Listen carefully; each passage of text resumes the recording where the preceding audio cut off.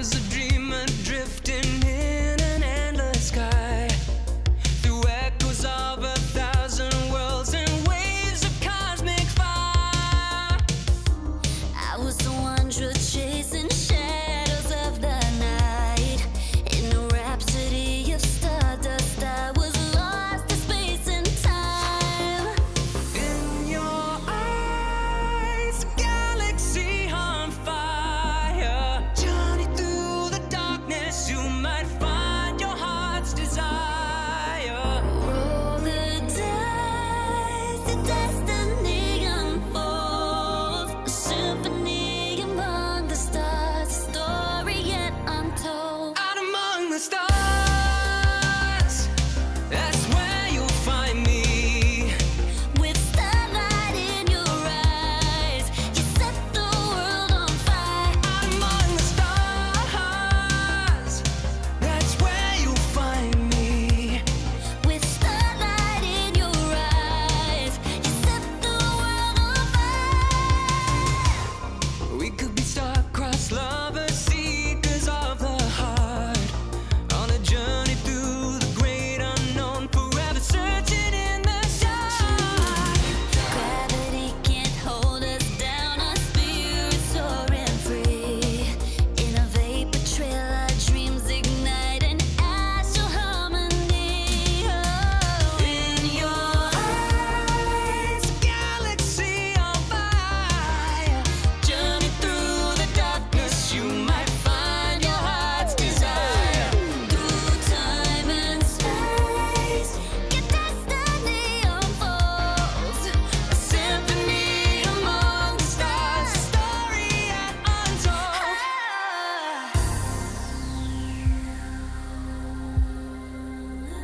Out among the stars, out among the stars.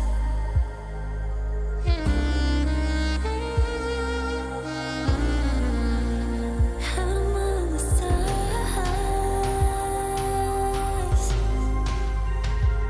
and that's where you'll find me.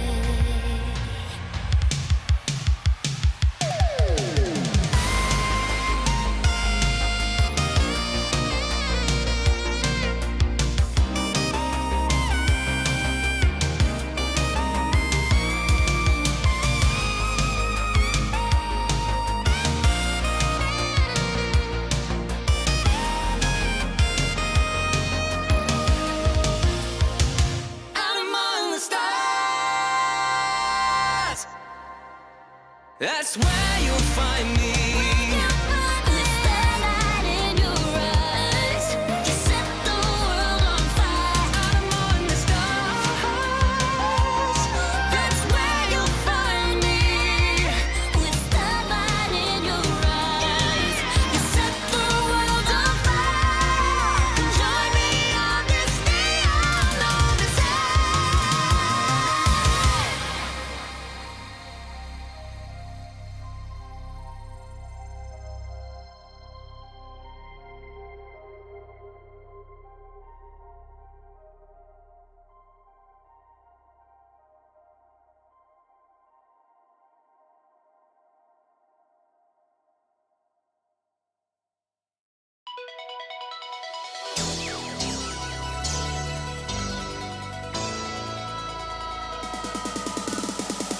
Love rages in my heart, blazing through the endless sky.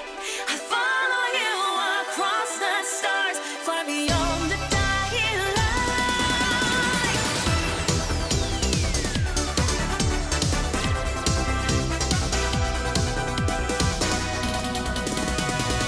In a flash of armored wings, our souls encased by steel, fighting on the edge of fate for a love no war could kill.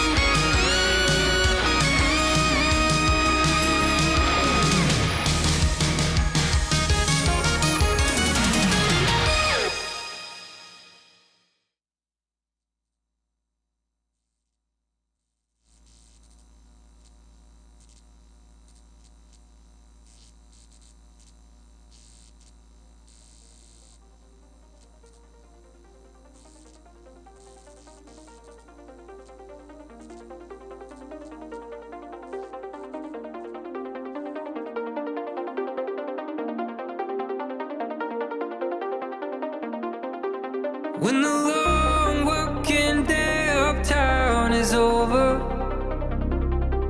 all the subway lines wrap around the world. I carry myself up the stairs and pull the covers closer, chasing the dream that I might find myself again.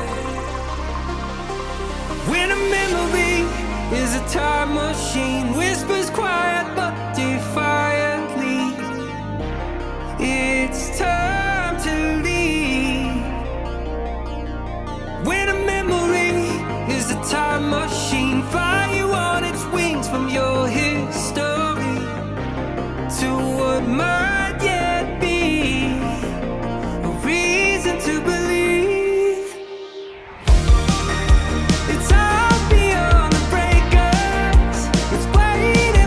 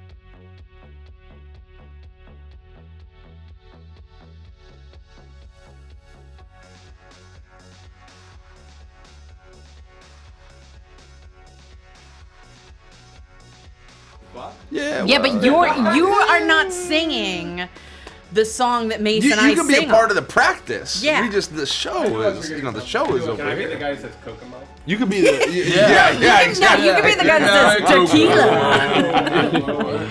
Ooh, I Wanna take you to Bermuda, Bahamas. Come on, pretty mama. Montego, baby, why don't you? Our next Kickstarter announced a TTRPG music jukebox musical featuring the work of the Beach Boys. Gotta give it up. I'm sure there's actually already a jukebox musical guarantee there is. featuring the works of the Beach Boys. Yeah. Absolutely. Well, someone finally asked the question, where's Andy? We don't know. He No. just never showed up. No. He just never showed up. Oh Then my he was gosh. murdered and lit on fire. He was Yeah. murdered and then lit on fire. Young Andy. I think this Young Andy, where may you be? The poll's a little too hard. Oh no! Oh no! Don't I'm not joking. Holy. I'm just joking. I'm just joking. Oh jeez. Fuck, should have called. Oh my god, we need to actually unironically have Kokomo in on Prismara. Is that Always copyrighted? Caesar Salad says no Jimmy Buffett. They already did that, and apparently it's horrific. People liked it. Oh, they did? I just didn't care for the. I'm a Jimmy Buffett purist. You're the only person that I know that's listened to it. I've listened to the entire Broadway soundtrack, original Broadway soundtrack. We have a big announcement. Oh, we've come to make it. Uh-oh. Oh, this is. We've come to make an announcement. This should not be displaying like this. I want the call to action. Where's the CTA? Here? Yeah, I need to move this up here. Fuck. Andy had some important prior family plans. Yes. Yeah. He's doing family stuff. Nothing. Yeah, nothing you know, crazy. he has a wife and a kid. He does? Well, Yeah. It's like Family you know, even you gotta go beyond home. that. You gotta go home. and even beyond You that, know? Even beyond that. go home, you know. we can't keep Andy locked in the basement Forever. So We need to let him out occasionally. legally, we are obligated to let him out at least for a few hours every month. Yeah. And we've hit our quota, so we true. let him out. He has world visitation rights. 1 weekend every other 2 months. So he can go out into the world. Out of the And basement, visit it. And visit it. He can visit the world. I love visiting the world. Who doesn't love And by visiting? the world, I mean anywhere that's the not world. the basement. Anyway, that's not the That's basement. that's the legal definition of world in this case. Yeah. He escaped the HR Iron Maiden. That's true. We will be answering questions. We're answering questions. We're hanging out. Basically, we launched. It's Saturday. Did you We true do these animate all day this? hangout vibey streams, and we Vibey. thought that now that we have like a number that we can really point at and push up, and Holy shit, we are so We have close to to get to our next stretch. 8.5. Chat, we are so close. We are so we have to close to unlock those 8.5. stretch goals. Chat. So can I actually say something about the stretch goal or next stretch You goal? absolutely please. can, Michael. So, Wait, is did it gonna anyone from the- get me more emails? Yes. Yes. Okay, then go ahead. So people in the Cypher community, because we use a script that the wonderful Suzanne Helmai put together, you can decode the next one. I think that's fine. 99.99999% of the people aren't going to do that. It's only the people who are in the Cypher who know what's coming. I think that's really charming. the slides do need. Yeah, whatever you want to do. But people were like, Andy said that posters don't sell. I can't believe they said that posters don't sell, and then there's a stretch goal for posters.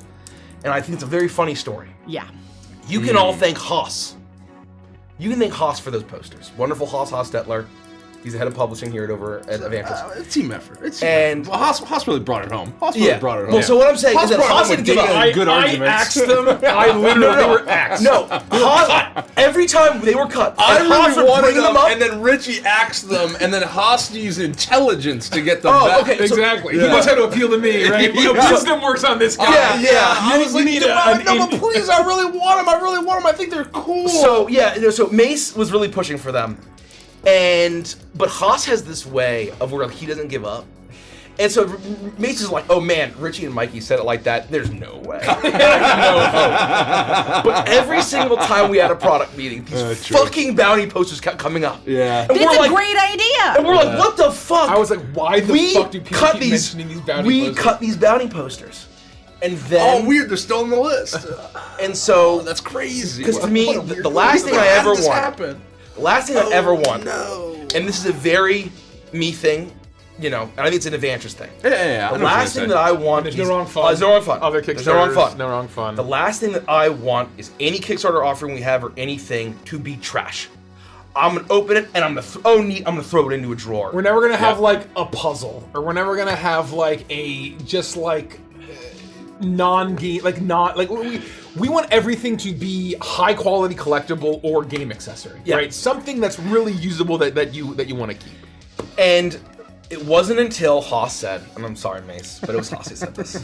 If you just said No, this. it really was. I think I said- was in the call, and I was like, "How did you do that? How did you get that done?"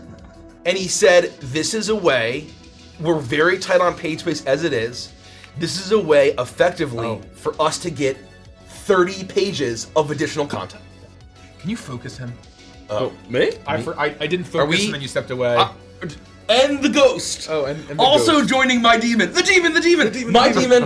After the nun. After the, Mike, can you put Kuma there? Kuma's gonna go there. Hold on, I just need to. Yeah, can you? Thank you you. make sure? Oh yeah, put Kuma there. Kuma's there. almost Kuma's a there. teenager, guys. The demon is joining me. at Ever since I was Kuma. cursed at 5-year-old by a nun. My heart was cursed. Excuse me. so cute.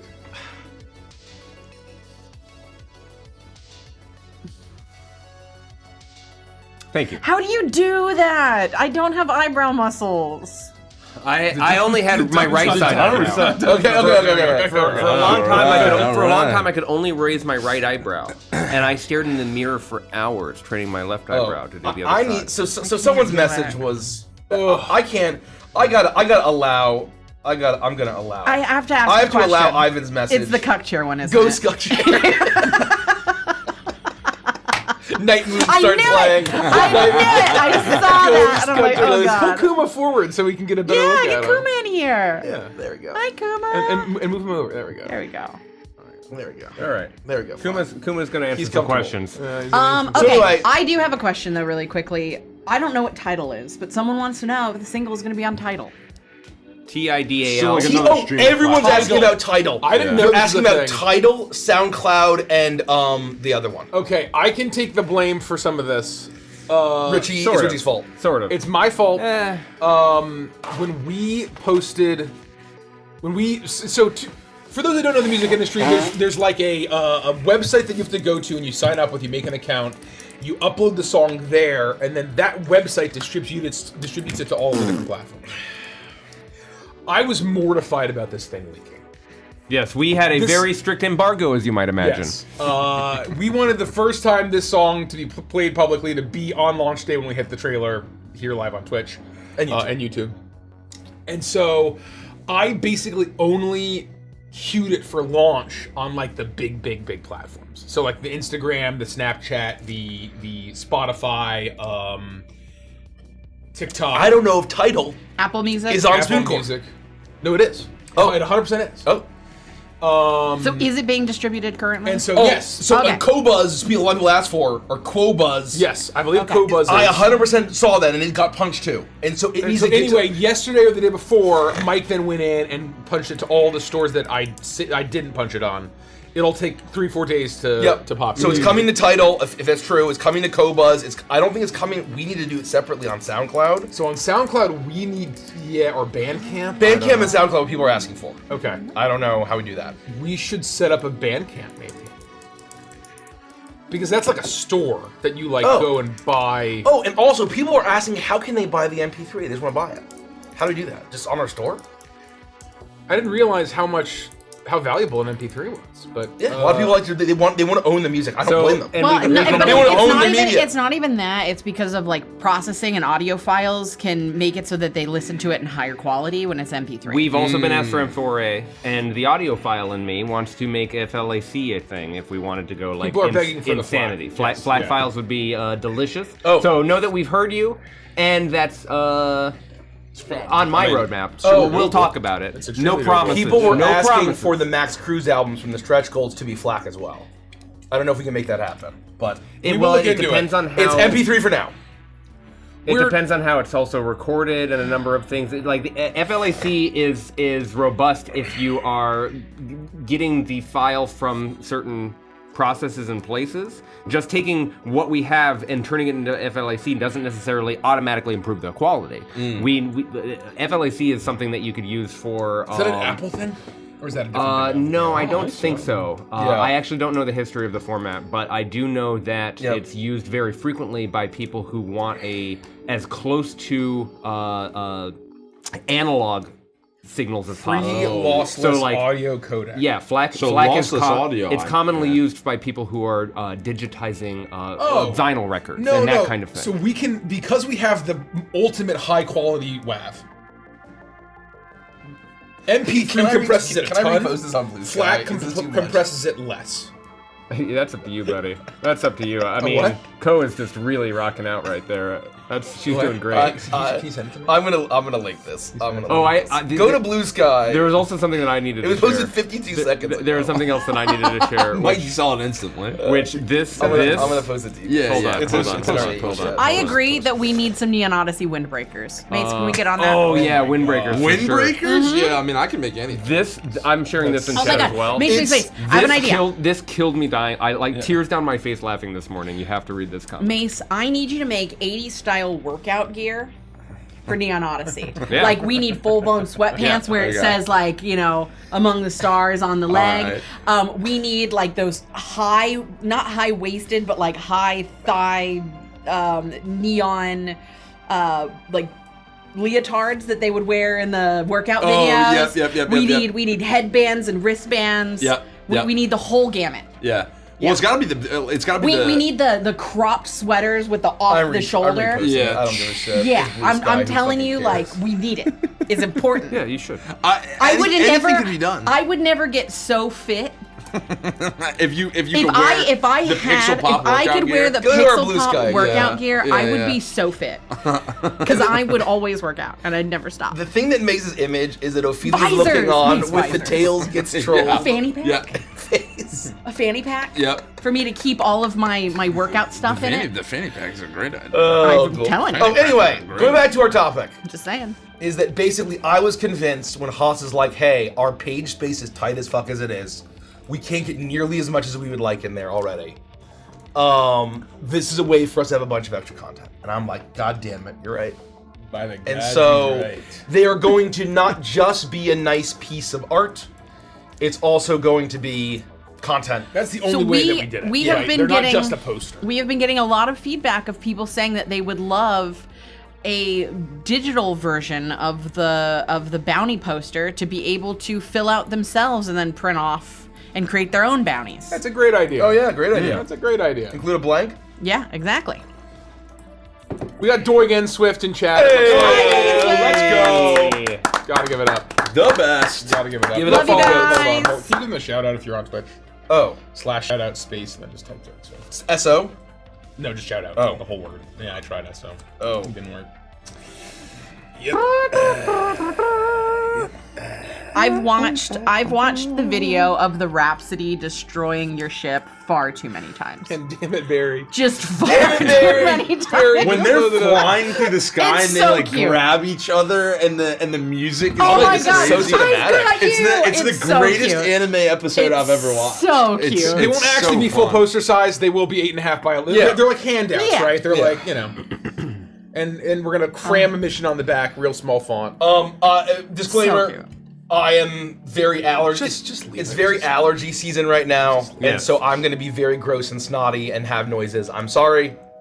I'm a human with really bad allergies. This is just Mike. I'm a sickly. I'm a This is sickly Mike Victorian 2 times child. a year, at least. I was a very sick kid who got dropped on his head. That's true. Into a basket of pollen. Unfortunately, I took all the nutrients in the womb. Yeah, Richie, so he Richie was stole all left the with nutrients in the womb. with no immune You did all the system. nutrients in the womb. I'm like Kuatu. Richie, start the reactor, Richie. Yeah. Please. Antibodies, And please. I fell from a balcony. I was definitely dropped by our sister a couple times. So it's a miracle I'm alive. That is so funny. There was a Christmas Were you Eve. actually dropped from a balcony? Oh yeah, I fell off a balcony in whatchamacallit. You know this? No, I didn't In know Colorado. I Holy fell shit. like 8 feet. Yeah. It was probably like 6 Well, feet. Maybe it was 6 feet. how 6 old feet. were you? Did you have childlike jelly bones, and so you just bounced? I don't know. Because Probably like, I don't 4 remember or it. 5. okay, so you did have childlike jelly bones. That's still horrifying, Michael. Things are all Anyway. starting to. I was cursed by a nun when I was Things 5. are all starting to make a lot more sense. I know. It's, none of it's surprising. None of that happened. Yeah. None of that happened to me. No, it's know what else to just say it's about because you this. stole his nutrients, Richard. Great. Dude, I stole all You the filthy nutrients. thief. There was one Christmas where I spent it in the hospital and they thought I had some like And- they were gonna name a disease after me. Jesus Christ. It's not. Yeah. These things we have fun. Some gallows humor. Yeah, a little on a gallows Saturday humor. morning. Yeah, it's fine. It's Yeah, fine. imagine how powerful Mikey would be with 100% of his nutrients. Oh my God. Yeah, that's. You But can't. you You know don't even know what that you know looks what I like. feel Yeah. because they say that I feel like if you had 100% of your nutrients, you wouldn't be. I don't think you'd be as I think it creative would as be a you are. nerf. I agree. I think it would be a nerf. I agree. I think you'd be like a boring old normie Yeah, I totally agree. with too much nutrients and not. Too many nutrients. Imagine having all those nutrients. Golly. What an absolute boring Oh, normie. man. dude. Boring normie with too many What a nutrients. bore. I would have been normie status. with Then all people them could ding-dong study your nutrients. mind and not be in physical danger. Anyway, enough about me. Enough about all my qualities. The quality. I'm putting all that in my Tinder Negative profile. otherwise. I'm putting all that on my quality. Tinder profile. Oh, the French. Can we get to 8.5 today, folks? I think it's inevitable. I certainly, look at it. yeah. I think it's possible. Yeah.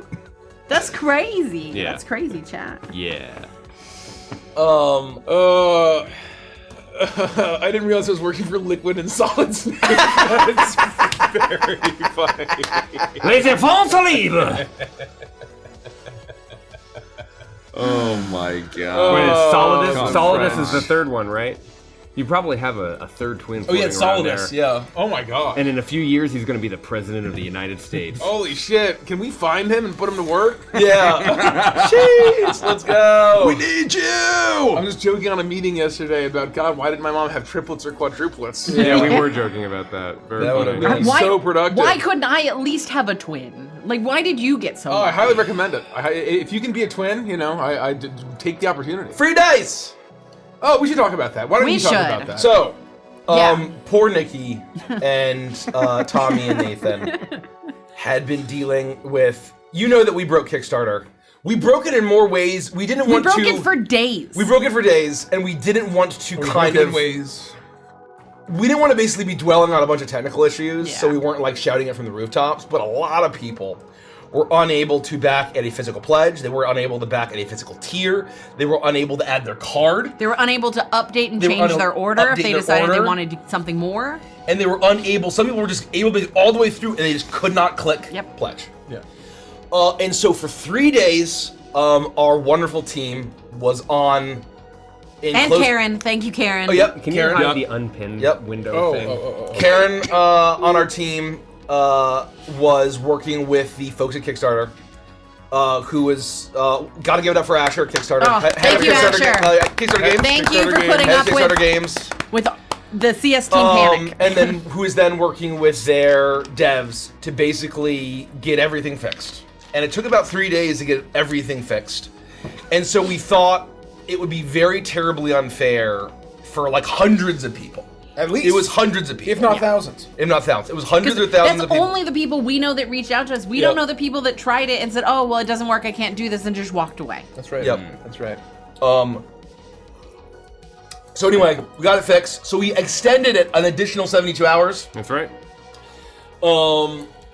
It was the only way that we could keep parity, right, and make Yeah. it truly fair for Yeah. everyone. Yep. we- I didn't want Once to it do was it. fixed. We But it thought was fair. through we thought through options like, oh, well, we could have people reach out with all this information. Then after the fact, we could do all of this stuff on the back end, and we were happy to do it as a CS team. But it sounds like a Well- miserable thing to put a customer through. And for me, like, one of the edge cases that I thought was, and even though you don't get charged until the end of the campaign, some folks didn't want to pledge until Friday, Yeah. just payday. Yeah. And so I thought it gives those people a chance to, you know, Because we always, we never want anyone to pledge beyond their means, to pledge to a point where they're uncomfortable. Always be financially responsible. Yes, That is please, super, please, super, please, super please, important. please, Always please. be financially We appreciate responsible. any support. Yes, any support. Even if you just like the Kickstarter and share it with comment. your friends. Or go watch the music video. Yeah, go watch the music video. And like it and comment. Keep watching the music Watch it video. on repeat. That's actually one of the best ways you can support us now. Is by watching the music video over and over again, liking it, commenting, sharing with your friends and family. Yep. Spread the word. And so, but anyway, that's another bonus that we get for adding the 72 hours. So there was that more, gets us through Friday. At the end of the day, it's what's best for you guys. So that's the decision we made. And you got more time. So if you haven't locked in your free dice, you can lock your free dice in until Monday at 10 a.m. EDT. Yep. So jump on, grab something physical, grab something physical, and get those free dice. Everything was Thank fixed like an hour before the exclusive I period. was supposed to know! end. Yeah. Like literally, it's all fixed. But that's not enough time for No, anyone it's to not. jump in. No, and that's snack definitely on. not fair. Like, That's definitely not fair. Yeah. Anyway, go watch that music video on repeat. Let's churn that algorithm. Let's light a fire. Let's churn that butter. The song's on Spotify. It's on all the major song platforms. It's I on added YouTube it to my Music. playlist on Apple It's Music. on Apple Music. I know. The best one. No, that's not the Yeah, best one. Yeah, I think you like Apple News too, you sick fuck. Dude, I really.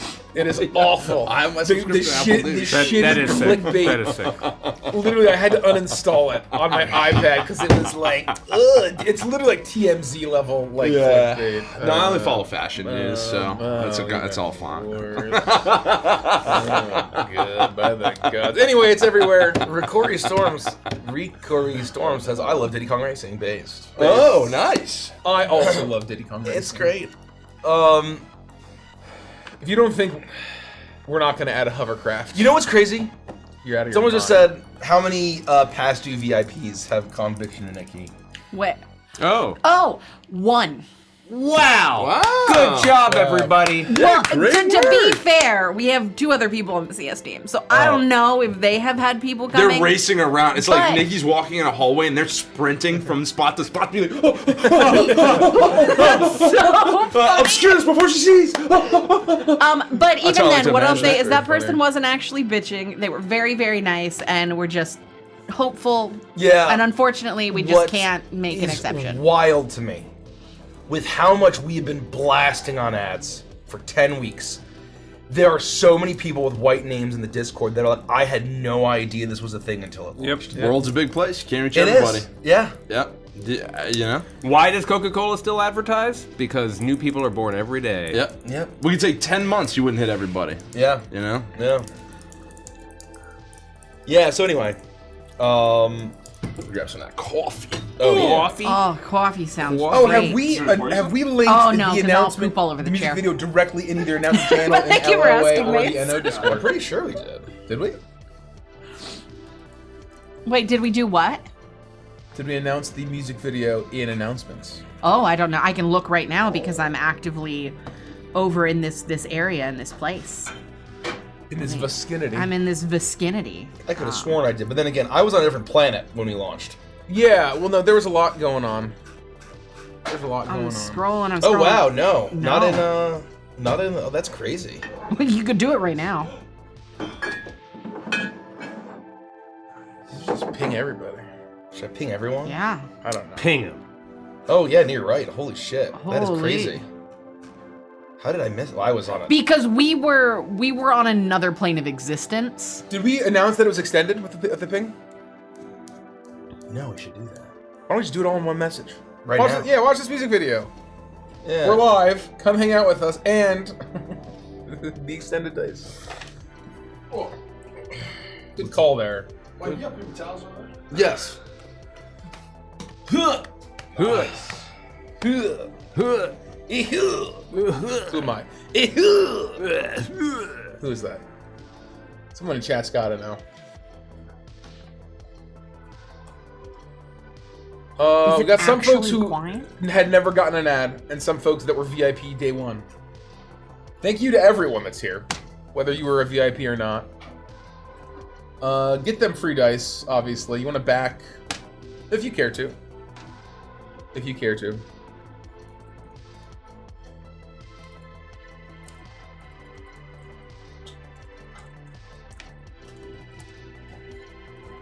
Do you all have official Neon Odyssey minifigures? We got a whole bunch of miniatures. We have 35 ship miniatures, including 7 of those are mechs. We also have 9 giant boss miniatures, which it's weird to even call them miniatures because they're huge.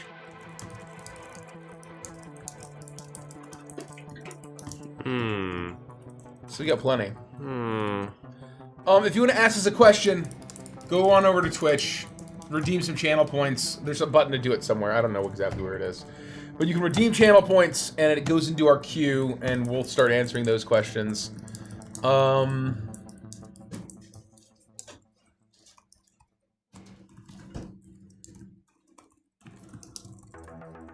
Let's see. Let's see what we got here.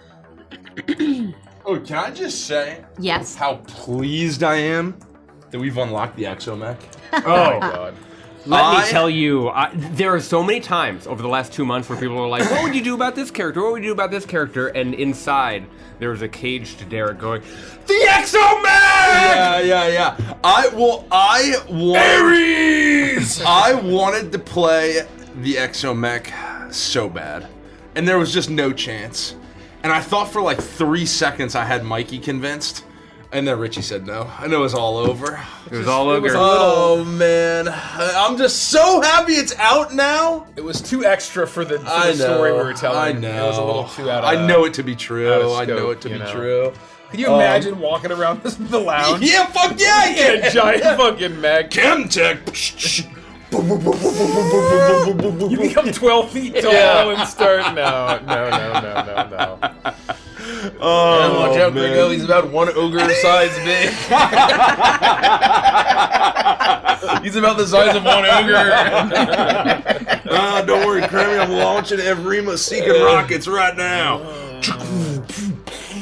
That's My very, hand burns that's with very funny. Oh yeah! My hand burns with an awesome power. Coding Zerba's a good question. Is the Kuzai Syndicate the new name for the Kanabo Crime Syndicate? From a meta perspective, yes. From an in-world perspective, we might spin them off as a branch of Kuzai. Yes. That's probably what it is. Kanabo will probably be an offshoot street or level a street that level does kick ups to Kuzai. a street level subsidiary of Kuzai. Yeah. Is basically but from a meta perspective, yes, we renamed Kanabo to Kuzai. They were named Kanabo for the first year and a half of the project. Yep. And then in October, we renamed them. Yeah. We worked with an incredible creative and cultural consultant, Emma Yasui, Dr. Emma Yasui. And she had a lot of hand in making the Kuzai Syndicate. And we just thought that Kanabo, where they ended up, Kanabo was too heavy and brutish and where they're It more... didn't fit their theme It didn't at fit the all. theme at all anymore. Yeah. And basically where we had gotten with them. And so we decided... And a lot of people pronounce Kanabo Kanabo. Kanabo, and I hated Oh, that. really? It made me die inside every time someone said Kanabo, and I'm like, okay, let's just call it Kuzai. Yeah. And You can't really fuck up Kuzai. no. Can And if I you Cuz I. Kuzi. can I no, shout Cuz out? I said. Kuzai. Yeah. Can I shout out the CS team for a second? Please. always. So we have a 72-hour turnaround time for CS, which in the customer support realm for email is actually pretty low. There are a lot of places who have 7 to 9 day turnaround that's times wild. for your email to be responded. We do 3 days because, you know, we want to get back to you guys as quickly as possible. Things have been absolutely wild on the CS side with Neon Odyssey, and outside of edge cases, we have been keeping to under an 8-hour turnaround time. So I'm really impressed with the Billabong boys. They've been doing such a fantastic job. Gotta give it up. And so generally 8 hours is just like, that's the longest that one's in there because we need additional information. Maybe we're dealing with the Kickstarter issues or trying to solve problems, but on average it's significantly lower than that because they are just absolutely killing it. And so I just wanted to shout them out because I'm really impressed with that. Yeah, gotta give it up. Billabong boys. Especially with how crazy it's been.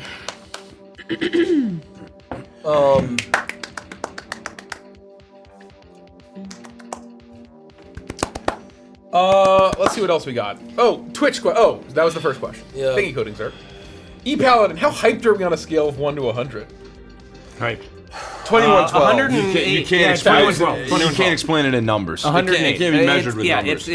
It's whatever the top number is. They haven't yet determined the language whatever in the it that most can is. describe the level of excitement we feel. Yeah, we don't walk into the In any studio language. anymore. We just do this and we float in. What are we talking about? How hyped are you hyped on are a we? scale of 1 to 100? Oh my! There are no words. There are what we're literally saying. no words. That's what yeah. we're saying. It's crazy. I still don't think I fully understand what's happening. That's how I felt in October 2023. Is that Yeah. it was incomprehensible, and it took me 2 years to get over it. And I was just like, whew.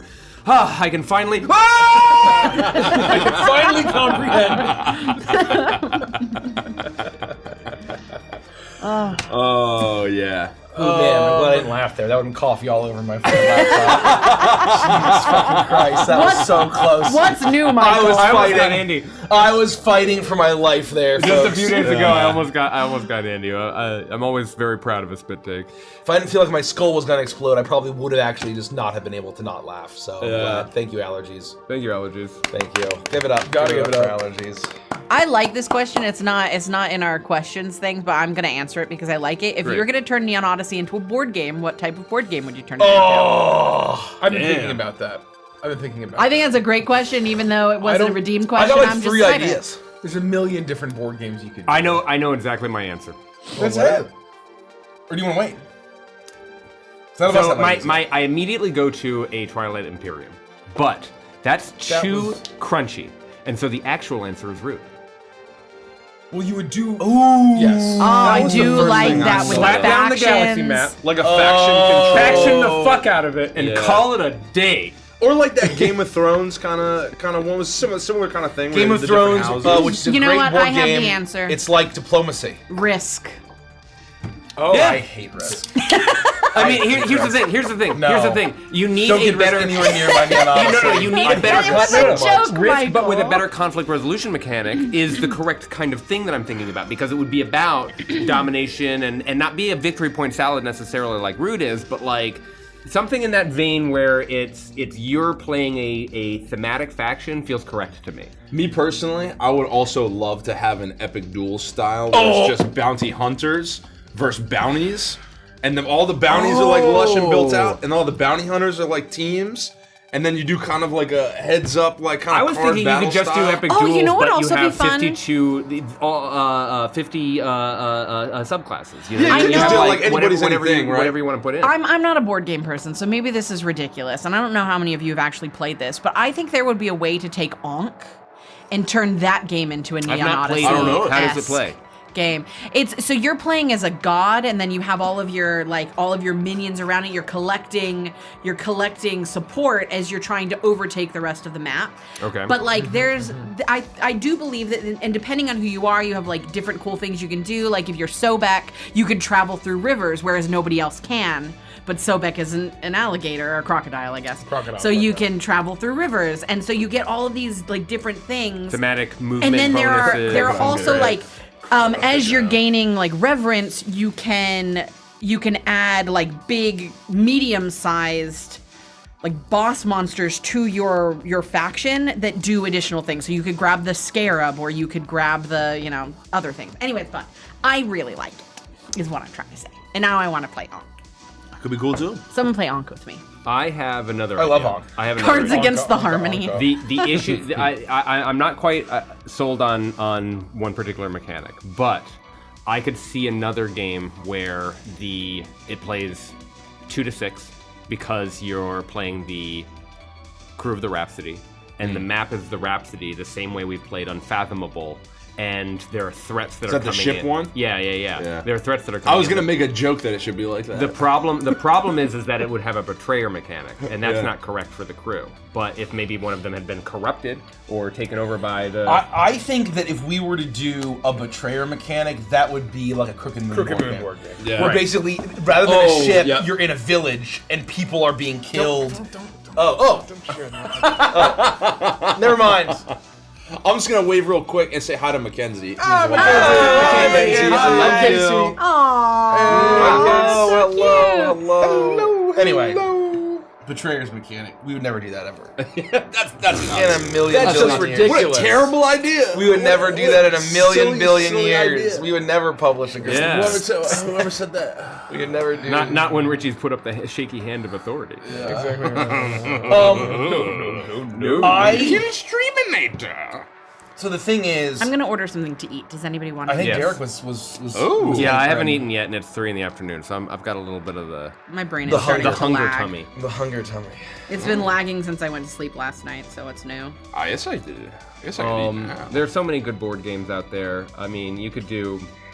Epic Duels, I just because I'm the thing such a is, sucker for it. I had so much fun. because the thing is, like, we have a big part of why we went through. I mean, what we brought on Wild Blue Studios to do our art for a variety of reasons, huge variety of reasons.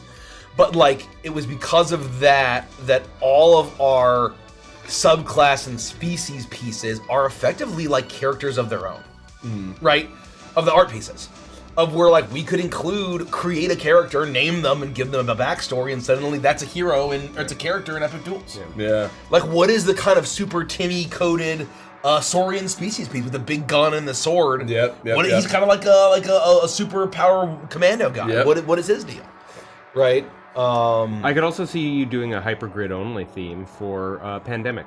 Do a co-op where the server farms are getting corrupted by viruses and that's spreading over time. Like, Well, I think that's the problem with this giant setting is that there's a million different. Like, there's no just one. you pick can a, do pick a any board game. game and we can Yep. find a Yep. place for Yeah. it. Yeah. There's a space for it, exactly. Good question. Good question. Monique, good morning, Mikey. During Once Upon a Starlight episode 7, you mentioned the hype of the first 3 days of the launch will impact the wave y'all will be riding. How is that wave? It's a pretty good wave. Pretty good way. It's not a bad wave. It's smooth surfing, as they say. You got to catch the wave and then you ride the wave. Hell yeah. Catch the wave. I've been thinking a lot about Jeff Kaplan's wonderful interview. With the Lex Friedman Lex podcast. Friedman podcast, and where he said that Overwatch's problem is that they basically caught the wave, and they immediately stopped trying to ride the wave, and they were basically being pressured internally and externally to move on to the next thing, and that's kind of what. You guys want Greek food? I would fuck Oh with a yeah, Euro. I see Munchkin. I'd fuck with a I've Euro. played Munchkin once. That actually sounds perfect. You want to look up the big Greek cafe, Mace, and see if there's anything there that you want? Mace isn't into it. I'm just gonna say I'm gonna give it to Mace. Is not into it. If he's not into it, we'll Mace, go somewhere I'm just else. speaking up for Mace. Mace is trying to be a trooper. Mace is not into it. I saw the look on his face. Mace is not into it. Look at his face. That's yeah, true. no. I he's will not eat into there. it. That's what you want. But No, I he doesn't want it. All He I'm saying is I doesn't can want also it. eat a burger. He All I'm doesn't saying is want I can also eat a burger. You want is to all I'm do? We saying. can do burgers. I can We eat had a a Shake Shack. 3-hour dinner break, one overture, because we had to get Greek food. Remember that? Oh yeah. Yeah. I thought Yeah. you're not a you're not a Greek guy. Well, sometimes. No, I didn't. Wow, No, I have no All right, problem you with heard it here, folks. I have no You heard it here problem with first. it. What do Mace you doesn't know? like What do you Greek know, food. everybody? He You don't know. I got hates it. nothing He against Greek loathes food. it. I He mean, loves it. that is such a shame for Derek Oh because my they have God. the famous Euro pita sandwich, and you can't have it now. He doesn't Euro even know pita about sandwich. that. He doesn't even Euro know pita about sandwich. that. I He just don't thinks know. it's a funny thing to say. It is funny. So Andy doesn't like anything with a face. Mace doesn't like Greek food. Mm-hmm. Derek won't eat anything with bones in it. That's true. Oh yeah, true. Right. Oh, you eat anything with bones in it? No. No, that's why kinda- when we get chicken wings, I don't get chicken wings. I got Oh. like every other word there when I said that sentence to you. I don't know what happened to me in that moment. I hit like every feeling all other right? word I meant to say to you. What? Chicken bones? Chicken? Bones? You said it. The exception, there's boy. one exception to that rule, and it's because what I don't like is bones that I have to risk hitting with my teeth. That's the barrier. I So got the you. exception to that I- is in a steak. If there's like a Like a around T-bone it. or something. Okay, I got you. I I'm fine. got you. If I'm putting So you don't short like ribs- goat curry if, with the bones or anything like that? You don't can't like picture what you're lamb talking about. lollipops. No, where I you're don't like lamb lollipops. But you will do a turkey leg. That's the one exception. Really? Is the Ren Fair turkey leg? Yeah, because that's less How like could you- Because yeah, it's I big know what you're enough. saying, yeah. It's big enough that I can eat a lot of Yeah, it you without kinda know getting what's coming. close. Yeah, So yeah. what I like about bones, it makes me feel like a primal cave. Oh, 100%. Where I I get feel that. like I'm rending get the that. flesh of my 100%. prey, like my prey. Or I have my- a lot of respect for it. yeah, I yeah. wish that I was the person who was doing this and sucking out the marrow. But Yeah, that's- oh, yeah. I'm not that person. Yeah. I'm not Anyway. that person.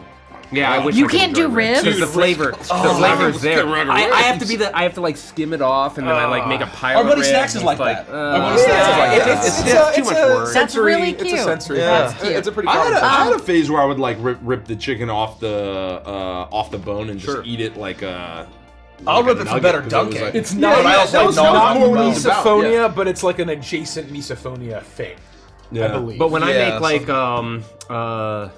certain all-day cooks, like what am I thinking of? like an ossobuco or like a No, but brain like short I'll put rib like short ribs in Same it. idea. Right, Yeah, right, yeah, right, right. yeah. I'll do that. because then the meat Because falls then off the you bone. fall off the bone, just and then do this and I and do it this, all and I falls know a lot of flavor has been imparted into the dish. I'm here for that. So you'll do like a pork shoulder, and you'll just pull the bone out once it's cooked, and then the pork is left. Okay, so I have a question.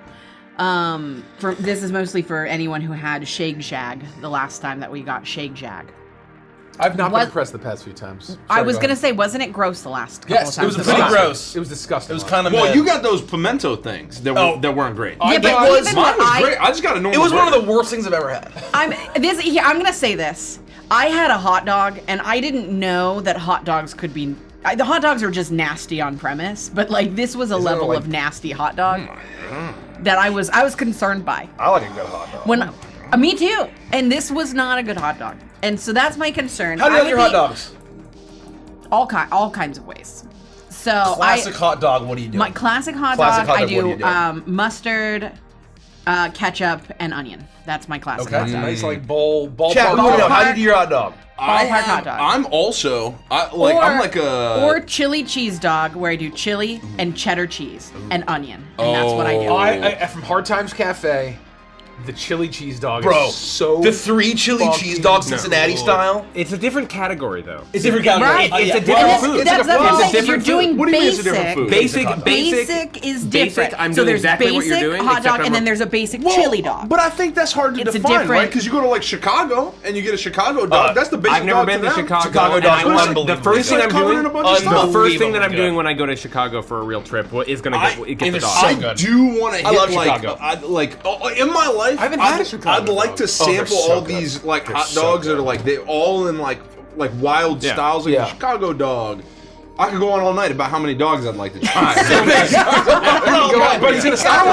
Chicago dog. And then, no. I mean, Yeah. you know, I don't want to bore you. You know the list. You know the list. You know what I'm talking about. But like, if I'm at Costco, right, and I get a hot dog, like mustard and onion, and that's all I've ever done. That's great. No, that's if I'm classic. gonna lose ketchup or mustard, I'm losing the ketchup. Yeah, me too. Is Yeah. what I will say. Oh, Very easy, quickly. easy. I'm sticking with the mustard. But Yes, Yeah. ketchup I'm doing is the exactly first to what go. you're doing for the basic dog. I'm doing exactly what you're doing, mustard and ketchup, but I'm replacing the onions with relish. I am a big relish fan. So I don't like sweet relish. If you get me a No, dill savor- relish, yeah, yeah. 100% I Yeah, would do that. savor But I relish. don't know like I've ever sweet really relish at all. tried relish like So- really too much. Dan says the Seattle dog Seattle is dog. ludicrous. I haven't brought myself to try it yet. Does anyone know what a Seattle No. dog is? I know that I'm there's a bunch out assuming there. from what I There know we go. about Hot dog, Seattle, jail I'm gonna style. guess it's made out of actual dog. Oh, this is. Yeah, let's fucking go. On Okay. it? Okay. Toasted bun, grilled hot dog, famously topped with a generous smear of cream cheese, grilled onions, jalapenos, and sometimes I'd do it. sauerkraut, mustard, and sriracha. I fucked with that. I would fuck- I would fuck that shit up. I would with fuck that shit Cream up. cheese, Hell yeah. jalapeno. I would fuck that shit up. Yeah, let's fucking go. It's sort of like the stuffed 7-Eleven? Jalapeno cream cheese bites? No, what are the like? You put them on the smoker. They're like jalapenos stuffed with cream cheese and wrapped with bacon. Little Yeah, smoke? it's adjacent to that. Yeah. But instead of bacon, it's a hot dog. Stuffed- and stuffed it's a dog. jalapeno, anything. Yeah, So, Yeah, so what I'm gonna jalapenos, say, yeah. I like mine with mustard, but I think people sleep on just a hot dog and a bun. No, seriously. I think just a hot dog and a bun. I'm gonna tell you. No, the hot dog- no, it's not. It's Hot not. dog and a bun. Here's what I I'm will saying. say good. No. I hear what you're saying. Because honestly, like at the beach, Andy sets up the fire. We're roasting hot Yeah, dogs over. just You stick put it it in in the a bun bun and you just eat it. And there's nothing Okay, else there. I'm gonna tell You're just you. in the middle of the sand, and that's that. Like I do think over the fire is kind of specific. though. This is a You Nikki. just- it's definitely this better. is a Nikki classic though. I don't like unwrinkled hot dogs. I'm gonna be real with you. Like What does if that mean? if you microwave a hot dog, You really cook the fuck you out of put it in for 2 minutes and you let that fucker split.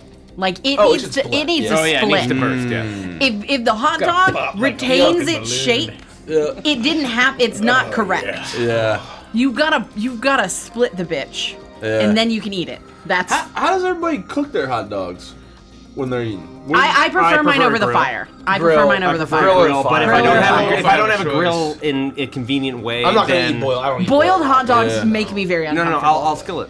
Yeah. I don't Oh, know. yeah, In yeah. New Yeah. York, they pull them straight out of water. Right? Boiled- Well, yeah, Yeah, no, that's- it's a there's very nothing wrong common with that, thing to but I like do, the char. but This, I like it's the just anyone not. outside the DC know what a half smoke is? I prefer half smoke to a hot dog. I agree. I thought that everyone knew what the fuck that was. I don't know what that And is. apparently it's a Washington DC It thing. is a very much a DC That's a bummer thing. because half smoke's one of the fucking best parts delicious. about being in DC. Yeah, it's one of the fucking delicious. Half smokes are unbelievable. so good. That's And my I- favorite hot dog. And to your final point, I do not sleep on the just the hot dog by itself. No, Bun, it's great. No condiments. I do not sleep on that because I once had two, and then I was taken to a very nice Italian restaurant, and I could only have room for the Parmesan broth, and it was fucking bullshit. In Lake Geneva, Wisconsin. In Lake Geneva, Wisconsin, Derek. I was Playboy Hotel. My blood sugar was low, and I was like, I just need 2 hot dogs. So I scarfed down these hot dogs. And I'm like, guys, I'm feeling better. What are we doing next? We're going to a nice Italian restaurant, Derek. We're going to a fancy us there Italian in 5 restaurant. minutes. I hope you made some room. plenty of Made plenty of room. Made plenty of room. Okay, let's move on. That's I'm sorry very for funny. derailing us. No, The that's hot okay. dog great. topic was great. The hot dog was great. Looked pathetic because it was just like a bowl of water with a Parmesan rind in it. But I bet it was delicious. I bet Hold it on, was but fantastic. before we can God, change, that is the E Paladin says Nathan's hot dogs from Walmart are slept on. No joke, that is the only brand of hot dog that I buy. Okay. I only Hell get the yeah. Nathan's hot dogs. Nathan's is great. When I don't have, when I need a quick fast hot dog, I I'm put easy the to hot dog please, in the though, when it comes microwave. to Yeah, I 2 don't really minutes, have a- split the bitch, eat it.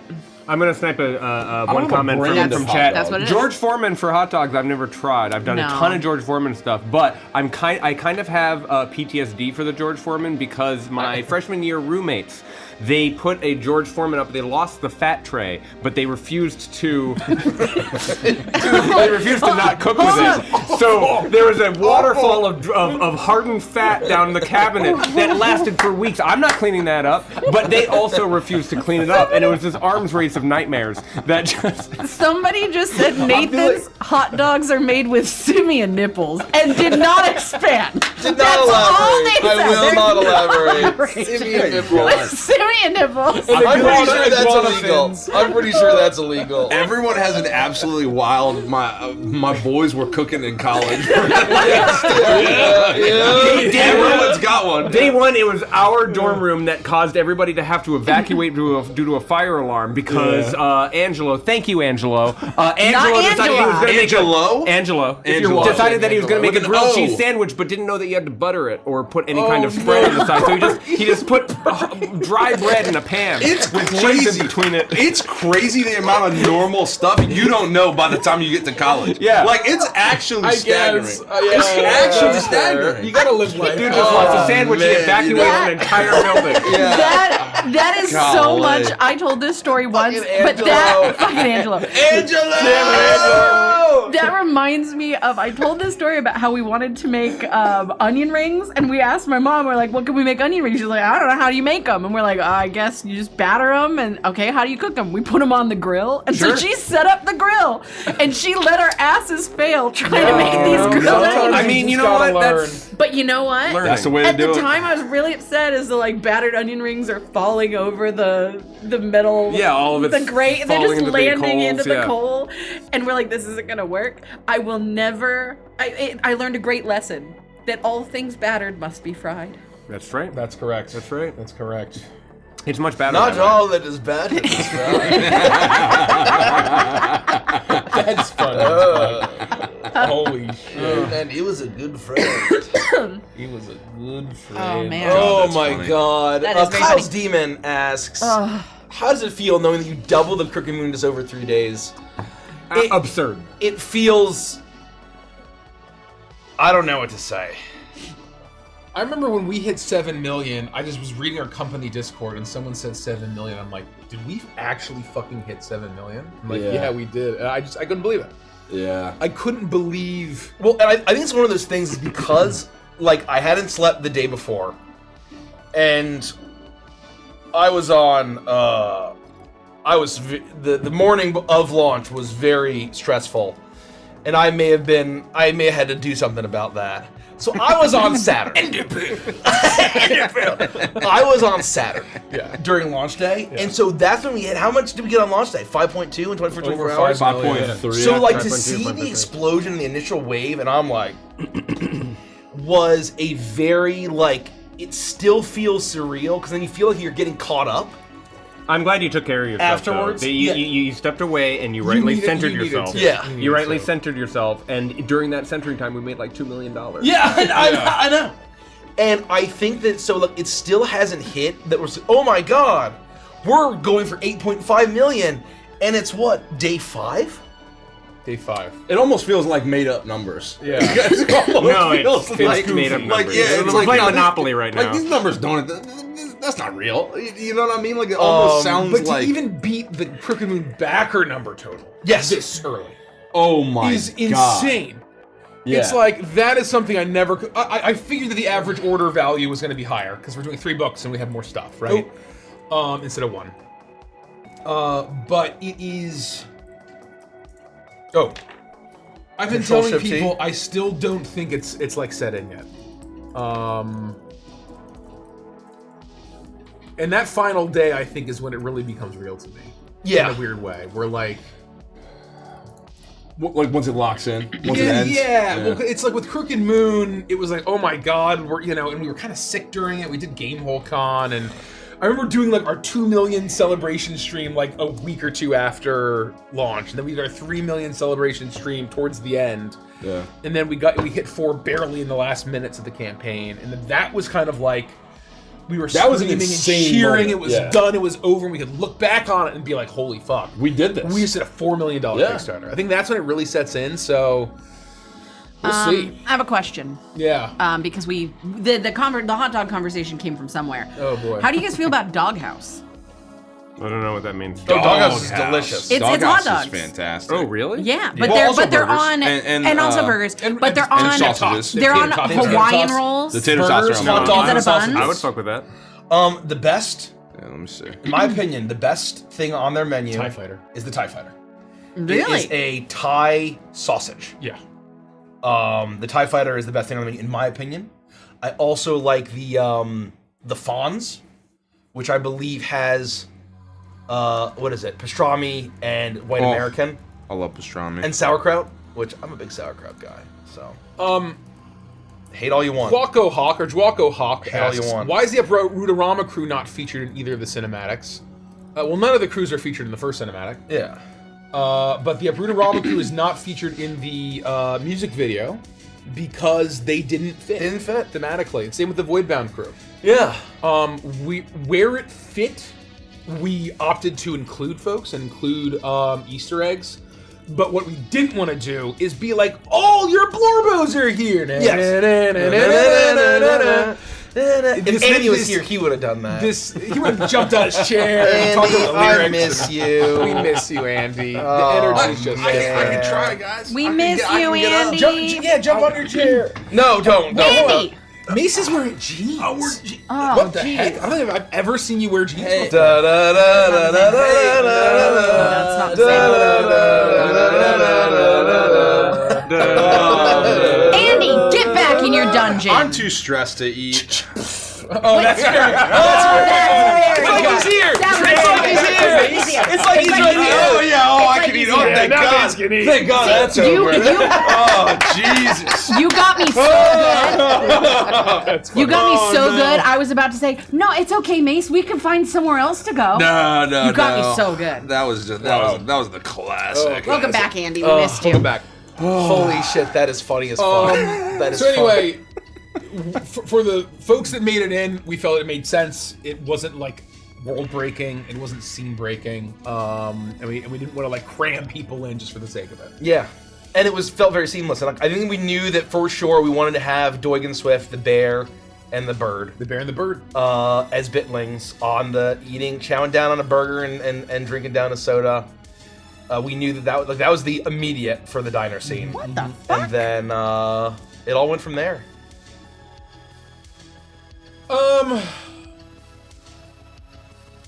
I decided to upgrade the deluxe box already. Are there plans to raise the prices of the boxes after June 3rd if we want to upgrade? There are not necessarily plans, but it is possible. Yes. I know that like the prices of the boxes seem like they are a large number, but they're actually, for what you get, ridiculously cheap. You guys have no idea the arguments that I want. The saving, like, you save 1,000. The arguments that I want. Have we been doing that? What? We need to update all the savings across all the tiers. Oh shit, we do. Add it to the list. Sorry, Bree. Well, if it's something I can try to do. Because the physical items? Well, because as we unlock stretch goals, as we unlock- you increase the value of the boxes, so you get more savings. You save $1,000 with the deluxe box. You save $2,000 with the all-in box. So it is possible that the prices will go up after June 3rd. There's no guarantee. Yep. We haven't made a call on that yet. What we say is that the Kickstarter is the cheapest they will ever be. Yes. So if you want to lock in the price, you'll have to pledge during the Kickstarter. And if you don't, then there is a Holy- risk that they go up. They have cotija cheese now. Oh, they got a ton of stuff. What the heck?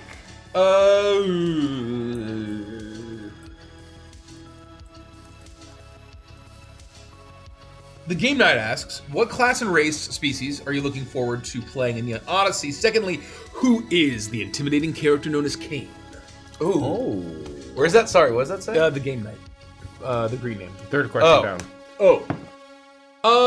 Class Bro. and species. You know, I don't know why I've been kind of like thinking about this, but like I've been wanting to play a Carnotaurus Saurian. I keep saying this. And either a Juggernaut or a Soldier. Almost like maybe a Carnotaurus Commando or a Carnotaurus yeah, I don't know. I want to play a Marsum. Oh yeah. I love that. That's a great pull. I have a cheeky one. Go for it. Mine's kind of cheeky. I want to play a Zeticulan ex-agent. Oh. Because the idea of the gray alien being the one going out and doing that investigation great. is a fun inversion. It's a great trope. It's a very fun inversion. Speaking I of don't know what Zeticulan, subclass I want. Have you guys seen the execs from the subsidiaries of Nexus? oh my In god, what? I'm gonna send them around. Oh my They're- god. It's fuck- Invisdev. Invisdev. Wild Blue. I'll send them around. Wild Blue cooked so fucking hard. As So they hard. do. As they cook are wont so- to do. We should share. I kinda don't wanna know, share Can this. we share Lindsay's what we sent Nikki I mean, for the we- Kuzai? as and Mitch Invisdev? says, it's our stuff. This? Yeah. Wait, who sent me what? Did you see what we shared? Pixels What- Compact. Oh, yeah. So this is a yeah. masterpiece. Yep. Yeah. I love this. I mean, they're all great, but that is really sexy. we have fun. We have fun. I had been saying before we unlocked the Exomech that I really wanted to play a Genovan Riftwalker, Oh yeah. and I think that would still be so freaking fun. But the Exomech is absolutely at the top of my list. I think I'm gonna drop play, this in sneak peeks because this is just so good. I think I want to play a Marsum. Yeah. You Eternal. have my permission. Just Thank make sure you. you put on the thingy. Yeah. I think a Marsum Eternal could be That's really, really cool. Yeah. Damn. Maybe like a what? Good question. What species, who's the though? imitating character known as Kane? It is a character Oh. from Pike's backstory. If you have not seen Stardust Rhapsody Anthem, That's right.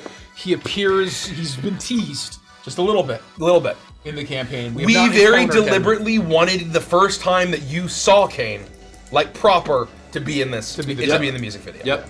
But you can see at the very end of season 1, Pike throughout the entire series is kind of like haunted by dreams, haunted by visions. But at the very end of the season, you can go to the moment where, once again in a vision, Kane appears to him more directly. Can we push for 8.5 right now? Tell your friends. Go to neonrpg.com. If we hit 8.5, you're about to see what Andy's answer is to this question. Oh I'm gonna my- tell you right, I know. Bro, it's if we hit crazy. 8.5 live, you get to see the next stretch goal.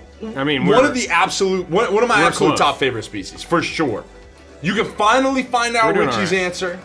You can finally find out Andy's answer. Yeah, it's gonna be crazy when that one hits. Oh, you know what's a crazy stat? We got more backers on day 3 than day 2. Yeah. And then Wild. You want to know why? Even though the funding amount was less, yeah. What? I think it had to do with the fact that Kickstarter fixed the issue with people not being able to play. Oh, Could be. Yeah, Probably. Yeah, So yeah. there's a burst of people getting in that couldn't have before. Get your go free back here, dice. Go back here. Oh, get this out of here. I love We the could the also, Suns. if you're really feeling burgers, we could do Five Guys. I haven't had Doghouse sells burgers? I haven't had Five Guys in me in a long time. Doghouse sells burgers. Doghouse has burgers. I also haven't, and I would because I like a I think it's on principle. I like when a you guys malt do vinegar Doghouse. fries, and I haven't had it in maybe 5 years because I've been in Principal Town. But like, we're not in Principal Town right now. We can eat whatever the fuck we want. Exactly right. But we want. It sounds like we I'm want down for Doghouse. Five Guys. I mean, Five Guys, Doghouse. I don't care. Look, I I could just- flip. I just I could want you flip two a to be coin. happy. I could flip a coin. Doghouse. Just flip a coin. Sounds Flip a awesome. coin, Derek. I don't You have a like coin? Five Guys. I don't like Five Guys. You Except, don't like Five No, Guys? I think it's overrated. Except I think it's overpriced. But I their actually peanut think butter overpriced. shake It's is overpriced. unfucking No, they have believable. delicious Yeah. shake. They're Yeah. fucking. Hand They're, me the cap to the. I also the like how Gatorade over many here. French Oh, yeah. fries they give you. Like if you get a large French Oh, fries, sorry. the cups are just for show. They French Right. your fries. They French your fries. I need to go back and get what I used to get in high school, Yeah. and maybe I'll like it again. 'Cause Yeah. I loved it in high school. I had it kind of recently-ish, That's and the I was top. like, oh my god, that's Top Ed's? is Five Guys. Open face is Doghouse. You got it. That is just. That's not weighted properly. Well, Doghouse. the dough. Let's do it. We're putting. I'm we're not putting some disappointed dough with in that. us. I kind of wanted the Doghouse, so here we go. Okay, there we All go. right, let's see. Just send me what you want. I'll place the orders. I'm really excited for those potato things that are all smashed together after being destroyed into little pieces. Tater tots? Yeah, thanks. What the? Wait, honestly, a great explanation of what it was. I knew exactly what you meant when you were like, right when you got past potatoes and you were like smashed, and I was like, oh, she means tater tots, but I want to see where this is going. No, these sandwiches are really I good. want to see what else she's about to say. Thanks, this Mace. is, You're a real come one. on, come on. It's just good news. Good news. Good news, everybody. Oh, I know it. I have to get one of these for sure. Oh, nice. That's very funny. God, oh god, oh god. Hey there, I wasn't present when the Anomaly Disciple or the Genovan species were revealed. Would y'all mind giving a rundown on them? Because they are two of the most interesting things in the stretch goals for me, from sandwich meat. Do you want to give some a quick rundown on each, Mike? The Anomaly And the Genovan. and the Genovan. The Anomaly is a disciple. So disciples are a class that effectively follow the teachings of these philosopher heroes of old, or of legend, of lore.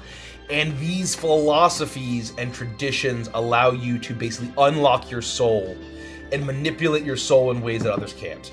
The Anomaly are following this figure, maybe a Christ-like figure, may have been called the One, who knows, that allows them to turn their soul effectively digital and be an anomaly outside of the hypergrid. And it allows them to see through walls. They can stop bullets in midair. They can slow down and dodge things. They can punch dudes really good.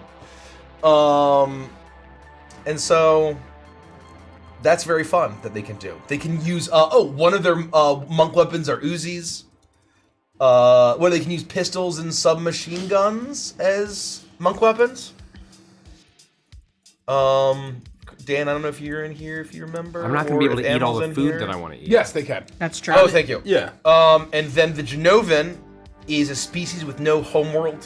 One of our several species with no homeworld.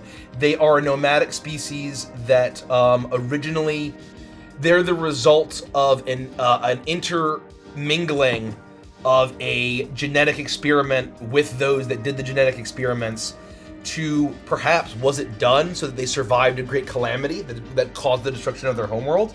Possibly. But the homeworld is gone, the species survived, and so they have an inherent sense of telekinetics. They're able to, at level 5, you're able to basically unlock an additional form that gives you a temporary power-up, and you're able to just do cool telekinetic biz. And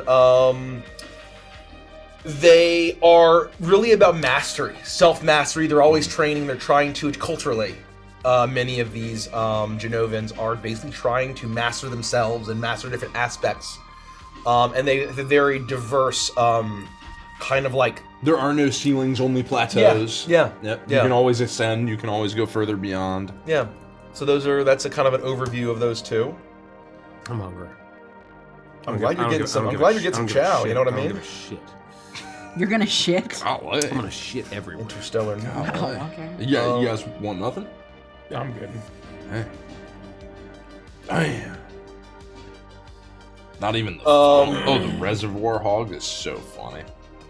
Geo That Digo is funny. EP asks, how That is proud funny. of this song are you guys? Because I love it and it's my new commute anthem. Oh my god. I think, and I've said this before, I think the music video and the song itself all together is the greatest thing I've ever done with my life.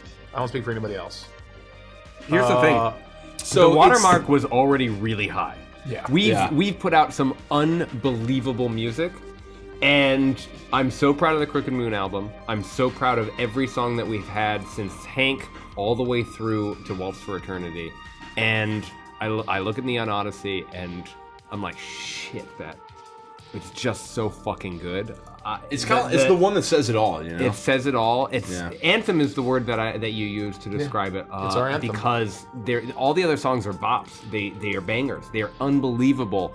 But for Neon Odyssey, it's such a philosophical alignment with who we are as a group and as an organization. It's hard to beat. It's hard to kinda top like- that shit. It's almost kind of like the board game conversation as well, right? Where it's like there's so much to the universe and the galaxy and the setting that you can have all these different songs Right. represent pieces. Right. But where it's kind of hard to say, like, well, what board game can really represent anything? It's like Neon Odyssey really does represent the spirit of everything. As we're the trying to song, accomplish. it's the harmony. Yeah. Man, it's Well, crazy. By the Lagoon is the anthem of the Grinning Sinner. Right. Right? Yep. Marius's anthem is Under Your Shadow, and it's Yep. great. It's the perfect anthem. Yep. Neon Odyssey is the anthem of us. Yep. Of us as friends, as people, as a company. And that's like a spiritual height that you can't match in terms of pride, right? Which No. is what the question's about. Yeah, and it's something of where it's so personal. Yeah. I'll speak for myself. It's extremely personal for me. The song and the music video and the story and everything that happens. And I think that like it is the magnum opus. I think as far as that goes, and I think it's the thesis of what we're doing. Yeah. Thesis It's is the also a thesis very of what good we're word. doing. Thesis is also a very good word. It's almost like comparably to. I don't know if this is crazy to say, I guess, but it's almost like the entire lyrical album of the Crooked Moon tells the story of the Crooked Moon, because it walks through Yep. that journey. Yep. Whereas this does it in a song. Yeah, I love that.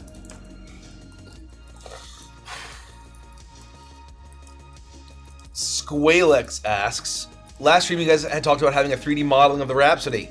A Doig has that. Doig has a 3D model of the Rhapsody. If you may have seen, if you joined their stream, it blew up their core airship with Barry. I want to know. I missed Barry- what they did to become outlaws. The Rhapsody crew hired Barry.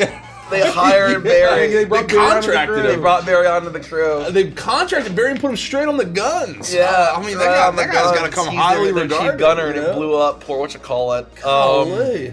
I don't know how much of the internal, if it's just the common area and the bridge that's modeled, but I'm sure that if you go and follow Doig Swift, go follow them. He'll They give them a stole good shout out. something. If I recall, but they were apparently wanted. They were wanted criminals.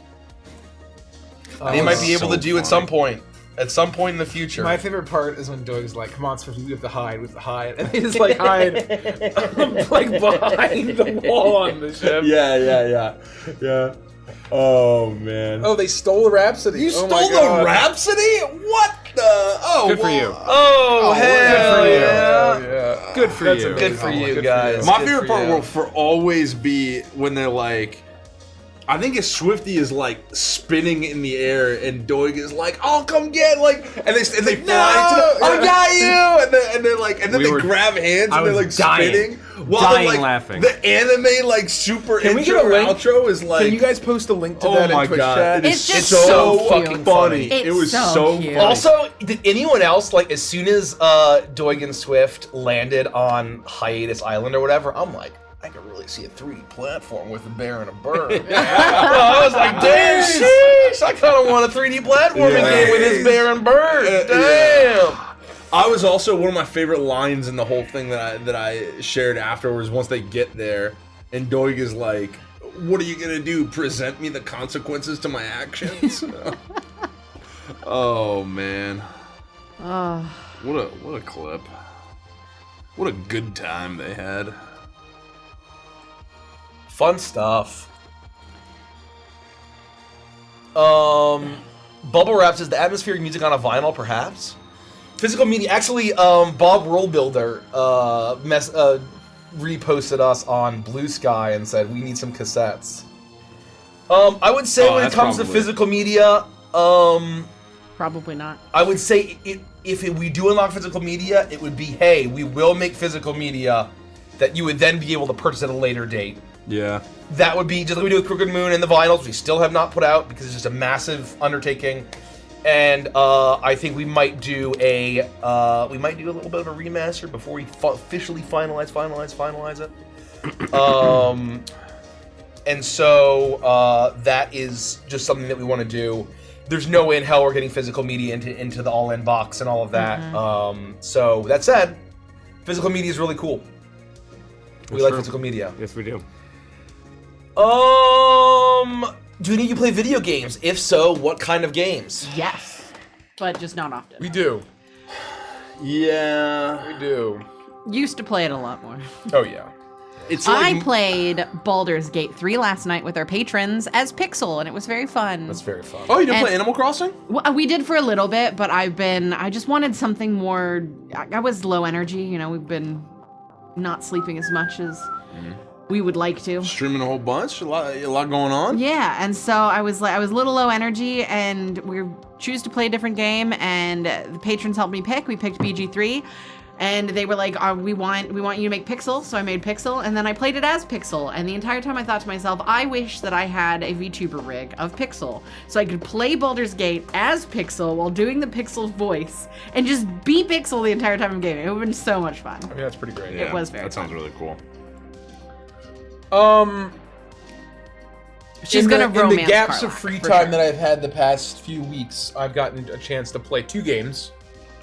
One is The Isle. I played some of the Isle too. Very fun. Excellent. Is that very the hard. dinosaur one? Trying that. Dinosaur I'm looking forward to survival trying game. I like being an herbivore, man. I think it's fun. It's a small indie game in early access, and it's been in early access since 2015. 11 years. It's that kind of game. Yep. But it's so good. And then I basically put that on the shelf, and I picked up Windrose, which is the pirate. Oh, that's the pirate. Pirate Yeah. Valheim, basically. And it is similarly excellent. It is, for it being early access, made by a tiny dev team in Kazakhstan. Oh, wow. It is excellently polished and feels amazing. And it doesn't make sense that it feels as good as it does. Yeah. Highly recommend it if you're into pirates or games like Valheim. I haven't really played too much too recently. The last thing I played pretty regularly was like Pokemon Fire Red for my Switch, which I was putting hours into, and then just haven't even really had the time. And before that, I was huge into Marvel Rivals, like when that first dropped. God, I almost got into Rivals. It looks so fun. It really is so much fun, or it was when I was playing. I thought it was great. And I know they've dropped like a lot of cool additional stuff, so I always keep wanting to check it out. I just never, I never find the time. But I downloaded Marvel Rivals, and I dicked around on Namor, who looks really fun. He has Yeah. octopus turrets. yep. And he throws a trident. He's How always, cool is that shit? he was always so his good. ultimate is summoning a giant Leviathan. Yeah. I mean, it's pretty cool. But I didn't have time for it. I also downloaded. I got a wonderful lead artist at Adventures Entertainment, Alex Chen. I messaged him like in the middle of my, hey dude, can you still get me an invite to Deadlock? And he got me into Deadlock. Oh, is it and- like a closed thing? Yeah, just but anyone who plays can invite anybody else. So it's but I dicked Loosely around. closed. I dicked around and just it is from an objective observer stunning. The art, the music, the voice acting, the character design, the aesthetic, the theme, the story is perfect. And I tried a couple of bot games, and I think I might be too old. I was very overwhelmed, and I couldn't get a chance to play Rem, who's the character that I wanted to play. I don't like that you can't choose your first pick character. Yeah. You choose 3 and you randomly get it. So I got into 5 different bot games, and Rem was always in them, and I never got him once. So I'm like, well, I don't mind that bot, I didn't like that. I don't mind how League does it, where it's kind of like you have to pick a backup role. Yeah. But you still have a primary thing, and I feel like it works pretty hard to give you your primary role. But getting just like randomized, I mean, when Andy was talking about he tried it, and he never once played the character he wanted to play, or maybe he played it for one time, and then he never got it again in like hours of playing. It was always something else. Yeah. That to me is like, you know, that's just. I would that's need not to like fun. lock in and really practice and learn the game. But I also What kind of game is it? it is a combination hero shooter and MOBA. So it's basically combined like Overwatch with League of Legends. Oh, cool. Yeah. Or Smite. Smite kind of did the same thing. But basically, like the two sides are Art Deco versus folk horror. Basically, Whoa. there's basically these two eldritch gods, and one is Art Deco like being that looks like the Statue of Liberty. She's called the All-Mother or something. And then there's the Hidden King. Mikey, give me an invite. And there's the Hidden King, and he's basically there's a wicker man in the center of like this station, and it's burning, and there's this giant. It's the Beast from over the garden wall, and like that's him. Like, this is the coolest thing I've ever fucking seen in my entire fucking The life. Beast plus a Wicker Man. Yeah, Yeah, that's yeah. the coolest fucking thing. Can you That's give so invites fucking now, Mikey? cool. I'm gonna bug you for one. I also played a version of World of Warcraft Classic Is it that I on really Steam? enjoyed that I don't play anymore because It's it's on Steam. It's on Steam. It's made by Valve. Oh, So that's how you know cool. it's good. Okay. I mean, it's Yeah. it's very overwhelming, but I think it's probably one of those things where the skill floor is very high, but I'm sure it's very rewarding once you Yeah. actually learn the game. I really wanted to give Midnight a try, but then that weekend we were all together and you guys were kind of talking about it, and even like Snacks and Al, who were playing like pretty regularly, are like, it's. I you know. bought Midnight, regardless They of which think version it's of World. good.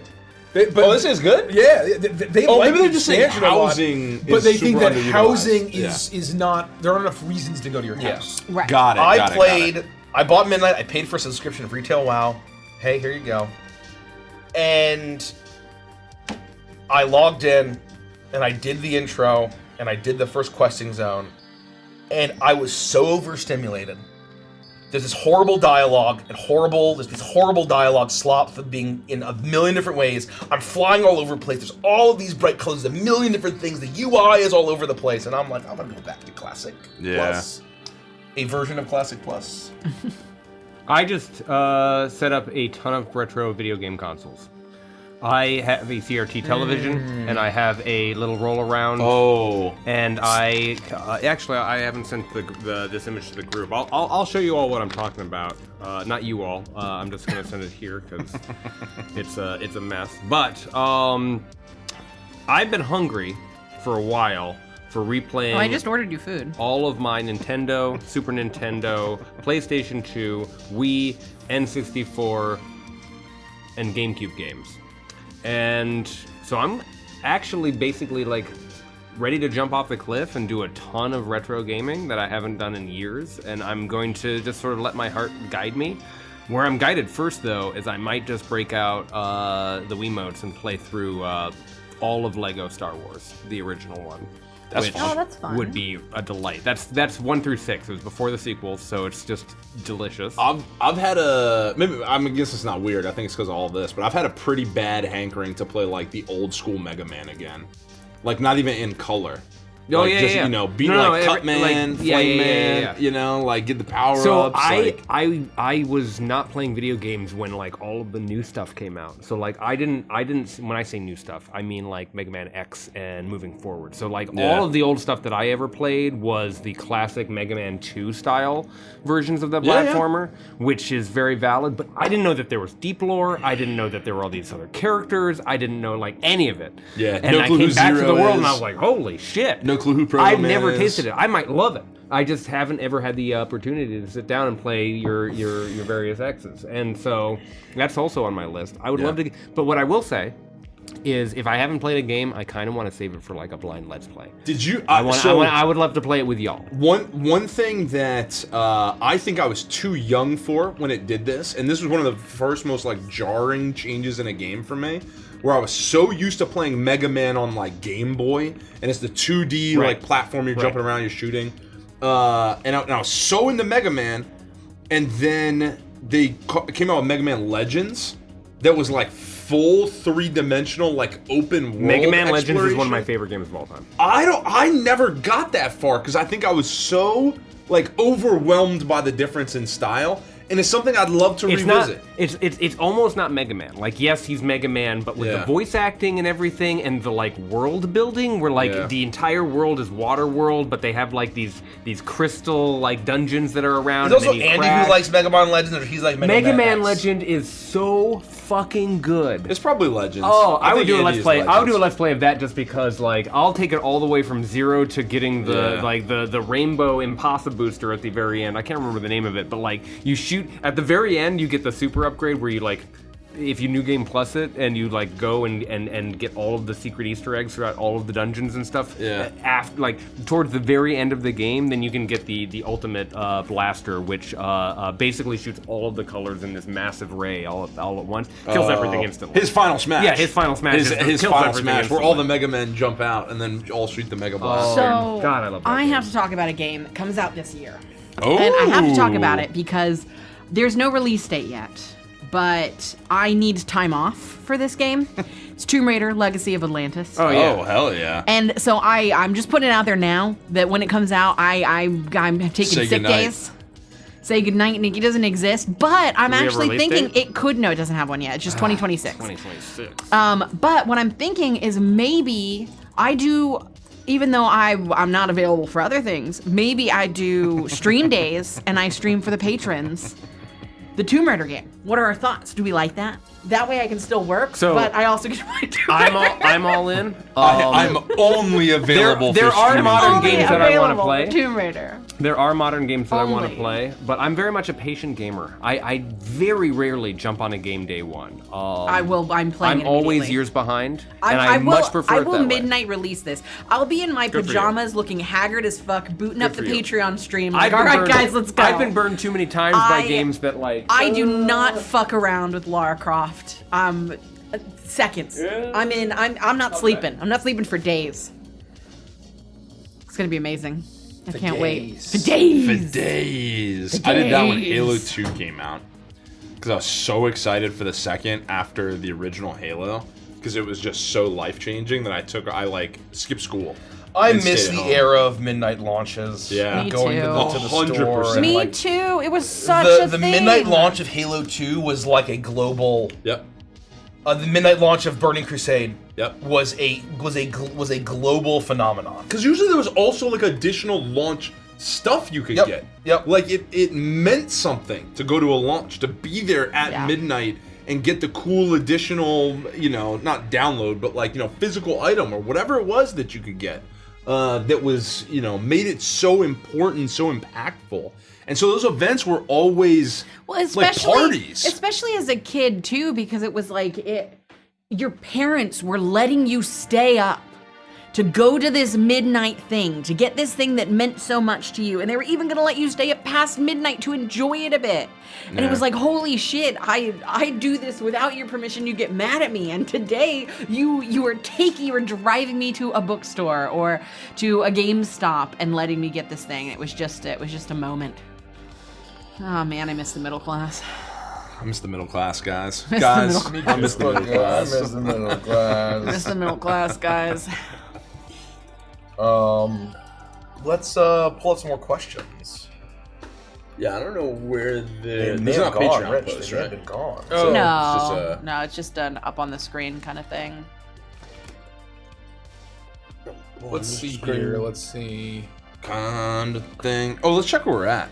Guys, we're so close, probably. We're You're so so close. close. We're like so 55K close. away. 55K away from 8.5.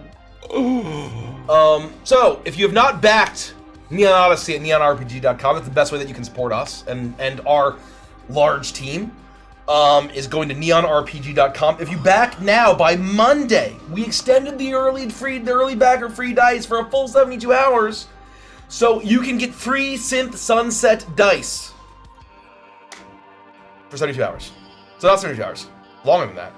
Till Monday. Monday. At 10 a.m. EDT. Thank you, man. You can get free Synth Sunset dice if you back. We extended it because there were a lot of issues with people wow. being able to back Unable. the project. We had a couple hundred Yeah, issues emails come being- in, which Yeah, means, yeah, I mean, God, who knows? Yeah, so a lot of people kind of were going to miss out on the Think about people who window. don't email. We got the heads up that it was fixed when there were like 30 minutes left to resolve the dice. Or the to night be, before. to the be night a part before. of it. Like we basically had like soft confirmation that it was fixed the night before, and then like in the morning, oh shit, it actually We just is didn't fixed. feel good about all these people who couldn't back that weren't here in the beginning that wanted to get this benefit. So we went ahead and we extended the window so that we made sure that anybody who wanted to be a part of the early backers benefit initiative could be if they wanted to. So 10 a.m. on Monday EDT. You have until then to get a free set of Synth Sunset dice if you back at a physical tier. Hell yeah. How can you decline that? You can't. Please. Please. And once we hit 8.5, we unlock bounty posters, and we reveal the next stretch goal. Which Any I'm very Crispy Boy excited. recommendations for the stream for Neon Odyssey vibe? I have some Pal Heavies, but doesn't feel 90s enough.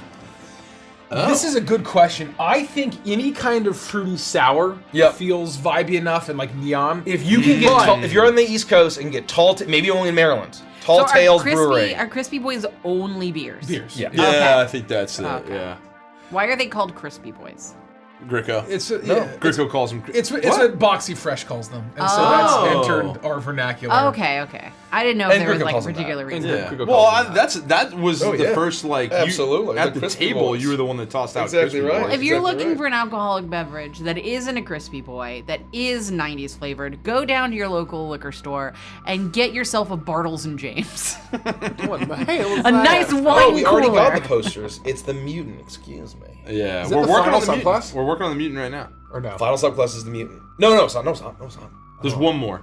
The final species is going to be revealed once we hit it. Okay, that's what I was thinking. The final species is going to be revealed Let me look. as soon as we hit. Zima! The final species will be revealed as soon as we hit 8.5. If you want to see the last species, If you don't want anything like complicated Crispy Boy wise, I think you can't go wrong with a nice, crisp, summery beer like a Blue Moon, a Shandy, Summer Shandy, I fucking love it. I fuck with the Land Summer Shark. Shandy. Anything citrusy. anything citrusy. I think Yeah. a citrusy summer beer is perfect as well. So What's there's the a one that's YouTube. only around here? It's like Dark Flag or Black there's like Flag. a pirate. There's like a pirate Heavy one, Seas. right? Heavy Seas. Heavy Seas Heavy is Seas. Baltimore. Yes, It's yes, Baltimore. yes, yes, yes. So Shop Top's great. So before I got sober, I Great drank red- many great of red. these. My favorite brewery on the planet was Tall Tales, and they're in Salisbury. They're outside of Salisbury, and they had that blue milk and Liquid Denial. No, they had a Liquid Denial series. That blue milk is the whole That name? blue milk was their blueberry flavor. So that blue milk, which was basically, so the Liquid Denial was their very fruity sour beer line, and so they had two different flavors. They added a Mandalorian themed one that was mango, the Mangolorian or something. After I got sober, I gotta try that. and it was there'd be times where like we'd be playing Sea of Thieves or WoW, and I'd drink like 12 to 15 of those bad boys. Yeah. Let me tell you. This key's not gonna break itself. I started I wake up at like 1 or 2. Yeah, this key's not gonna break itself. You boys want to push it 20? Man, I was the other side. I'm sure I can get through this hallway without dying 8 times.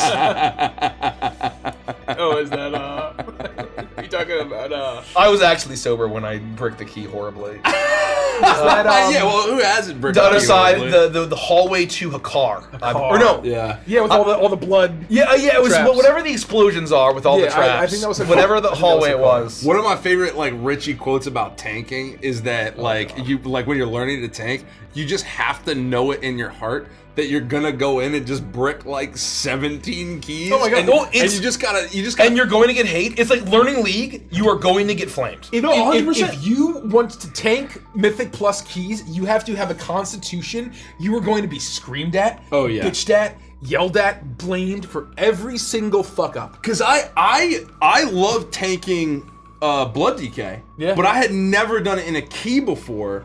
And I got into like and meanwhile like I was DPSing like Frost or Unholy or whatever I was and pushing like 14, 15, nothing like not crazy but like pretty high. right. So like I was relatively super geared. I went into like a 3 and got shredded and bricked the key in like 20 seconds. Yeah, and no, it's not good. everyone lost it and I was like When I learned to tank keys in BFA, towards the very end of PFA, and the best thing that I ever did was I took my logs and I shared them on. I logged the dungeons, and I shared the logs on the Warrior Discord, and I got savaged. Yeah. And made fun of, and called stupid, and an idiot, and how bad I was. Yeah. But that experience, I learned so much. They told me what to do, what to fix, all of the things I was doing wrong, all of the add-ons that I should have had and I didn't.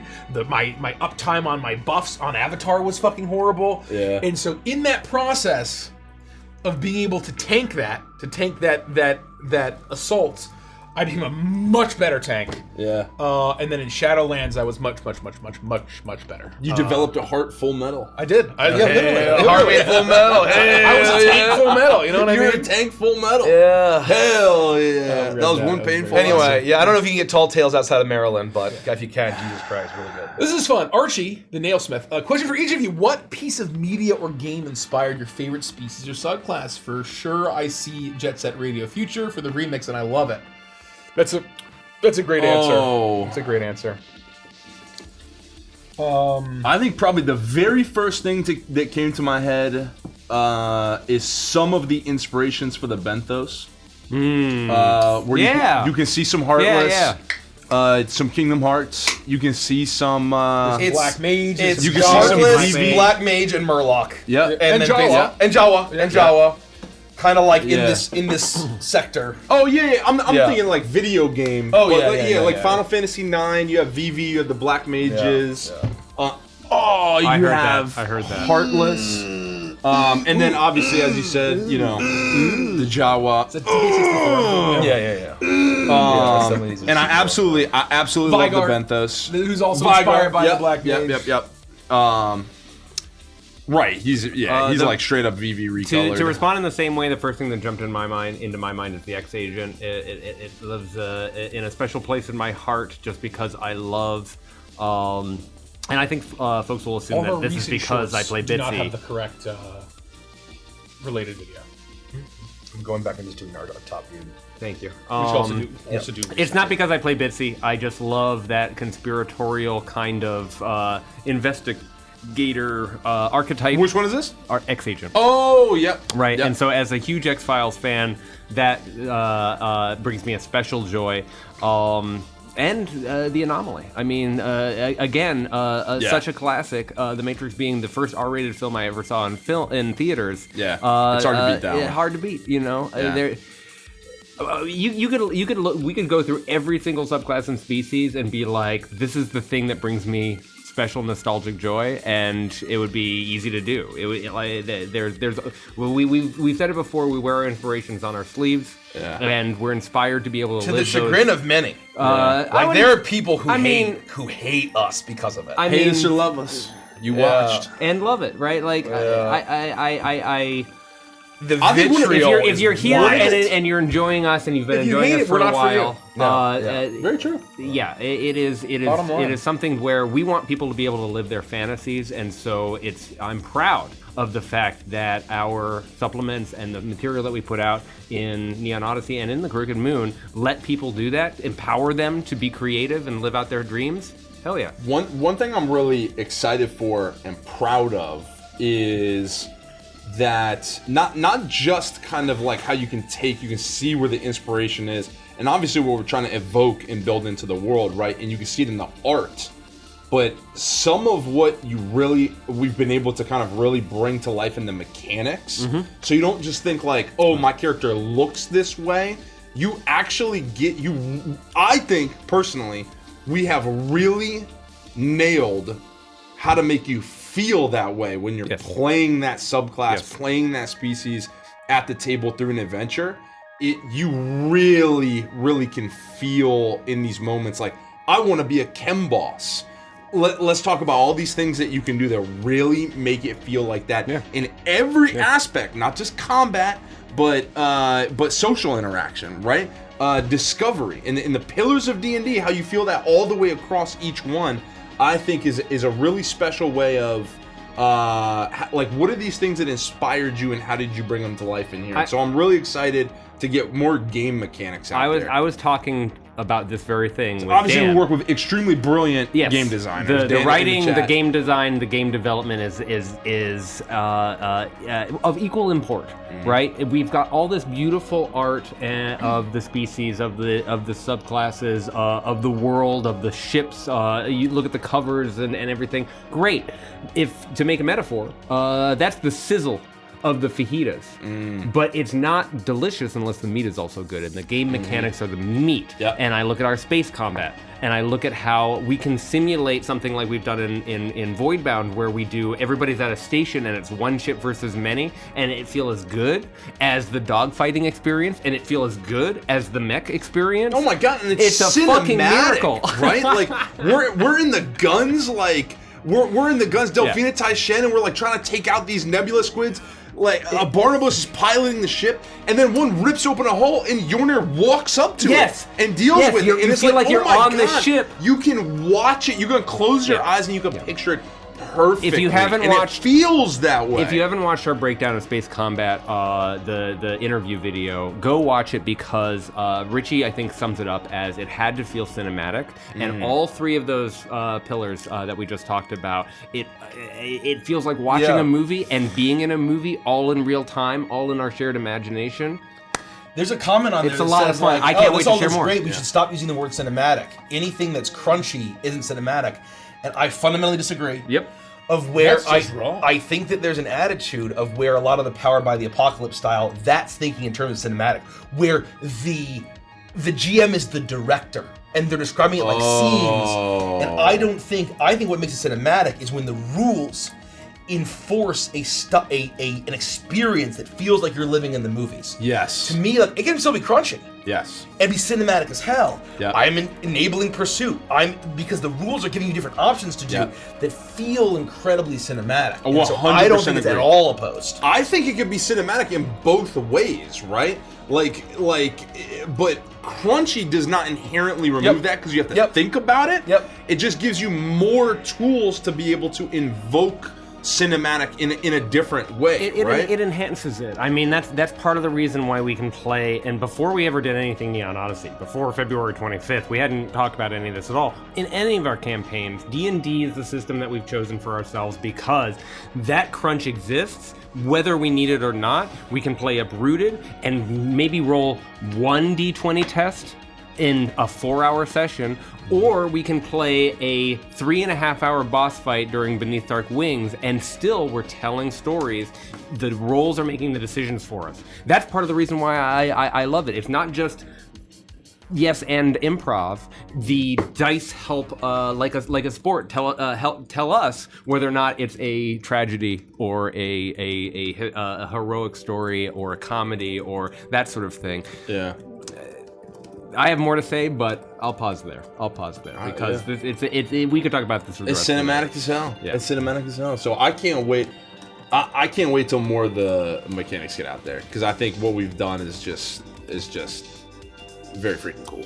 Thanks very much to Dan, who I think is in chat, and to everyone that you've been collaborating with, Dan, and getting some of the best All work the designers, that we ever Animals produced. normally bouncing around. I'm I know it's a Saturday. I'm so excited. I mean, just the Vort was such a pleasure. I mean, good grief. yeah. What an absolute nightmare. Hi, hello. I can't wait till next Saturday when I get to show off some stuff. Yeah. I've been like biting my hand. And we had to obviously postpone last month, but getting back to Anthem, I cannot fucking wait. It is the flagship, and I'm here for it. Yeah. My answer to the question is I think the Chem Boss, the inspirations of the original inspiration, not inspiration, but like I wanted to have a Corpo subclass. If you, the Corpo is a classic class in Cyberpunk, and so I'm like, if you want to play a Corpo, and then if you want to play a mob boss, The Sopranos, any kind of mob media, and then adding the chem elements from just in general like drugs, right? The kind of like 80s and 90s drug vibes, but also the arcane like Silco Renata Glass element. And those three elements combined into such a beautiful subclass that I adore it. The art's perfect. It's my fave. Chem Boss came out so unbelievable. And it's like, I feel like that's one where you could definitely see like, man, how do we crack this one?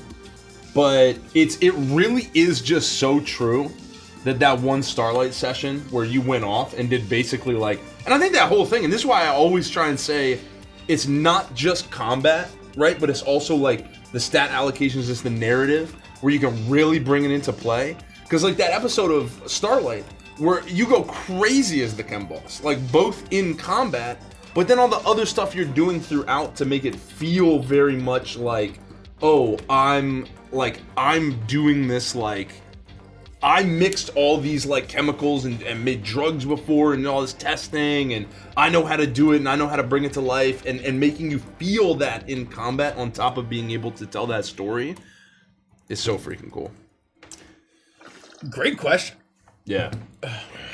Would you rather deal with the breaking Kickstarter or people bitching about wanting to VIP after launch? I think both of them are I think fine. he deals with both. I think both of them With are the fine. plum. It's inevitable that people will miss out on things or misunderstand things. I'm always happy to help. Like when I say don't come bitching to me, it's a joke. Like, you come bitch to me anytime you need to if you need help with your stuff. We're being cheeky. You know, we're just being cheeky. I'm always happy to help people. What I would say is I think breaking Kickstarter sucks much worse because it means that people who want stuff can't get what they want, and that can feel really demoralizing. That can feel really you can feel kind of helpless and powerless in that moment. And when Kickstarter's broken, I can't do anything to solve it. And so that really sucks when you've got these people who are excited and their excitement is being, punched in the gut by a platform that's just not working. So I think that's significantly worse. Are you guys going to be on Cameo? I want to make in-universe videos for my campaigns. No. We did get invited a while ago. We got invited years ago, and we decided it is not for us. We did not no shade to anyone that's on there, but we didn't want to. I take Venmo.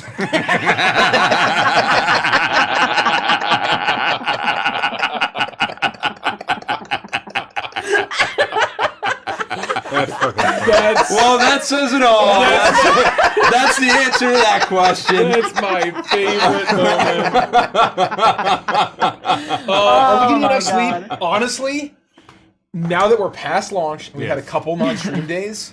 I had a night of a 13-hour sleep, and I had a night of like a 10-hour sleep. I'll also say that we are emphasizing well-being and sleep and recovery for the rest of the folks that we work with, our collaborators. Anyway,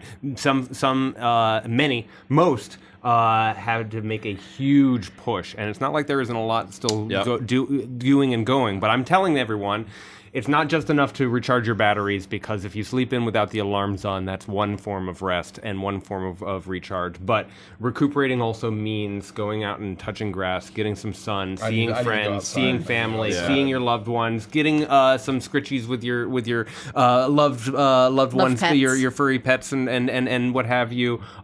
Being bored, playing games. I can't wait to read again. We have Yeah. tons. I'm doing to that do. tomorrow. Are you paused on the reading right Yeah, now? I don't have time. The initial Yeah. I initial just don't have push time right now, I is wish, over, but- I hear and you. now I'm going to find. Well, ooh, and it's this looks good. I think This that's a looks really good. great point, because I will say I'm not getting enough sleep right now, but it's more of a me problem than it is anything else, because you. it's not like anyone's preventing me from sleeping. It's my own sense of feeling like I need to make sure everything's running smoothly and everyone's taken care of, and so that's a me thing and not an anybody but me thing.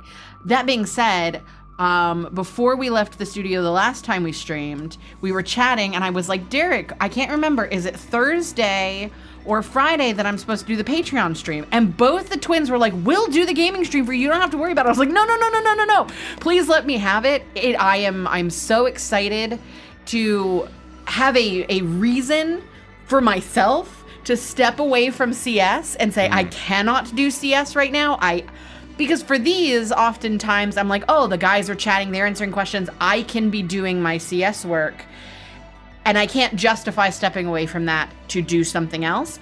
And so when I was responsible for the Patreon stream, it was this moment where it was like, I have to do this, I have to play games, I have to step away from this other part of my job to do this part of my job, and it was so refreshing. It was exactly, even though I was exhausted, it was so refreshing. Yeah. And Mike and I were everyone, ready to hop on the aisle. We were like, man. yeah, We're ready to hop on the aisle. They were and fucking so take it ready. to Dino And then I Town. felt was ready bad. to go. Then I felt baby. bad because I stole that from them, and then No, Rich no, goes, no. "We have so much we could do right now." I was like, "Okay, thank you for Well, saying no, that." no. I basically napped and then got up and then went to sleep for a bajillion. So I basically just slept all day. I'm so yesterday. glad, I and spent that's most of yesterday. That's what I'm going to do tomorrow, because I'm pretty sure I don't have anything on the docket tomorrow. And Sundays tend to be our lowest, or our like slowest. That's what I mean. Slowest days for CS. So I'm going to not set an alarm tomorrow, and maybe even get to read some book tomorrow, which would be amazing. Some book.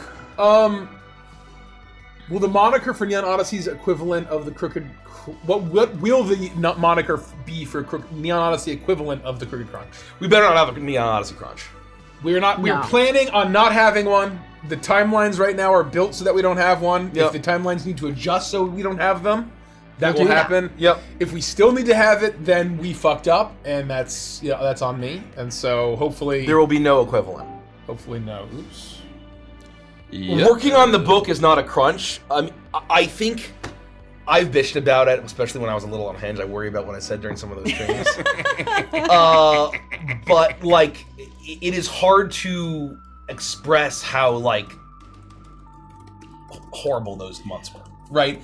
And so I don't think there's any world where we could ever get. There's no world where we could get close. No, and There's it no way. was. I think to We have make so sure much of the book ready. to make sure it's completely clear, the Crooked Crunch happened because we had never published anything before, Yep, we didn't and there really were do it. mistakes that had been made months prior Yeah. that caught up It to was a us in a snowball. way It was a snowball. that we had to do more work than really should have been humanly possible Yeah. in a very small amount of Maybe time. one day that story will be We told. are not stupid enough But it's not to today. make that same mistake again. We learned that's the best thing that you can take away from mistakes, is that you learn from them and you don't replicate them. And so we are Yeah. not doing that again with Neon Odyssey, and we have set ourselves up to make this as smooth of a smooth of a process as possible. Well- That doesn't mean issues won't happen, but no crunch. And I think it all resulted even from back in 2022 when we started working on it. The thesis of being, we can try to package the advanced experience and hand it to you, was what we really were operating on. And we had to learn the lesson of, wait a minute, we can't, neither should we. You should play your experience. Right. You should play the way that you want to play. Yep. You shouldn't try to play the way that Advantage plays. 100%. And I think that was probably one of the biggest sources of a lot of the biz, and then that kind of all, avalanche and snowballed. It was just like the Yeti from Ski Free. You try to outrun it, you don't know what key to press. We forgot what and key to you get press. Or maybe we never knew. Hey, Mace, You you get wanna Yacht do me a Love huge Pass. favor? What can I Wanna say? Go grab the What food? can I Yeah, say? yeah, for sure. Thank you. When did I you just film want to those take my interviews feet with Todd out of Kendrick? my I've foot really sack. been enjoying the you're behind the good. scenes look at things. 1 month ago. Yeah, 1 month 1 month ago, a little over a month. Oh, like a month and a week, I if believe that. Dan's interview was more recent. Bree and Karen were interviewed before Todd came out to Maryland, and then Dan was filmed after Todd got back from Maryland. Yes. Technically? Yes. Yeah, Dan was going to be interviewed as part of Yeah. when Bree and Karen were interviewed, but then, yeah, he had some stuff going on, so he was interviewed afterwards, and so that's why the setting changed a little bit depending on who's talking. And we want to get more folks interviewed, right? Yeah. Like It first was of all, so oh. fun to finally get to meet him and to hang out and do the interview process. I just want to say, I agree. I finally listened to all of them last night. Oh, I haven't eaten some of those. And I just want to say, I am so proud at how articulate my team is. And honestly, like, I thought I was like a blubbering mess, and I was listening, I'm like, damn, Yeah. I did a lot better Oh, than I yeah. thought I did.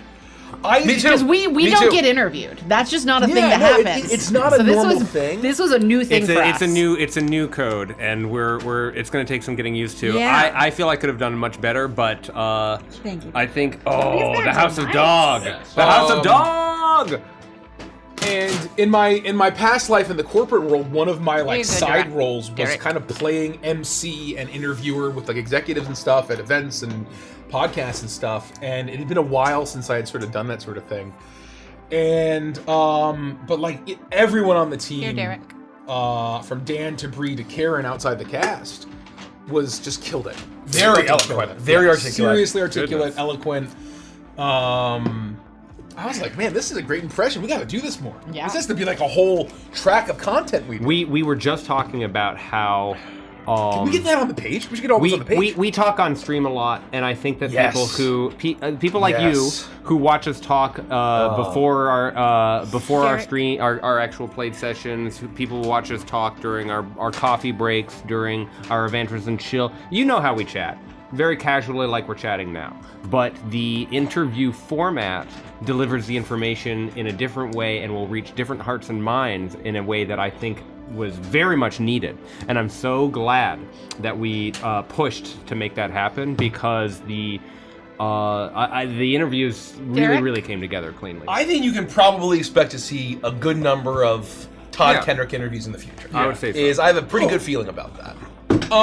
Also, check this out. Mr. Wiz, any chance of getting deluxe covers as wallpapers? Holy Hey, well, wait, Deluxe covers his wallpapers. How about that? When are we? You should subscribe to our email list. They haven't gone out yet. They haven't gone out yet. But if you want the Deluxe covers as I'll wallpapers, give you a little bit of a sneak peek. oh hell yeah! Oh, Where are the paper towels? So, they're coming. They're coming. they're Subscribe. coming. Subscribe to our email list. You must be Exclamation point mail? Email? mail. I don't know. I don't know. Oh, I'm not gonna do mine. but Was it also- free? No, exclamation point content?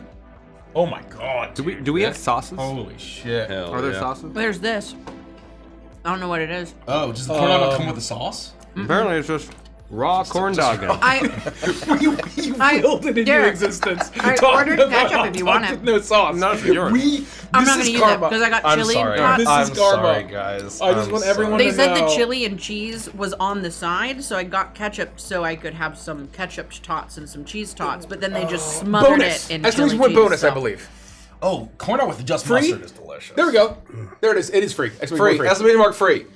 Join our mailing list, and we are going to be sending out wallpapers And from the Deluxe covers. If you're in the U.S. and Canada, I think you can now give us your phone Phone number number. and sign up for SMS stuff, and you get an extra little free thing. yeah, A little SMS. bonus. We're texting even more bonuses. a little bonus. Nick, I are will. you I will comfy? put this out there. Am I what? Are you comfy? Yeah. No, I'm good. Perfect. I a question. got myself a foot sack. Alla Avantris got me a foot sack, It's a so my communal feet foot never sack, have but to be yeah, cold. yeah, yep. And it's this amazing fluffy blanket that has little foot pockets at the bottom, so that my feet, no matter how I move, are never exposed to cold air, and it's wonderful.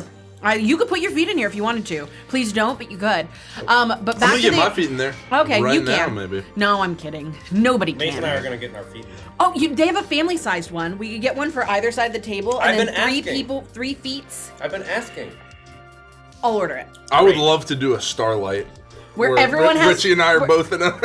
Oh my god. Okay, but I do have to say this because it's CS Company related. sack, yep. Can I get a paper towel? Yeah, foot sack. You have one there? Oh, there you go. I've been asking for them. Sorry. I had it. I tossed it to Here, you, I'll Mace. just- Where did you put it? Oh, I'll put We're it on top not of we're the not fridge. sponsored. Not We're sponsored. not sponsored That's just what it is. It's me. Brian. It's me. It's foot sack by Love Sack. Oh, it's by. Oh, it's a love Yeah, it's sack. by Yeah. Love Sack. Okay. Oh, she. Damn. Love Sack Okay, is nice. but I do have to say the CS thing, which is in regards to the SMS. There are some issues with the SMS right now. If you haven't received your links, if you haven't gotten your stuff from signing up for SMS, the team is working on it, and it looks like those will be resent out tomorrow. So if you don't get your stuff right away when signing up, please don't be too concerned, because we're gonna make sure that we get that pushed tomorrow. Yeah. And then please be aware that SMS sign up is only US and Canada at this time. If you try to sign up with any numbers outside of US and Canada, it will not work. So there we go. Thank you for that discllaimer, Nikki. You're welcome, you're welcome. That's important. I think it's very important. It's important It's to very say. important to say. It's very important to say. Oops. Is that one mech mini and exo mech? So no, technically none of our mech minis are exo mech. It's a different scale. Those are all starship scale miniatures. The exo mech it just turns you into a large creature. I think the biggest the smallest a starship could possibly be would be considered huge, and most are gargantuan, technically. So that is be a large creature. So it's kind of like, it's a little mini mech. Ooh, Garner's Crumble was a great question. I've never sponsored TTR or RPG Kickstarter until now, and I'm just curious if I'm hearing things or not. Is there going to be more plays material after the initial funding period, besides what is in the free-to-play just now? Yes, we are going to. So basically, as soon as the Kickstarter ends, we're gonna recover, take a bit of a break, and then our biggest priority is getting a very robust summer playtest ready to go. I'm not promising what's going to be in it, No. Please but don't. I think many player options are going to be in it. Many player options. Look at this onion pipe. Whoa! You gotta smoke it. You gotta smoke it refinedly. Yeah. Oh my, that's very funny. I haven't told you very how funny. cornmeal came to be. Real quick, Opal asked if the SMS content will eventually come to international folks or to Patreon. I think it's safe to say that Patreon, most likely. it will eventually come to Patreon. All content will, all of our extra content will come to Patreon. It'll all come to Patreon. In terms of bringing SMS internationally, there's a whole lot of regulations and legal bullshit. Extreme amount. So I don't even know if it's an option regulatory or if it is what the timeline is. So Patreon is probably the safest bet when it eventually comes to Patreon. It's honestly a miracle we can even fucking ship to the EU. Yeah, with the regulations. It's a fucking miracle. It's a miracle. Will the Rhapsodian, I like that, written language have numbers and punctuation in the final release? The hidden alien language? Yeah, we should talk about that. Yeah, I don't know. Someone else asked, how long did it take to create the alphabet, and what were the thoughts behind it? So it was created by our wonderful art director, Suzanne Helmai, and what they did was they took some of the alien glyphs that were in the trailer that you saw on the saloon, and turned it into a whole alphabet. And I believe it was intended to be by the artist just kind of like random glyphs, and then Suzanne said, hey, I'll just expand this and make it a full alphabet. Oh, I want to call out John real quick. Yeah. John, you should probably read the free dice for early back since it's no longer valid. No, we extended it. Extended it. We extended it. There's a lot of technical difficulties on Kickstarter's side that only got finished late in the evening before it was over. So we extended it by an initial 72 hours. So if you back by Monday, you get free dice. You get free dice. But yeah, Suzanne expanded it. She did an amazing job, and so that said, I need to check Discord too. Oh, me? Just when you get a chance. Yeah, no rush. So that said, it's not like there's anything else outside of the stretch goals to decode. That's not like any of the text in the trailer or the music video was written with any kind of deliberateness. That was all subsequent. The actual language and the alphabet came way later. So the only thing to decode for you decoders officially are the stretch goals. And honestly, that was just Yelka just doing it himself. And Or Bree. I'm not sure- I'm not sorry, sure yeah. who made that Yelka call, or yeah. Bree, or both. Deciding to kind of have a little fun thing because empty looked wrong and a bunch of question marks looked wrong. And having it be the Rhapsodian script or whatever is great. And even if you know what it is, I think that's kind of fun. Is there an antagonist outside of Glup that we've seen in campaigns that we may encounter in the missions? Who knows? Stay tuned. Stay tuned. I think it's safe to say. I think you can take a look at the wanted poster stretch goal. And you get a little tease. And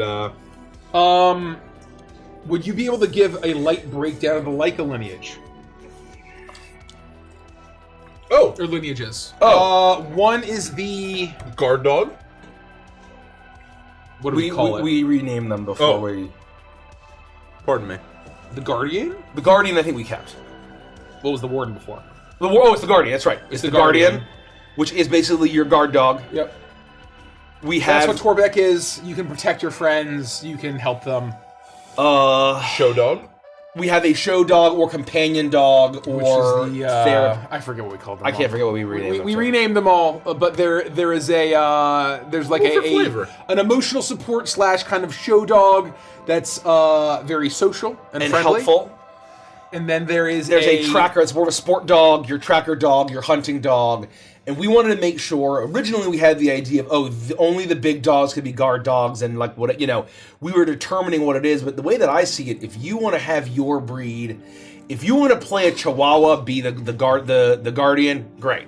If you want to have a dog that is not a breed, that's not necessarily considered a sport dog, but you want to have them be an expert tracker, great. You don't have to be a hound or a Labrador or something to be a sport dog. So anyway, that's what we wanted to do to have it have that ultimate flexibility. Whatever dog Gruff McScruff is. Yeah, Bloodhound. Ooh. Oh, obviously. Duh. So those are the 3 lineages. Is that the thing you wanted me to look at for Discord? Yes.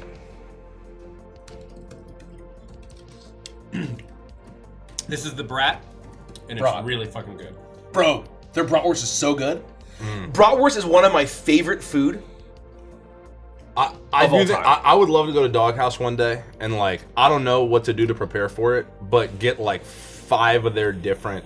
That's kind of what I meant when I was like, man, I'd love to sit down one day and sample all these different kinds of not crazy, but really specific iterations of a hot dog. And I think one day I just gotta go to Doghouse and get 5 or 6 of them and do something wild. No, beforehand. it's great. And the great thing, at least this was before COVID, but Doghouse used to be open until 4 in the morning in Bethesda. Yep. So the number of nights where I was utterly hammered and we'd stumble in we can get a great meal and some more beer. Yeah. I was gonna say At that 4, sounds 3 in the morning. That sounds like a before time. Absolutely. No way they're open that late. No, there's no way. I think they're open till 3 or 4. I think they're. I mean, No, I think it's still Doghouse is open, 1 or. So you can get them at 4 o'clock in the morning. I know that for certain. I'm pretty sure. Wow.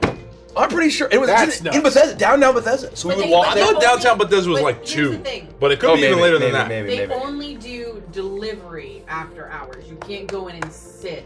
Okay, at the that might be restaurant. the before time versus after time. Yeah. I know God. they do a window thing, they kind of Great lock meal, the doors, but they great have beer. The windows late are at night when all the other bars close. Hell yeah! It's crazy how good that food is. It's crazy how good the Awesome. food is. Unbecanter Nutzer asks, do I see that right? The Battle Map Vault does not include the digital versions. Just wanted to make sure I'm not getting anything twice. Correct. You do not get the digital versions of the map. If it's an add-on. It's an add-on, yeah. I Yeah. mean, boxes will include both, right? Depending on just look at what the boxes include. Yeah. But if you're getting them as add-ons, you will need to buy the digital and physical separately if you want all the digital maps Yep. and all the physical maps. Is it worth revisiting the Isle? Says Crimson G-Shap. I tried playing it years ago but couldn't boot it up, so I refunded. I had no idea it's been out for years. I thought it was a new thing. They did a massive, massive overhaul of the map of the dinosaurs. They basically effectively what they did was they deleted the old game and made a new game. Yeah. And that's new. And that's not brand new. That's in the last year or 2. Yeah. That's pretty new. Which is pretty new. Derek, can I get one more paper There's towel? still bugs. Thank you. It's still janky sometimes. And it's hardcore as fuck, right? You can spend 8 hours on a grow, and then you get unlucky, you get snapped up in one bite. What does it grow? A grow is basically so it's inspired by DayZ for anyone that knows DayZ. But basically in DayZ, you load up as a human, you get dropped on a map that there's a zombie apocalypse, and you need to face zombies and then also other survivors, right? And so in DayZ, you could like spend 20 hours and you're looting stuff and you're eating and you're surviving and you're hunkering down in a house and you're collecting guns and you're walking along and some guy in like another window 10 houses over headshots you, you're dead. Permanently dead. Start again. Right. Go again. And so a grow is basically just the name of a run in the Isle. Like how long you last. Yeah, basically it's like, so you make a dinosaur, you start as a baby, and you have to grow. And the goal is to basically grow until adulthood. And then you entomb, which is you die naturally, and then the next dinosaur you make of that species has the mutations that you picked, which are like talents. And then you can pick new talents, and so if you keep dying and if you can keep getting to full size and entombing, you can have tons of mutations, and you're like, that's pretty interesting. I like that angle of it. That's a cool like. It's like prestiging your legacy, right? It's, but then if you get snapped up, it's it. Yeah. It's over. Damn. So it's a lot of fun. It's kind of like hard mode, It's janky, it's buggy. Hardcore WoW, right? Hardcore WoW. The best way that's to what experience it on the private servers, but like many such cases, Yeah. right? It's. Serpent asks, I know you all talk about playing WoW a lot back in the day, or even semi-recently. What classes and specs did you main in the expansions you played last? I had been playing a balanced druid longer than many of our fans have been alive. Yes. Balanced druid, whether I was a night elf or a tauren, depending on what I was. There was a very brief period where I mained an undead rogue, but it was relatively very, very tiny. I'm a gnome or goblin arcane mage. You're the Holy Trinity. The Holy Trinity. Yeah. I guess I am. It Yeah. jumps So in with the world below. What was it called? The world within. The world beyond. Oh, the World Within. I never played that once. Was The World Within the dwarf one. is the very first retail WoW expansion that I totally missed. Yep, me too. I played every single other expansion. A ton. I played Dragonflight for 2 weeks, and I'm like, this shit sucks. every other It's a expansion shame before because this. you would have loved Yeah. the beginning. You would have loved the beginning. I would take a week off of work, and I would play the fuck out of the expansion, get the level cap, run keys. So I haven't played recently, but I main Protection Warrior and Brewmaster Monk as a tank, mostly sticking to Hell keys. yeah. Used to be a Mythic Raider back in the day, but then didn't have time for that. I have basically always played an Enhancement Shaman. The only reason I didn't play it like really seriously for longer than really Cataclysm was because it only started being available as an option to Alliance, and we played Alliance. It only started being it was only an option for Alliance in Burning Crusade. Yep. And then even then, only as a Draenei. Yeah. And I just really didn't want to play a Draenei. Same. Yeah, So you're it was a like, Draenei guy. you know, it was you and like, me both, brother. I really wanted to play an Enhancement Shaman, but I was just like, I don't want to be these guys. So I just kept playing. I think I played a Hunter up until Classic, at which point I made an Enhancement Shaman for forever. And then also I have played just about every spec of Death Knight. Frost, Unholy, and Blood. Which is better, Path of Titans or the Isle? I mean, I haven't Well, played. hold on. Derek didn't tell us what he mains in WoW. Derek doesn't play WoW. Derek, go ahead. Well, he's gonna play with me. Oh, he means a night elf mohawk because he's BA for I main a night elf mohawk. yeah, Night Elf exactly Mohawk. right. Real ones know what that is. Yeah, that's that's the a perfect great- reference. perfect. Real ones That's a do perfect know what that reference. is. We Yeah. can move on. There was a commercial with Mr. T back in the Mr. day. T. Yeah. And there was also a commercial with Silvio Dante from The Sopranos. Yeah. Was there really? Also, Yeah. Aubrey Plaza had one. Yeah. Ozzy Osbourne had one very famously. Yeah. He was an undead warlock. All I know is the World of Warcraft South Park episode. How do you kill that which has no life? Yep. That was a good one.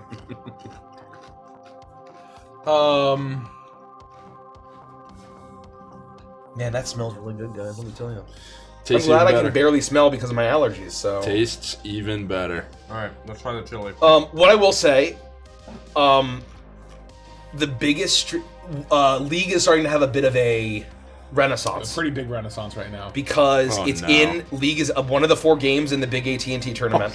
Oh no. And the biggest streamer in the world, Jinxie, is now playing with League of Legends. Jinxie's playing? God. He's And learning from this guy named Dantes. Yeah. I don't know. You know Dantes? No. Oh. No. He's And funny. the clips are going super unless viral. he's like Yeah. problematic. I don't know. Yeah, if I don't he's know, or yeah. not. I've only just seen clips here and there. Yeah. I don't know anything I about don't know either of these anything about guys. him. Yeah, I know I that don't know. Jinxie is the biggest streamer in the world, I believe. But like, I gotta say, when those clips come up on shorts, I'm like, Oh my god, dude.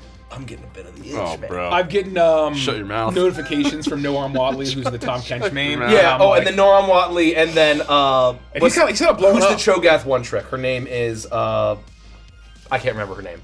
Basically, both of their clips are going quite viral Yeah. too. Well, he's just so funny. Oh, and the absolute psycho who plays Nuno, the European he's European amazing. guy. I've seen clips from that He's guy. amazing unless he's Kesha? problematic. Kesha? Yeah. I've seen that guy. The I've absolute seen psychopath, clips. the absolute Yeah. psychopath, Yeah. who plays Nuno. So funny. Also, Kesha, there we go. Kesha, who he's very good at Nuno. He's He's extremely good at Nuno. Some oh my of his God. plays, like, Are insane. they are truly insane. Yeah. And then I've been getting clips of there's the Australian guy who plays Pantheon, who says "strike without warning," and every time, get killed without warning, and it's very funny. And then there's the Gragas thing, who basically he has all these crazy Gragas plays with Gragas singing the French song from Arcane Season 2. It's very funny. Anyway, This chili dog looks fucking banger. that looks delicious. Serpent, You're like Sonic the Hedgehog over here. Look at this guy. Gotta go fast. dude. Gotta go fast. Serpent asks, do you play Tom Kench at all or purely off aesthetics? I've basically mained Tom Kench top since he came out. 2015. Since it came out, yeah. Yep. You also played Ornn, Volibear. Yeah, well, Ornn had I a had good my, run. my jungle stint for like 3 years or 4 years, Yeah. and I made Volibear in the jungle. And then while I love the aesthetics of his rework, and I think mechanically he's a great champion, they made him a champion not for me. And so, and I was sick of being blamed for every fucking loss. So I went back top. Yeah, you gotta have a real constitution to play jungle. Yeah. You Yeah. need to be able to tank I a lot just of got time. I sick just- of it. And I miss I top. just- I'm more of a top player anyway. You know what I mean? I would queue in jungle into a rank game. First thing I would do, Yep, mute all. mute all. Mute all. Well, no, that's what I do. Period. Slash Right? Like mute all. the Mute all. last time I played, And then I'm in the That's how I got zone. gold. That's how I got Yep. gold. I was Yep. so That's zen. how yep. Because I turn off all chat. Yep. Yep. And apparently, since I've last played, they've added tons of communication. Yep. Outside of chat, there's ways to ping stuff. There's ways to, hey, should we go get Yeah. dragon now? Check yes or no. Yeah. Right. You don't have to fucking type anymore. And that was kind of the thing of I was bouncing back between. Nobody yeah. says anything useful in chat. I would play Nobody jungle, does. but then I'm like, oh, I'll do a little bit of mid swain. I'll do a little bit of bot swain. I'll play Tristana ADC. Like, I was mixing it up, and I'm like, no, Yeah. I'm gonna climb to gold. I'm playing Trundle and Vi, no one else. And basically, I knew what team comp I'm against to pick Trundle, what team on comp I'm against to pick Vi. And that's all I did, and that's how I got to gold. Yeah. Pretty easily. It's honestly. basically the two highest ranks I've ever been. Yeah. Was very early on when Udyr was out, and I just one-tricked Udyr before the rework. Yep. And then when I fell in love with Viego. Yeah. And I just one-tricked Viego. Yeah. That's So how you- that's how you basically, climb. when your ranked season is like 98% of the time you play this one character. That's how you climb. That's how you climb, for sure. And this is not an endorsement. I know people are saying, talking about League in chat. While I No. like in my mind, Don't yes, play I League. agree. The community is toxic as fuck. Chat is toxic as fuck. And so if you are not willing to mute all chat Yep. and just never look at it, and if you have the constitution to never turn chat on, I believe it is a perfect game. I love the I game. still believe it is one of the greatest games ever made, along with World of Warcraft. WoW and League, I think, are two of the greatest games, if not the greatest games ever made. Depending on your taste. But like, I think that In their objectively, zones, in I their would never zones, recommend like, it. Of MMOs, of MOBAs, I agree completely. Like Yeah. League is the best MOBA, right? Just period. But like in chat for League, it's almost like the unwritten rule is like how nasty can you be, how Yeah. quickly. So, know, and it's but like, if you gotta don't be- want to turn off chat and you want to type to your teammates, don't play the game. Yep. Don't play the game. Yep. And that just PvP games in general are toxic. When you add a team element, it gets more toxic. And then you then- add a team element with positions. Yep. It is the And ultimate. then it's when like a short game when you're counting queuing up takes 35 minutes and Yeah. then an hour and a half. Right. Like it's just a recipe for fucking disaster. Yeah. And so if you can find a way to lose with grace, Even if you get emotional, which if you're invested, you know it's reasonable. Just Yep. don't type Oh, about it. Mean Harrison, what's the $8 million ticker? The 8 mil ticker next to Nikki. Tracking, I'm lost. It's tracking our Kickstarter. So real quick, and before you, Oh, sorry. I think there's a question that said, and we should probably talk about this. What is Neon Odyssey? Why don't we frame up? Oh, yeah. What the hell we're doing here, Mike? Gosh. What are we doing?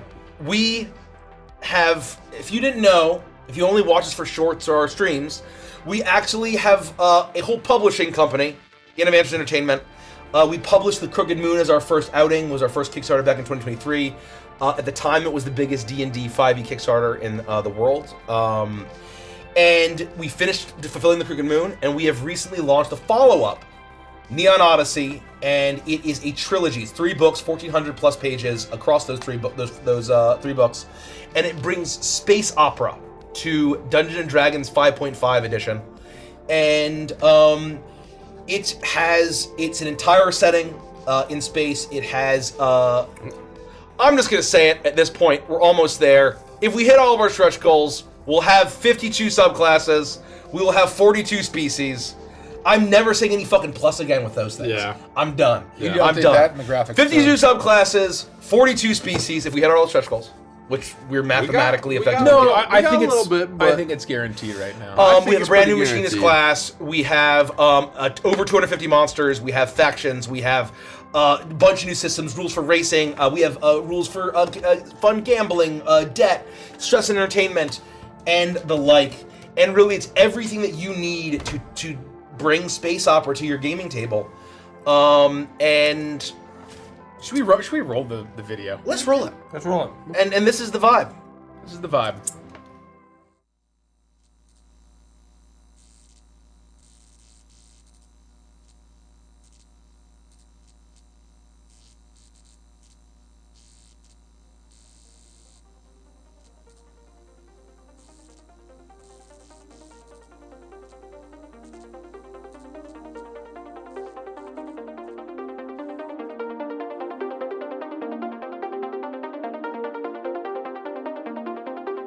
When the long working day uptown is over,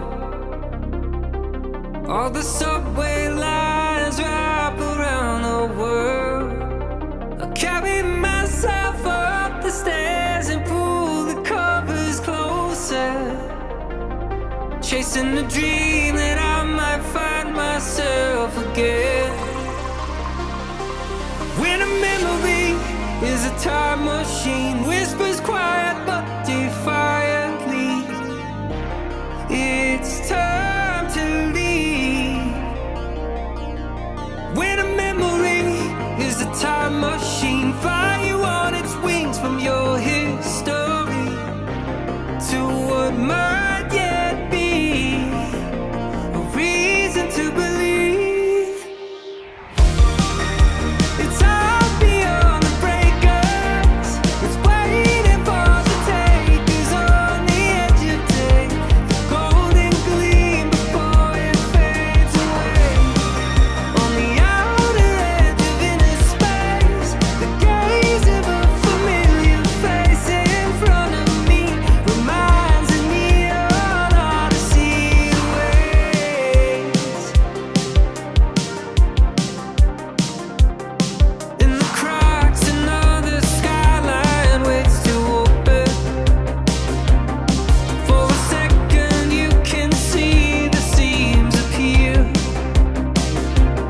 Is it a trick of light or a dare to raise the curtain?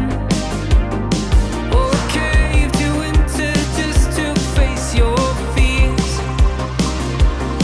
When a memory is a time machine, whispers quiet but defiantly, it's time to leave. When a memory is a time machine, fly you on its wings from your history to what could be a reason to believe. It's all beyond the breakers.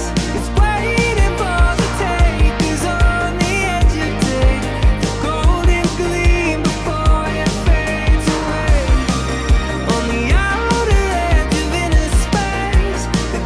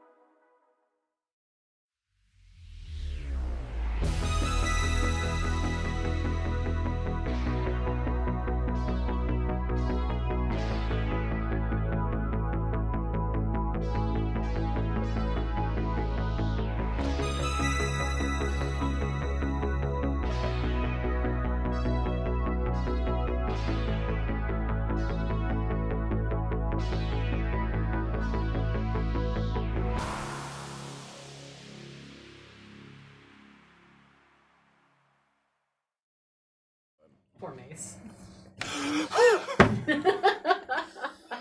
Greetings. So Hopefully you anyway, enjoyed. What would you have after 500 years? go to neonrpg.com and We get back. 8.5 right now. Oh shit! Oh my. We're Only close. 40 to We're go. close. 40 to We're go. close. We're cooking. If we had Wow, we are 8.5, cooking. Oh, We I just can need turn to keep this showing back that now. trailer. I can turn this back. 8.5, Look at those and we numbers will going on unlock the the trailer. mutant. We already have this. We already have the posters. I forget. I knew that. I knew that. We're course you do that, tired. of course. Once you we, do that. and it's funny to know, because you just said it, so I feel like this is a fine thing to say. Once we unlock the Manga. That's good. Mutant. There's only one more species. we will see the locked the final species, and then the hidden, which are cryptists have cracked out there, or grid runners, probably more apt. Yeah, you could go both ways. Will be maybe it's not fair to say what it is. Yeah, hold on. All right. I don't even know what's after it. I don't even know. Derek, we did play on the music if you don't mind. I mind. Okay. Oh. Derek would. Let's all sit love here to in mind. silence. And around we He would go. love to mind.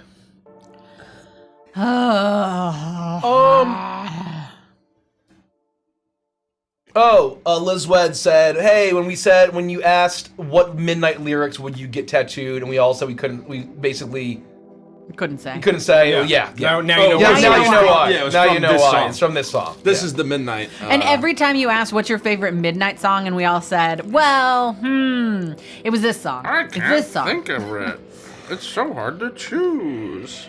Yeah, I mean, we've had this song for over a year and a half now. Yep. I've been listening to this song.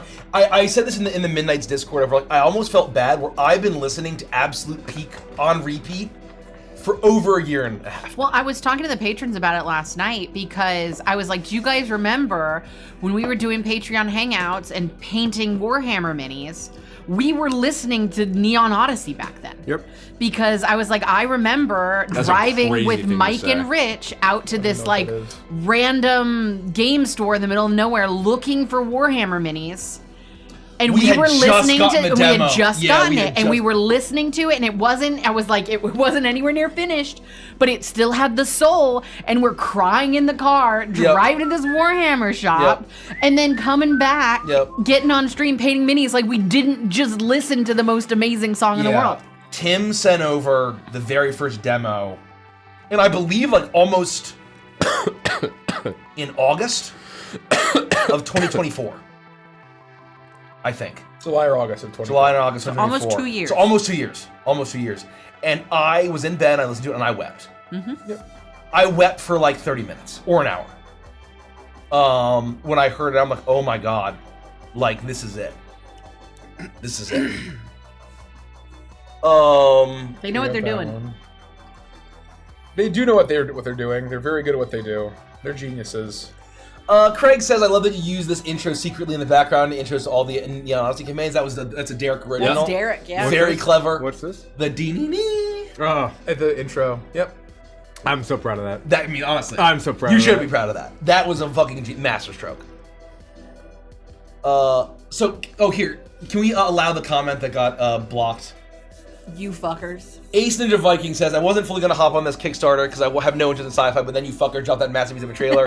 Now I'm in a deluxe box with extra dice.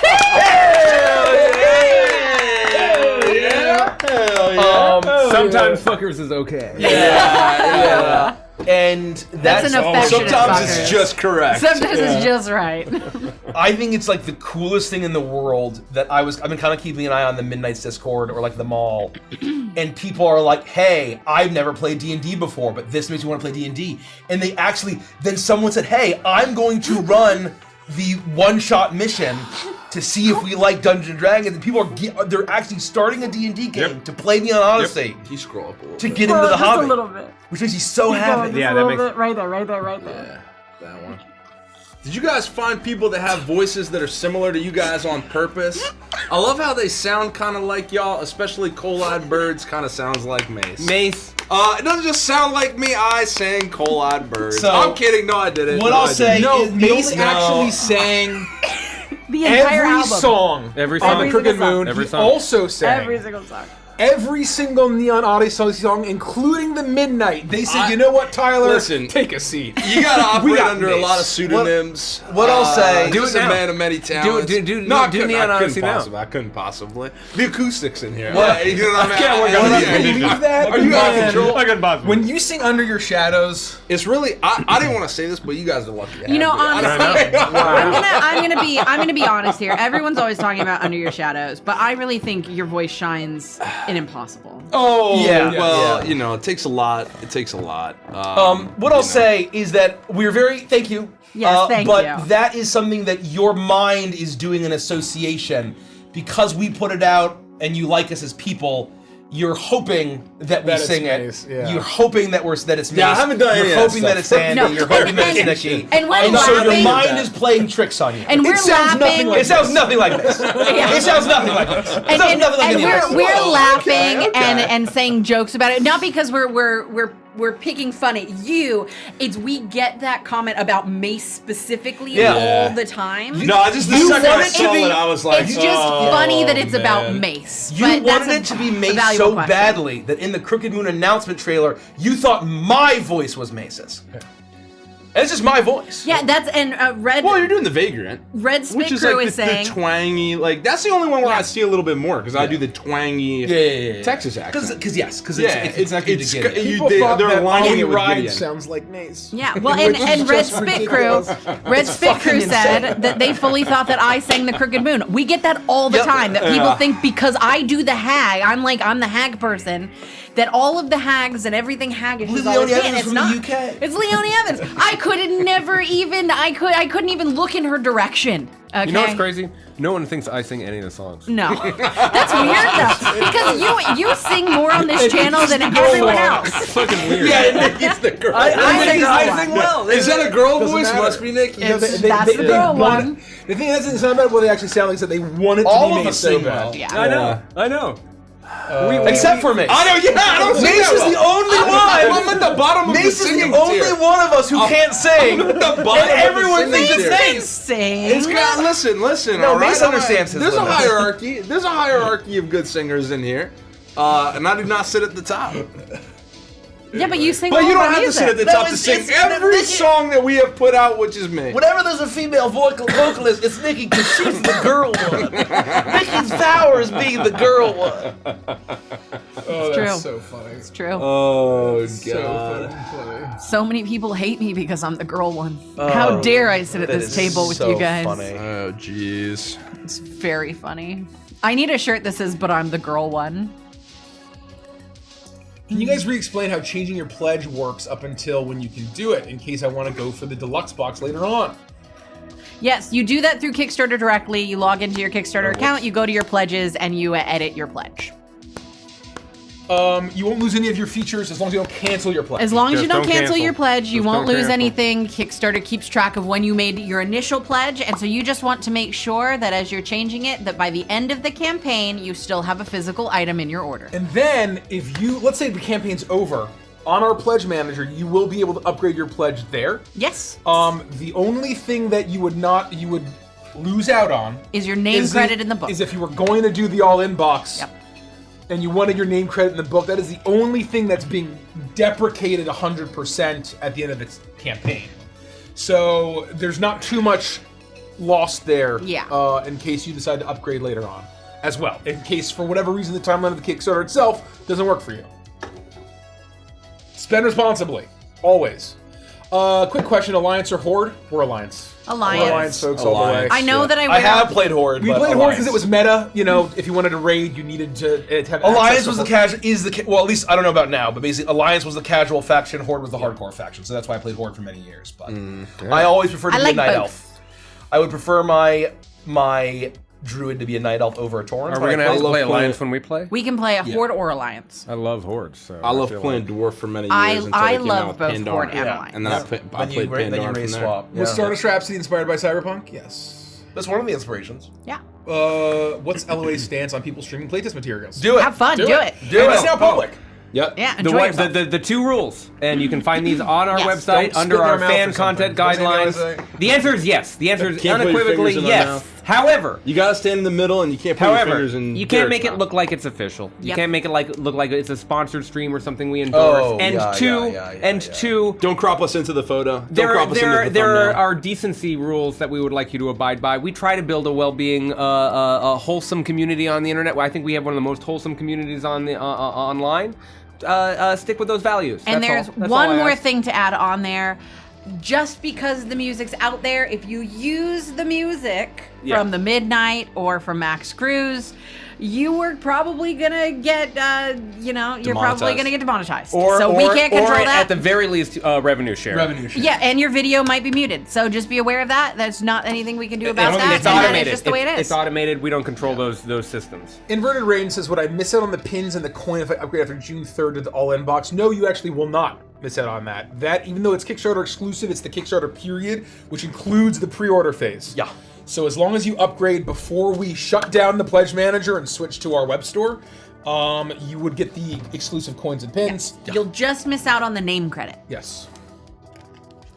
Indeed. Thank you. Yes, Nikki did sing the truth. I did, yes. no, I no, did no. sing A lot of the people believe that. No. Well, but you let May say he sang everything. Why don't I get to say that No, I sang that? it's so obviously that he didn't sing anything. I think it's so pretty damn obvious I didn't sing the Crystal Moon. obvious that he didn't. Just kill Mace more. Just kill him.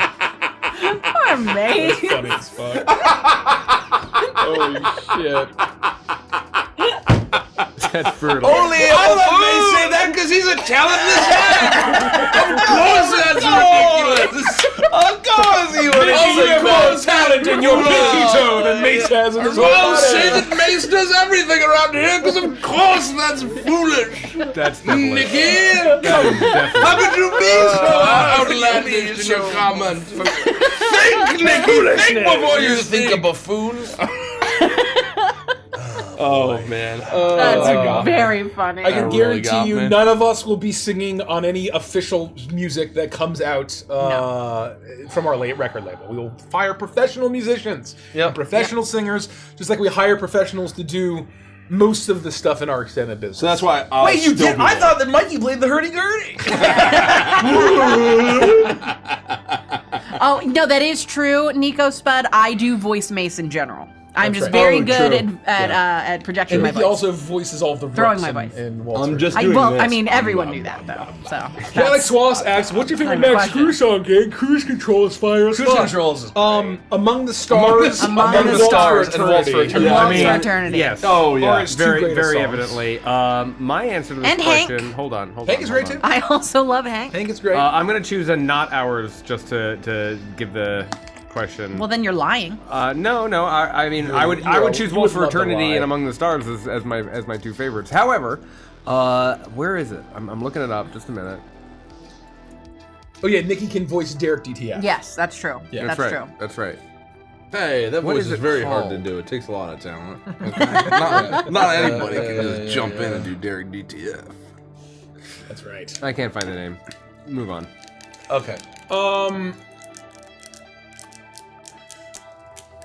take those points.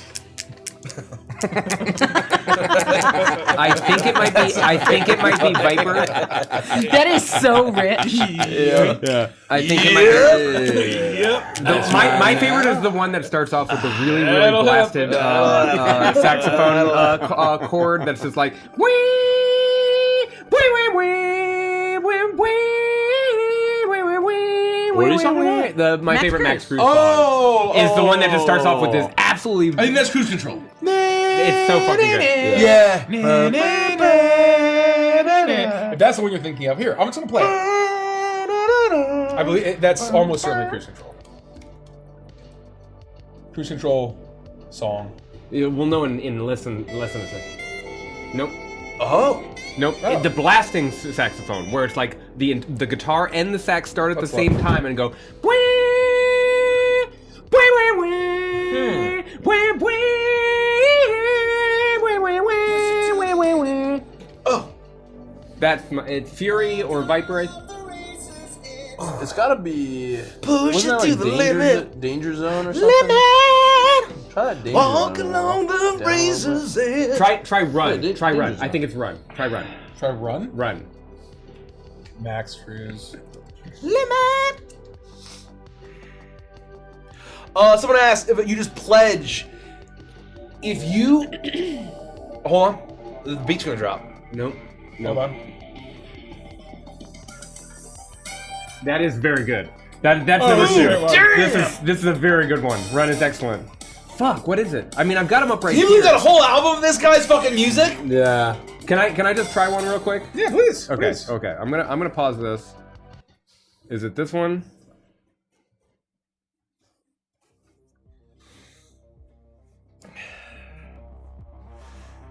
That's Run. Viper. We're gonna get demonetized. Apex. Skyline. Inertia. So, there it is. Inertia. oh yeah, this one. Hell yeah! All right. That's all. Let's It's go. inertia. It's inertia. Bro, can That's you my believe- favorite Max Cruise song. Can Thank you believe that we get to partner with the coolest fucking I humans on know. the They're goddamn the coolest planet? planets on We the- have Doig Swift in our fucking Twitch chat, who are just also the best VTubers in the world. Best VTubers, Best genius, Genius visionaries, incredible artists, animation directors, animators, art directors, storytellers, And sweetest people. Absolute color sweetest people. wizards. What The genre They're of the music sweetest is called people. Oh, I thought you said synthwave, Swedish, retro and I was wave, like- No, outrun. sweetest. There's a So- few other names for it. Someone Swedish? was asking in chat on Love call. it. So if I just love pledge it. $10 of the Kickstarter, I don't get the dice, correct? And so what I'll say is that you need to be very clear and make sure you read. I would not recommend say pledge without reward, because it's very clear. Even if you pledge, right in the tier name. if you even pledge $1,000 at that tier, you get nothing. Right, it says without reward. It says without reward. So It is a tip jar. it is a tip what jar. that is. It's a donation, a box, and so you will get nothing. If you use that, you will get nothing. So please make sure. And here's what I'll say. It seems like a lot of people are being told to use that to pledge $1 so that they can later, in months or a year, go in and do a pledge that they want. We can't guarantee that that's a possibility, and I would say it is most likely not a possibility. Correct. So if you think that you can just put $1 into the tip jar and you have access to the pledge manager, that is not how that works. It is a tip jar. That's crazy. Go follow Doig Swift. They have an amazing Twitch channel. Yeah. They're the best Great people. VTubers on the planet. I've been wanting them to focus on the trailer, but now that we're past, I need to go and sit down and talk to them about how they do their stream, because the tech setup in order to get those characters, all the models and if everything. Doig wants to, because I think I need a Doig tour. is no. I demand a tour. It is crazy. I need it. Am I able to talk about how it works, Doig? Let me know. I don't know if it's secret. No. It might be. It might be like proprietary. I think that I've seen Doig break it down. How do I know about it? I don't think I asked privately. Maybe I did. I have no idea. Anyway, I'll let Doig say that if I can or not, or if he wants to talk about it. Talk. So this is my understanding. And the reason why, and I'm like, how are their mouth movements so good? Correct me if I'm wrong, Doig. Of where they're both sitting with controllers, controlling their characters. So there's so much dynamic movement, they can basically act their characters with their controllers. They're like playing a video game. Yeah, like the heads It is turn a to the video camera. game world that Doig has coded himself. In Unity. It is in a Unity, I believe. It is a video game world, so all their looks like characters are Unity. in this video game world. And then what makes it so, they have an iPhone in each of their faces. So it's using the iPhone technology of like... Apparently, is the best. Yeah. It's the Yeah. best. It's like facial tracking. facial tracking, tracking. I believe. Yeah, for your little iPhone character. Yes, and so I That's believe they cool. do that. So it combines that with basically the bodies and the things that they control with their controller with the iPhone, allows it to have so much character and charm to it. No, the amount of emotion that you get on that bear and that bird, it's unbelievable. So that's what we call motion. It's so good. Unity, yes. The controllers on Controllers, iPhone, yeah. iPhone, face tracking. I mean, it's peak. it's peak. It's fucking peak. The code has been cracked. No, folks. I think that's the key. If I was a VTuber, I would want that. Yeah. I want And then when they're to playing be one video so games, bad. when they're playing video games, they can set up their characters inside their ship. Well, now it's destroyed. I don't know where they're going to be, but they can sit it The on Rhapsody. it. on where- hiatus. They're on hiatus. Oh, they stole the Rhapsody. They stole the Rhapsody. Yeah. So Rhapsody blew them up. They got sucked into a gravity black hole. Well, maybe fucking the fun. Rhapsody Badass. crashed, But and then now they they have can control. basically plant themselves like traditional VTubers, where they're all in one point, and they still have the face, and they can play the games on the controllers or whatever it is, and then it still works that way.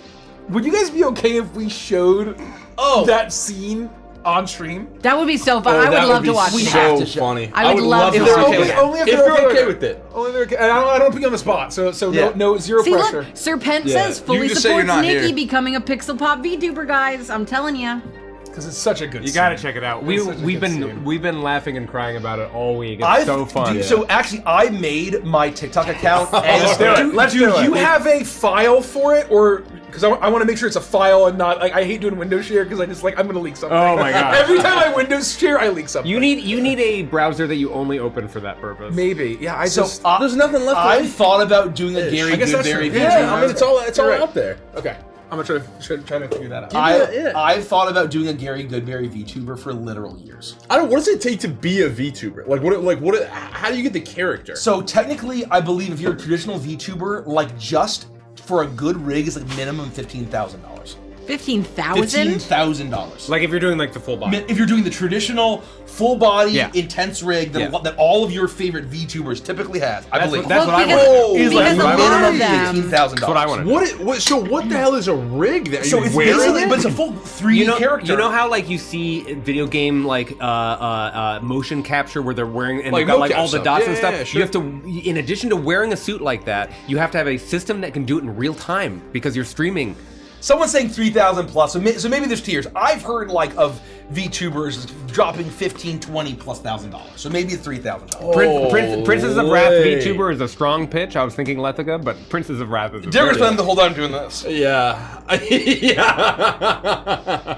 Yeah. All VTuber is So Kane Jay and then just laugh a says, whole bunch. and first it'll make no model sense. 2000, you don't need to go nuts on a first model. If I'm doing pixel VTubing, I'm going full shebang. $10,000 average shebang. says LJ Dragon. Damn. That's what I thought. I Right, thought it was well, a more. because I That's think I thought it was more than 5,000. I It's coming think down there because is they're commoditizing. there. it now, Well, right? I think what it is a lot of people who start VTubing start off small and they do the 2D model, like, so they're not build onto fully it. 3D. You don't get everything. It's a drawing that has some movement. yes. What we're talking about is we're talking Like a some full motion. 3D model We're that's talking a mapped. full 3D where we can spin all the way around if we want to, do dance moves, God and forbid our a character VTuber does did a what we little want. motion, you know what I mean? Imagine Derek wearing the VTuber suit. Yeah, my system will fail and my viewership will go up. Exactly right. Good thing you streamed in the nude. Oh my god. Oh, that's funny. He's naked so right now. is the- I just so paint the dots on When it. we say the rig, it's an outfit you wear. No. plus You basically don't a need to do an computer? outfit. You don't need an Oh, outfit. okay. So basically, it's a 3D model that is fully rigged up to have whatever level of articulation that you want. And so, like, Okay. the bigger that you go, there's a tremendous number of like. You can have it be very like realistic and if you use I think the iPhone, the mouth movement and your facial expression is captured. There are some that kind of are like what are they called PNG tubers, where it's just like it's more of an anime image that's then kind of 2D VTuber, and there are people that do that. I'm not like super down all on that. Yeah. But like I hear there's a whole variety of ways to do it. But I think having a flappy mouth puppet Gary Goodberry VTuber would be fucking amazing. Hilarious. I think it'd be fucking great. I think that would be. I actually made. Well, it's like some of the funniest Oh, that's times so I had in fun. Repo. Sorry. Was when somebody's mouth was just going like this, you know, because they were laughing. Yeah. It was so I think fucking you're funny thinking to about see. Peanut. How it was just a peanut, but every time he talked, you could see his mouth moving. Yeah, there's that style of Ooh. VTubers. So that's where the eyes, and then there's a bunch of Sun Glitters, who was big in the World of Warcraft classic days. She's a potato, I think. And so you have your eyes and your mouth visible. Oh, that is a lot cheaper. That's a I lot see what you cheaper. mean. I see what but you mean. basically, no, the full VTuber rig is like a full 3D character. I was You just can thinking still about sell like one. when we Warehouse, played you can move up and Repo, down. and Oh, you yeah, would and it's just talk the and mouth mouth would go flaps. like Yeah, that. yeah. I thought it was so funny. Oh yeah. So You know, and it someone was like- suggested for Pixel Pop VTuber that you can redeem points to change your Globlin color. Oh my That's god. brilliant. That's brilliant. fun. That's brilliant. Brilliant. Yeah. And then you gotta roleplay the whether- attitude. No matter Oh, your 100%. Yeah. no matter 100%. your how you VTube, I think it's all good. Me too. I think find it VTubers quite- are fantastic. So I wanna do it VTubers so are always bad. kind of my my dirty my guilty pleasure until I'm wanna do it realizing so I bad. don't think it's a bad thing to like No, VTubers. not at all. I really Wait, enjoy Fuamoto. what I like about it, this is what I'll say. there are a lot of people who maybe have some hesitation about showing themselves on camera, but they have the kind of personality that people can relate to. And a VTubing rig allows you to feel comfortable to be yourself because you Or a character. Or a character that you want to play. Parts of it's almost like being a drag queen, where you can you literally dress up as the thing you want to be and you feel empowered to do that thing. I think VTubing is fantastic. So, yeah, everyone's saying bow bow. Yep, bow bow. Fumoka's great. That was the one that really, they're twins. They're twins, which I think is very fun.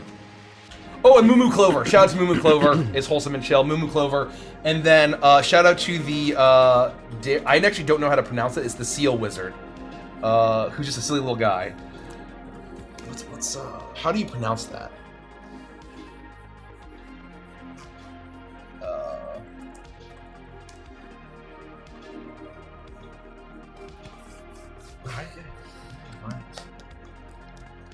Dranagon. Dranagon with a 0 instead of an O is very funny. Dranagon? Dranagon. It's a seal. It's very charming. Can you pull some questions so we can see it? Oh, and like Dan's saying, I think it's really cool. It's a thing now that VTubers react to our shorts.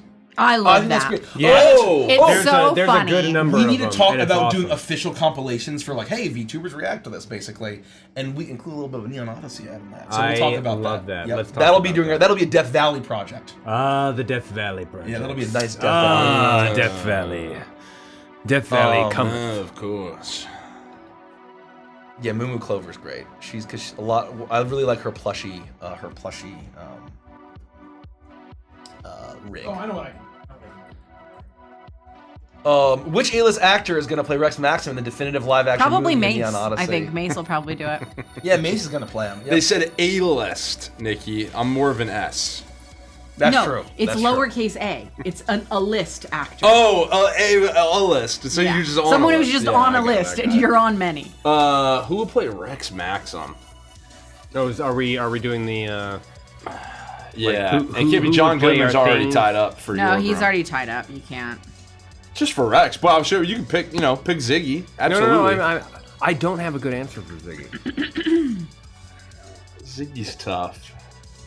I think that the correct answer is going to be some useful actor who I don't even know exists right now. The guy You know who who played I Mr. think? Robot. You know who I think would be great for Ziggy? Rami Malek for Ziggy? Fucking Oh, No. I know who's playing Rex. I got it. I was No. trying to think. I wasn't getting anything. No, the person who's playing Ziggy is Willem Dafoe. Willem Dafoe. I have an answer. All I of have these an are unironic out answer of for. control. I think Austin Butler's playing Rex Max. Oh No, my we God. can't. He's already playing Xyler. Oh, it's Austin No. Butler playing Xyler? Yeah, he is. Okay, I didn't know that. Yeah, he has to play Xyler. So I we do can't play love Rex. that though. Austin didn't know Butler that. is fantastic. It's a great choice. I'm open to suggestions, chat. I can't see you right now, unfortunately, but There's no reason Austin Butler can't be both. We're not sponsored by whatever this. yeah, what the fuck, Richie? Choose from a variety of sizes. Amazon, baby! Oh, check out this little Princess Pupper. Princess Pupper want car. Do you want car? You can get a new car with don't have Twitch Turbo? low money down. I The cannot percentage believe is only going to that last for the we next 3 to 5 subscribe years to of it. your life. and we do not have Twitch Turbo. Is sound coming through for anybody? I don't know. I can't. Actually, Subaru. Ryan Gosling would be an would do an amazing Rex Max. he would. Ryan Gosling would do an amazing. He would be phenomenal. 2.9% Perfect. of your Not total sponsored, net not worth. sponsored. by Not Ryan sponsored. Gosling. God, Ryan Gosling. No is such a sound, funny they guy. say. Sound? Oh, sheesh. Hold on. Hilton. No, it's Hilto. Come on down to Hilto. Hilto. Only at Hilto. Jeff Goldblum from Ragnarok's not bad.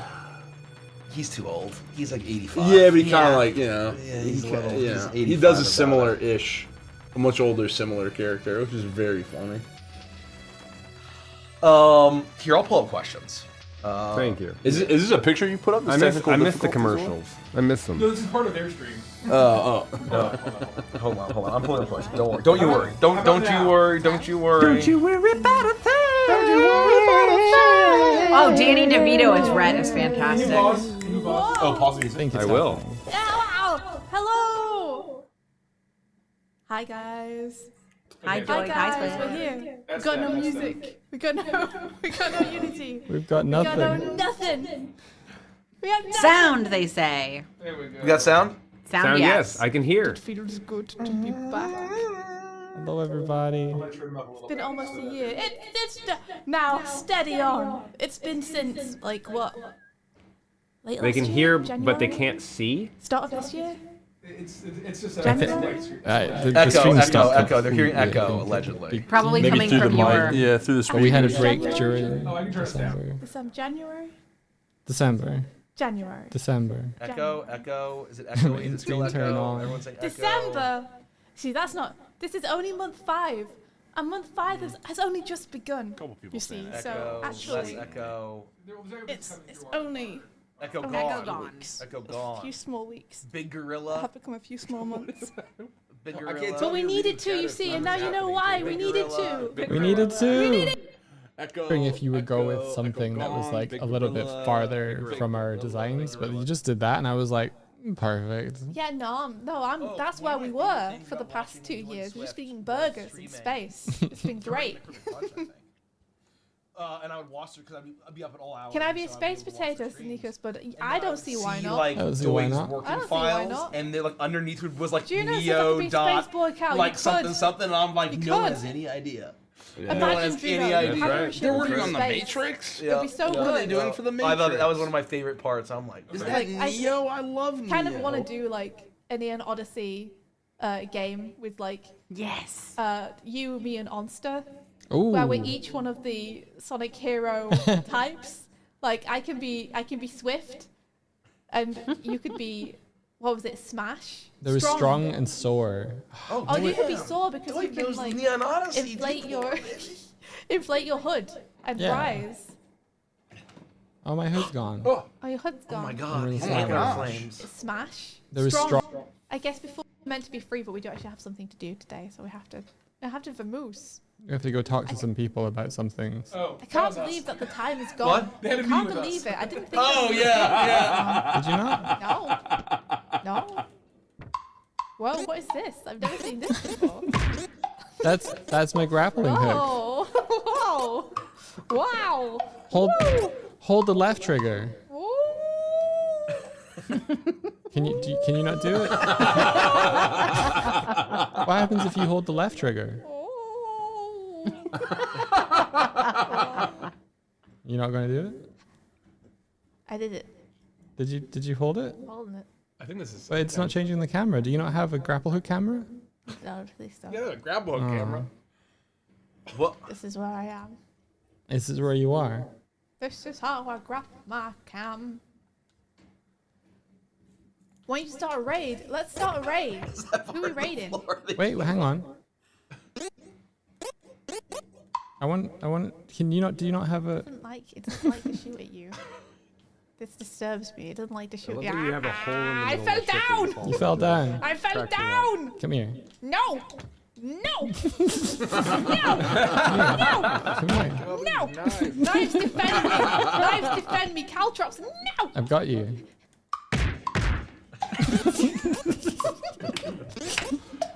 I'm doing it. Peanut. Peanut. Doing it.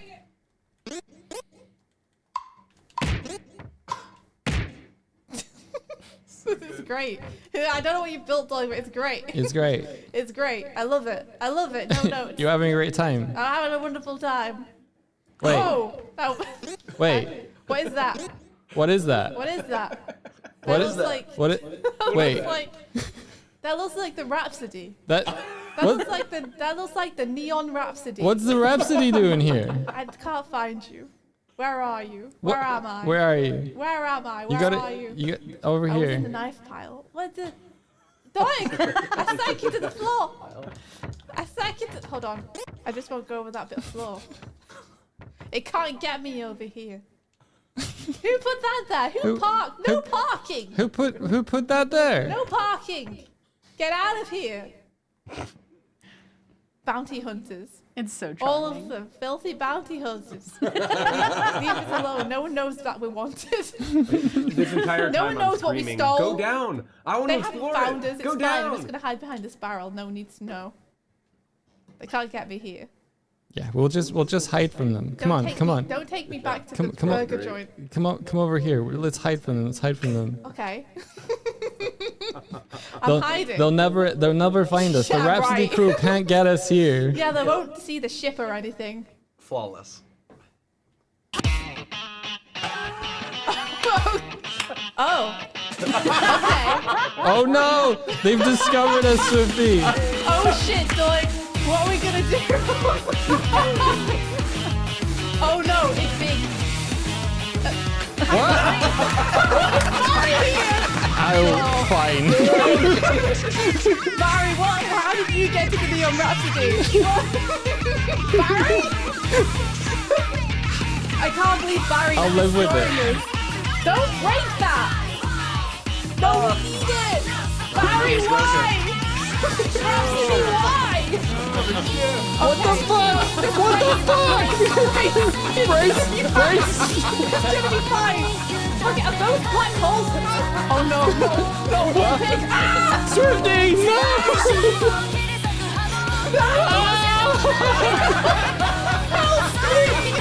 I'll get you! I'll get you! I'm coming! I'm coming! No!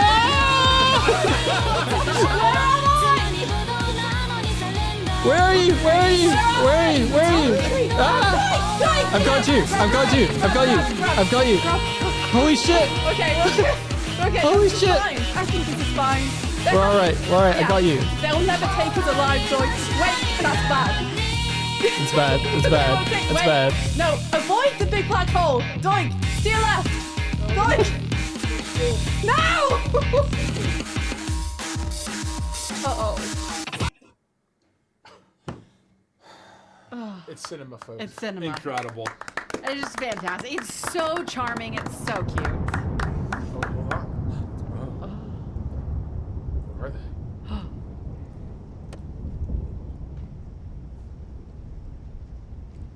The other, Yeah. the other, Ow. Ow. That Rhapsody's got some firepower, huh? Yeah. Yes, it does. Dude. I Where the- guess those guys are pretty good bounty hunters after all. And Barry! For some reason. And Barry. Damn you, Barry! Dog, I don't think we're in Kansas anymore. Where's Kansas? Not here. That's for sure. Where are we? I don't know. Where's the ship? I don't know. I think we fell pretty far. I don't think we're in the same realm anymore. We went through a portal, dude. What? I mean, that's good for escaping from bounty hunters, right? I guess so. We've eluded them. Not so good for general survival, though. No. Unfortunately. What the hell is this thing? Oh. You ever seen one of these Oh, I don't- before? Can you eat it? I don't know. Do we eat it?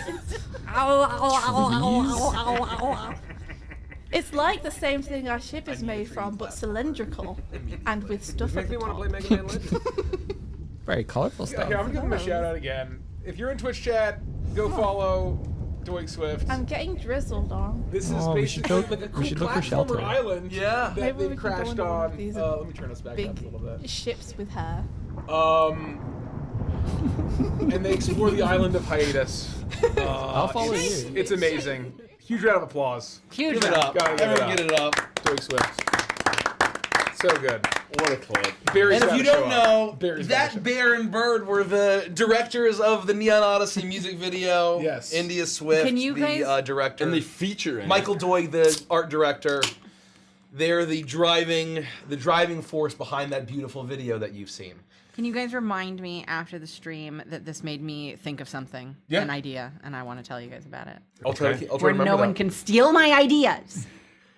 Can't have them. I geniuses. just adore that it's VTubing, but also they have Yep. full Yeah. control over an environment. It's so cute. That's the X factor for me. Yeah. That's the X factor for me that makes it like I'm like really excited about that. It's amazing.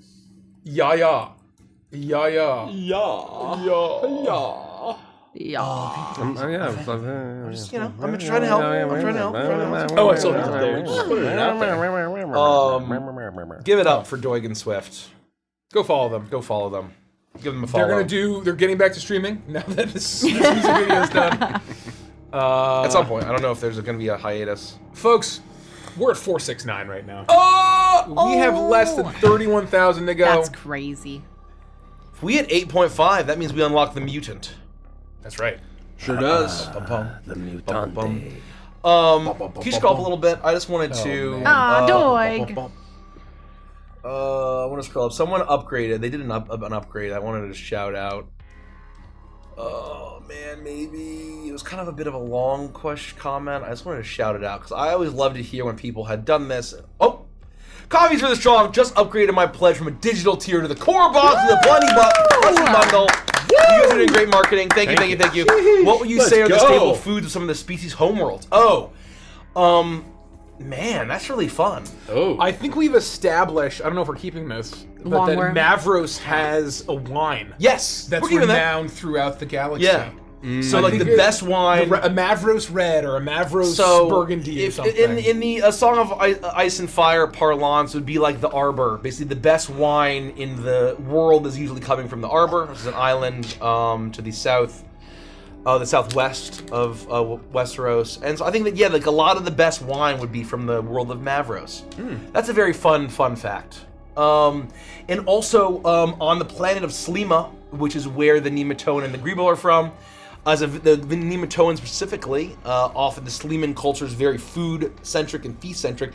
There's a lot of wonderful and delicious ingredients, but it's weird bunch of weird bugs and creatures and plants and things that seem weird, but are very delicious, and there's a great culinary culture there in Slima that I think is very fun. Any other fun facts? I think that's...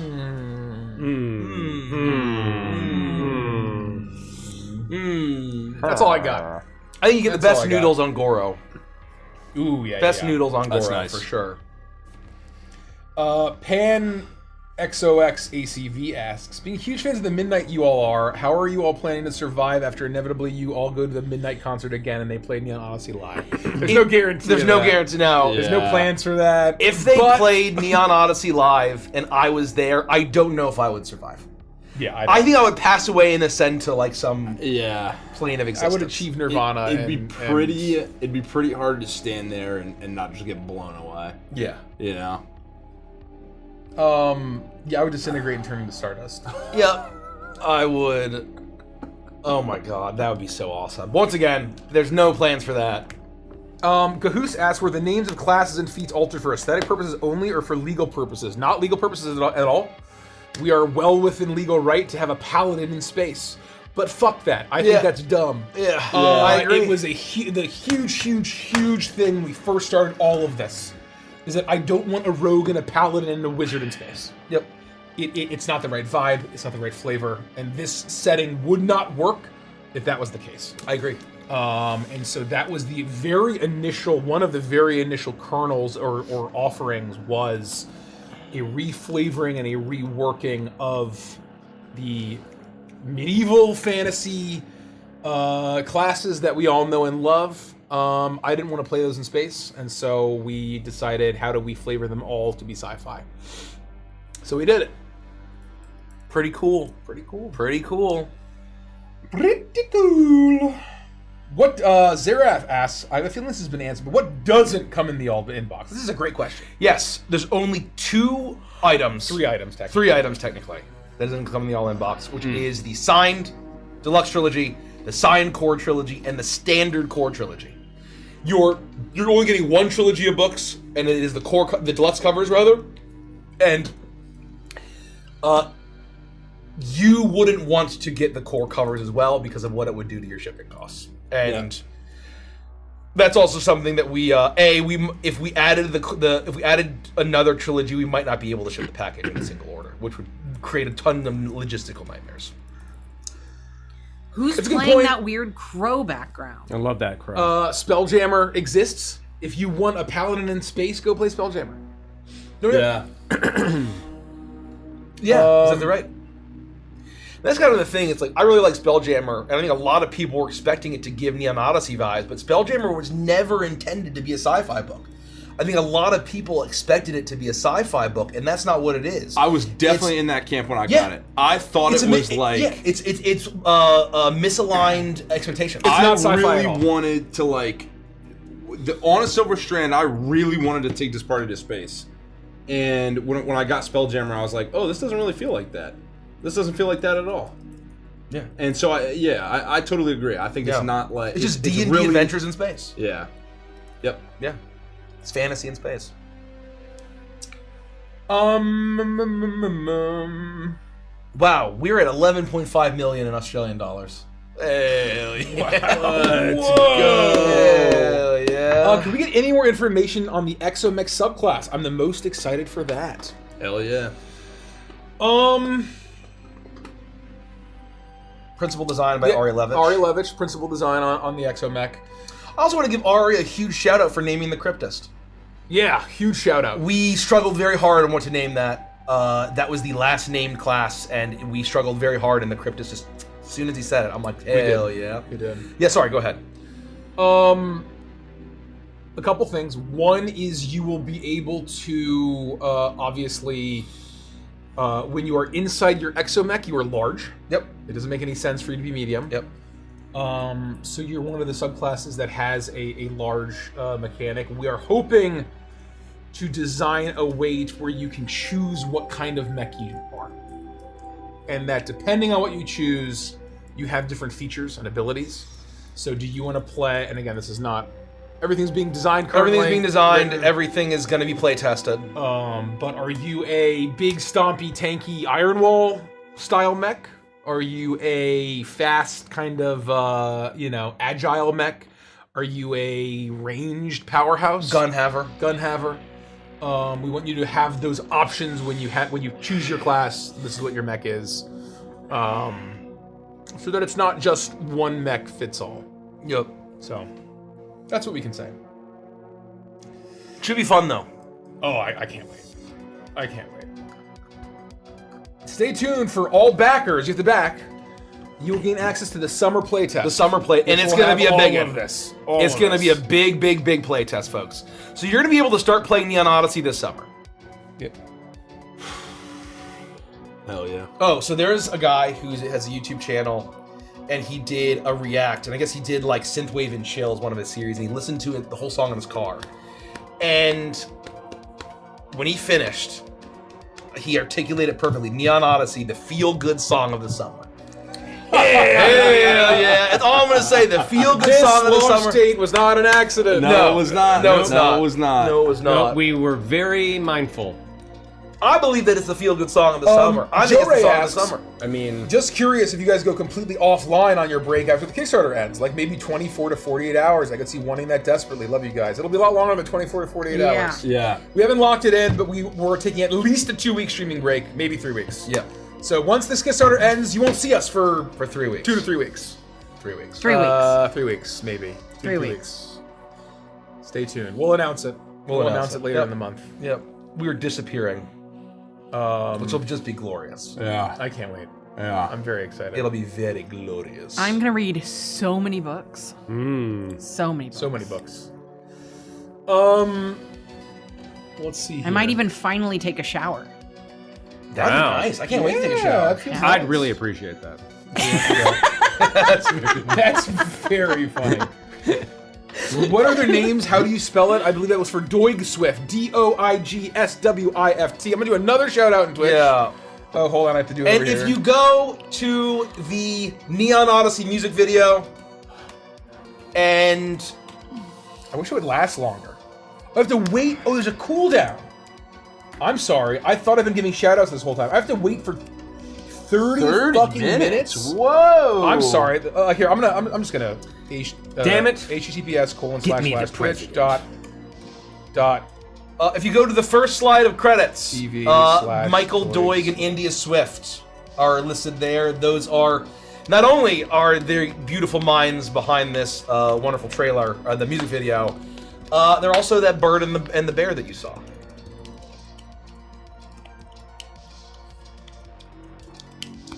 Morty Adams says that there's a new repo update again that add new weapons, cosmetics, and vehicles.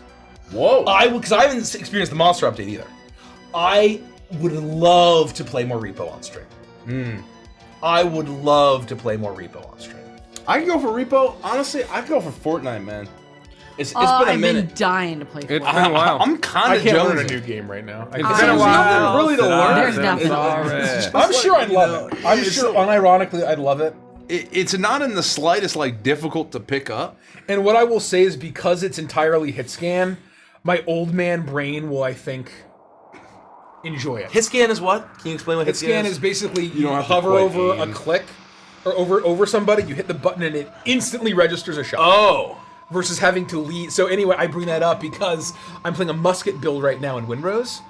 And I'm trying to get headshots and I have to lead, right? Like if they're moving, I have to lead. Rust the is bullet. like that too, right? Yeah. I don't know. I have don't know if you have to lead or not.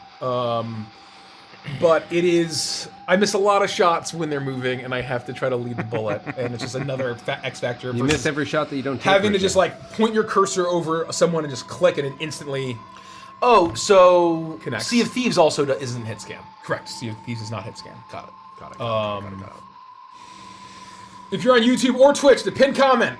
Go follow Doig Swift, our incredible directors on the Neon Odyssey trailer. And they're also the greatest VTubers on the planet. I agree with that. All of that. Check it out. Oh, Lucid Inception. I've answered this, but I like to answer these lore questions. Regarding cacophony, can something be corrupted by 2 or more tones, or can they only be corrupted by one of them at the same time? I would say, once again, we're still, until it's published, nothing is 100% locked in. But I believe is once someone falls to a tone of cacophony, that is it. There is no going back besides extreme levels of narrative or the equivalent of a wish spell. And they cannot be corrupted by another tone, which is why the tones need to get to the mortal souls while they're mortal, while they can be corrupted, and they need to get to them. And so there might be people who are pulled back and forth, but once they fall and they are assigned to that tone, that's it. It's like an axis, right? You can't be at all points of the you can't be going north and south at the same time unless you're Bitsy. Don't tell me what to do. That's a great way to think about it. Yeah, I think that's a meaningful distinction. There's no super discordant who represents all 4 tones. Correct. Yeah. Yes. We have no literal Satan that is cacophony qua cacophony. Yeah. There is effectively no cacophony qua cacophony besides various midpoints and external, cacophony. What does that mean? Is cacophony qua basically there is no cacophony. just I'm into cacophony, and there's no one who represents just a toneless cacophony. Oh, Right. Got it. What is it? There are Chaos Undivided? Is that what it is? In Warhammer? Yeah, Dan literally just said there's no cacophony undivided. Exactly right. Yeah. Exactly right. That's awesome. That's very That's funny. And very That's funny. really funny. Although some of my favorite stat blocks that we have in our bestiary is you've seen some of our tone specific fiends, but because we have limited page space and we can't have the bestiary be almost entirely fiends, we created a good number of stat blocks that are effectively we're calling generic cacophony or generic discordant, that are from all tiers of play, where basically it is a cacophony, it's a fiend, and then you basically can choose which it is, and then it allows you to basically have all these options to fill in the ranks of whatever tone of cacophony you're dealing with. And they kind of have all of these tropes and archetypes that are fitting in any one of the 4, and then you can theme and customize them depending on which tone you're picking, which is one of my favorite.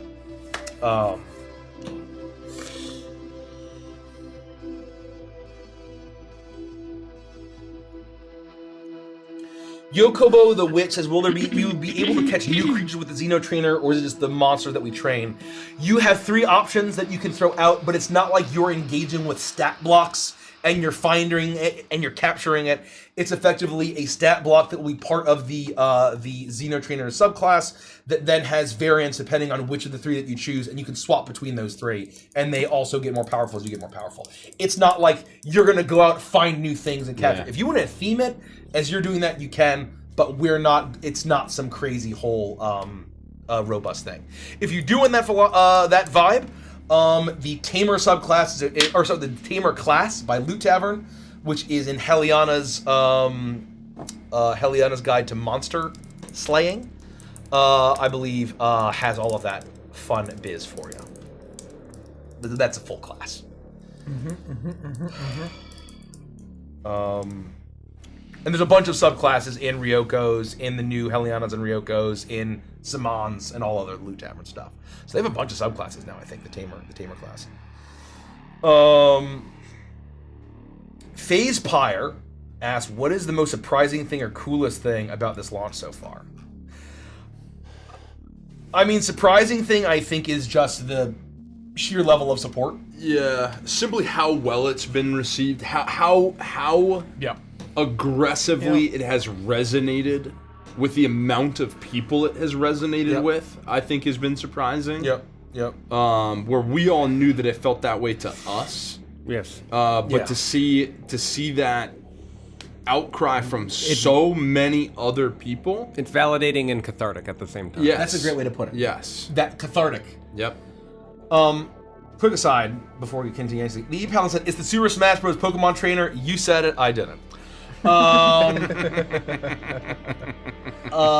no, I think that's surprising. I think the coolest thing is finally being able to show off this music video, where, like Doig had kind of shared with us, that when the day of launch, it was 2 years and 3 days from my first cold email to them. 2 years and 3 days from when I first did my cold email to Doig and Swift, and where I'm like, please, I need this! I need this! I'm doing something! Please, I'm doing something! And it was just, as soon as we had our first conversation with them, I think that we knew, at least on the Avenger side, we knew it was a perfect match and a perfect fit, and just, it was, so for 2 years, we've been working on this thing, and it just, you know, it came to, we started working on it in February, in varying degrees. Obviously, we peeled off fully for many months to work on Crooked Moon, but it was still percolating, it was still in discussions throughout the Crooked Crunch. Yeah, and obviously the timeline, like we were and we had working on different it teams the and whole capabilities. time, but us working on the Odyssey didn't delay Crooked Moon a single day, right? So like, that's important to mention, right? Is that when Crooked Moon needed our attention, it had it 100% of the time. Minute one. Yeah. Minute one. When you have a big team, you can have lots of people working on lots of different things. It's not like every single person can work on one thing until it's done. So it's like at some point the art is done. Yeah. Right. At some point, At the some writing point, is these done. chapters are written. At some point, like you can't move forward on something because it's waiting for something else, right? Yep. And we never stopped working with Doig and Swift on the trailer. Yeah, and I mean, like, we made many mistakes on the Crooked Moon. So many. But the one mistake we didn't make was delaying it to work on the next thing. What? I just want to read the Orbis's comment. Because thank you for this. This is exactly our intention. Orbis says all that's available at the moment is super soft fantasy that happens to be in space, or super crunchy hard sci-fi TTRPGs. Neon seems to be a perfect blend. Yep. I'm with you, the Orbis. I don't care for either end of the spectrum. Yep. I wanted something in the middle to exist, and we all wanted. We want a setting that has magic. Completely agree. Right. That magic is part of the world. Right. Yep. And it doesn't exist. It's just not out there. You can't find it. And so we're like, fine, I'll do it myself. And this is where the gap was. That's a question we always ask before, or we've asked one other time before we did a Kickstarter. Is where is the gap, and what do we have to offer, and what can we do that's unique and interesting and brings additive flavor that nobody else is doing. Right. And I absolutely agree that I think this was a massive gap. And there's no wrong fun. Both of those flavors are great in their own right. And if you want to play those games, people that love those styles, absolutely. Just not for me personally. 100%. I'll scroll up a little bit. I wanted to snipe this here real quick. Yeah. Since you started NO during CM, does that mean you've already started working on your Kickstarter already? No, the Crooked Moon Kickstarter and campaign was all done. Before we decided the next vibe here. So basically how it worked out, right, is that we funded, obviously we worked on the Crooked Moon for, since like November of 2022-ish. And November 2022 is when I would say was when we started. 11 months later, we launched the Kickstarter. And then by like February of 2024, we'd spun up a big team to kind of work on Crooked Moon. Yep. Right? And once that team was set up and running and driving on it, then we had time to basically start to talk about strategy as a company, right? And as publishers and as creatives, what's next? And so we had what we call the Pixar lunch, where we sat down and had a shootout of, we had 6, 7, 8 other ideas. And Neon Odyssey won. And so basically that was the end of February 2024. And so every spare moment that wasn't working on Crooked Moon, from that point forward, we were working on Neon Odyssey. And so that's why we have so much done now compared to the Crooked Moon. We are $25,000 away from 8.5. From unlocking the mutant.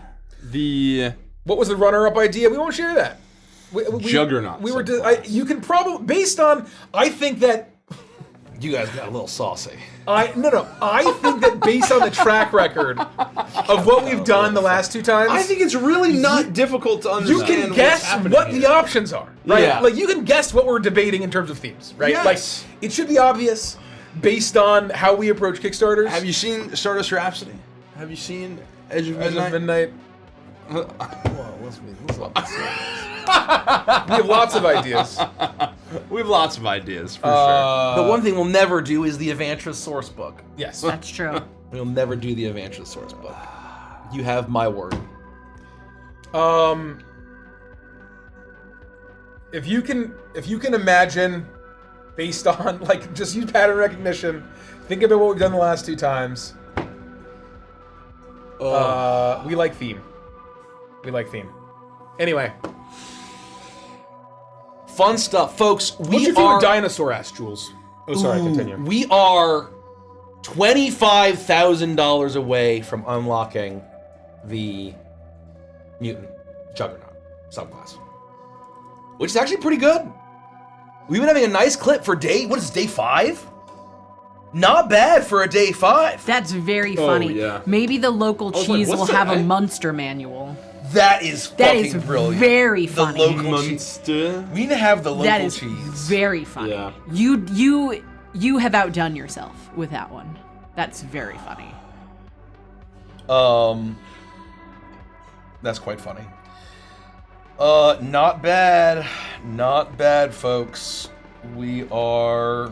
We're so close. We're so close, folks. We're so Go to close. neonrpg.com and support our Kickstarter for Neon Odyssey.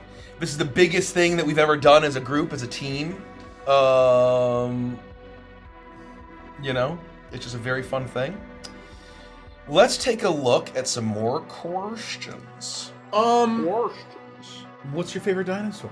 Oh, yes. I think broadly, I like so many. I'm a big fan of the Spinosaurids in general. Yeah. The whole group, not just Spinosaurus, but the Suchomimus, Baryonyx. Yeah. Basically, semi-aquatic theropods are very cool, and I'm a big fan. I'm about as read up on dinosaurs as I am the Muppets. You like T-Rex, that's why So I was gonna say I'm kind of a basic B, and I enjoy a T-Rex. But we did the last time this came up. I did say if I was gonna play a Saurian inspired by a dinosaur, I think an Ankylosaurus. Ankylosaurus. Ankylosaurus. Ankylo? Ankylosaurus. I think an Ankylosaurus. That'd be pretty cool. Like some bruiser kinda. Yeah. Like tank subclass could be super cool. Ceratosaurus is a good choice. If you're not counting the flying and aquatic reptiles, although I really let's count those. Then I would say I really love the Plesiosaurus and the Elasmosaurus. Yeah. I love Pteranodons. I love all various pterosaurs. I would play a Megalodon. Next is a straight up fish. I like. It's a whale. It's a whale. Oh, it's a whale. That's right. But if we're counting just dinosaurs, I really like Stegosaurus, and I really like all of the sauropods, which are your Brontosaurus, Brachiosaurus, Apatosaurus. I really like those fellows. As a kid, my favorite was always Stegosaurus. Oh, that's cool. Yeah, I was a big I always Stego liked fan the as a kid. whatever Nessie is. Plesiosaur. That's the one I like. Yeah, also The aquatic. Lapras. Or an Elasmosaurus. I always like big aquatic animals. It's just my thing. Oh, someone asked how you would make a Spinosaurus into a Saurian. You have two options. You could do a deep fin, or you could do a shark tooth. If you want to be Rockeye, you can do that too if you want. Yeah, if you want. I personally would probably do. Oh, that's tough. I think I would go with sharp tooth, but try to find a way to get swim speed from somewhere else. We had 475. Let's go. Oh Let's my go. God. Let's go. That's incredible. Let's go. God, less than 25,000 to It's go. happening! We're so close to the mutant.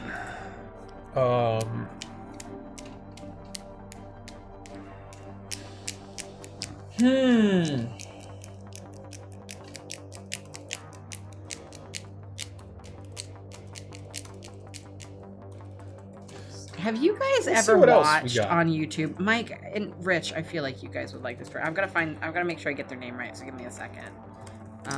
What's your favorite angel from Evangelion? I haven't seen it. Nor have I. Probably Derek's the only one that could answer that. I think he really likes. Have you guys ever watched Evangelion. Lindsay Nicole on YouTube? Yes. She basically just talks about like prehistoric animals. I and- saw a video of a dude who went to the La Brea tar pits, and she was like a guest on that. That's my only experience with her. She's fantastic, and I think the two of you would really enjoy her content. Like her most recent video is a 30-minute video about the mysterious squid, the deep sea monster known as the I think it's called the big fin squid. Oh yeah, the big fin. It's the super creepy one. But she talks about the most heinous birds of all time, the evolution of humans, Earth alien societies, superorganisms that have hive minds. She's really, really fun. And I don't know why, but I feel like, especially when she talks about dinosaurs, I think that it would be your speed. Because she's very funny and has that dry humor that you guys like. That's very funny. That's similar, I like like, that. what's her face? You like, she's the Star Wars girl that you like. Jenny Nicholson. Oh yeah. Yeah, she really like Jenny reminds Nicholson. me of Jenny Nicholson quite a bit. That we know of. Yes, that we know of. Did you know that the La Brea tar pits translates to the tar pits? Do you know? Because La Brea means the tar or something. Oh, the tar pits. The tar pits. the tar Let's pits. go. I love that. Let's go. Let's go. I learned that in that video. It was very funny.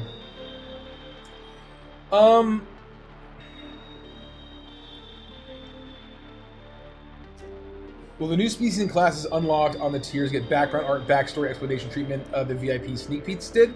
Is there going to be ways to learn about these base classes, races without buying the books for creative purposes? Yes and yes.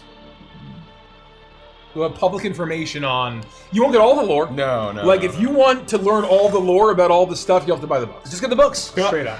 I think and that's why I think if you want to get creative in the world of Neon Odyssey, buy the trilogy just for that. 100%. I think there's a lot of value, even if you don't plan on playing. I feel like we've talked a lot about how some of us had like original D&D books when we were kids and never played. Like I remember my brother had, I don't know, like I was too young, I don't know what iteration, but I remember flipping through the art and just thinking about what I think I would have fun playing. What I think was like, oh, this looks like a swordsman who can cast magic. That's something that I think is really cool. I'd play a whatever this thing is, a mage knight. And just flipping through the books, learning about the world, checking out the subclasses, the species, reading the deep lore is absolutely worth it. Kraken Within, can you tell us more about the mechanical difference between the Machinist and the Artificer? I've seen some people think the Machinist is really just a class skin for Artificer rather than a new class. They're wrong, first of all. The reason where that's coming from is that all that we've shown off of the Machinist is the first 3 levels, of which in terms of class features, only 2 of those features are visible, level 1 and level 2. Actually, let me double check to make sure that I actually have it right here. Well, Gideon's level 6. Oh, Gideon is level 6. But that's not in the playtest. Oh, yeah, I don't know if haven't, they could like that. see that It's pronounced somehow. Gideon. Gideon's level 6. Thank you, Mace. Anything for you. Anything for the bit, you know? So far,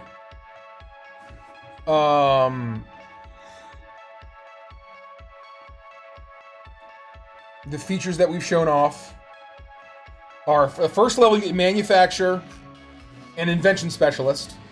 Manufacture is you know, has some similarities to what Machinist has, to what Artificer has, but Invention Specialist is a brand new thing that's not at all related to the Artificer. Level 2, you get Hypertext Schematics and Rapid Repair. Yeah. Hypertext Schematics is totally different from anything that the Artificer has. I know that you can choose like items you can make, and maybe at face value in the subclass it feels similar. I promise you it's a different thing. It's a totally different thing. And I think in my mind it makes it super different from the Artificer. And then Rapid Repair is unlike anything the Artificer has. You know, that's the thing. I'm getting one guide or multiple guide by like thinking there are things, because of people, the way that they're talking and being very confidently wrong. I'm like, oh man, I guess there's more. I like went to go look In up. common. I'm like, oh man, I guess there is something in common. I went and I looked. I'm like, this is fucking no, this not is at all super the different. same. Yeah, It's yeah, not at yeah. all the same. Yeah. And then so the Artificer They just, is they're looking at the two of them thinking like, oh, this is the same amount of classes. Yeah. Even though it's not discussed as such, this must just be a reskin of Artificer. Because how else would they do it? You know, as opposed to like, no, it's a new chassis. One of my big design notes when Dan started on the class was the Artificer is just the magic item class, right? And especially at later levels. It's, you can attune to 4 magic items. You can attune to 5 magic items. Oh, really? You can attune to 6 magic items. 6 magic items. And you can How make many magic did he items eat? really easy. And I'm like, I don't want any of that shit. How many? Kill it. Dead, right? Like, this is not the...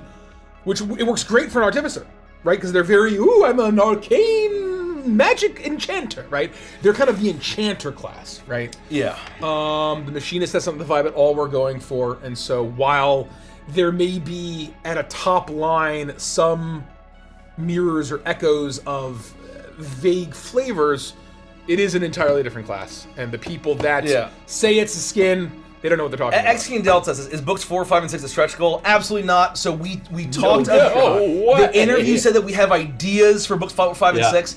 This would be something in maybe 5 to 10 years. Yeah. 5 to 10 5 to 10 years. 5 to 10 years. This is so. Don't think that you're going to be getting where, oh, you did so well, we're going to throw in 3 extra books For free! and then you would want that, and you say, well, why isn't it here tomorrow? I can't believe it took that long to make.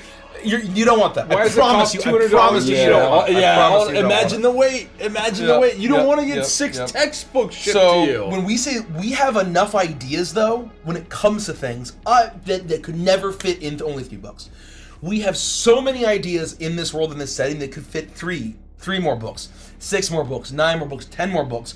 But there is just a limit on time, energy, money, resources, production pipeline. Just the nature of the biz. Just the nature of the biz. So that is what it is. If I were to do an Assassin's Creed inspired campaign in NO, what faction would best replicate the Templars plus Assassins, and what class and subclass would be best in your opinion? Sorry, say the beginning of that again. Polaris Society. If you were to do Assassin's Creed in NO, Polaris Society It'd be is Polaris a Society. almost direct one-to-one. 100%. And class, subclass, it depends. If you want to, I mean, Yeah, there's the a lot operative you is pretty could good, tell. frankly. The operative is good. The X agent is good. The Ghost Frame. The Ghost Frame is is good. really Ghost solid. Frame's great. Those would be the three that I pick. Well, maybe not for Assassin's Creed. Maybe those two. Operative and Ghost Frame would be the two that I I think there's just different ways you can flavor it and theme Yeah. it and push it, for sure. Red Tuna asks, will the books include all the art that's in the digital art collection? Yes, the point is that the digital art pack, the add-on or the item, is going to include all of the art, or nearly all of the art, that is in the books. So if you want to download it, do whatever you want with it, create fun stuff, program your own VTT, do your own thing, you can do that. It's not going to include things like concept art or visual development. That's also not going to make it into the book. That doesn't include any of that. Is there a lore reason for a generalized humanoid shape among sentient species? A builder, precursor species, and after the harmony, maybe convergent evolution? Have we talked about how the galaxy was created? We have a reason for that. We have an answer for that. There is the Yoggoth. Let's see what do we put in the Yoggoth article. Let me go. Who got the exclusive for the Yoggoth? Let's take a look. There is a progenitor species, is what I will say. The Yep. progenitor species was humanoid shaped. And also, the kind of fantasy, this kind of sci-fi world that I don't. This is a meta reason. The meta reason. Yeah. That I don't want to play in is a species. He's a blob with like 2 eye stalks, and like that's it. Like that's not, and that's a playable species. Right. This species is just a literal like beetle, but 6 foot tall. Right. I don't like that. That's a very personal thing that I don't care for. We wanted to be able to say every species can comfortably sit in a cockpit, can comfortably sit in the cockpit of a ship, can sit down in a stool, can walk into a building and do all that kind of stuff. We wanted to make sure that we had to, we wanted to make sure that that was the thing It's for all just species. it's our level of sci-fi and sci-fantasy. We wanted to make that a consistent thing for the flavor and theme of our setting. Oh, N-World. N-World got the exclusive for the Yoggoth. Let me just read what it says. And evolution is not in our setting either. Nope. Evolution does not exist. It is a unique thing that a certain faction and church cares about. Yoggoth species, a fly-like species said to have been born from the dreams of the galaxy's elder race. There it is, folks. There it is, folks. Oh, because they were created directly by the strange, unknowable, and eldritch creators of the galaxy. They retain this otherworldliness to them, allowing them to gain knowledge from dreams and hypnotize foes with their droning. Damn, that's cool. That's pretty cool. That's pretty fucking So cool. yes, there's That's an really eldritch, cool. there's an eldritch elder race. That has a body and limb makeup Yep. that the species of the galaxy reflect.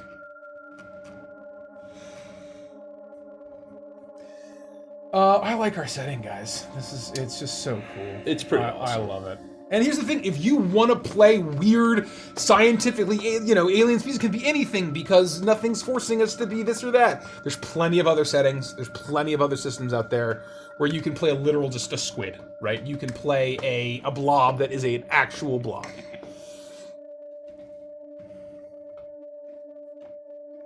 Are Aetheron from a specific world? If so, have you revealed that world? They are from a specific celestial body.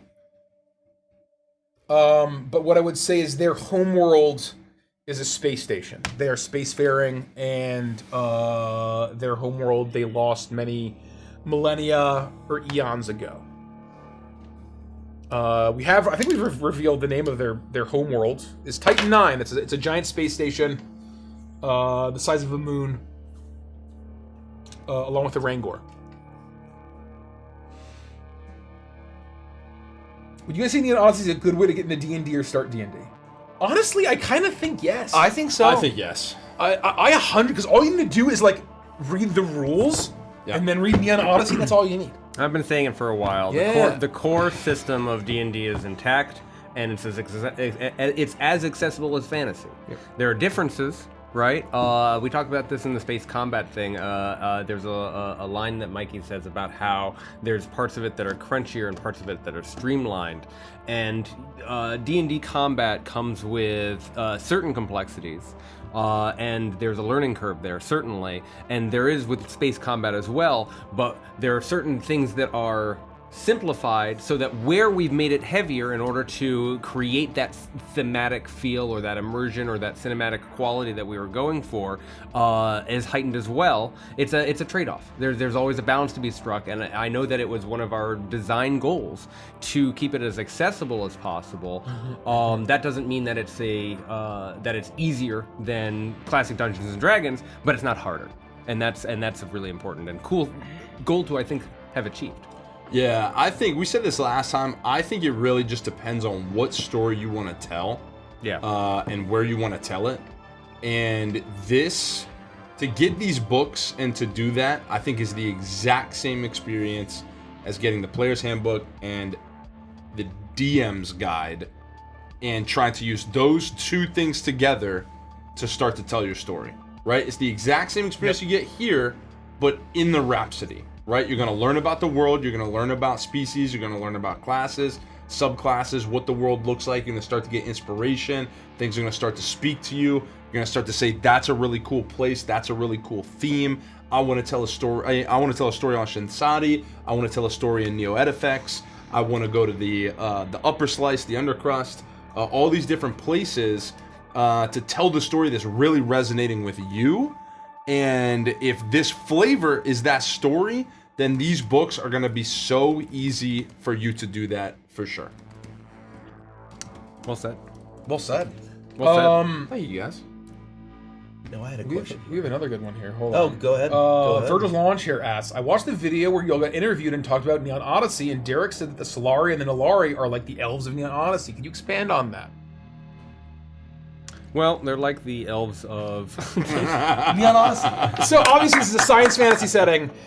Yes. When Tommy's we made Pike and Rhett and Pix and Co and Ziggy, right, like, and Ophelia, we wanted to have something that evoked, we didn't want this to be so sci-fi where elves don't exist and dwarves don't exist, but we also didn't want it to be so fantasy where it's literally just elves, dwarves, gnomes, and shit in space, because fuck that. Space. Same reason I don't want paladins in space. I don't Yes. want a dwarf in space. So This we is have to very draw. important. This is very important. So it's how do elves make sense in So space, right? we What wanted about space them? goblins. Yep.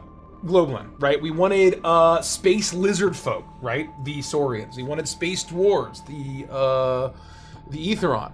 And I believe this is confirmed, and so this isn't like revealing anything too much, but the Nalari and the Solari both share a common progenitor elf species. I think we've talked about this. I believe we They have. were all originally, at one point in time, they were all the Promari. And then there was a cosmic event that split them into the Solari Promari. and the Nalari. And I Lot don't of know good how much pizza. we've revealed and how much we haven't, so I won't say much more than that. A lot of good pizza back in those But days. those are our space elves. Whether you want to call it high elves and dark elves or anything else. Those are our two flavors that I think are very distinct to our setting. They're And, archetypical Ren to... is a Solari, even though he is Could you of grab- of a Me a Gatorade and a seltzer, please. Sorry. of a bluish tint. Solari can show in a wide variety of hues, not just right. those that evoke Not just fire. like fire, They're not fire or elves. orange, or red, or pink. They can show up in many, many more hues. So Ren is a like a blue Solari with bluer tints. 100%. Good question. Today Saturday. Yes, Yep. it is. Got it. I got Are there my- kobolds or kobold equivalents in Neon Odyssey? I think the closest we would get is the scamp. They're not the scamp claw. What are they? The quick claw. Quick claw. The quick claw. I forgot I need saurians to get a short up. are our little raptory guys. Those are the kobolds, basically. But we didn't say, hey, we need to have kobolds. Like, No. we didn't cross off every single species. No, 'Cause we it was knew too that much. the Jaza are our orcs, the Ammonite are our gnomes. Yeah. Yeah. the Rangor. Okay, I forgot. Not trolls. Ogres. Ogres. Because ogres are cool as hell. Did all the world tools get created at the same time, and do all planets have one? All worlds have one. All habitable worlds. They didn't all necessarily get created at the exact same time, so it's not like every single thing that was ever created ever happened at the exact same time. There was ongoing creation because the progenitors also created the gods and everything else that then had a hand in creation. But everything stems from the elder race that then trickled down into the setting. So I think that answers both parts of the question.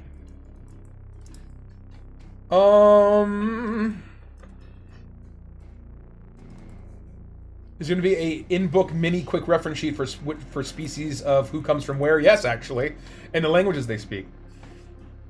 At least we have a table right now in the species section, and we'll find a way to make that presentable. That's very funny. Very funny. Gender queer has a very nice comment. I'm gonna have to respectfully request that this be less awesome. I already went all in. I can't upgrade anymore. Thank you. That's incredibly kind. Mushroom Queen said, I did some number crunching and figured out that I can upgrade my deluxe books to the all-in box. Whoa! Experience. Thank you, Mushroom Queen. Yeah. Great choice. We love that. Great choice. I mean, obviously, you save $2,000 now with the stuff we've unlocked from stretch goals, probably, or at least close. Obviously, only ever purchase within reason what you can afford. Never go beyond your means. Yes. Never. We're very, very adamant about that. I'm a big personal finance guy. But if you can afford it, and it does fit within your financial plan and your goals and what you care to spend your money on, we really appreciate it. And we don't take that for granted. No, not at all. We understand how we work so hard. Yeah, exactly. We understand how tight, fun money is. And these especially days. Nikki and the Billabong boys are ravenous advocates for our customers. They're an amazing CX team. That stands for customer experience for all of you that didn't experience the corporate hellscape. Oh God. I think this TV's on the way out, fellas. I think it might be. I think it's on the way out. The whole thing just went Or down. the cable. It's one of the two. Are we still live? Yeah, we're still live. Our TV just turned off. Yeah, the cables can go just from the tension of like it being bent down or up. Well, Like, and unless these it's totally bookcases are all straight. sitting on the cable, like they're on top of it. Oh well, that's It's not good. I got some. That's not great. That's tension. Not That's- great. Yeah, that's certainly not tension. great. No, After all this time, We're back. We're back. It's a quick fix. It's a quick fix. Yeah. Let It'd be nice to get a TV that knows how to show color. Whoa. Well, I'm just saying. That's very Vizio. Is Vizio a Samsung brand? Or is that it'd be its great to own have a brand? TV where the color isn't totally warped by sitting slightly off center from it. Look, Mike, we got this TV not too long ago, so it is cheap. We did not have much money back then. That's true. That's true. There was a time. There was a time when love Genderqueer, did you When see the love progenitor was in- species created the gods? And also, did they create the whole universe galaxy writ large? Or is there lore for how that came to be? They created all of it. All of it.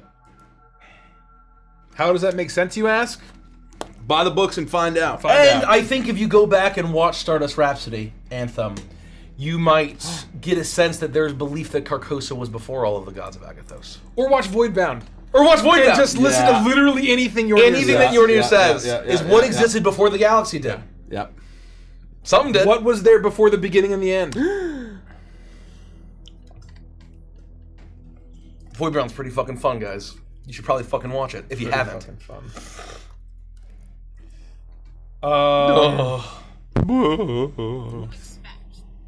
You expect. Are there any creature equivalents to tribbles? I don't know what a tribble is. A tribble is a creature from Star Trek. Oh, I don't know the meaning of the word. A tribble, you say? Let me look this up.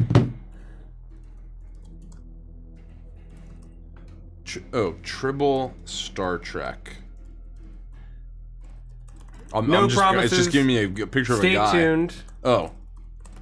Yeah, yeah, thank you, Dork. That's exactly correct. They're hamsters which fuck. That's correct. They're hamsters. That I didn't want to. You're not doing space hamsters. I can confirm. So that's where they got the Spelljammer hamsters. Oh, man. I see. No, we are staying way the fuck away from hamsters. Yeah. Way the fuck away from Hamsters actually don't No, exist in they- this setting. They will not. That's- Nope. Oh, No. they're kind of like Nope. almost Sentient like merkin, gremlins. that's fucking disgusting. Yeah. That is Jesus. awful. Jesus. Arts and sandwiches. Can we get a Pike versus Kane frame in the midnight animation as a desktop wallpaper? Someone ping the email team because I think getting some trailer wallpapers. I'm taking a bunch of screenshots for a bunch of different reasons. I'm taking a bunch of screenshots. Is it planned to get the GM screen as a wallpaper? Because someone with 2 monitors is always a struggle to get really good dual monitor wallpaper that actually match. This is perfect. Would that even work? I mean, Absolutely. but it's so wide. I mean, have you seen like 2 like long dual monitors? It's like that wide, 100%. Damn. Or 3 monitors even. Yeah, we can do anything. We answered this one. We answered this one. It's a little quiet here. Yeah, somebody. It's possible the pump the playlists jam. are flipping Keep over. it. It's between songs. Is it? Oh, there we go. I jumped forward. Could a normal person climb into a rook and do normal combat? No. No, absolutely No, not. they would not be able to handle it. It's handles more like a bistro or whatever. Yeah. That's very funny. What is it? What is the quote? Like eats like a. She's built like a Like a Steakhouse. steakhouse. steakhouse. Handled She like a handles like a bistro. So good. You know, the link at only link can come. Only Link. Asks. My stuff is burning. My thing is returning. Oh God! Remember YouTube poop, folks. Yes. This question from Mace. Oh. Grimwum / the Weaver is my favorite character. If he were to be an NO, what species / class / subclass would he be? Oh my god! I don't think he'd be a PC. No, Isn't he like an no. older? They're all He's elder almost demigods. like he was intended to be almost like a demigod of storytelling. And so Some sort of celestial. yeah, some he sort was of like celestial. he was like a celestial being of basically tales, journeys, storytelling. Hence the weaving was supposed to be a play on weaving a tale. An Anansi type figure. And a Nancy type figure, exactly. Heavily influenced. He'd by be some that. sort of celestial emissary for maybe Pelagos. Yeah. I Or think that's very cool. or Data. The Codex. Or Data. Yeah, either one. Yeah. It depends if he's focused on like, chronically storing. adventures. Yeah. Yeah. Yeah. He'd almost be like probably. I don't know if they're like if emissaries are like formless, or they'd be kind of like. No, that we got stat blocks. We got stat blocks. You know what I'm saying? for days. For Yes, days. stat blocks for fucking For days. days. Where is the sign up link for SMS? Unfortunately, Andy's that kind of guy, so Hold on, none of us have any hold on. idea what any of that is. Hold on. I have it. So I can't help you. I'm sorry. I have it. Just one moment. Chuckles the clown.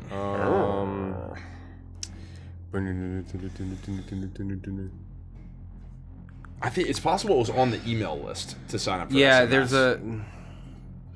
What does the aristocratic hierarchy of the Cavalon Empire look like? Is there one dominant species that makes it the majority of the Cavalon aristocracy? Is it made up of all kinds?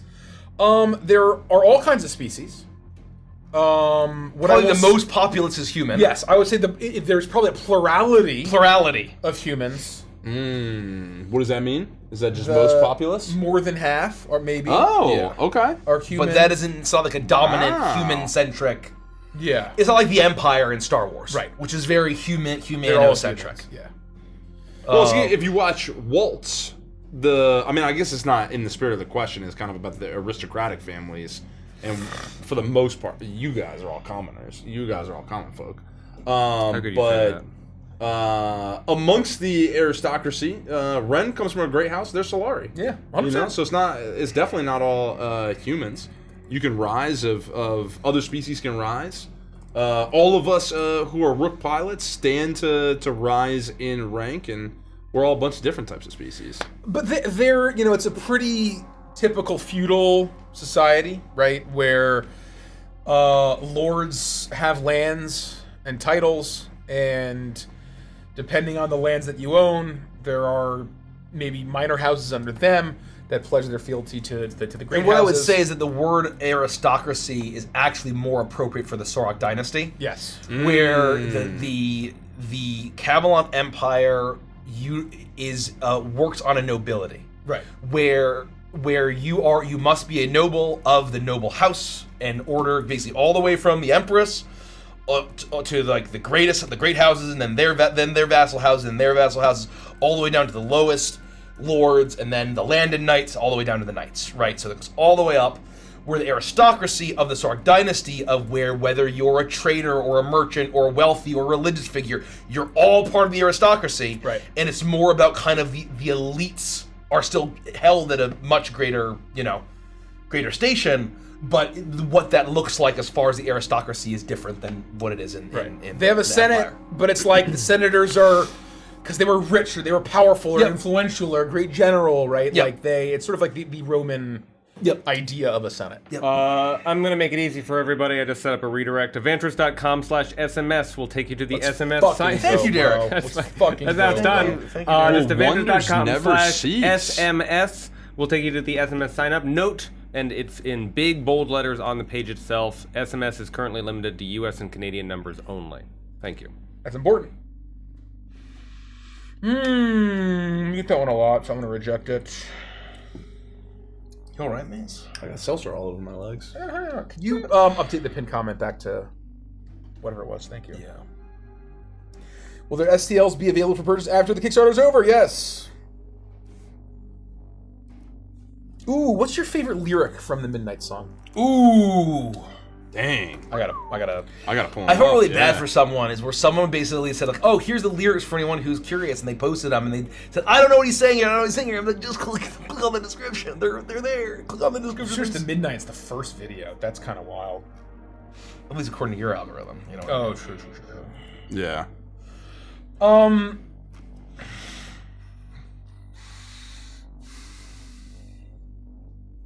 It's out beyond the breakers. It's waiting for the takers at the edge of day. If I have to. limit it. I think is probably my favorite as well. Yeah. Yeah. That's probably my favorite. It being out beyond the breakers is a perfect fucking. Oh, you know what? Yeah. What I'm gonna say, in the the takers on the edge of day. I'm gonna say in the cracks, another skyline waits to open. Yeah. And for me, when a memory is a time machine. I mean, Tyler Lyle, can we get W Tyler? Lyle, man. W Tyler in the chat, like holy shit. I just discovered his Substack today. He's got beautiful poetry on there. Dude's just a fucking genius, man. He's I one think of a kind, man. That whole chunk too. In the cracks, another skyline waits to open. For a second, you can see the seams appear. Is it a trick of light or a dare to raise the curtain? Or a cave to enter just to face your fears? It's like, God, that's good. I got goosebumps. No, right I now. literally have goosebumps. Especially because we just saw a little And bit. I was We reading saw it. The Empire Strikes Back I recently was reading too. it, you know. Oh no, 100%. A little bit of Star Wars reference I was in thinking there. about that now in a different context, having seen that. Yeah. With the cave to enter just to face your fears. I'm like, oh shit! It's like when Luke. It's a sci-fi you know? setting. Yeah. Oh man. I don't know if it's a direct reference, but damn, it works. It's good. evocative. Yeah, it works. It works perfectly. Yep. That whole bit, and I think that like there's so much truth to all of that, right? Of where, I mean, to me, it's an anthem for the indomitable human spirit. It's an anthem to all of us, to everyone. It was really important that when we had this song done, that the lyrics weren't about Pike and just explaining what's happening in the trailer. Oh my god. That we're not singing about, then I'm gonna join the crew, and then I'm gonna go do the thing, and then can't And my shut up. subclass feature is My bloody blue, and my spell is what So do love you is do? our And I'm on a Cool. ship now, and I'm blasting through the stars, and I love being in part of a crew. Yeah. I think that is a very easy trap we could have fallen into. Still, cue saxophone solo right there. And there's no wrong fun, but like we wanted the song to be resonant And universal. and universal. And the way that I see it, if the song doesn't resonate with you, you probably haven't done enough living yet. Yeah, It will. 100%. It will. Damn. You haven't done enough living yet, and at some point the song will resonate with you. It's giving Sesame Street. That's very funny. I am pipe, and I'm gonna get on a ship. We're gonna blast through the stars. The Midnight Folks, and Tyler's lyrics. Hot damn. Tyler Lyle's a genius, man. And you can kind of get that when you talk to him, the guy. Yeah. He almost has this etherealness to him. Is that just me? This is a pretty chill guy. Depth too. of mind. There's and a spirit. depth behind those eyes. Yeah. You know what I 100%. mean? I don't think it's glazing. I think it's objectively true. Yeah. There's I don't know. There's something there that I think is very true.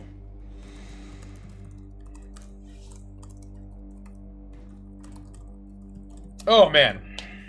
Pidge Platinum asks, I would love to port over my beloved level 9 half-drow Gulak in the King in Yellow over to Neon Odyssey, but I only know which class she would be, which is the Cryptist. Any ideas on the rest? If it's King in Yellow, you should do you should do a Deep Sworn. Deep Sworn. The Deep Sworn is our stretch goal Cryptist subclass. I think you'll enjoy that. And for a Gulak, I would do the Uzoid. Musoid. What was the first part before you got to Gulag? Half-drow. Oh.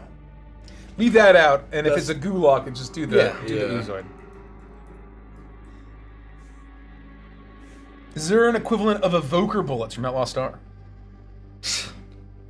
You think we don't have a vocal balance? You think we don't have magic? You have caster shells? It's one of my favorite. You think we don't have caster shells? Mace would actually kill us. It's the Mace would kill us. caster gun. I've said time and time again is my favorite sci-fi weapon of all time. Yep. Yeah. That's out there. Yep.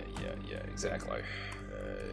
RPG.com. I'll see you, outlaw among the stars. Among the stars, you know what I mean? I'm so glad that the embed for our VIP page was so horrible, and now we have this beautiful Kickstarter embed. Oh, you mean the thumbnail?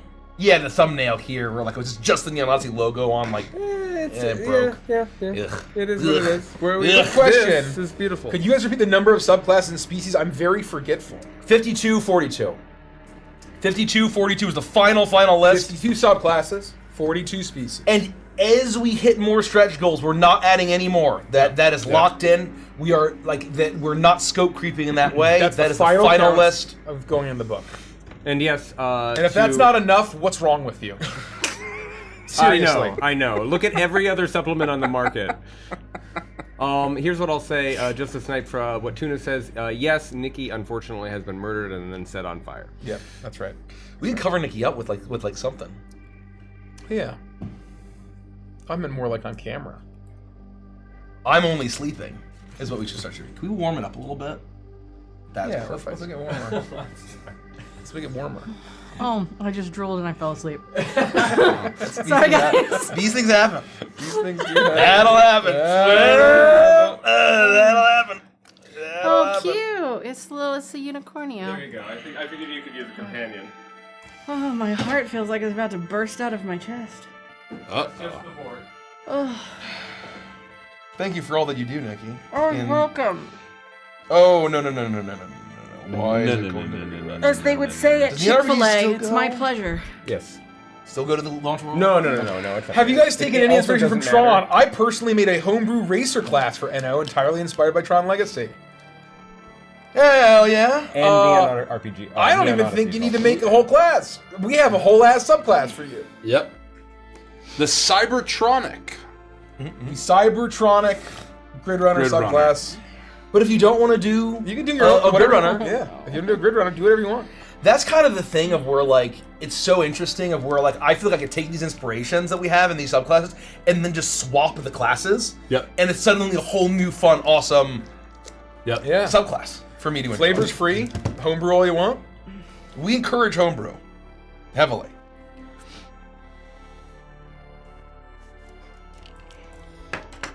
Fancy count. So I know where most of the classes get their magic, but I'm still curious where the average primalist draws their magic from. They draw their magic from the inherent primal energy. The primordial. The primordial energy that suffuses the galaxy.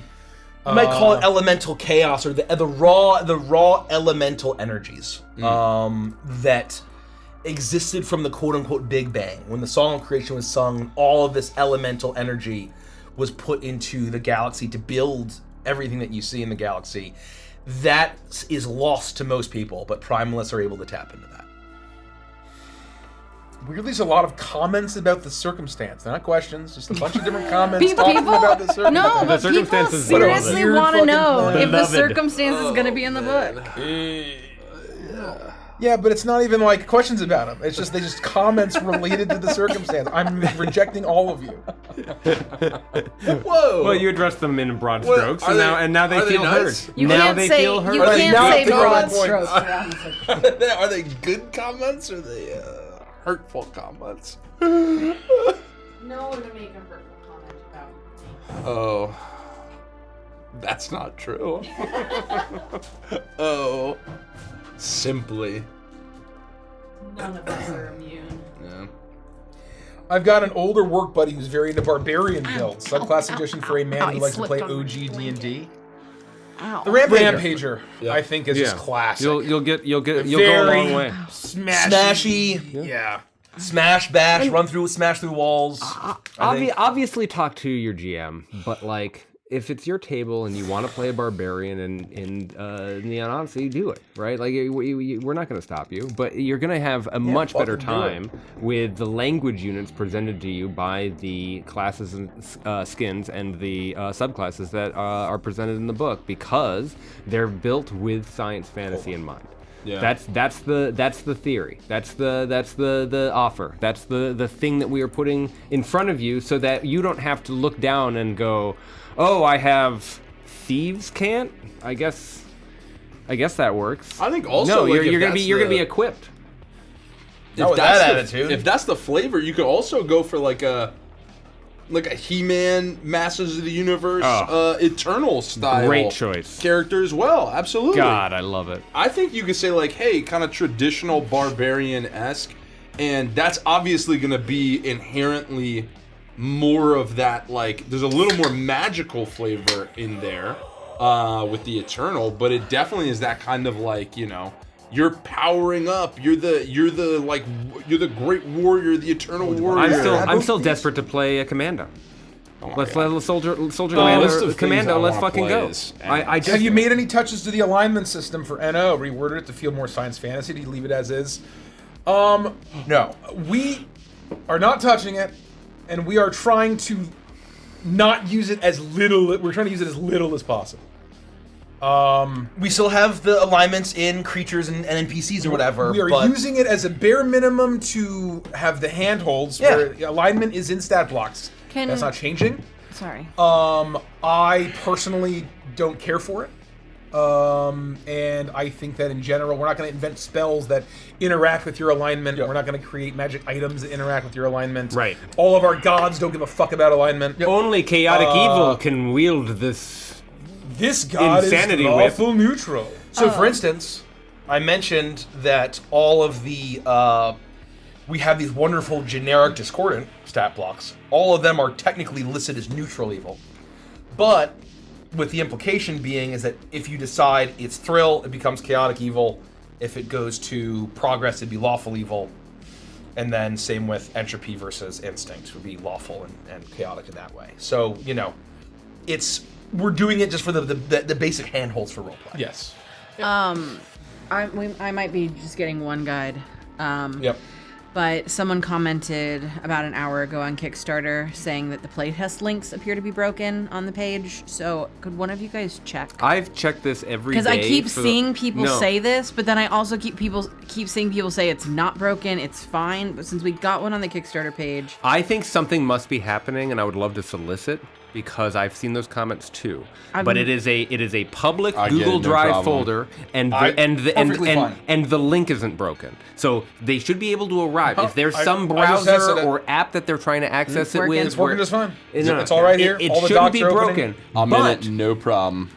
I'm What gonna tell them. browser? I'm gonna What device? No, What screenshot? we're customer support. We're not tech support. Yeah. But what I can tell them is to clear their cache and their cookies. That might be it. Okay, but if you are listening to me and run into that problem and want to send some additional technical Send it to details, Derek at Adventures. Send it to Derek@Adventures.com. That's right. I'll take it.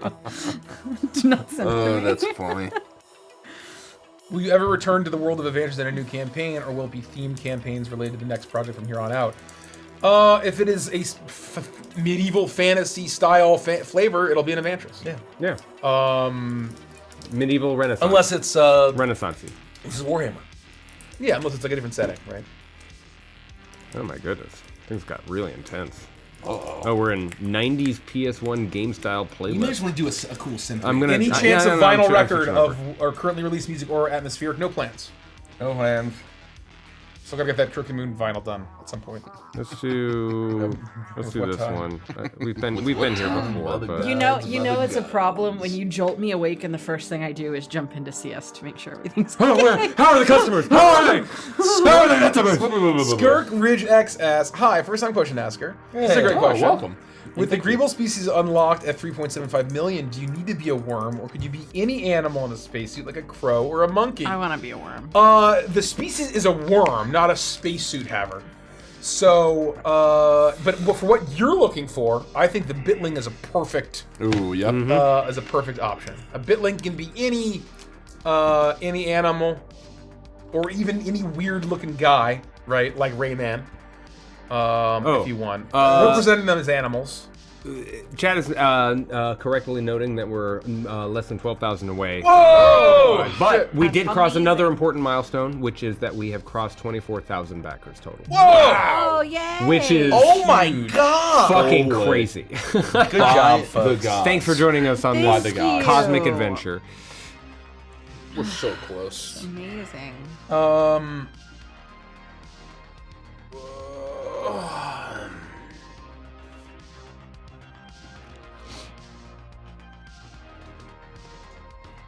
I don't like Ooh, that you called this is them fun. girthworms. I was really, just thinking about No, that. it's too. girthworm Somebody jam. said- I would. Somebody I would, said girthworm I would gems. really like who you. said that? I don't was know. just thinking I about would that. really like you to Sounds to like- I don't think it was- think it doesn't before sound you like that, type, yeah. okay? And that's coming from me. Yeah.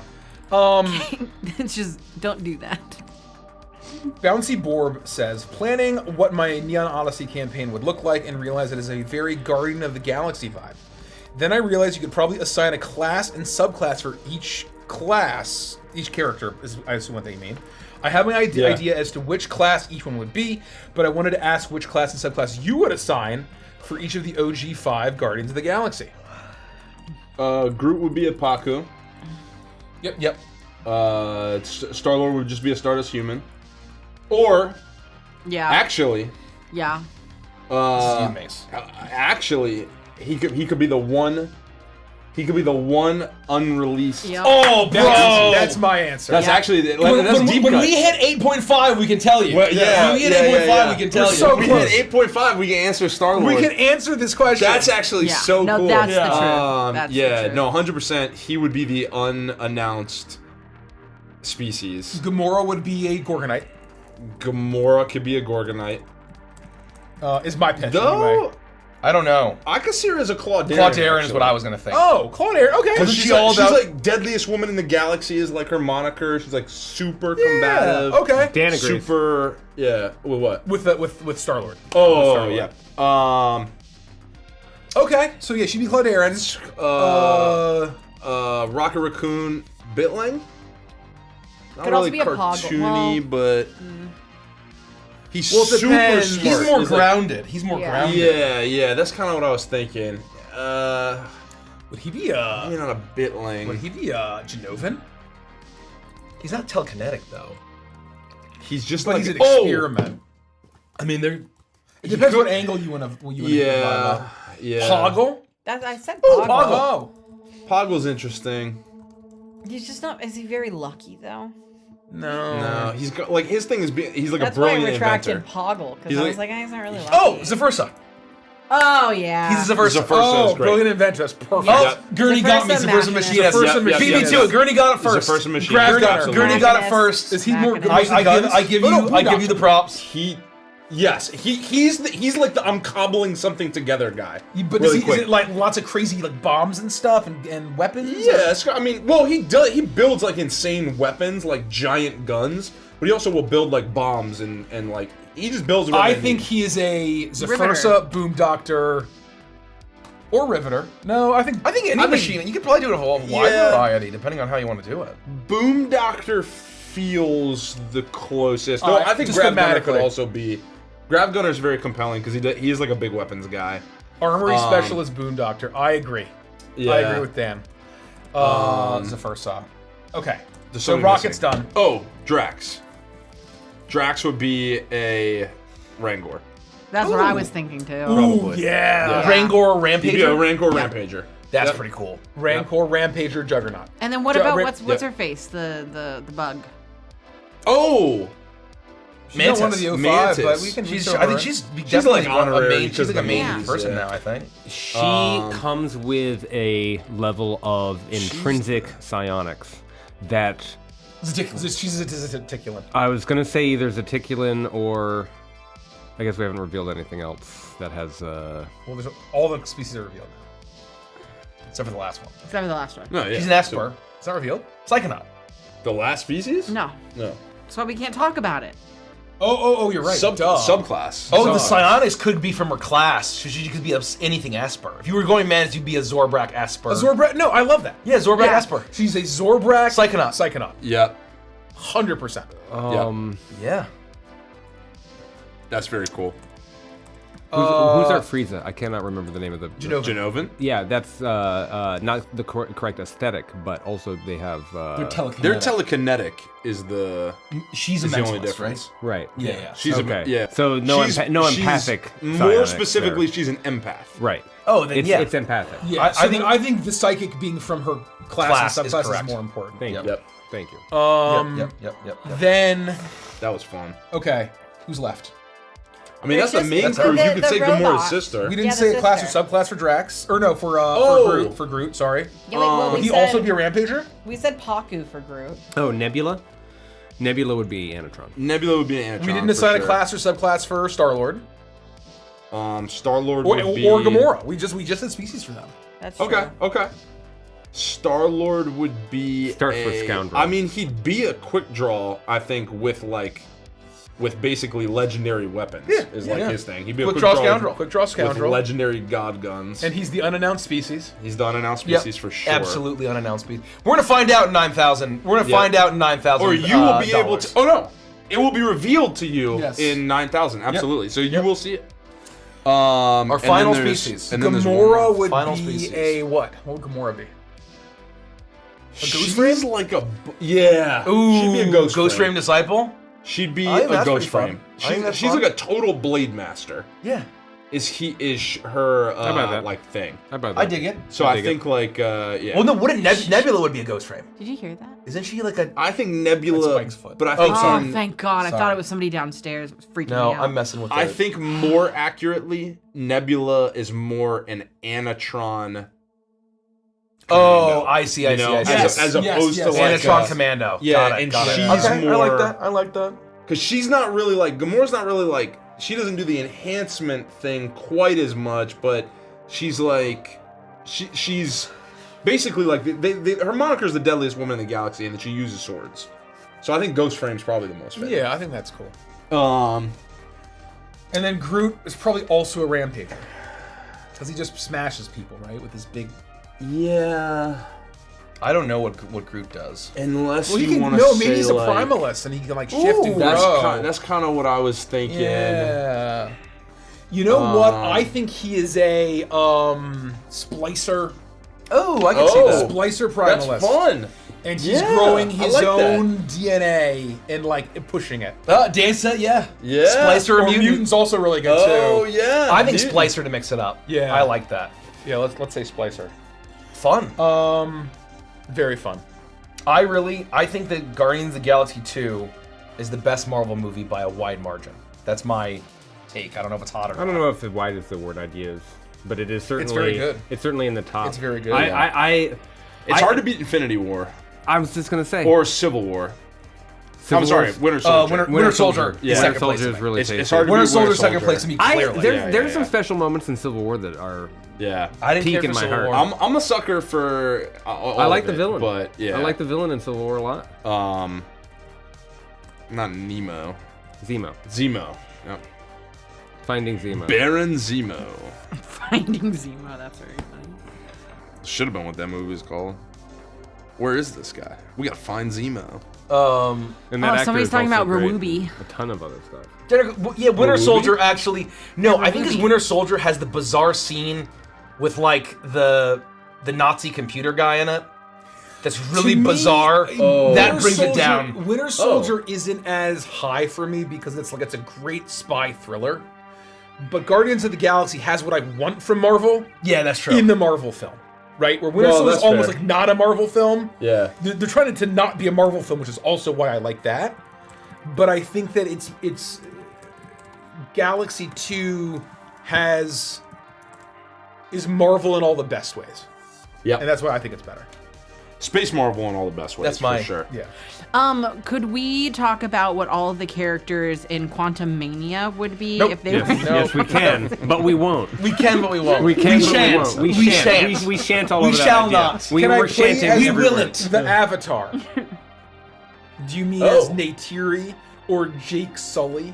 Jake Sully is my favorite character. Do you think primeval cryptid? What's Jake Wait, Sully? wait, the Avatar? No, I think World Speaker. World Speaker. Are we sure we're not talking? World Speaker Prime. Are we sure we're not talking about Aang right now? Hey, no, that's I was Yeah, joking. that's what we're saying. No, but what's a Jake Sully?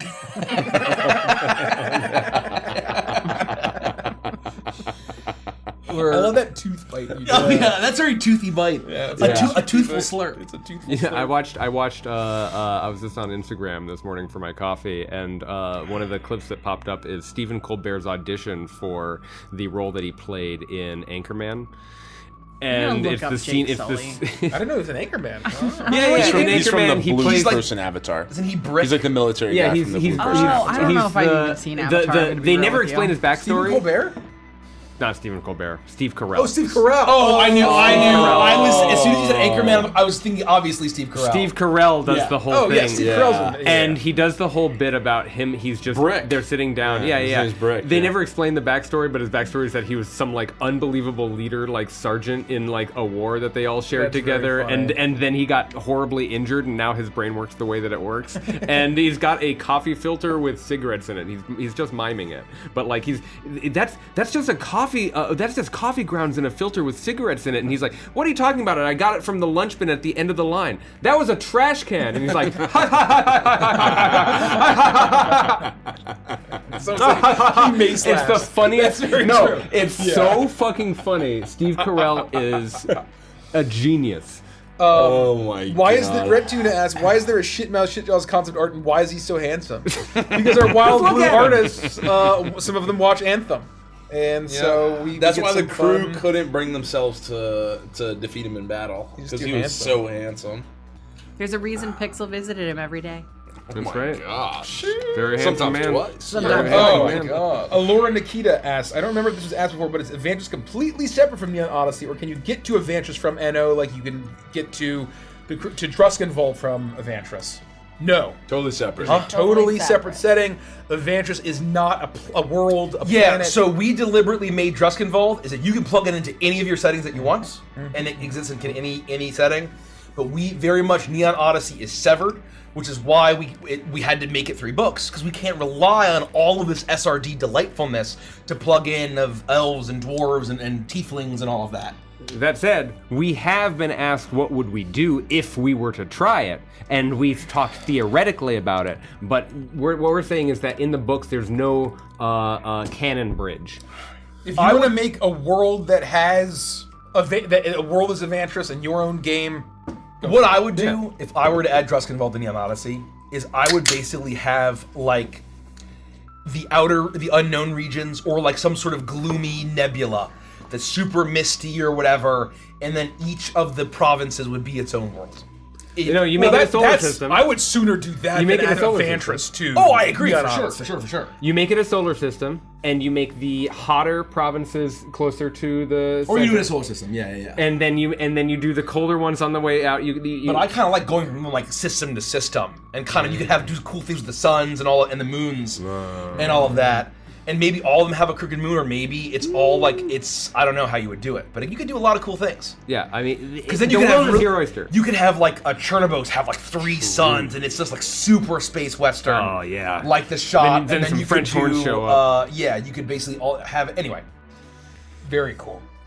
Very, very cool.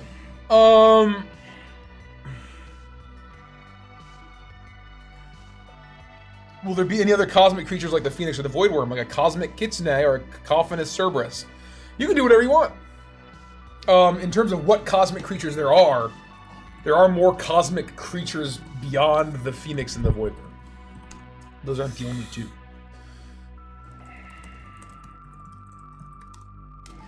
Will there be short stories or short comics that explore more of the worlds you create?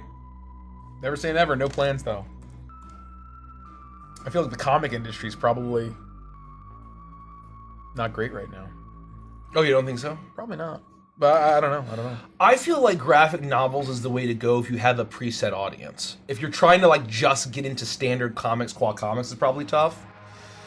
Lumpy Oak, is there a dancing fighting subclass for a monk? No.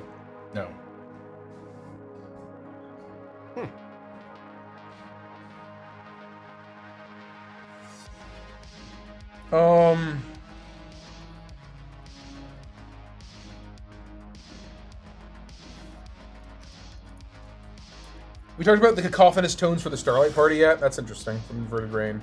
Oh, yes, we have. Yeah, but many I can't times. remember what we talked about. Have we? We have, but we can talk about it don't again. know what Obviously, we we said. forgot about it, so I think know we Torbeck did is for- Instinct for sure. yes. Torbeck is Instinct. Kremi's absolutely Progress. Oh no, he also might be Thrill. He's I definitely can see not Thrill. Entropy or Instinct. He's not Entropy or Instinct, no. I prefer progress for Kremi.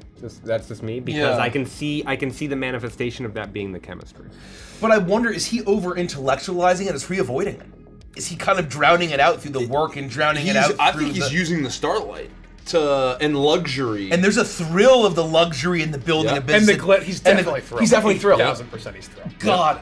getting Zeta Folks, Max, those skeleton wearing keys the are so outlandish. Not outlandish. Can I right. say? You're right. Mikey's Can right. I say? So we revealed the species group shots of the Navili and the Laika in the Neon Odyssey Discord.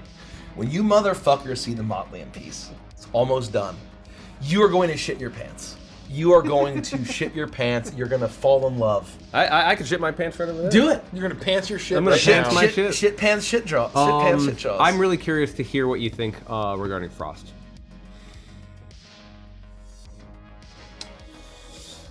Oh, Because there's three arguments that I could see. it depends. I feel like I don't know enough about where Frost. Like I know he's got the shoes. Like he likes the super nice sneakers. Is he avoidance? I mean, that's what he does. No, I think Frost has a lot of. I think he's progress. I think it's all these justifications intellectually about basically of why he is how he is. That's my thought. Is progress. I was gonna go. But I can see other options. What? Remind me of the skeleton key Or entropy. into instinct. Instinct is you're trying to basically tear it down. You're basically it's really consumed in wrath. It's what is it if you're breaking it down into, is it yellow bile and the humors? Oh, that's interesting. Yeah. It's the what is it? It's not the schizoid one. It's the other one. But because of his like warhead nature, and he has these breaking. The points, obsessive. It is obsessive too. It right? could be instinct. Like that's where I was sort of thinking, but like. Yeah, I think Dan's correct. He's working his ass off not to give in to instinct, to give in to the rage, to give in to the tearing it down. So for him to fall, I can see that. Yeah. For him to fall, Because obsessive compulsive is an instinct. is if you go by the 4 humors. Thank you, Dan. I didn't want to say it, but I was just sort of Melancholia is entropy. Mania is thrill. The schizoid is progress, and the obsessive is what you call it. Instinct. All right, well, let's pencil it in. That feels good to me. Yeah. That feels good to me. I think that's Thank pretty you. cool. I just wanted to ask. Do you think Gideon is progress? Ooh. Yes. Yeah. I think it's more. It is what it is. Yeah. That's just how it is, Yeah. and it makes sense. That's I think that absolutely progress. Yeah. What is Grinko or Greco Good old Greco. or Grigo? I think Rico's thrill. I agree. Gotta be. I think that you can make a strong, if we're talking Melancholia, you can make a strong argument for given his backstory. The whole, yeah. I could see that there is some sort of hole that he's trying to fill. I could see him as entropy, but I think that no, but it's not bitter and envious. No, he's not. I think he's No, trying. No, I think he's trying to avoid it. He's trying to avoid it and just numb it Yeah. with Crispies and I and think that's fun. a second though. Drink, Yeah. I think that's a second. music, Yeah. dance. I think he's thrilled. Yeah. Cool. I love those questions. And almost running away from his old life in a way. Yeah. Right? Like, Yeah. I'm just going to numb this all by just ignoring it. And you see how, without having to have an alignment system, we can have a robust conversation through a different philosophical system and structure. Hell yeah. Thank you, Dan Dillon. Thank you, Dan Dillon. Thank you, Dan, and thank you for supporting Neon Odyssey. Where are we? We gotta be close. We are less than 7,000 away. Crazy Sunshine asks, have we already decided what movie we're torturing Richie with if the shipping deadline isn't met for Neon Odyssey? Yes. Yes. We are going to be watching. It won't be just me this time. It's It'll a be we. all I thought of this us. was pencil. We're all on the hook this time. I'm not. Richie's agreeing to watching anything. something. Andy and I are gonna eat 18 zebra Optionally. cakes. I'm gonna have one. I'm gonna have one zebra cake. I'm going to eat 18 zebra cakes just to have fun. Yeah, just for thrill fun. the Just to shit. feel Just alive. to feel I alive. just want to feel alive again. I'm gonna have 18 zebra cakes. Some entropy cakes. Yeah. We Oh, should go to DJ Doghouse Crazy and get Cool's every- absolutely entropy. 1,000,000%. DJ Crazy Cool is the most entropy, not even close. Yeah, not even 1,000,000%. Love it. Love me. Yeah. Yeah. We are watching the live-action Cowboy Bebop. Oh no, I won't be here for that. And I think we're committing to the first and the last episode. If we're late at all. And then the later we are, we'll add more episodes that we have to watch. But it can't be like one To per a cap. month. To a cap. No, yeah. Well, probably. Well, the cap is just how many episodes there are in the season. I haven't even watched regular We can't Cowboy watch Bebop. 10 I'm hours not of watching Cowboy the, Bebop. You that can't one. do Cowboy Beep Bop. No, I Well, can't you do the never know. Bebop Bebop. until I've seen the Bebop. Bop, bop, beep. Maybe for every quarter we're late, we'll add an episode. That's what I'm thinking. But I will watch. You guys watch it. For every You quarter can do the we're zebra late. cakes. You can do the 18 zebra cakes. I couldn't even Up to a eat cap one of 5 zebra cake episodes, without maybe. puking all over this. All No, there's got to be a cap for time. Yeah. There's got to be a cap for time and sanity. But I'll eat an we're- entire cheesecake. Well, there you go. Yeah, you'll eat an entire cheesecake. I'll I think- order, I I'll think order we a let neon Andy- cheesecake and I'll eat that. I think we Yeah. let Andy pick the first episode. He gets to pick 3 episodes if we're doing 5, because I think the first episode should be the first one, and whatever the last episode that we watch should be the last episode. So it should be this, some absolutely bangers, and then the last. If we're late one. enough where we're watching 5 episodes, I think we just watch Right. the first 4 and then the last episode. Unless there's some that are really egregious. Yeah, I Well, it's want possible the they're I just- want the cream they of the just, crop. Like the show, they just Egregarious. hop all over the place, you know? I'm egregarious. Well, they try to build this horrific, horrible meta plot throughout every single episode. Oh, really? There's this awful, I won't spoil too much, but the Vicious and Julia stuff is truly vile. It is truly vile slop. Why did you choose this? Yeah, why would you do that? Because how do we top Phantomania or whatever? Oh yeah, Quantumania. it has to truly be Chicken torture. Mania. Fine. Like the fact that we picked Quantumania has to be as vile. Look, I could have You're picked. right. I could have You're asked right. you. We could have watched the 2019 Mummy. No. No, I would have like that at would've least been more found fun. some kind of enjoyment out of that. Yeah. I don't think you would. I I promise. really Kind of a- don't think you would. It's kind of a spectacle. I really no, it's not. It's and really I really not? no, it's not. It has. There's nothing redeeming Let me about look at it. its rating. There's nothing redeeming about that Oh. movie. You know what? I never locked in our final VIP count. Oh, you mean What do you mean? announce the number that we Yeah.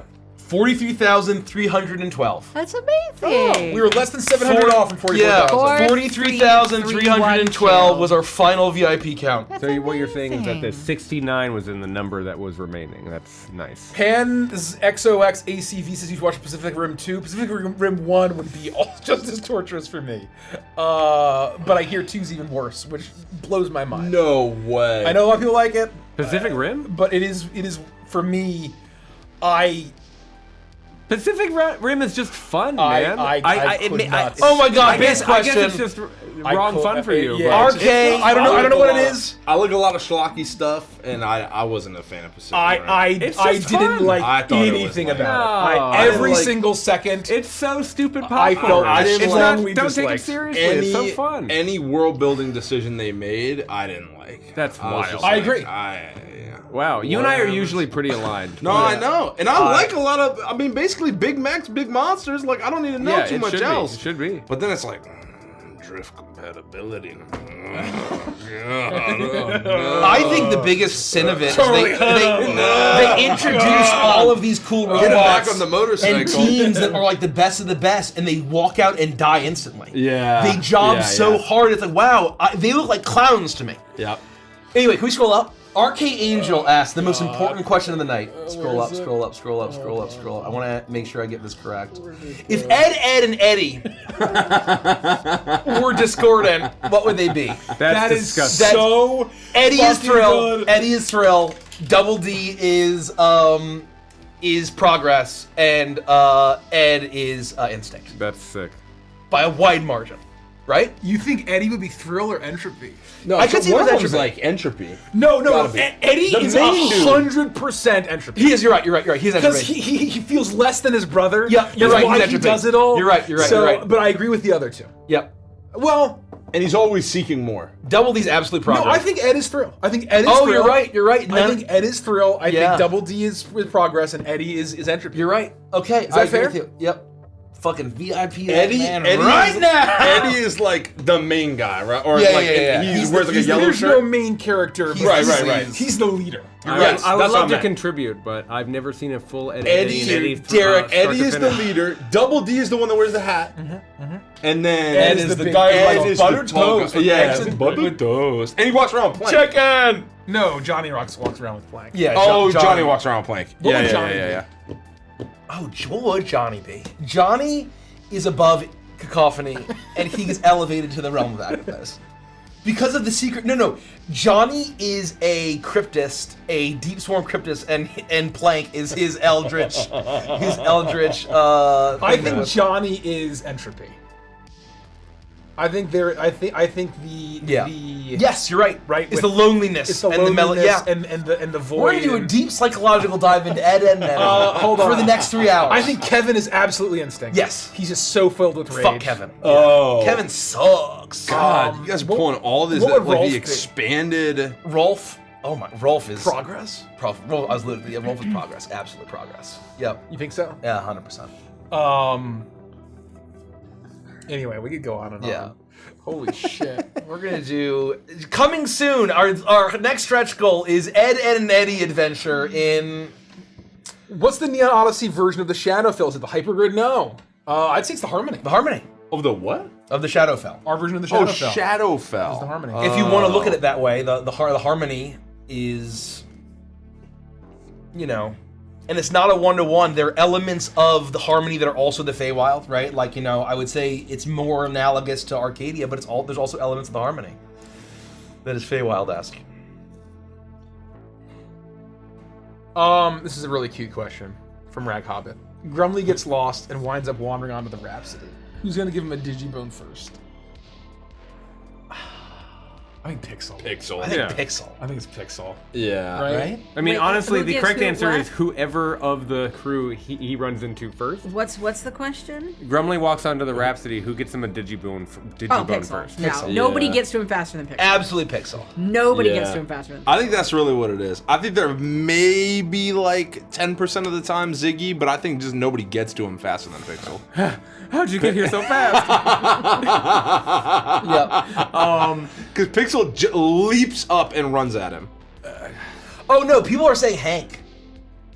Hank might share his Hank has no power. Pretty cute. Hank needs to be delivered Digimon. That's fair. He can't get his own. That's fair. He's That's reliant fair. on the people You're right. of the crew You're to right. get him the Digimon. No, but Imagine how cute it is. Go Rich. to our YouTube channel and go to the Neon Odyssey, the Midnight music video, and Hank is playing video games. Yeah, of course he is. He's playing video Yeah, but games. he doesn't have a credit card. He was put there in that spot, and he hasn't moved from that spot since he started playing video Depends games. on No, him. he Ziggy got set up him up. there. He got Ziggy's up been there. setting him up with a lot of stuff. He got up there.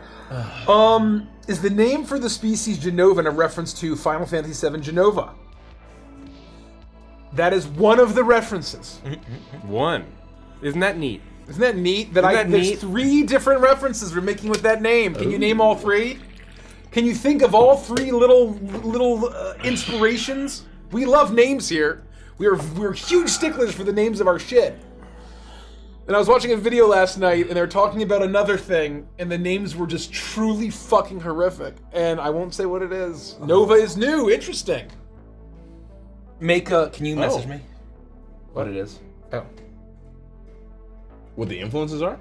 Yeah. Or no. What the thing that was atrocious that The he was name talking that about? Atrophus, I said. Nova's Witness. No. Genova's Witness, no. Oh my god, that's No. hilarious. That's No. hilarious. Oh my god. That is very funny. Extremely funny. No, I am truly a Genovan. I'm in the Gene Oven, is that what you just said? I'm Genovan. Genes? Genetic experiment? It works on so many levels, folks. God, we have cool names. Anyway, yes, it's a bit of a triple whammy, that one. What's the third one? Nova. Oh, Nova. Oh, of course.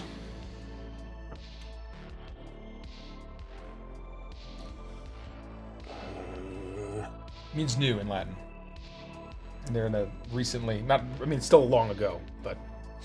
Long ago. Will the info database be updated in the NO server with what we have unlocked so far? Is it not? Have we not updated the database? I thought I uploaded. If I missed something, let me know. Gurren Lagann reaction win? Well, he's been pretty we've good talked about about Gurren Lagann plenty. Genovans in the info database. Gurren Lagann has that one weird episode. There's 2 weird episodes that really just turn me off. Really bizarre. There's the Exomech one. is in here. There's the one episode where they brought in a guest director and changed the animation style, and it was horrible. Because that was when the show was going literally every episode. Every episode was gonna have a different director and have a different style and then all they of that. Decided very quickly, holy shit, this is a bad idea, and so they And then there's the stopped. one where it's the bathhouse where the American version had a cutout where basically Kamina is like a giga creep. And he spends half of the time trying to look at turns naked into a bottle girls. episode where they're like, oh man, remember that time from like an episode ago? And they just play that whole scene with like a sepia filter? Because they had to fill like 10 minutes of airtime. Because they had to cut 10 minutes of him being a Horrible, fucking horrible. creep. Benthos is missing. Oh. Oh, Benthos is missing. Are the Who knew Kingdom Hearts indeed? references in the Odyssey? Yes. Speaking of Benthos, What does it mean to be heartless?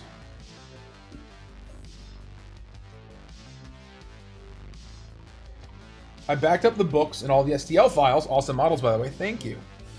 I assume we'll find enough information for the official color schemes on the illustrations. For the monsters, certainly. For the ships can be painted any color you want. So we're not Yeah. gonna say this one ship is this official color. The ships are totally The up to galaxy is your oyster. you. Do you guys just want to make a Frieza race with the Genovan? No, that wasn't the only inspiration. Although I do think Frieza's a great character. He's a great character. The design of fun. the Frieza a little like species. Mewtwo there as well. Yeah, you we got know? some Mewtwo in there. Yeah, we got some. Mewtwo version Y or whatever. Anyone want a milkshake? No, thank you. Mace. I'm okay. I'm okay. Oh, that's right. I'm No, okay. none for Mace. Are there my- Deep Rock references? Watch the announcement trailer. Show me potato salad. I mean, isn't Deep Rock Galactic the name of a giant, like, Globo Corp run by dwarves? Like... I don't know what to tell you, man. Yes, we do. Ooh, this is fun. How would you neonify the League of Extraordinary Gentlemen? Whoa! Let's go! Obviously, Alan Quatermain is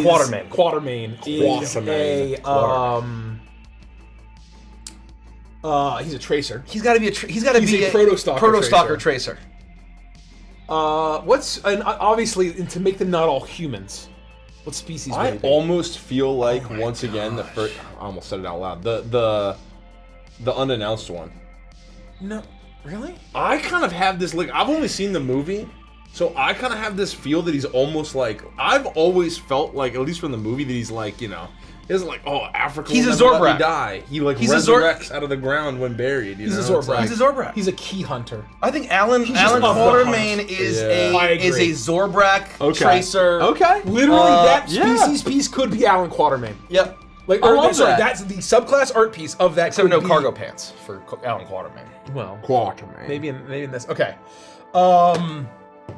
Okay, that's Jekyll / Hyde is a splicer primalist or a mutant. mutant. He's a mutant rampager. He's a mutant rampage. Yep. He's a mutant He's a mutant- juggernaut. He's a mutant juggernaut. What species is he?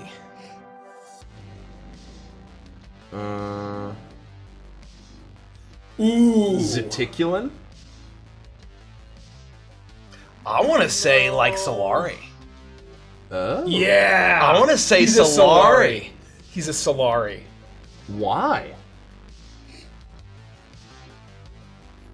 What speaks to you about Solari? Because like if he's like his passion was pursuing he has this like extreme passion for like knowledge and invention. That I feel like is pretty what you call it. Yeah. Okay. I think that works.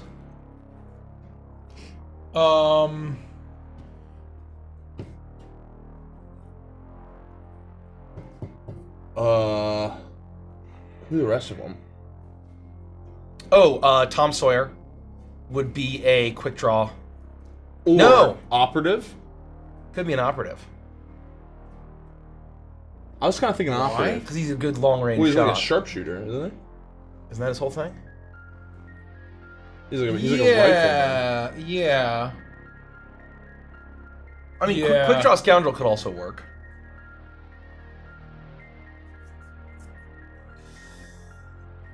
I think Quick Draw gets at the Gunmaster and has more of his flavor Yeah. than Operative does. What is Nemo? Or trooper? Is he the one that kind of ends up starting to like call out commands to everyone as well? Does he kind of become the leader? I don't. He God, it's kinda- been so I feel like long. he kinda But, comes- like- becomes the de facto kind of like field leader, kind of. We're talking about the movie. We haven't seen the. I want to read the comics. Trust me. I want to read the comics. I have not read the I've comics. only seen the movie. I've only seen the movie. Sorry. I know that. I liked it as a kid. I know it was a horrible disaster. I remember really liking it as well. I remember really thinking it was cool. Would Nemo be a... I'll pause you right there for 8.5. Oh my God! There it is, folks. What the heck? Oh my god. Can we finally say the final species? The final species of Neon Odyssey is the Signian.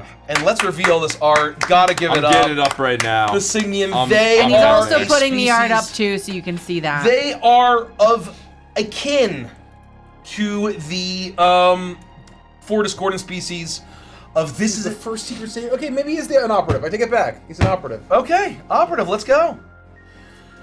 8.5. A Signian is a formerly mortal being that has achieved a level of greatness in one of the tenets of the 12 gods of Agathos, and has ascended and has been swept up by the stars and has been reforged, remade into an immortal being to then seek further glory in whatever tenets that they hold to. The Signian. And so for all those times, for all you Saltmarsh askers, Yes.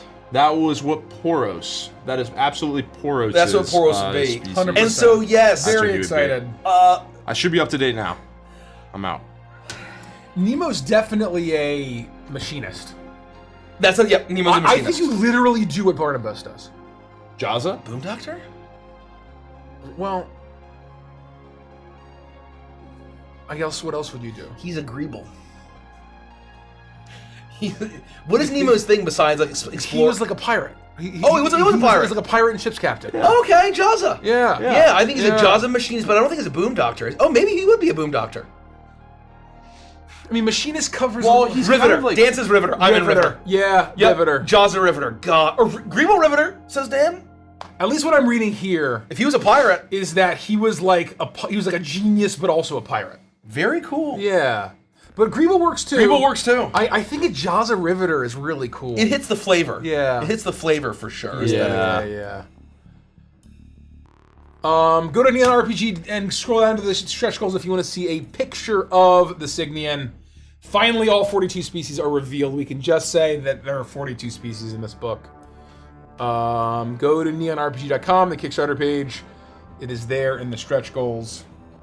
And for any savvy grid runners out there, you may know what comes next.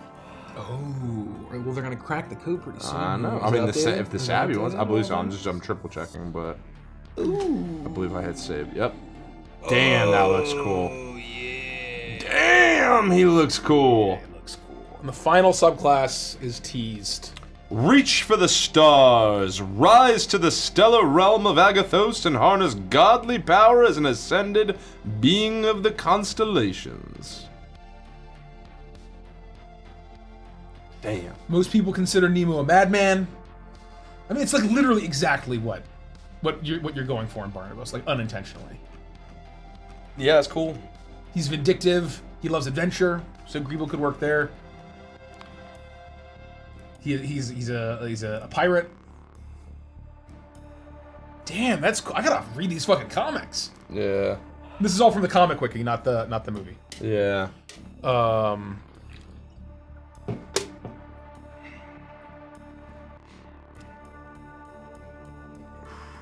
People want to know if we have stretch goals past 10 mil. Got a hit? Who's to say? Who's to say? Who's to say? We're in the lab. That was a great question. Is that everybody? Invisible Man. Oh, we didn't do Dorian Gray. Mina Harker. Are they all members of the crew? I think so. Wait, I thought it was Mina 4 or Harker 5. is in the League of Extraordinary Gentlemen? Well, she's in it. Yeah. But Is she Mina Harker? And So Dorian they, Gray. And so Dorian it's, Gray. so it's just taking things from Classic other literature. media. Oh, Yeah. Oh, it's cool as shit. I have no idea what It's it cool. is. Alan Quartermain is from the the Solomon Mines. Captain Nemo is from 20,000 Yeah. Leagues Under the Sea. Obviously Jekyll and Hyde. What's his I didn't name? Is it like realize Orchard when you were Flynn, saying right? The Nemo, main I guy? didn't realize that's what you're saying. Huckleberry. No, he's Tom Sawyer. Oh, Tom Sawyer. Tom Sawyer. It's from Tom Sawyer. Huh. I didn't realize Yeah, that. it's I know really cool. nothing about it. There's in one of the graphic novels they face off against the tripods from the War of the Worlds. Wow. It's really cool. Harsh. I mean, it's really fucking awesome. I want to read the what's his name? Did Alan Moore did a run? Wrote much of it, I believe. I think he was like the main think- writer? I think so. Or one of them? Oh. The concept is so me. Classic lit yeah. adventure. Yeah. Written by Alan Moore. She's known as Wilhelmina Murray. Oh. Also Mina Harker, Okay. or Vol the Invisible. She's a British adventurer turned immortal. She's an agent for the British Secret Service, so she could be just straight up basically.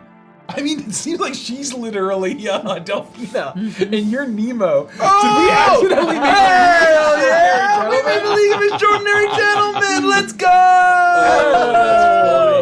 That's so yeah. funny.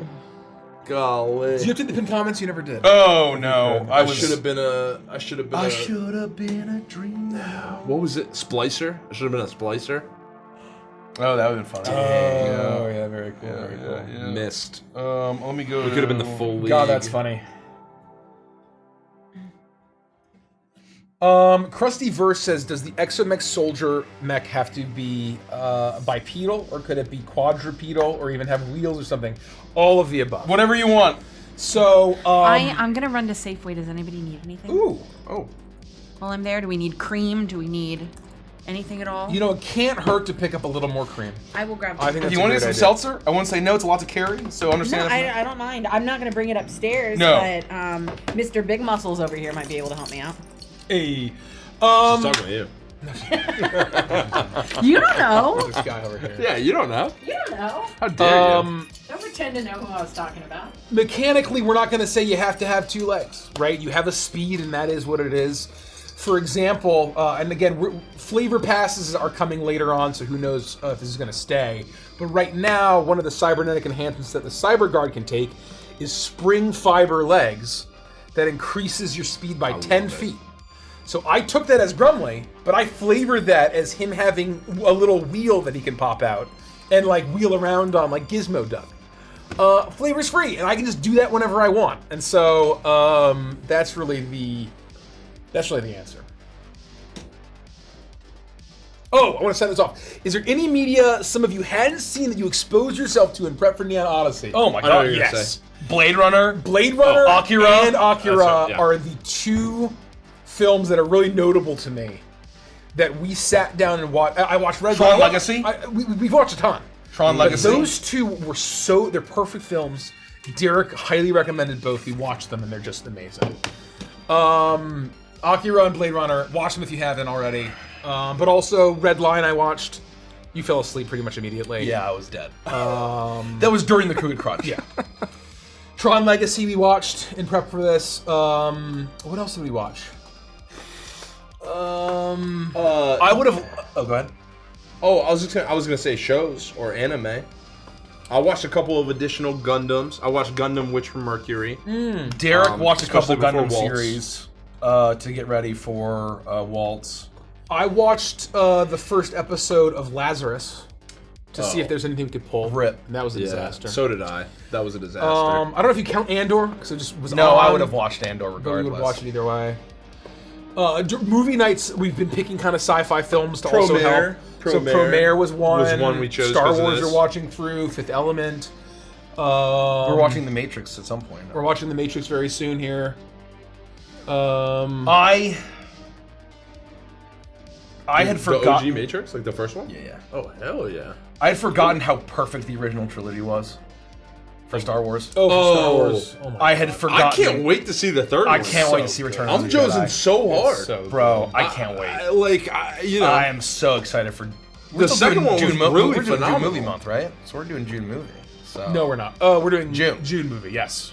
So that's when we'll get a little bit of Return of the Jedi, baby. You get to do some Return of the Jedi, and we will have experienced. Ooh.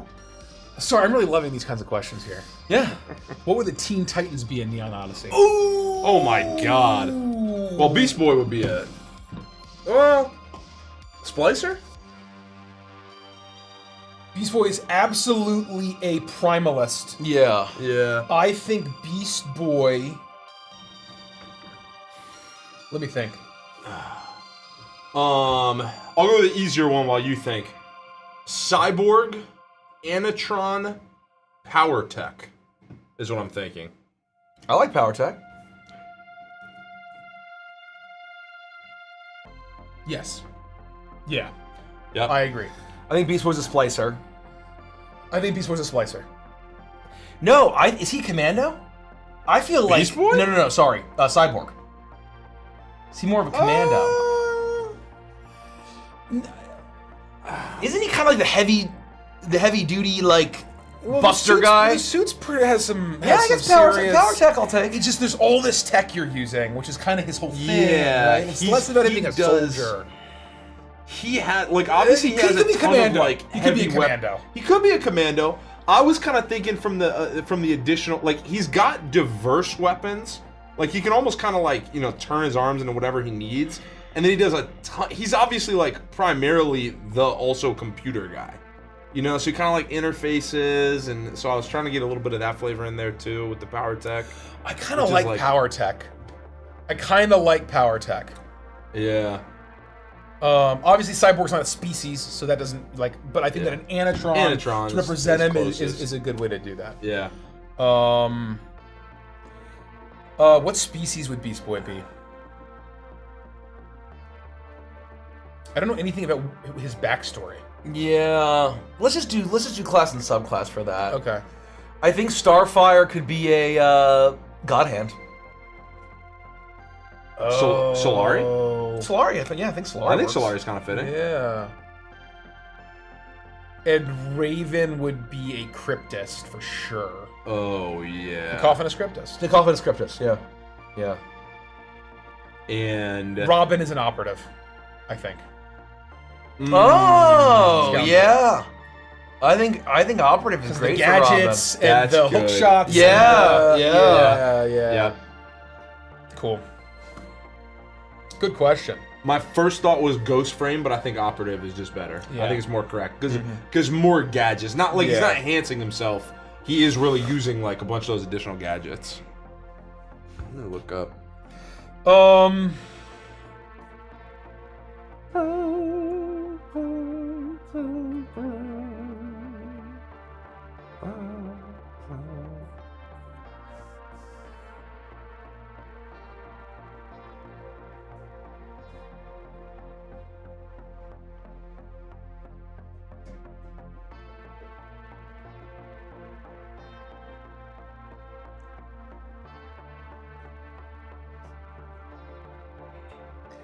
Lady Amber Venom asks, what was something you really wanted to add to the campaign? It worked in the beginning, but got scrapped because of something later in the process.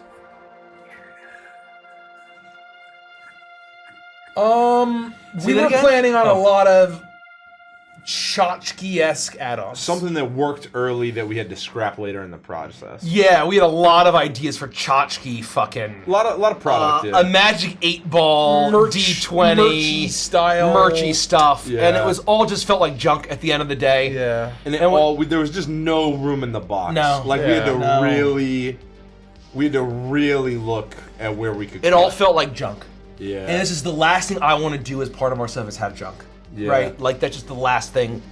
When I open up my all-in box, I want all of stuff to at least be a collectible or a gameplay Yeah. accessory. One of the things we've said Or a bunch game of object. times, like we're definitely not making any like maps with neoprene, for instance. Oh, yeah. And I think that's additionally Oh, another thing. we where would have we're loved kind a of neoprene mat. We would have loved a neoprene mat. Yep. I think we have a lot of fun with them. They're great. They're fun to roll on, but they are just so heavy. Yep. And You can't fold them. You can't fold them, and so once and in the earliest iterations of how we do this, we just kind of toss out everything that's cool, everything we think we'd want, and then we start really like just shooting holes at it to see kind of like what's bulletproof and what's gonna get cut.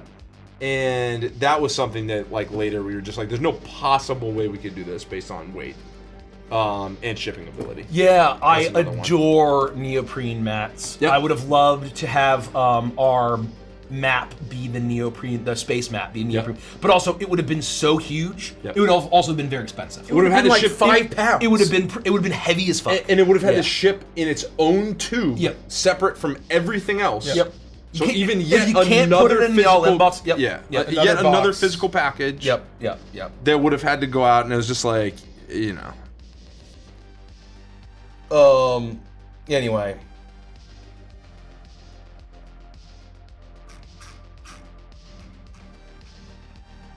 Good questions, though. Great questions. folks. Yeah. Thanks for joining us, folks. We are so close to 9 mil. We are so close to unlocking the Signy, and we only need $500,000. 500,000 USD. We are so $545 $500,000. $545 US dollars. It almost gets to the point That's of very funny. Red Pit Crew asks, I'm gonna snap this up. Will you Golly. do a breakdown of the other trailers like you did NO? No. Well, we could. I think we could do for the announcement trailer. That'd be kind of fun. What was it? We could do a breakdown. I guess what I was gonna say It's is that not like the same. the music video is this beautiful, emotional, complete story that has a beginning, middle, and an end. It has an emotional resonance, along with the Midnight song. That's what we were trying to do with that. For the announcement trailer is what's bitchin' 80s retro What's sick as shit? It's sick as fucking shit. So the whole time I'd be like, isn't this fucking rad? Yeah. Oh yeah, this is fucking rad. Hell yeah. So, like, I don't hate that. That's a video I don't I'd hate shoot. that. We Yeah. could I do don't it. hate that. It's just the whole thing would be, wow, this is a bitchin' Hell thing to yeah. add to our announcement trailer. Yeah. Right? Like, there's just not close to the amount of things to say about it. You know what I mean? Yeah. Well, you can still break down kind of frame by frame, just kind of like what we're looking at, right? Yeah. I mean, it would, we could probably get through it in like 15 minutes, Yeah. and that's fine. That's fair. We talk about inspirations, we talk about what we're thinking, thought Yeah. process and history, a little bit of behind the scenes, that's fair.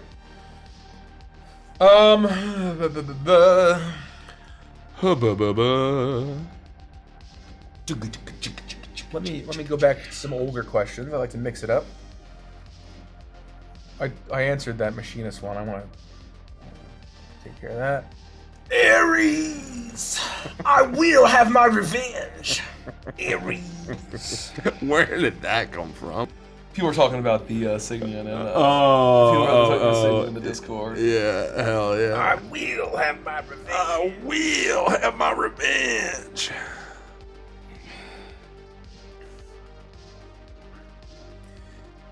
Jules asks, is Project Hemispheres going to be something based on Icebound because of the northern and southern hemispheres, Mammoet and Drakkar? These are Rush songs. They're Rush songs. That we're naming them after. So the Rush song would be more important to look to than the literal meaning of the word.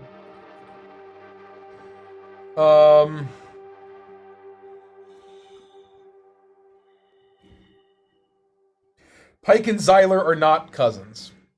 Nope. Nilari and Solari broke off millennia ago. Thousands of years ago. The progenitor species, the Primari, are long. They don't exist anymore. Don't exist. They're gone. They all changed one way or another. Do any of us play Star Citizen? No, we do not. No. Is Star Citizen that game where like I have a spaceship that literally cost me $950 or is that like another game? $40,000? Oh, never mind. No, well, I mean, it's the whole range. Is that Star Citizen? I believe, yes, I think so. Or is that Elite Dangerous? I don't know. Chat can correct us. Yeah. I believe you can literally spend 50,000 USD on a spaceship. Wow. And can it blow up? Can it blow up? Like, what do you mean when you say that? Like real world money or the Yeah, currency? if it's only $950, you're doing great. That's cheap. That's cheap for Star Citizen. Wow. Like you have to spend real world dollars on that, or that's the currency in the game? Real world, like your bank account. USD.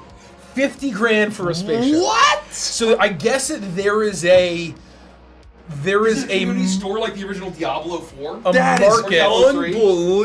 I believe that there is a market for marketplace. these whales that are like so into sci-fi sims that they want to like live in the sci-fi sim, and they have a lot of disposable income, presumably. That they're selling $50,000. Apparently, their Kickstarter hit $500 million. What? Did it? No way. The game's raised almost $1 billion. What is this And it's called? not even out yet. What's it called? Star Citizen. Holy shit. Holy shit. Holy shit. Okay, did you turn the heat up? Yeah. It is so cold. It is so fucking cool in here, ladies and gentlemen, and everyone watching. No wrong fun. I'm not saying that I have no opinion on the game. I've only heard that you can spend that it's sci-fi and you can spend a lot of money on the show. That's all I know. Zalar Hef. This is great. I love listening to you guys. Good job on everything. Thank you. Is there a species that's been released that's just a silly little guy you guys are excited to play? We got a lot of silly little guys. What I want to say We got a lot of silly is little guys. I didn't realize how massively dominant the demand for silly little guys is. Until for- Crooked Moon. Until Crooked Moon. yeah. Where basically no one really wants to play the cool badass species. They want to play The silly silly cute little silly guys. guy. So we added a whole lot of silly Just a little lot of silly little guys. I think the silly little Look guy at you guys that just said silly little guys nonstop. a silly little guy that I am excited to play. I mean, Bitling is a silly little I was guy. talking about this with Rowan from Daggerheart. I love the Bitling, but I'm gonna pick something different so I can play Silly little one. guy. I have a silly little guy I want to play. The Zephyrsha. Oh, that's the good. Zephyrsha is a That's great good. silly little Yeah, guy. it's a classic silly little guy. My silly little guy that I would love to play is a Benthos. Benthos are Silly little guy. cool as I hell. want to play a Benthos. Dan even picked it for his to represent know. him on the page.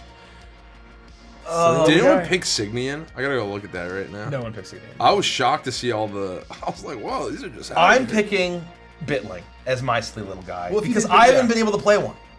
You're right. I haven't been able Well, to play a Wyborg's a Bitling. Bitling. Yeah, but he's an NPC. Yeah. Yeah, You don't get to like jump okay. into combat as one or like drop your or like do token stuff. I want to play a silly little. You got to play or a Shriek. little. Dan would also be a Dan's little. is definitely a little Yoggoth. Yoggoth. Well, so yeah. anyway, Dan, that's what I thought you were gonna choose. So remember earlier when I said I thought for sure I would know what you would pick. I Yeah. thought you were gonna pick a Yoggoth. That's what I thought too. We stand the Yoggoth in this house. Oh my god. Yaggoth's just silly little. We had to add Yeah. the final Shido race. Alex with the Genovan base. Yeah, well, that's so Alex too. Like, Yeah. like going through these, I'm like, Saurian this has is silly little guy classic. potential. The Ammonite has silly little guy potential. Globlins? Globlin, Leica Leica? has silly little guy potential. There's a lot of silly little guy potential. I mean, Motlians, Terminox, they could all be silly little guys, I mean, how are you gonna do it? right? Poggle. Poggles. Oh, Poggles, classic silly little guy. Greebles. Greeble. Oh no, Greeble. I'm thinking Greeble. Oh, I was shocked you didn't Greeble pick is the my Greeble. silly little guy. Yeah. Greeble is my. I believe Greebles can be medium and small. I believe Benthos can even be medium and small, right? Or they don't. Yeah. No, I think they were just small, or they Oh. kind of medium small. Maybe they are medium small. I don't know. I can't remember.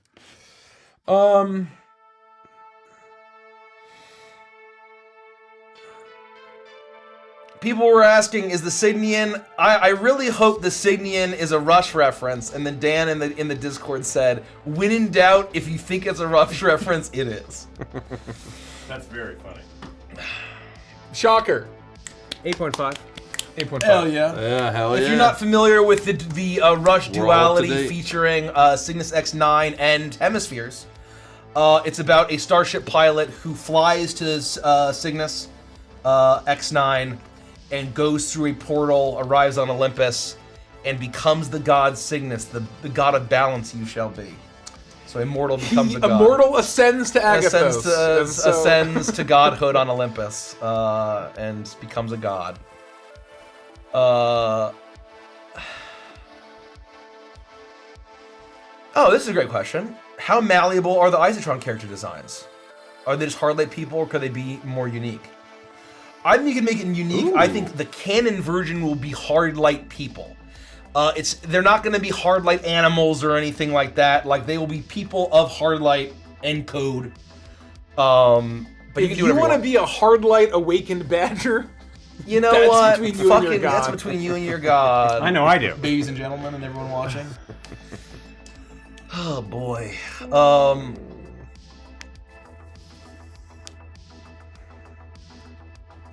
Attention, all planets of the Solar Federation. when does shipping get charged? Is it different Attention, than all the planets charge at of the the end of the Solar Kickstarter? Federation. Yes. Yes.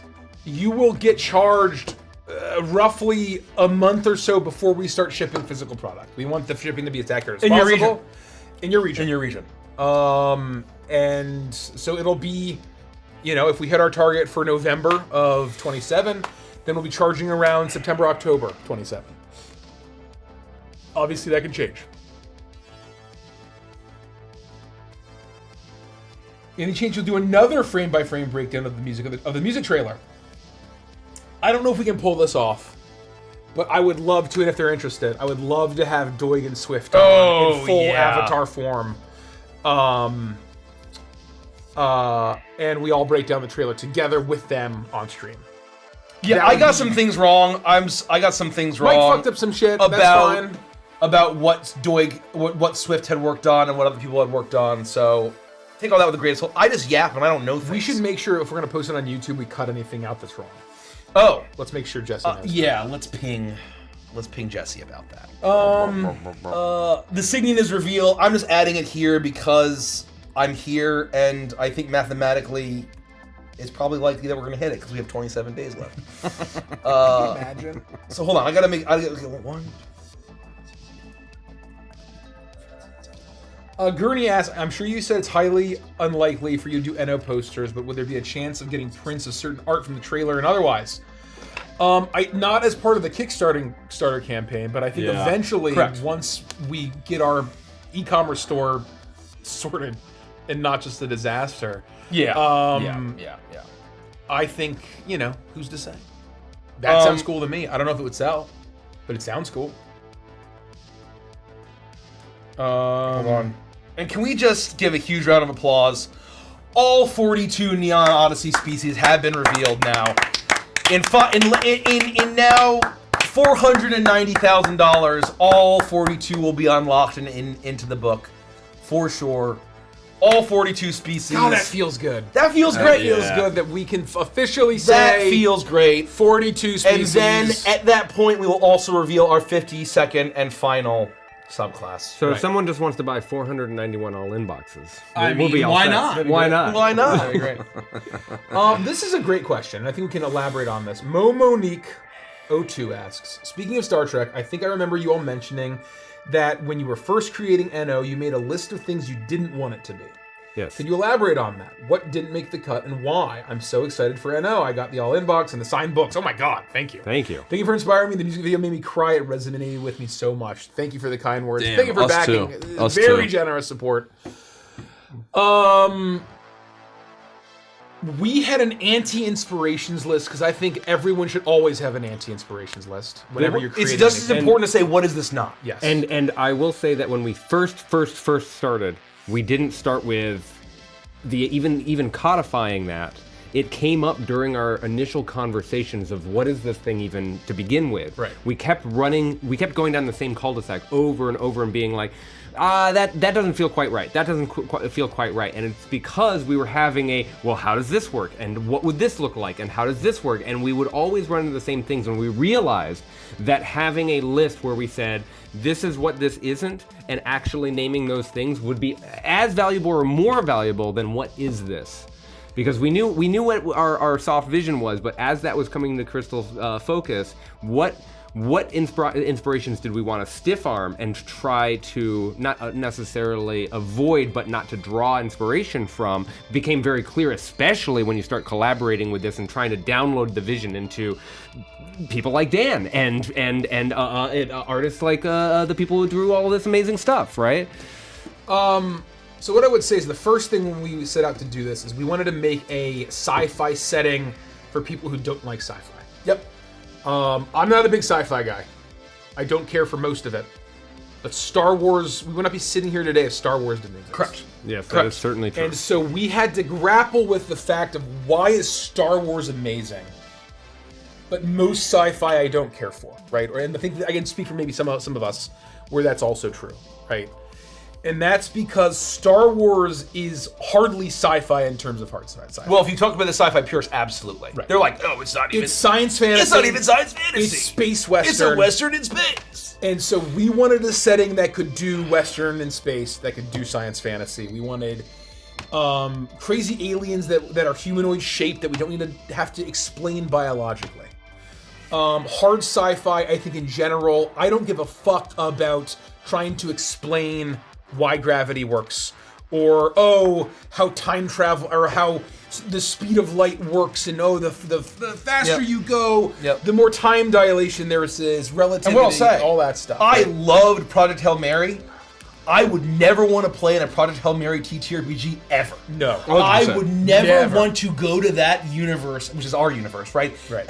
I would never want to deal with that kind of space travel and all that. And if you have that TTRPG, you give me a call. Because during the early conversations and throughout this entire development period, I have been here sitting on hard sci-fi, speculative sci-fi, classic sci-fi, science fiction, and cyberpunk, and going, have you thought about how people like me are going to interface with this science fantasy, with this space opera? Have you thought about how we are going to talk about gravity or relativity or these sorts of things? Yeah, and so I think that like my belief, right, is that there's tons of 5e and TTRPGs out there for people that love relativity, that love Mass Effect, that love Star Trek. They want a scientific explanation for everything. They want everything to be logicked and explained. How I feel about all of those sorts of settings and those sorts of vibes is a lot of it turns into everyone trying to one-up each other, trying to be like, oh, well, I know what a Dyson sphere is. I know what this black hole effect is, and the black hole has this about it, and it has this about it. I can't wait to say that term and then explain it. And then it's like, oh, wow, you just did that. You explained it at the table, and then it's like, cool. Now what, right? Like, how do you interact with that in an RPG sense? And so we wanted to leave all of that on the table. All of that, not on the table, off the table. Off the table. We wanted to make a blank space for it. Yes. There's a vacuum there. And if you care about having that conversation, Neon Odyssey doesn't prohibit it, I will say. I don't think that it says absolutely not no, but in terms of what we were inspired to be, we're going in this direction. Well, stars and suns are different in this setting, right? The idea is that what we are saying is that there is no time dilation when you go fast, right? Yep. It doesn't take you 55 years to get from one star to another. You can ride ether currents and go faster than light without warping into light speed, and you can just go and I'm flying from here to there, and there's instant teleportation. Yeah. Black holes in this setting are not, don't have all of the trappings of a literal physics black hole. And on the opposite side, we very much didn't want this to be a Galleons in space, fantasy in space. Mm-hmm. That's another anti-inspiration. And so by those are the extremes. By having those extremely strong postures on either side of the equation, we very much wanted to stay away from those things, and those guardrails have kept us in, I think, a very thematically consistent but still very broad and diverse setting. And so that's why it was so important. That's why we did it. And I think that the reaction that we're seeing, especially on the music video, is that there were a lot of other people that felt similarly. Yeah. And maybe didn't even know, right? Like, it's like, oh, I didn't realize that there could be, just like Nikki, I was right? crying I out didn't for this, realize that there could be sci-fi that I like. I'm not a sci-fi guy, and I think this is the coolest thing ever, and I could play for the rest of the time only in the setting and be satisfied. Yeah. And so I think it's been critically important and super foundational and fundamental. And I recommend any creative to make sure you know what you are making is not, it's just as important as what it is. Is that fair to say? Yeah. Good answer. I will say that we didn't name the things, and the pillars of what Neon Odyssey is not were in no particular order: Star Trek, Mass Effect, and all hard sci-fi. Spelljammer. Right? We're not taking Galleon sea ships into space that are powered by some sort of crystal, right? Yourself through the astral sea. Right. It's not the astral sea. The broader superhero genre, with certain exceptions, like Guardians of the Galaxy and 90s X-Men. And so very quickly, you can talk to someone and say, hey, we're making a thing. Do you want to collaborate on this? These are the things to avoid. And then suddenly the drift starts to push you into Neon Odyssey territory, and it's just magic. And you you kind of like have to constantly adjust, right? And change. And there's plenty of times where, I'm reviewing a writing submission, and I'll just leave a note like too hard sci-fi, right? Like and kind of checking, or too too far the other way, right? Too whimsical, like super high fantasy, right?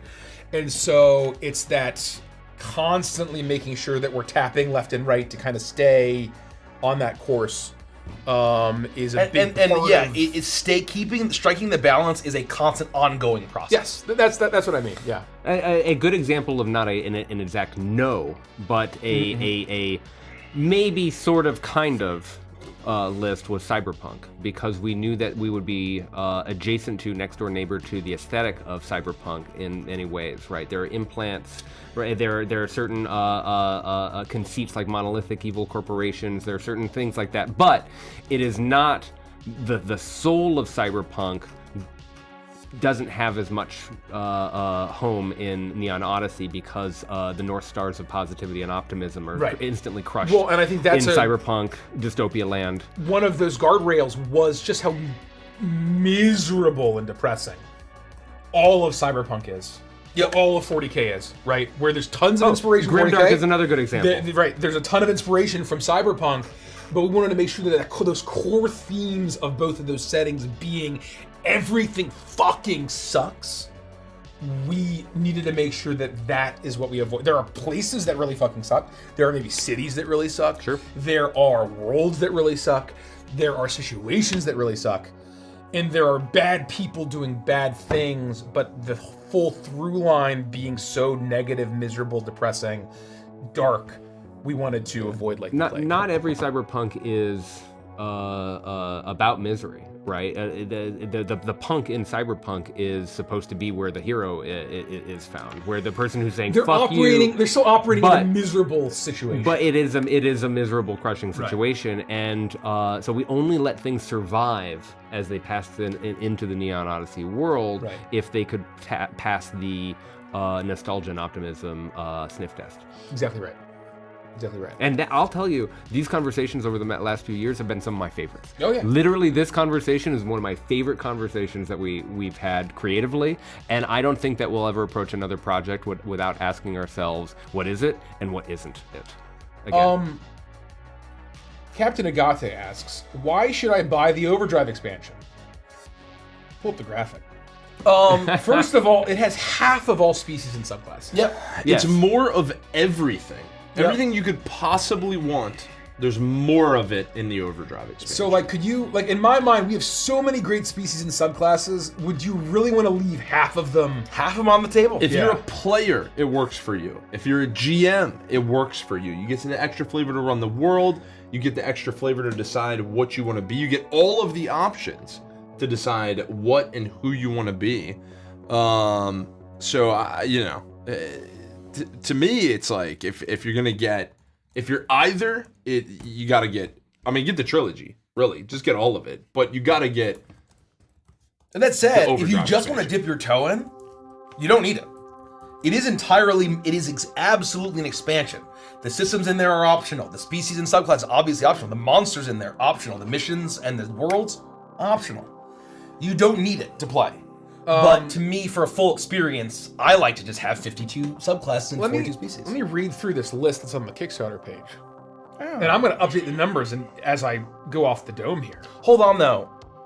Doesn't that mean we should... I don't know if we want to update that for stretch goals. Right? Oh, you're 100% should update all of these graphics. Oh, okay. All of these graphics. Got it. Because they're unlocked. Right? But people will say, oh no, what the page is on the page is the baseline. I'm always going to presume that the stretch goals are additive to what's on the page. Their disappointment is their own. I don't know. We should talk about it. We won't say plus. We should talk about it. No, I don't. If you no. 26 subclasses, 21 species, over 100 monsters / enemies, 10 worlds, 20 missions, vehicle and upgrades, magic items, the whole profession system and the feats that go along with it, the entire racing, gambling, and entertainment systems. Oh my goodness, the racing? I mean, just the racing. How do you not get it? Is what I want to know. How do you not get it? Hot damn. I'm just gonna name the gods here. We've launched. The Exomech is in it. The Signian is in it. The Benthos are in it. The Cybertronics in it. Oh my god. The Xenotrainer's in it. Guys. Wait, is the Harmony an actual physically reachable realm? Yes, it is. Its energy suffuses the whole galaxy.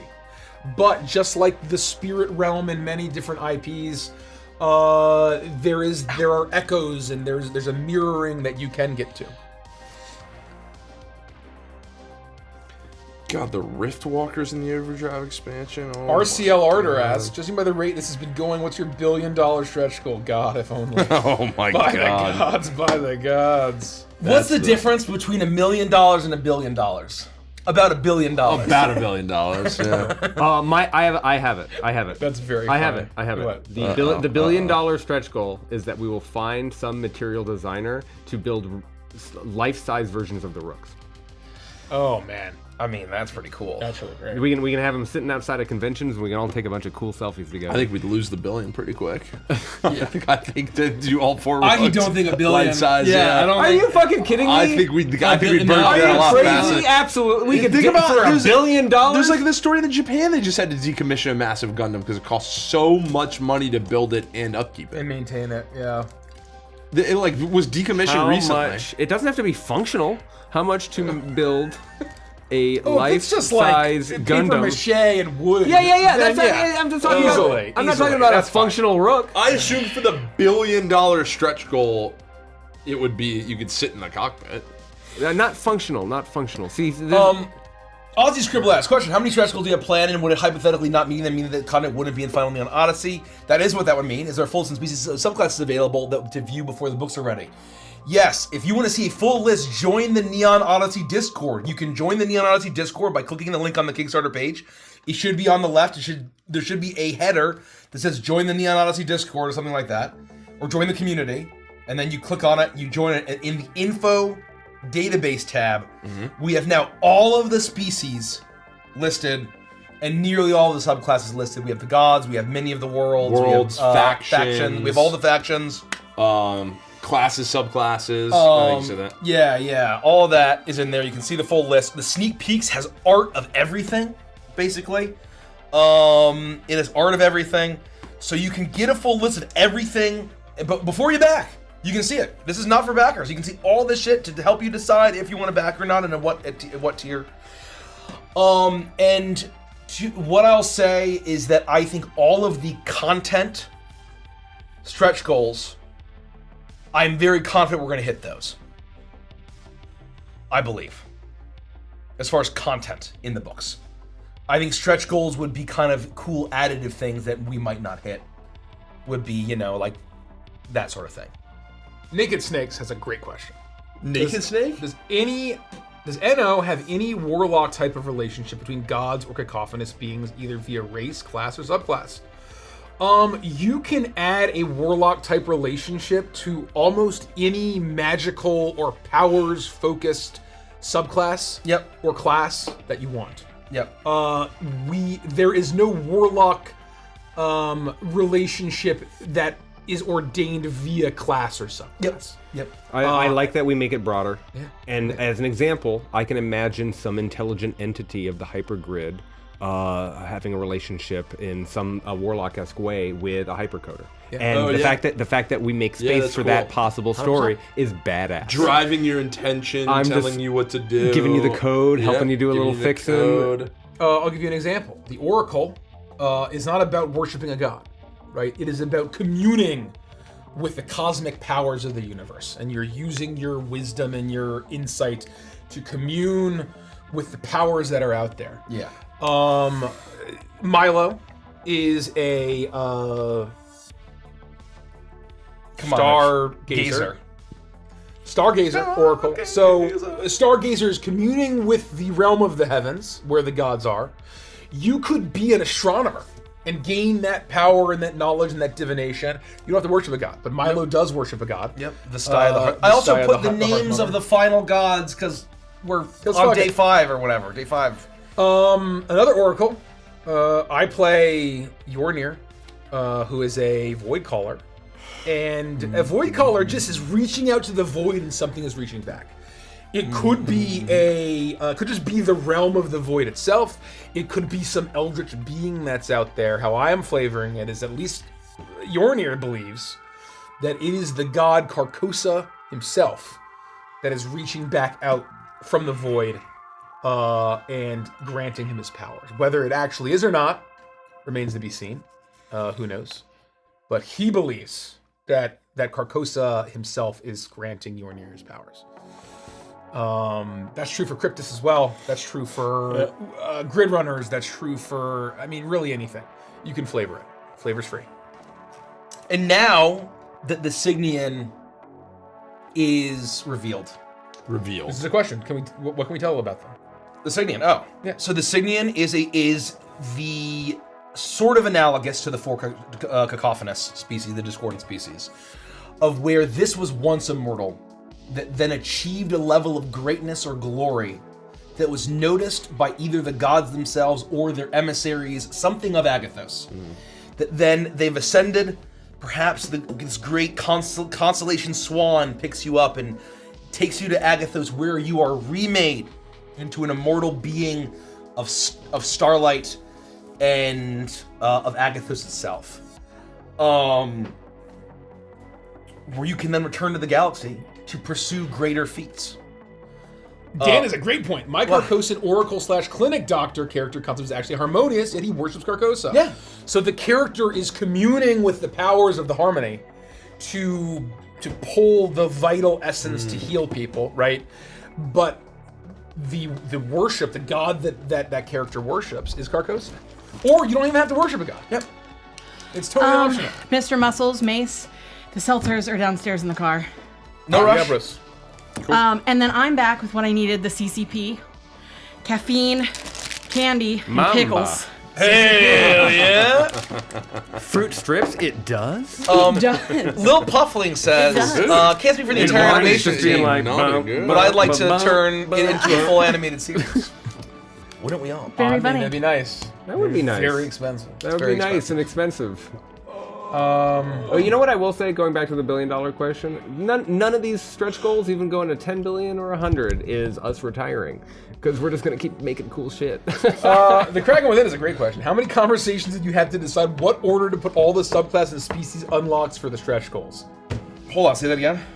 How many conversations did we have to decide what the order to put all the subclass and species unlocks for the stretch goals? Oh. We would make a list and then delete it and start over, and then delete it and start over, and then delete it and start over. And then there was one time where Richie just got like frustrated. It's like, Mikey, you take it. You tell me what it is. Yeah. Go and do it. Just do it. You have to submit it before you go to bed. And that was it. We had a lot of that. And so that was in. And we kept changing. Subclasses kept going from being in one book versus another. They would go from stretch goal to non-stretch goal. So and I'm just like, originally, every single stretch goal subclass and species was all in the Overdrive expansion. And I'm like, well, we can't do that. We need to have some stretch goals for the people that are only getting the book in the PDF tier. Yeah. So that's why we have like 4 subclass, or at least 3 subclasses and 2 species. So at least 5 content subclasses. Yep. The PDF and the book tier can enjoy. Yep. I'll And so join you, finally, Mace. Mike just I'll join sat you, down Mace, and because I need to use the restroom, and I'll join grinded you it out. grabbing some Skelsers. I got cold. the car? Yeah, back in my car. Is it cold out? No, it's beautiful. It's perfect. Is there No, an it's age perfect requirement out. to It's join the fucking Galactic unbelievable Bounty out, Guild? right. You have to be an adult.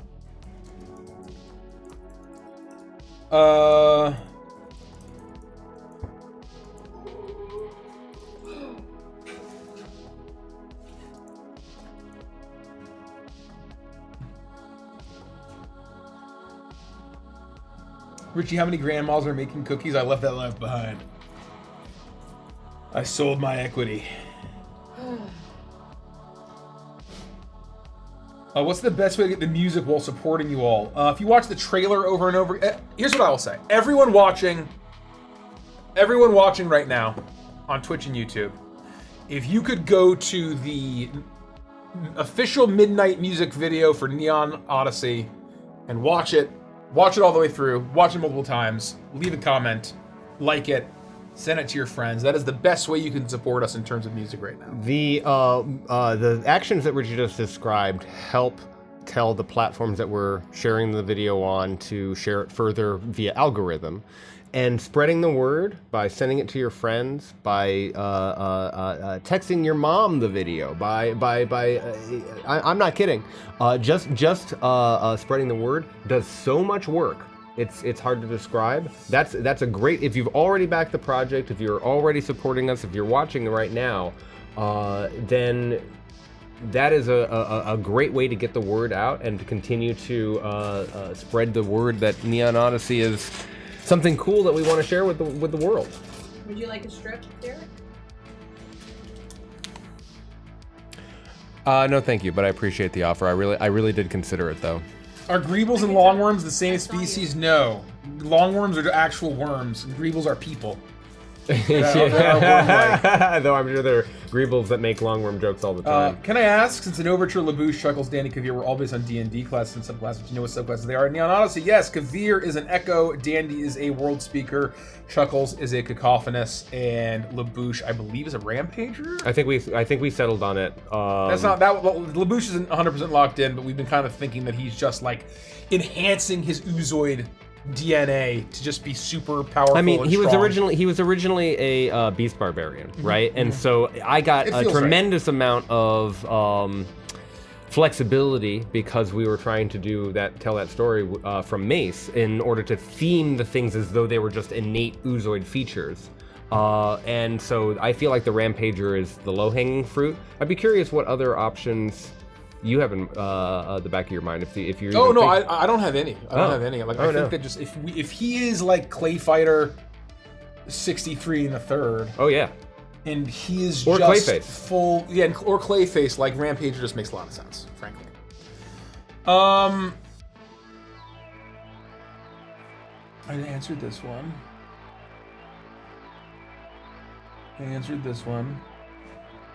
Mutant is interesting, Dan. Let me go. I think Mutant is too... Because he's not mutating, right? His story is not that he has these mutations that are going on. In my mind, he's a very strong ooze guy that has control over his ooze body. Well, to Dan's point, if we're theming his Rampage features as though it is of him, then what's the difference between me taking the mutant features and just going, okay, this is a different handhold expression, but at the same time, we're just saying, like, I make my arms big clubs and I smash something, right? Like, yeah. You know what I mean? Well, I guess in terms of, like, the origin of are you mutating out of your normal form into something different?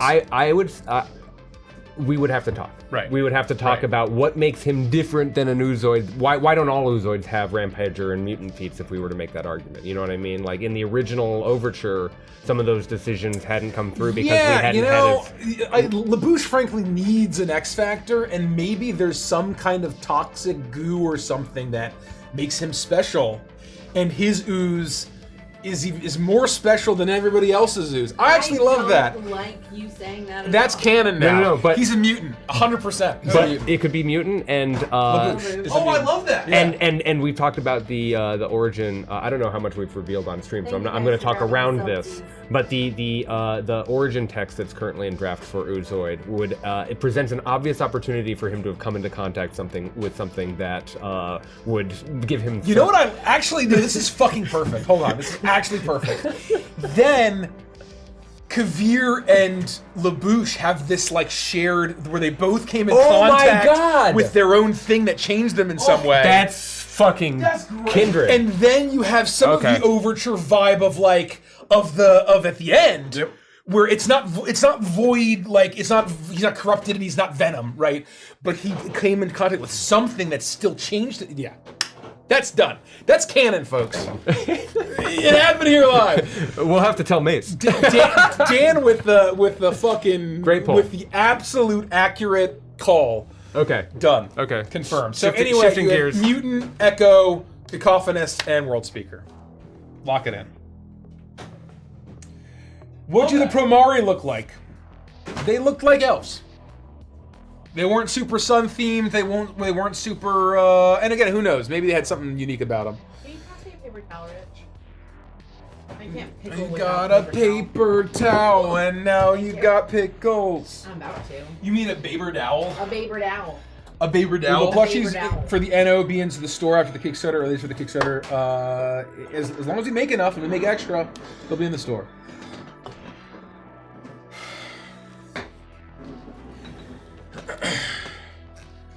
If I get my hands on more money, can I increase my pledge without affecting my early backing? Yes, 100%. But click Manage Pledge. Yes, do not cancel Do your not pledge. cancel Make and a new redo one. it. As long as you are managing your Manage pledge, your the timestamp is when you first pledged. And then you're just managing the pledge that you made early.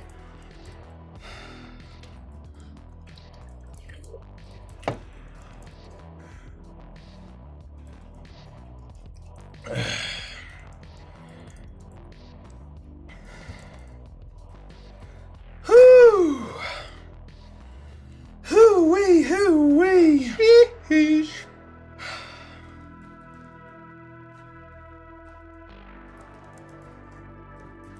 I'm just looking through questions right now. Could you take over questions? I'm gonna use the bathroom. Yeah. Oh no. Mason's in the bathroom, I think. Oh, is he not? I don't know. I thought he was grabbing seltzers. He might No, be. we just got back. It's me. It's seltzers. It's me, seltzers. Hi guys, it's me, seltzers. I really really need to figure out how to do an Irish accent. I've been craving figuring out how to do a proper Irish I will accent. challenge you to learn how to do that while I try to learn how to do Australian. We can check in with each other and keep each other accountable. Oi, mate. Have we thought of making an animated Uprootorama show? Yes, of course. We thought of making all the shows. We love animation. That's not a potato. We just need to discuss like how does That's animation a potato. become financially feasible. Tommy, I'm sorry. Is there a gunslinger-esque subclass for the Cryptist? No. You can flavor it however you want. Yeah. If you want to have a gunslinging Cryptist, you will have ways to use guns effectively as a Cryptist. Yeah, that's true. And it will have whatever Cryptist flavor your subclass is. I think if I was doing a gunslinging Cryptist, I would do a primeval Cryptist and have cool elemental bullets. I would do a That's what I would Cacophonous do. Cryptist and just make Kane. I would just be a... Or you could go like Alucard, or you could... Not Alucard, Helsing, and you go like a vampire gunslinger. Oh, bro. That's cool. This setting's pretty cool, folks. And that's all you gotta do. That's all you gotta do. Yeah, I kind of love it. Illari is not a thing. There are no Illari. That's not a. Where's Illari come People are talking about the Illari, the Illari versus the the Solari versus the Illari. The Illari aren't a thing in the There is setting. no Illari. Yep. There are Nilari. There were the Promari, and then they split into the Solari and the Nilari.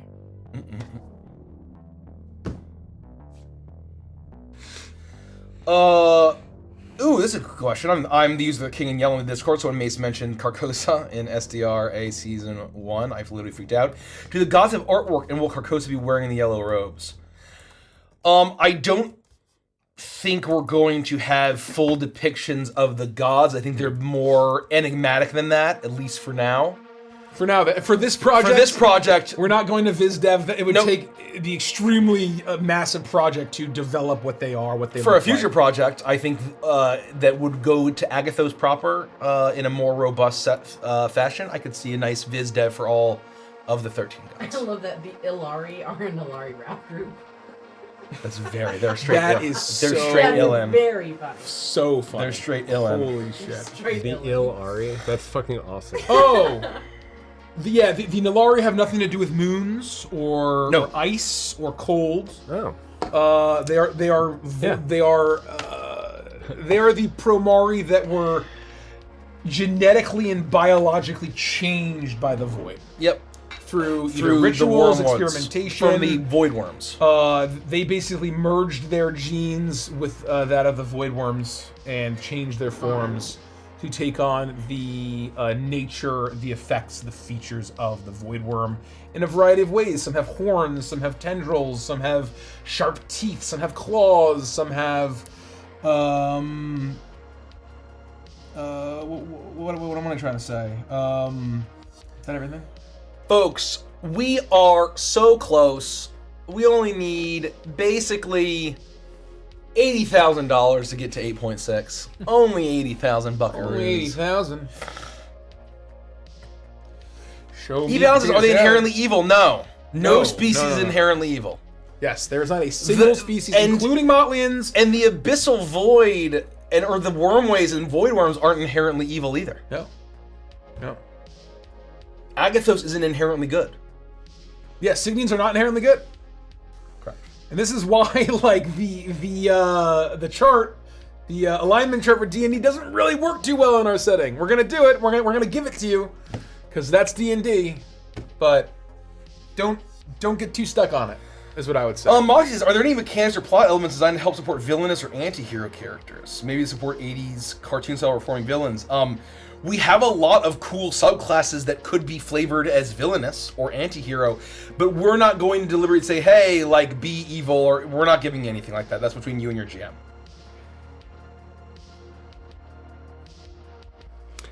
Sometimes when we say that's between you and your GM, it's because we don't want to give an answer that shuts down another person who wants the other thing. You know what I mean? It's important to be able to offer a game where everyone feels like their fantasy is fulfilled. And so if you're asking about a particularly narrow fantasy, the answer is often maybe at your table. Yeah. Have a conversation. There's probably yes at your table, but we don't want to shut down or enable that just because that might make too narrow an answer. Max Zaddy has a great question. Have you gone over what's included with the VTT integration? I'm signed up for the core box right now, but I'm debating going for the deluxe box for the VTT. So the VTT is effectively a full integration. We are offering the tools like tokens, map. We have the digital token pack. We have the digital map pack. We have the digital art pack, etc., where you can go into anything you want and do all of the work to build it out. But for the 3 platforms that we are offering for the VTT integration, that's Roll20, that's Foundry VTT, and that's Alchemy Enhanced, you can just go in, sign up, and download or whatever it is, just unlock, put the code in for your integration, and the entire book, depending on which book you're getting, will be fully integrated into their VTT, so you don't have to do any work. Or do minimal work. You still have to do work because at all VTTs you have to do work as a GM. But the work is done for you to integrate our books into the thing. So if you're planning, what I'll say is if you are planning on running your campaign virtually and using Foundry VTT, Roll20, or Alchemy Enhanced, I would recommend getting the VTT integration because it's fully integrated for you. Why would you do the work when you can just get the integration? And, sorry, one thing that I need to say, because this has come up before, is with the digital packs where you can integrate it yourself, you are still limited by the platform's file size limits. So if you want a free account, you might not be able to take all of these documents and files that you have downloaded and put them onto the platform because maybe you need a bigger plan or something like that. We are not responsible for that. It's up to you to look into the VTT that you plan to use and make an informed decision as to what is going to suit your needs and what you're going to need to do to make sure that you can get there. If that sounds like a lot of work to you and a lot of headache, because it sounds like that to me, just buy the VTT integration. So that's all. I just wanted to say that. Great. Tom Mac 55 asks, Mikey, were you inspired by Treasure Planet Long John Silver when you made Barnabas? Is it possible to do Sci-Fi Kingdom Hearts? Got the digital deluxe and dice bag for my 2 free sets of dice. Yes and yes. Gotta give it up. Deluxe box and dice bag. Yes and yes. Man, digital deluxe and a dice bag. The absolute whiplash of that question. Yes and yes. Long John Silver was absolutely an inspiration for Barnabas. Mikey basically forced me to watch that movie because I hadn't seen Treasure Planet It's a great for watch. a while, and we watched it because we were having heavy conversations about Shroud of Saltmarsh. Shroud over Saltmarsh, and you were like, you got to watch this just for this character. Yeah. And I'm so glad that you did because that movie is fucking banger. That's great. Oh, Magic is a really interesting question. I'm quite fond of the Motley Inn, but I'll get straight to the point. On Cabaret, which is a world that is fully corrupted and transformed by Thrill Cacophony, I imagine there are indeed weapon shops offering specialized and unconventional armaments, such as electric joy buzzers and water guns that deliver acid damage, for example. That said, what type of weapons do you all believe would be available on Cabaret? I mean, all of the above. A giant squeaky hammer that does either thunder or force damage. And even more absurd, like a t-shirt gun where the t-shirts wrap around you and it says, like, I like the idea of balloon animal bombs. Yeah. Where they like pop and then you take piercing damage. Balloon animal bombs. Balloon animal bombs? Balloon animal bombs. I'm not gonna answer that moral quandary at all. A moral quandary? Don't ask us about moral in quandaries. my chill Saturday hangout stream? No moral quandaries. None. Interesting. Citrus Orange asks, what are the Rangors going to be characteristic-wise? They have burrowing claws. They are large and have a powerful build. They are able to move forward, and once they gain momentum, they're able to barrel and smash through things. You can also flavor it as rolling if you want a little bit of Goron action. There's no reason why you can't. But it also could just be running and charging. And I can't remember what else they had, but they are the They are the other ether-related species. There's the Etheron and the Rangor, the two ether-connected species. The Etheron are the immovable object to the Rangor's unstoppable force. That's their vibe. Well said.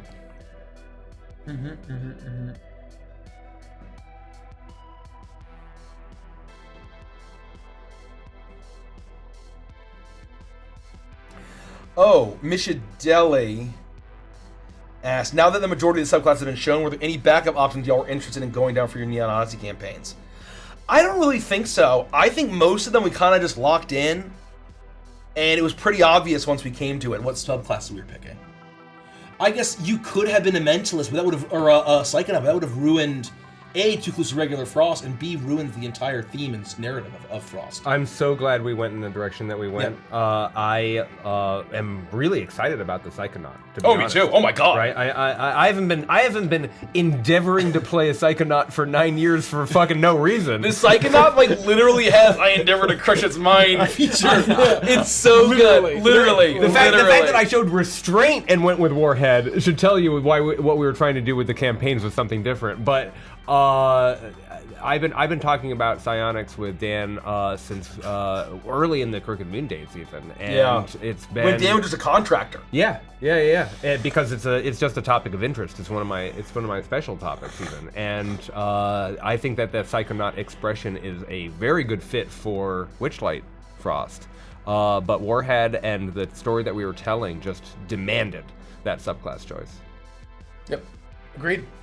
Worked out very well. Very Jack successful. Hero says, is there a Neon Odyssey equivalent of Ravenloft or the Domains of Dread? No. You could do something similar in Entropy Cacophony.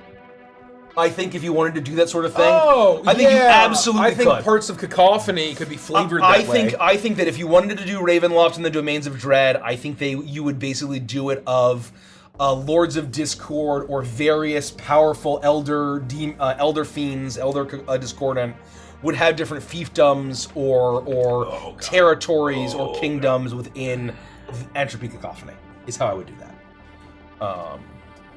So then it's, hell and torture for all the Dark Lords that are in there.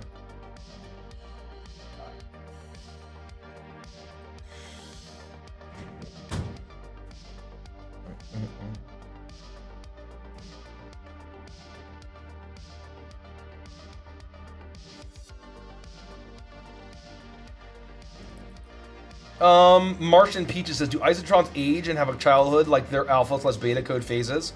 Mike, you mentioned Isotron families, and I'm not sure if it's a joke from Volcano Bistro and the Death of the Middle Class. I would say that it's safe to say that there is an aging in a way of, even Anatrons age, and their soul, their hyperspark eventually will kind of wear out and they will decommission and die, because all souls that effectively are not Signians or the Discordant species must return to the Harmony, right? Whether it's a digital soul or not, they all must come to an end. And that's basically the very nature of what it means to be immortal. So that's very funny. What is the Odyssey version of the Illrigger? Joking. That's very funny.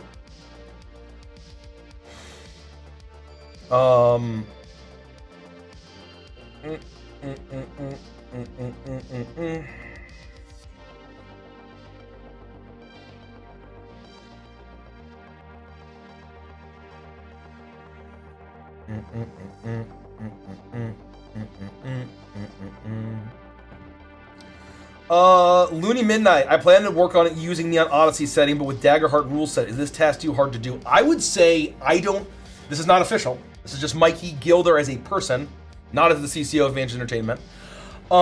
Given how flexible Daggerheart is, it should be very easy, or relatively easy, or doable to someone who's dedicated to apply all of this and run it in Daggerheart. I think that you can draw inspiration from everything and apply it using the very simple species and class, and create subclasses or archetypes or whatever they are for the classes, right? I think you would be able to do it. Once again, it'll take work, but I don't think it is insurmountable by any means. As someone who has GM'd a lot of D&D 5e, 5.5e, and someone who has GM'd a very robust Daggerheart mini Spectacular, campaign. Wonderful. Thank you. Thank you. Daggerheart campaign.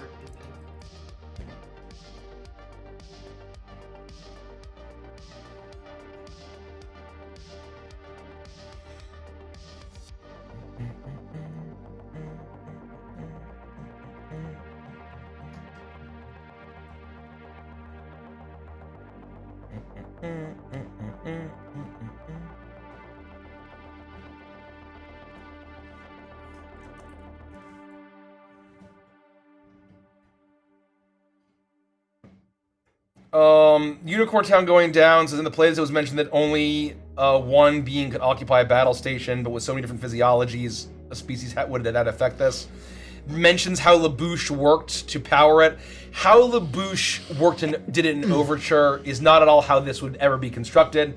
Oozoids have a membrane that act like skin, that they would be using controls the same way that a human would, the same way that anybody would be.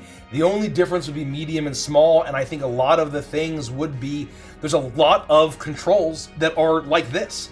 There might be pedals, but where the pedals just automatically might elevate if there's a smaller species that could be adjusted just like in your car, a steering wheel is adjusted, or your seat's adjusted. I haven't said this, but for some reason I was on the road. I have a pretty sizable commute here and back to show up to the studio and stream. And I was sitting in the car and I realized that because of the nature of the galaxy being what it is and how variable it is, how can you have a tavern? I'm just thinking about the classic, like, how do you have a bar? How do you have a club? How do you have seating in a restaurant when you have such a huge amount of variance? And I realized that I think a lot of places would have stools on a corkscrew so that you could turn it up and raise it up in order to have your stature at the actual bar, or you could lower it down. So that absolutely. There'd be a button that you press. There'd be elevated seats everywhere, Yeah. so that everyone would be able to have an equal seat at the table, and that would just be a very common galactic cultural thing. We very deliberately designed all our species so you don't have the turtle problem.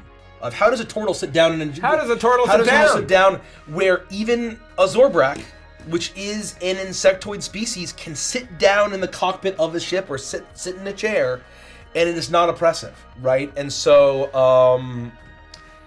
that, and obviously there are species with tails, which there'd be a lot of like stools and things that would be open backed for species with tails. Zorbrak have a little bit of a, what do you call those things? I don't know. But I think that would be something that would accommodate the various body types and sizes and all of that, and various levels of ability or whatever, where, we're in the future, I think a lot of that's solved. Thorax, thank you. It's the thorax. I am the thorax, and I speak for the body. It's very funny. It's okay. It's very funny. It's all right. Jules asks, are there any species or subclasses that were scrapped that you would like to share with us? We have ideas for subclasses, but honestly, like, every single species that we concepted, we had a baseline initial list of 42, and while we refined them and refined them and refined them to get to where we are, we never had an idea for a species that got it worked on and then scrapped. I would say that our initial retreat, we went through 100.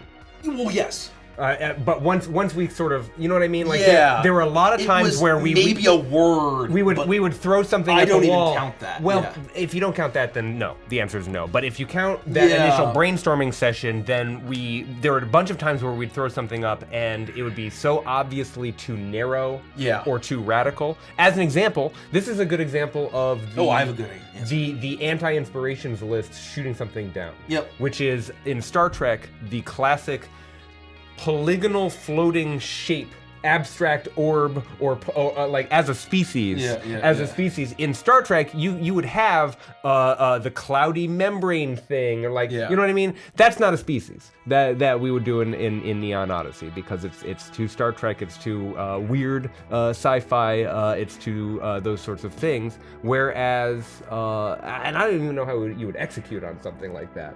As soon as we get into that sort of radical territory, it's like, okay, you can see why we have the species that we have. What was yours? I think the one kind of subclass where we had the idea was what became the Arbiter. I think that we were really hoping, we had the idea of having an Agathos themed enforcer that had some elements of a holy warrior from Dune with a little bit of the prescience and the spice, tying that into Agathos a little bit, some Templar vibes. And we were hoping, can we combine the idea of Harmony and Agathos, depending on how you want to do it? And as we did more world building, we said, no, you can't. And we decided to opt for the Arbiter Enforcer and put the Agathos Enforcer on a shelf for a later date. That was, I think, the one that conceptually made it the furthest and got scrapped. Where we basically we were trying to do too many things within a single subclass and had to shear off a good portion to create the Arbiter. Yeah, sometimes we had ideas that were a little too bloated, and that crystallization process is so important, so important. But basically, conceptually, once we got to our list of 52 at the Neon Odyssey retreat, it didn't really change at all. Like, as far as like the actual core concept, didn't change at all. It's kind of like reminds me of like when for Crooked Moon, when I went up that one night and had the eureka about the Fallen. That night I went out and outlined the entire adventure and named every chapter and location. Not a single bit of that changed from the final product. And we attacked it. Oh yeah. It's not like it didn't change for no reason. It's just that we would turn over the stone and be like, can we do better than this? And sometimes Mikey knows how to cook. Is what I'll say. Sometimes I do okay.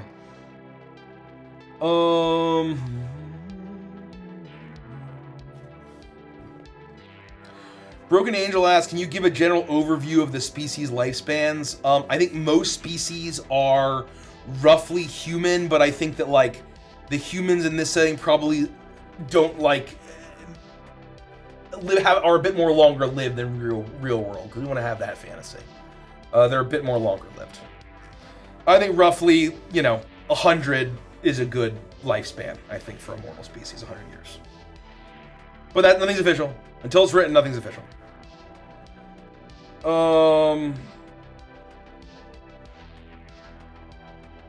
What's your favorite funny thing that you remember in the making of NO? There was a running gag that we had that I will not share. Thank you. In the Neon Odyssey retreat. Thank fuck. That I will not share. It was... we were crying, laughing all throughout the retreat.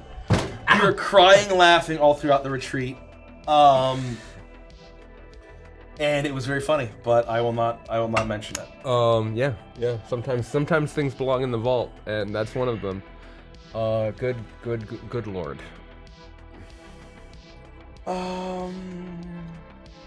What's the size of the Nilari? They are medium creatures. They are medium creatures. They are not medium or small, if that's what you're asking.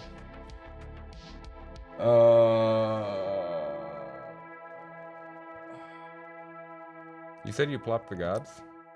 Yeah. Where did you put them? In the info database. Oh, of course. I just edited the entry. My gods. Alchemex says, would the crew be opposed to working with the great people at Glitch Productions to bring any of your campaigns to life? I don't think we're opposed to anything. We have some good friends and contacts at Titmouse. We have folks, Patrick Stannard, who was the line producer of the music video, works at Powerhouse, famously of Castlevania. Yeah. And you get a little kiss. You get a little kiss of that. I think that we wouldn't be opposed to working with anybody as long as it would make sense. Just kind of the question for us is like, we love animation as a medium, we love it, but if you're not familiar, the animation industry is kind of having a a bit of a horrible couple of years, a pretty awful couple of years. And there's a lot of uncertainty, at least as far as I'm aware. And animation's an extremely expensive, extremely time-consuming medium. And so I think that we would just need to learn more and try to figure it out in order to see when does it make sense. When does it make sense and how does it make sense? So I don't think we're opposed to working, with most studios or such things. And just to layer on, we're storytellers. Of course that interests us. We love animation. We love media. We love stories. We love characters. We haven't been doing this for 9 years. Yeah. Sharing stories with each other as friends and loving our interests. That is an exciting dream, but we also are pragmatic. No, and I really admire, granted, I know relatively little about Glitch, but from what I'm aware of, and granted just cursory, of how they've been able to really kind of self-fund and basically make animation work and work well, kind of without being beholden by the death grip of other larger studios and larger platforms or whatever. Right. And, I admire that. We just spent. Hit next. You set up a queue. You set up a queue, and then. There it is. The middle one there. This one? Yeah, hell yeah, that looks great. You set up a queue, and then it just stops. That's very annoying. I think you mean Quayway. That's fine. A QE. QE. We just spent October 23rd, 2023 was when we October 2023 is when we hit the launch button. October 3rd is correct. Yeah. Both of what you said is true. I think I thought I said 23rd. Anyways, we hit the go button on Crooked Moon, caught the car, and learned how to be a publisher. We're still learning how to do all that that work and we're getting much better at it. As is evident by the fact that we fulfilled and people love that adventure and they love those player options and Neon Odyssey. I think we're going to do the same thing, but it required us to learn an entire industry. Animation is its own beast, its own industry. It would be unrealistic of us to assume that just because we are doing well over here, that we would do well over here. I would want to approach it with the same amount of mindfulness. Yep. And we would take whatever we would do deathly seriously, and we would want to make sure that, we want to make sure that before we do anything large like that multimedia, our tabletop role-playing game publishing pipeline has to be unblocked and churning and not need our very close attention and hands-onness. To make sure, because that's our primary bread and butter, right? We love making games for y'all, and TTRPGs is the name of the game, and that's the core and the heart and soul, and it's why we're here. So, gosh, we love it. It's amazing. I mean, it's a joy. I mean, and that's honestly one of my favorite things about doing what we're doing is seeing how many people comment and saying, I've never played D&D, I've never played a TTRPG in my entire life. It's always been my favorite thing. This music video, this Kickstarter, this world, the theme has made me get into a hobby. And at the end of the day, it's like, I don't care ultimately if you don't want to back Neon Odyssey or buy our products. If you get into the hobby and you're like, hey, actually, I like the hobby, but my table and what I like is actually not the game that you guys are publishing, but this other third party, or what Official Wizards is doing, or it's not even D&D. I'm more interested in Borg-likes, or I'm more interested in Pathfinder or Starfinder. I'm more interested in this other game. Great.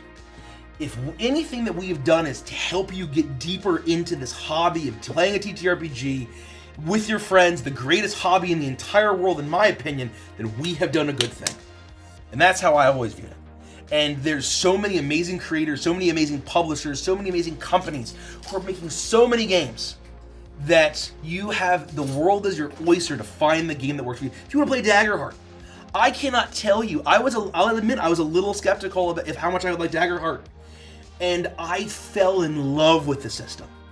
I still love D&D, but I also love Daggerheart. I still love D&D, but I also love Borg-likes, right? And so there's so many different games that you can play. I am just glad if the storytelling and the theme and the music and the animation is getting people into the hobby. That to me is the coolest fucking thing in the world. So, And I do believe that it's animation that is the best gateway to the hobby. That's my hot take.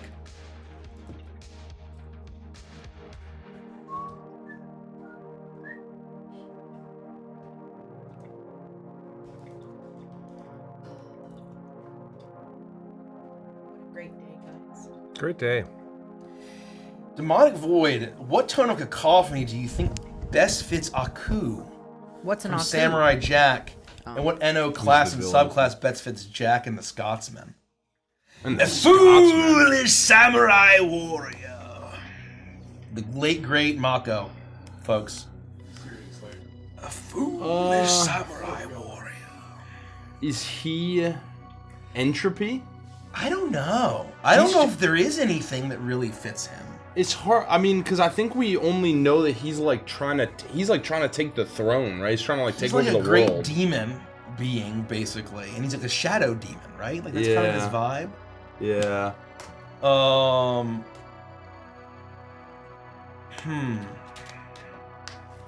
Yeah, I don't know. That's hard for a tone of discord. Let me see. I think you go instinct. He's like a big bug. Oh! He's like a big bug guy. Instinct is a Giant, great like, idea. Yeah, oh, like a centipede type guy. Yeah, or yeah, like yeah, a millipede or a big centipede. And he's kind of just taken over because that's his, like, he's just operating on his, like, basest directive. It's like consuming spread. Well, and he's just, he wants to break down. Consume, destroy, rule. I mean, Yeah. he's like a tyrant, and Bugs and Instinct work on this tyrant style. Like, there's a queen, it's a regal, Right. style that has hierarchy. He That's wants great. to bring down the Instinct. current civilization or whatever. And then for the Samurai way. Jack, what is he beyond like a wonderful, like a great swordsman? I would make him a symmetric.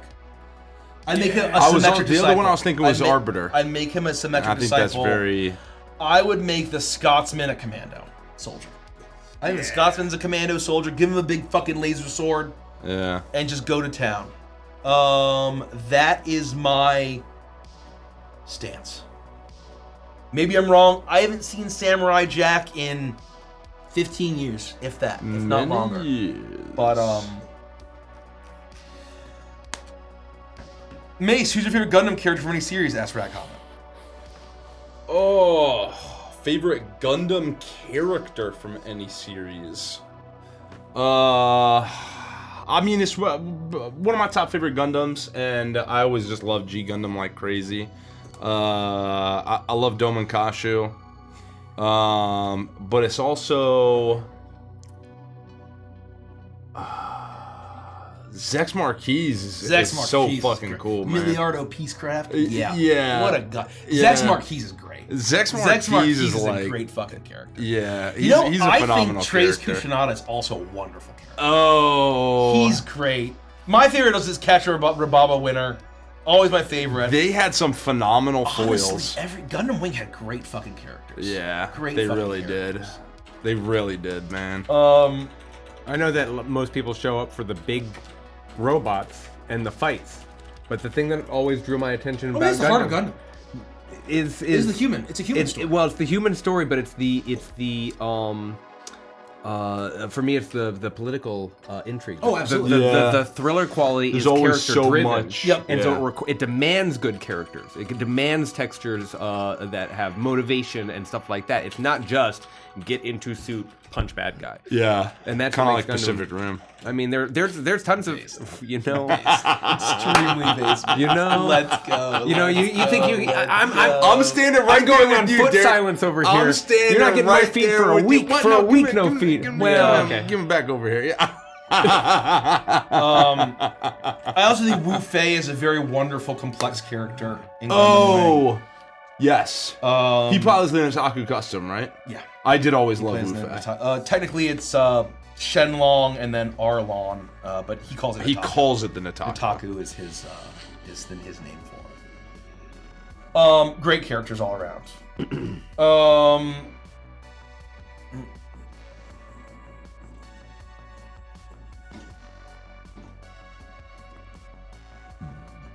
F3 Blue says, what was your inspiration behind the exomech subclass? What would you consider to be an exomech suit? Would Iron Man suit be an exomech?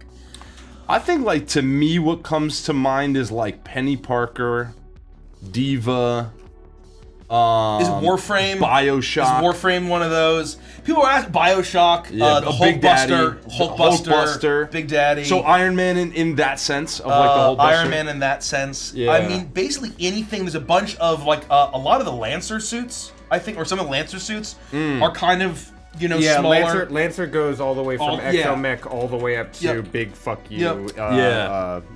I think also if you Titanfall. That's what it is. Titanfall, absolutely. Titanfall is kind of like big mechs, though, isn't it? I think. I Don't the Titans like orbital drop down? They're like kind of like Titanfall. I think they're like Exo Squad. It's the Exo Squad. It's a specific type. Exo Squad. Exo Squad. Yeah. Oh, okay. Exo Squad. I think also of like the Matrix when they're holding back the swarm Titanfall. of all those like crazy swimmers that are coming. You have the guy in that like right he's in the suit and he's like gunning everybody down with the That Gatling size. arms. Yeah, absolutely. To me, Exo that's Mech. kind of an exo mech. Yeah, so I see a lot of people debating about, oh no, it's more like this. Oh no, it's more like this. No, all of the above. Yeah. We draw inspiration from multiple sources and combine them so you can have as much flexibility. We just can't give you an entire whole ass 100-foot fucking tall Gundam as part of a subclass. And like you walk into a level Yeah. 2 What? dungeon, you struggle with the space rats. You could know? also play, I think, Reinhardt from Overwatch as an exomech as well. Yeah, for sure. If you want it to be more of I am more of the knight vibe, you can absolutely play it like that. And so it's really about having the flexibility within the guardrails that we put up for the subclasses and the species. It's kind of like big, chunky mech. Mechs from Avatar? That might be a little, maybe not.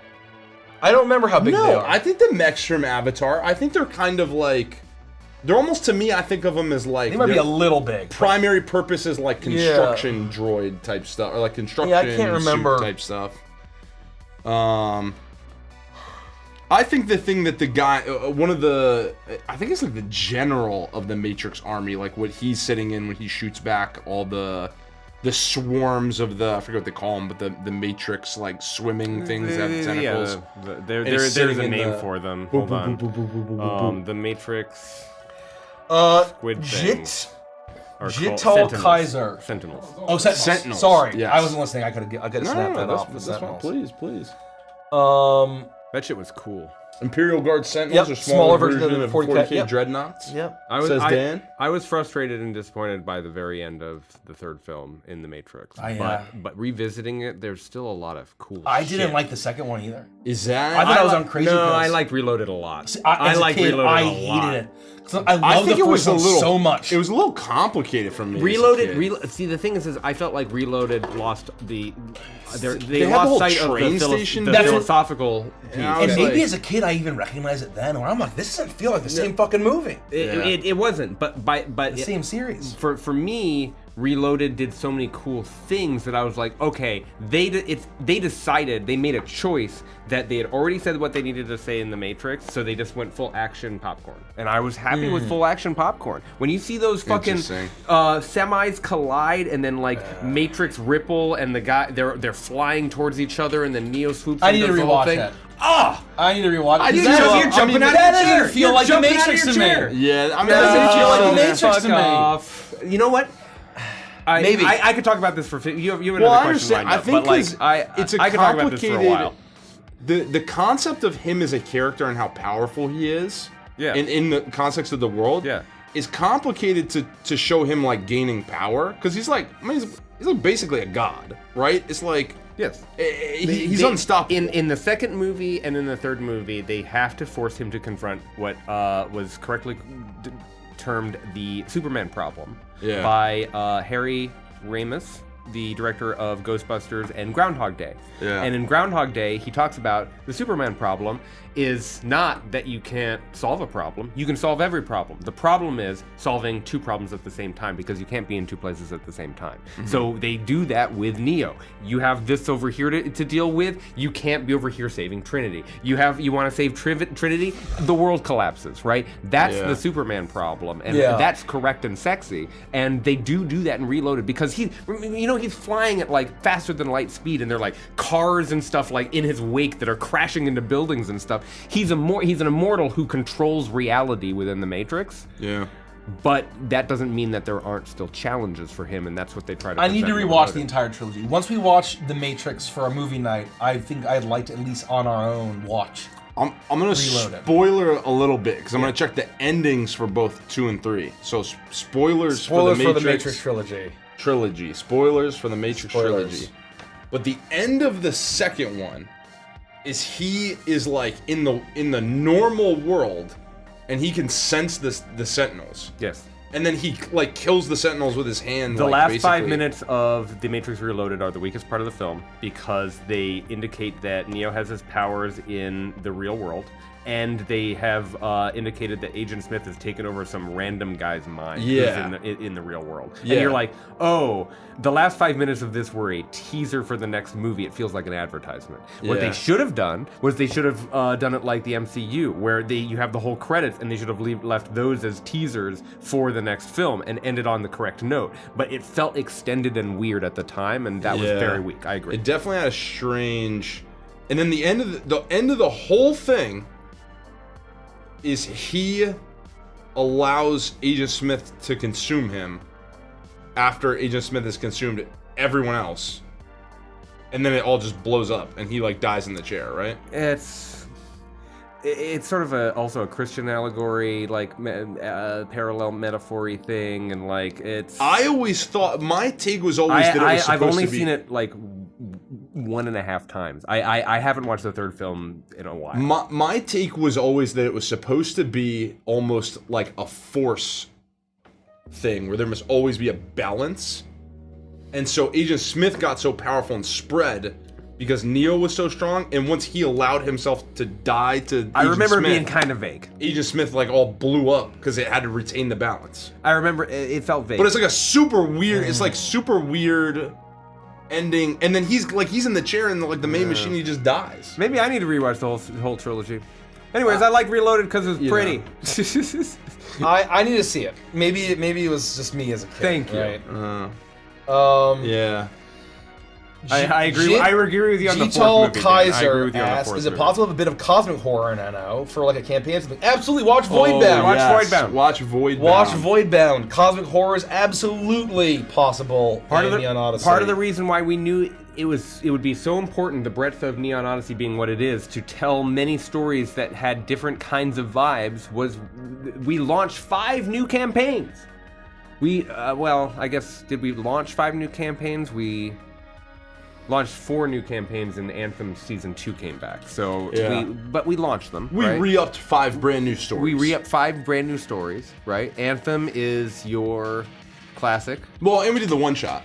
So within... Right. So... Right, but space opera... 5.1. Science fantasy... dusting of Cowboy Bebop, here you go, bang, we're doing bounty hunting. Then you've got Voidbound, cosmic horror. Then you've got urban science fantasy in the form of sort of a little bit of Akira vibes with Starlight. You've got a Brutorama, where if you want to just laugh your ass off and have hijinks through the universe, you can do that too.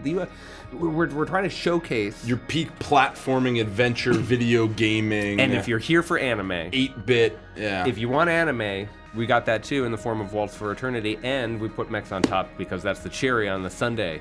Because boy, ain't it grand. Oh man. I wish we could have done 12, because we can do that number of flavors within this setting, easy. Golly. I just want to boogie woogie with you, you know? I know. God. Spoilers are over for the Matrix trilogy.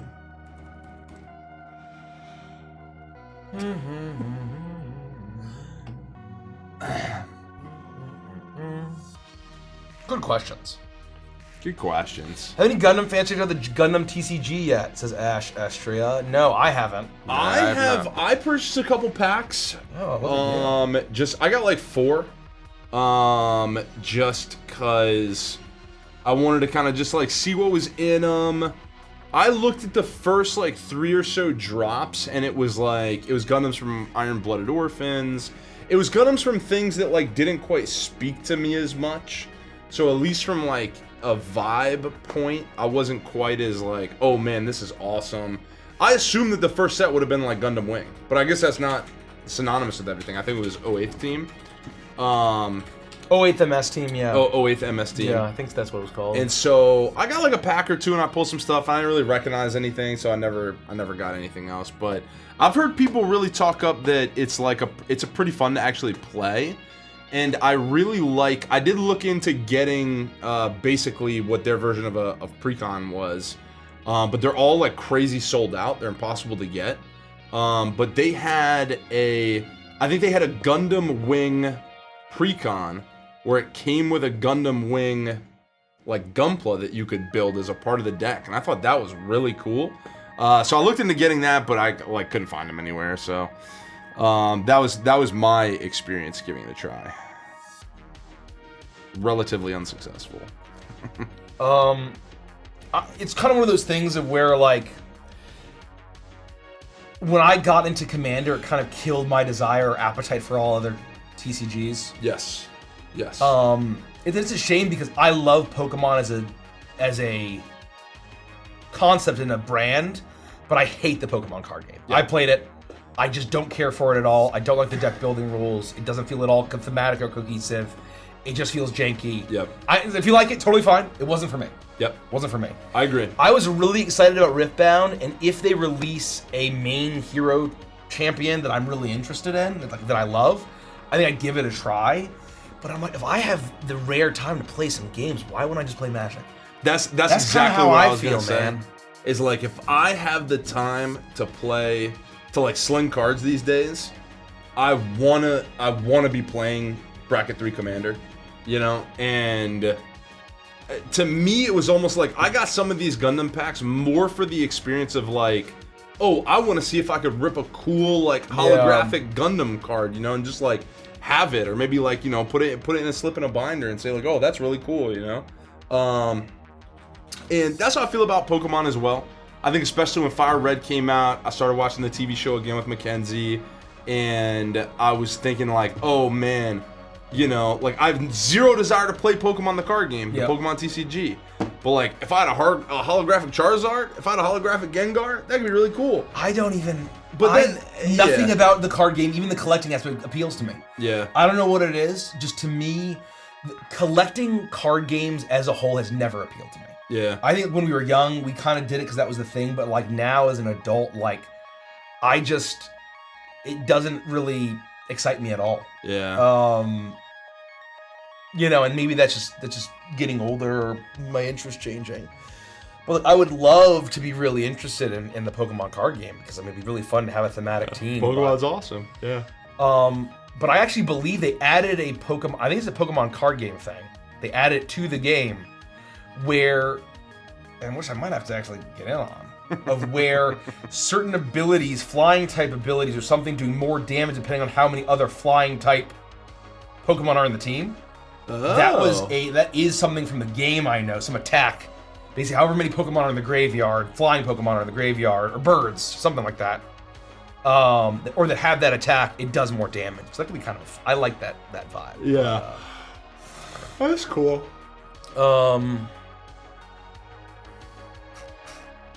I agree on Riftbound. To me, Riftbound feels like the kind of thing where, like, if they dropped a Viego deck, I'd probably like buy and have a Viego deck, and like on the rare occasion, like I bump into somebody at a con and they're like, "Oh, you want to send some Riftbound?" Like, I'd have it on me, but I don't think I'd ever. I just don't think I'd ever seek out playing anything other than Commander. Yeah.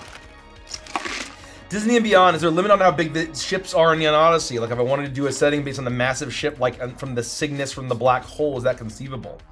Yeah, there are capital ships. Absolutely capital ships. But I think that's when you start getting to bigger than 1 hex. I think Dan would be able to kind of answer better about how capital ships play into a campaign. I've always felt that capital ships are almost more like locations. Yeah. Than they are. They almost feel like locations than they are like even kind of That is a pilotable very ships. cool way to think about them. I love that. It's like, well, and even I'm looking up what this ship is, the Cygnus from Black Hole, and it's almost like how this is described, where it's more described as a cathedral in space, just hovering. It's often described as the Crystal Palace, and it almost like it's just a structure you can visit. But I think, like, you know, obviously the Rhapsody's pretty big, but then in the announcement trailer, you can see how small the Rhapsody is. Oh, yeah. In comparison to the Cavalon ship and the Sorok Dynasty ship that it flies between, right? And then you just think about the fact that just in the hangar bay of the Rhapsody sit 6 personal starships. Easily. Yeah. Like in the hangar bay, with room for more. And then there's the whole rest of that ship. So the Rhapsody's already got 6 ships within it, a whole crew set up, a bunch of different rooms, all sorts of stuff.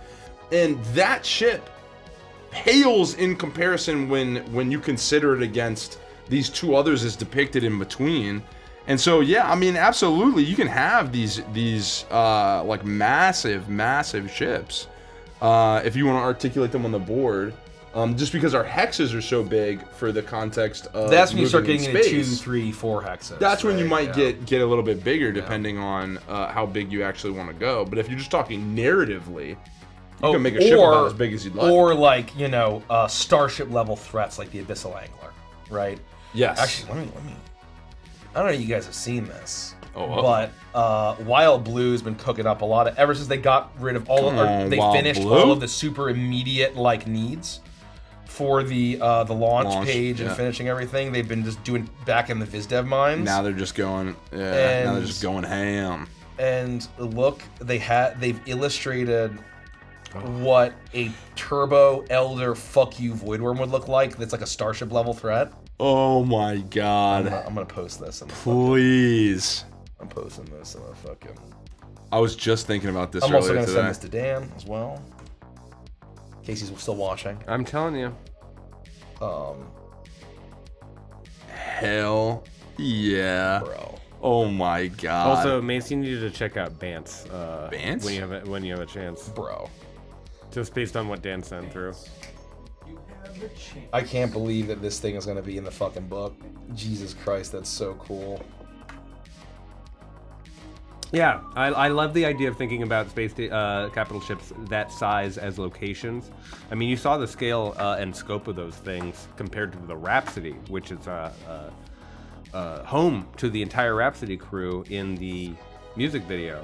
And you could tell an entire story on one. Easy. I mean, just watch The Next Generation. Not that Star Trek isn't one of our anti-inspirations, but that gives you a good example of and that's to say how you can tell a story that's entirely based on one elements of Star Trek or Mass Effect or some of those that superhero genre that weave its way in. I think we came back around. We just basically say, hey, here are the overarching things. It's more the broad themes. It's more that we're trying to the broad, right. and then it's really and having those flags allows you to basically approach with caution, and then you can kind of take it from there. As Dan mentioned, the Ozymandias and Void Band is like 600 fucking meters long. It's massive. It is massive. Yeah, the QSS Ozymandias is about 100-ish meters long, and that's massive. And you can go. I mean, what is it called? Yeah, no, I don't think we need it anymore. Shit. The Executor. Yeah. How big is the Executor? It's like 27 miles. Yeah. What? The Executor. What did you just say to me? Ship length. Is that true? Yeah. No, the Executor is 19 kilometers. So what is that? In cheeseburger metrics. In ogres, Eagers and cheeseburgers. I'm sorry. In ogres, I was more than double off. It's 11.8 miles. 11 miles. But it's 11 miles long. It's still like 3 ocean cities. It's 11 miles long. That's a crazy way to think about it. How big Ocean cities. Here, as an example, how you big is driving a car at 60 miles per hour. How long would it take Or you riding to in space horses along a Star Destroyer. It would take you 12 minutes to get from one end to the other. The diamond shape that is Washington, D.C. is 10 by 10. So the Executor could sit on top of Washington, D.C. lengthwise. That feels right. That feels correct. That feels fucking correct. What is But the Executor? holy fuck, it's Vader's ship. Vader's it's the Black Imperial ship. Hell yeah. Remember when I showed Hell up? It yeah, made Star bro. Destroyers look tiny. Yeah. Right, It's like, 10 that's times how- the size of a normal Imperial Star that's an Destroyer, which is improvement. correct.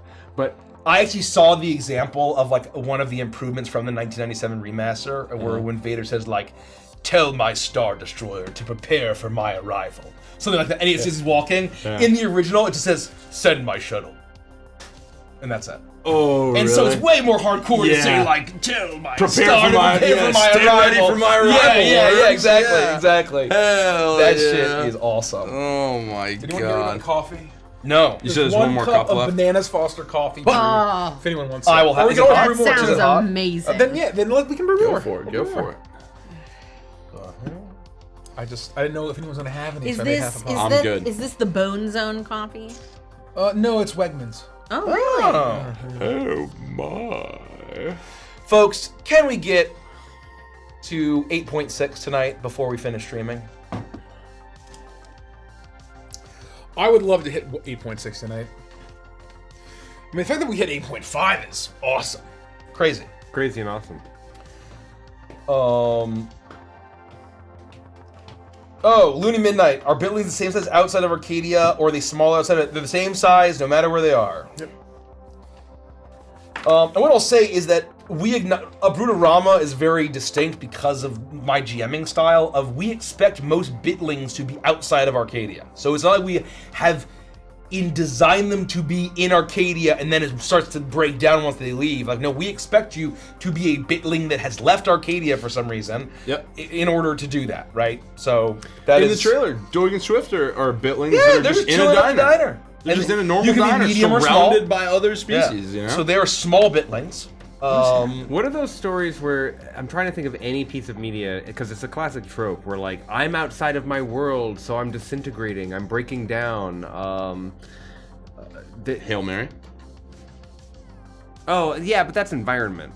That's environment. Well, what I'm talking about like talking about? I came from another dimension, and because I'm made of my dimension, I'm naturally not able to exist here, and I'm breaking down kind of thing. They do it a little bit in the Spider-Man Spider-Verse stuff because like when you're hopping from one universe. A lot of people saying Spider-Verse now. I guess it's Spider-Verse that I'm thinking of.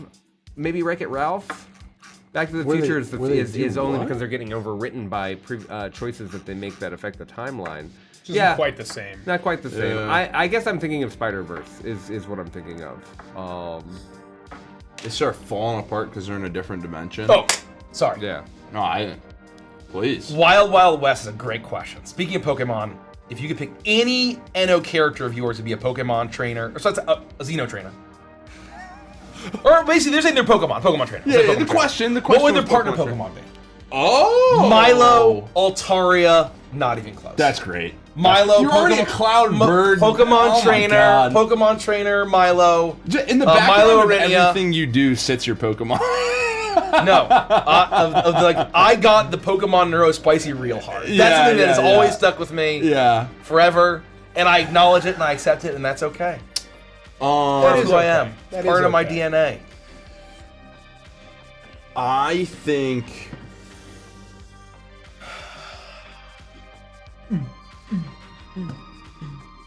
I mean, Oh. I think like Ren would have Alolan Ninetales. Yeah, but would Did we you make pick Ren? teams for everybody? We did.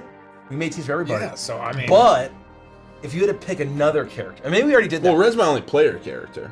What? You have Oh. you have a bunch of other characters. Yeah, I don't know what I'm thinking. I think Gideon. What the hell? I That's don't just know. not true. I blacked out for a second. I think my brain gave up on me. No, that's fair. Gideon would be Embor. I guess he's not fire anymore, but I guess it would still be no, Emboar. that's fair. Yeah, he's on fire. He kind of has like, yeah. He's really got nothing to do with fire. Well, I mean, Either he they're has like machine. He still has the it hog shoots angle. rivet. It shoots like yeah. He has a turret that it shoots Yeah, you can see plasma, but it also shoots rivets. Is there like a steel board? Yeah, I'm thinking, is there like a what are the steel type Pokemon? Oh yeah. Yeah. Cool What are the steel. Oops. Very coolest? What are names? the very cool bear names? It's still Yeah, I'll never forget that. Oh, this is funny. Tinkaton is a very funny answer. I don't know that. What's Tinkaton? Tinkaton is the brat with a bat. Oh It's the yes, fairy I do steel know that. Pokemon. I do know that. You would love to take a ton, wouldn't you? I think you don't know about getting it, right? Yeah, you know what I'm saying. Metagross. You know what? Scissor. You know what would be a great partner Pokemon? Would be a Lowland Golem. A lowland A Lowland Golem. A Lowland Golem, I think, could work for. Let me just see real quick. Why did you say Nikki would love Tinkaton? What? Oh, Nikki might- would you love might actually love Tinkaton. Yeah, she would Tinkaton. love What is Tinkaton. Tinkaton? It's a Pokemon. It's like a cute pink. It's fairy and steel type, Oh. right? And yes, it's fairy steel And it's type. a giant and it hammer. has a giant hammer. Okay, so you might be right. Nikki would probably love Tinkaton. I'm gonna look it up. It's kind of like Poppy from League. I was just wondering why I was catching strays. No, you're catching normal. You're catching softballs. Why are softballs harder than baseballs? Is my question. I love Tinkaton. Oh my god, the little pigtails. Oops. This is so cute. Tinkaton is very cute. Oh my god, when did this one exist? That's a I relatively think it's newer like brand one. new. I think it's Gen 9. Oh, Or I maybe love not that. quite. Maybe it's like 8 or something. I don't know. So cute. Ziggy how- would have Porygon Z. Is that too cringe? Is that kind of lame? What is it? Porygon Z. Basically like the digital Pokemon. I can't find information about how do I get to that. Oh, a Alolan Golem. It's basically a like actual. He's like a code. No. He's like the code Pokemon. What we, That seems what we a little need. obvious. What we need is whatever this is. Oh, Pachirisu. Yep. Oh, Pachirisu. Thank you. is that a Yeah. Pikachu one? It's one of the Pikachu clones. The yeah. early it's a squirrel. Pikachu? It's a squirrel. It's an electric squirrel. That's I wonder perfect. if Yeah. electric Thank you. type. I wonder if there's something that I Thank guess you. steel. That's why I said a Alolan Golem was electric and Oh, rock. okay, because he has kind of he has an electric rock thing going on. I think it's worth mentioning. Oh, look at those stands! Look at those stands! Have we Yeah. talked about those? Beautiful. Yeah, we gotta get them in the freaking page. Oh, we're not on there yet? I don't know if they're not actually. Oh, we should get those. I don't hate that, Those look stunning. Mikey. That's all of you Rotom. watching, Yeah. Rotom is strong. Yeah. Very strong pitch. Very strong pitch. all the folks on YouTube, all the folks on Twitch. There's over 2,000 of you right now watching. What? Whoa! It's kind of crazy. You think about We've just been yapping about That's- if you Yeah. haven't backed me on Odyssey Yeah. and you feel like you're gonna want to back it, I highly recommend you back it before Monday. Monday. Yes. I think you back it right Well, now, and so I'm, you can and hit what a I'm cool gonna say number is I before we go keep live- here before we I go keep off. seeing a lot of people saying like, oh, I want to back, but I don't get paid until next Friday. You don't get charged when you back. This is important. You do not get charged until June June 4th. 4th. When We when should say when that we're more not often. funded, we should say that more often. So if you want to back Neon Odyssey, just do a little budgeting, figure out what you can budget As for, long as and it's what reasonable. as long as it's reasonable. reasonable, Yes. you're not gonna prevent yourself from getting groceries or paying for ridiculous prices per gallon of Don't gas. put yourself in dire straits. But you are not going to get charged right away. So you could back right now. You will not get charged. And then just make sure you have the funds available on June 4th. We cannot emphasize 2 points enough. The first point is that take care of yourself. Don't put yourself into a hard position. We know that it's cool, and we're really excited about sharing it. And we want as many people to have it as possible, and we want everyone to join us. That's super cool. That's but the don't, first point. Don't threaten your financial position. That's not reasonable. Super important. Be, Not- be mindful, don't do it. please. I'm begging you. And 2, this is also the cheapest it'll ever be. So, to Nikki's point, it's extremely likely that as we figure out how to get things into retail and we start going to fulfillment and doing all of this years from now when we go to get all of that stuff, our timelines are on the page. it will have to increase prices like we did with Crooked Moon. You missed 2 points. That'll add. I or was, you didn't miss can, them, but I, I'm can gonna I add No, one no, more layer- thing really layer quickly on- to what I was layer on saying? more Nikki's gonna add point So, 3. so not only are you not being charged right now, and you're not being charged until June 4th, you can split Oh, your this charge is into massive. 3 payments. That's So point 3. you don't have to pay if you decide that you want the all-in box. You don't have to pay the entire all-in box on June 4th. You only have to pay 1/3 of the all-in box on June 4th. Then you'll pay the next third on July 4th, and the final third on August 4th, which might be helpful so that you can get what you want without. Please don't do anything that's going to. Yeah, And that's go what I back to wanted the to first add. point again and again, Yeah. please. And Back to point the first 4, Dire Straits is a great band. yes. Okay. Give it up for Dire I just Straits. had to make that point. Give it Yeah. up. It's so good. Mark Yep. Knopfler, man, is a genius. Sadly, Yep. I wasn't thinking Yep. about bands at the time.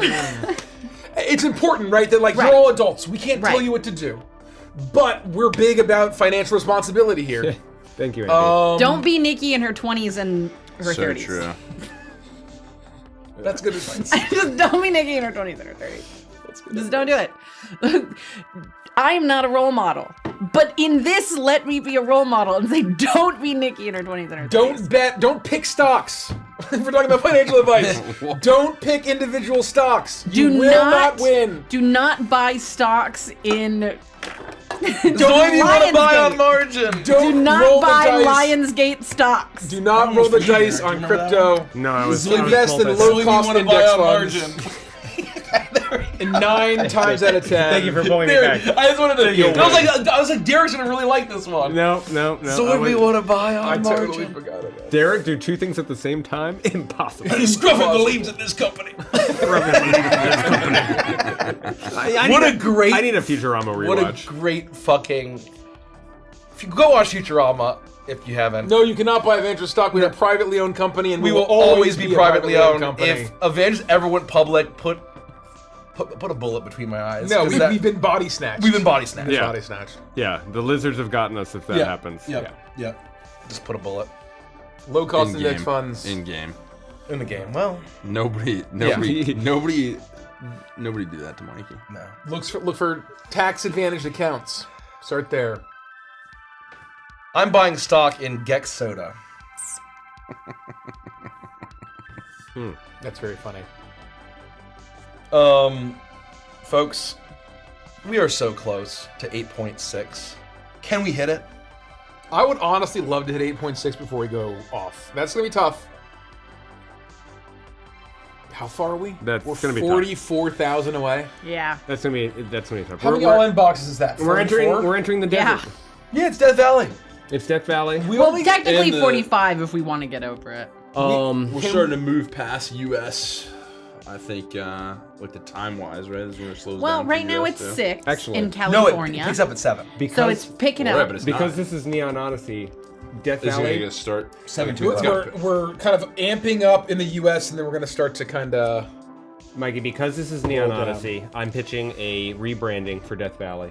Okay. We're gonna call it the Ether Stream, because we're going from the launch peak to the end of to our final destination. Yeah. And for those of you who don't know, that means that we're gonna reach a nice little hum here for an extended period of time, I'm sure. Yep.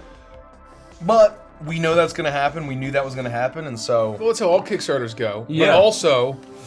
Oh, it's Mother's Day. Buy your mother an all-in box at Did you neonrpg.com. sort? I'll figure it out. Yeah. Thank you. I'm going to. Oh. Ovendal says, yeah, Avengers meme coin scam again. So, Jukel's coin. Oh yeah. We promise we won't rug pull. Avengers really needs a pump and dump. I think. I think we need to do a. No, full- apparently a what full- happens, these scammers, just because we said that, they can then take this, edit it, and use AI to create, like, an actual, like, We are not scam. gonna do. No, I am Hold very on. against that. I need to touch my face with my many fingers. Oh, many Everyone touch their fingers. face with their fingers. We will never pump and dump. We will never pump rug and dump. pull. Never. We will never meme coin. Never pump and dump. Is that the ultimate, like, basically, hey, you have a brief moment of fame, now you gotta scam all your fans and get out while you can? Well, so the idea Too many is, right, people. you I don't know how it works I'm not at even all. gonna explain it. I'm Okay. not gonna explain it, but yes. Too many people. I have no idea how it works. They're Do just not invest in meme coins. Please, No, don't. please. Jesus Christ. You will lose money. 99 times out of 100, you will lose money. It's not worth it. It's not worth it. It's not worth it. It's not worth it. It's not worth it. Unless. It's no. No. There's no. Get him! Get him! I'm gonna pull up some more questions. Low cost index funds, folks. That's great. All you need to worry about. Do you have this EDT? Or does this site analytics run on a different time frame? Do we have any idea? It is the TAT, which is the tabletop analytics time. Their day ends at 11:15 p.m. Oh Eastern. no, 11:15:30. It's weird. 11:15. So the 30 tabletop seconds? analytics day ends at 11:15:30. Okay. Like 15 minutes and They 30 seconds. invented their own time. Yeah. I'm not joking. Yeah. Yeah. It's Why weird. wouldn't you cut the day over at It's weird. 11:15:30? It's weird. Yeah, come on. And why wouldn't you ever cut that out? We're talking about tabletop. Table analytics. Yeah. So my favorite factoid about that is that no. What's weird is that even though we ended at a very obvious time for Crooked Moon, in tabletop analytics time, it ended like 2 hours like after that. 45 minutes. 45 minutes. So actually you see everything's perfect, and then on our last day, according to tabletop analytics, we made 20 grand. Yeah. Like it's just like It's 40. Unironically, 45 minutes. we were doing great, and Technically then 44 minutes and 30 seconds. Right, 44 minutes and 30 seconds. You know what I could believe about it? If they have some kind of data that points at that being the exact time of the curve. the day of the time where it's like the most death. Internationally, you mean? Like, No, I would assume depending on where they're based out of, I would assume the US. Yeah, if there's some sort of analytics that made them choose that. But 30 Yeah. seconds. maybe someone in chat knows. What's specific about the No, time? they don't know tabletop. It's not anything about UTM tabletop though. No, analytics. but right? it's this weird. is inside baseball. I Yeah, love pickles. you know, a little bit inside This is- baseball. They're Moneyball right now. It is a little inside Pickles baseball. are the best. I agree. Especially Spyro's flaccid Spiro pickles has a like great that. question. Pickles are the Zesty best. What Those happens if you beers. update your pledge after Monday? Are you still part of the early backer group? Yes. As long as you pledge before Monday, you can manage it and modify it as much as you want. Big Brother Kickstarter is watching and always knows Well- when you first pledge, right? Yes, but you cannot upgrade it and change it as in any way that you want. You still have to make sure that you have a physical product Correct. at the end of the campaign. Correct. But otherwise, yes, everything Mikey said is correct. We know we have a timestamp of when you backed, and once again, Daddy Kickstarter locks that in right whether away. you pay all at once on the 4th of June or you pay over at 3 months, Doesn't matter. Doesn't matter to us. Doesn't matter to us. It's between you and Kickstarter. We have no way of knowing No. whether you did that. No, because don't basically care. what happens on the 4th, Kickstarter goes, We don't care. okay, Jimmy John over here is doing pay in 3. Well, we're paying Evantris as if they bought it outright. So you're paying Kickstarter 3 times, but Kickstarter's considering you paid with us. If that makes sense. Exactly right. Thank you, Nikki. Nate's Logic says, how will the 40 missions work in terms of leveling? Would it make sense for a table to play each mission in order? Would that be crazy? I think you can do it however you want. We will have missions across all of the tiers of play. I think that's fair. I would recommend maybe like fleshing out missions to have, if you want to have a more satisfying arc, because there's going to be a variety of themes and vibes for the missions, so we can have a bunch of flavor. We might include what I really like in the new Ravenloft book from WotC, and I believe the new Forgotten Realms book. They have campaign arc ideas that I really like. Yep. I really like the campaign arc ideas, and it's a way to basically give some frameworks that you can then utilize. The new Ravenloft book's great. Yeah. Also, Von Richter's Guide to Ravenloft Is it out yet? Oh, I mean, Hold on, before we say more, let's check to see if it's out yet. well, it's in the Forgotten Realms book. It's in the Forgotten Realms book. Yeah. It's the Forgotten Realms book. Someone said, wait, it's debt, not a layaway? Layaway is debt. That's what a layaway is. Campaign arcs. It's all debt. Von folks. Richter's is out. Yep, Okay. that's what I meant. Oh, thank you. I wasn't sure. Thank you. Von Richter's Guide to Ravenloft, I've been on record saying I think it's my favorite D&D book ever. It's the one that I've used the most. in my being a game designer and as a GM. It's great. Oh, yeah, we're talking about Veteran. Run arcs, yes. We're talking about run arcs and the campaign arcs. And in the new Forgotten Realms book, they have campaign arcs, which is very wonderful. Yes. Which is very wonderful. Yeah. So, I love the idea of being able to like tag missions with like a symbol or something and say these like, if you follow this order, you can weave them together a little intricately. yeah, and we're gonna play with it. Basically, the adventure content and all of that, I think, is the biggest. We have mission written. We have a lot of stuff kind of in the works, but that's gonna take massaging. Yeah. That is gonna be part of the robust writing process once we finish the campaign. Yeah. We have a Just- ton written. Just to answer some of these questions about the pay in 3. I'm gonna get called. About what? About the pay in 3. Oh. If you do not complete your pay in 3, the payments that you've made to Kickstarter are non-refundable. You don't get those back, and then you don't get anything from the project. That is the risk that you take doing the pay in 3. They're not gonna come hunt you down. Like that's, I mean, as far as I'm aware. It's still debt. It's still a But liability. it's still debt. It is a liability So on your personal balance sheet. read the contract, but it does specifically say that if you do not make your payment, the payments that you've made are non-refundable, Yep. and you do not get your pledge. And there is no way to come back and reinstate your payment plan as it was. So Yeah. And you won't be able to come to us and be like, hey, can I get a refund for your layaway payments? we can't do that. It's all through Kickstarter. Yep.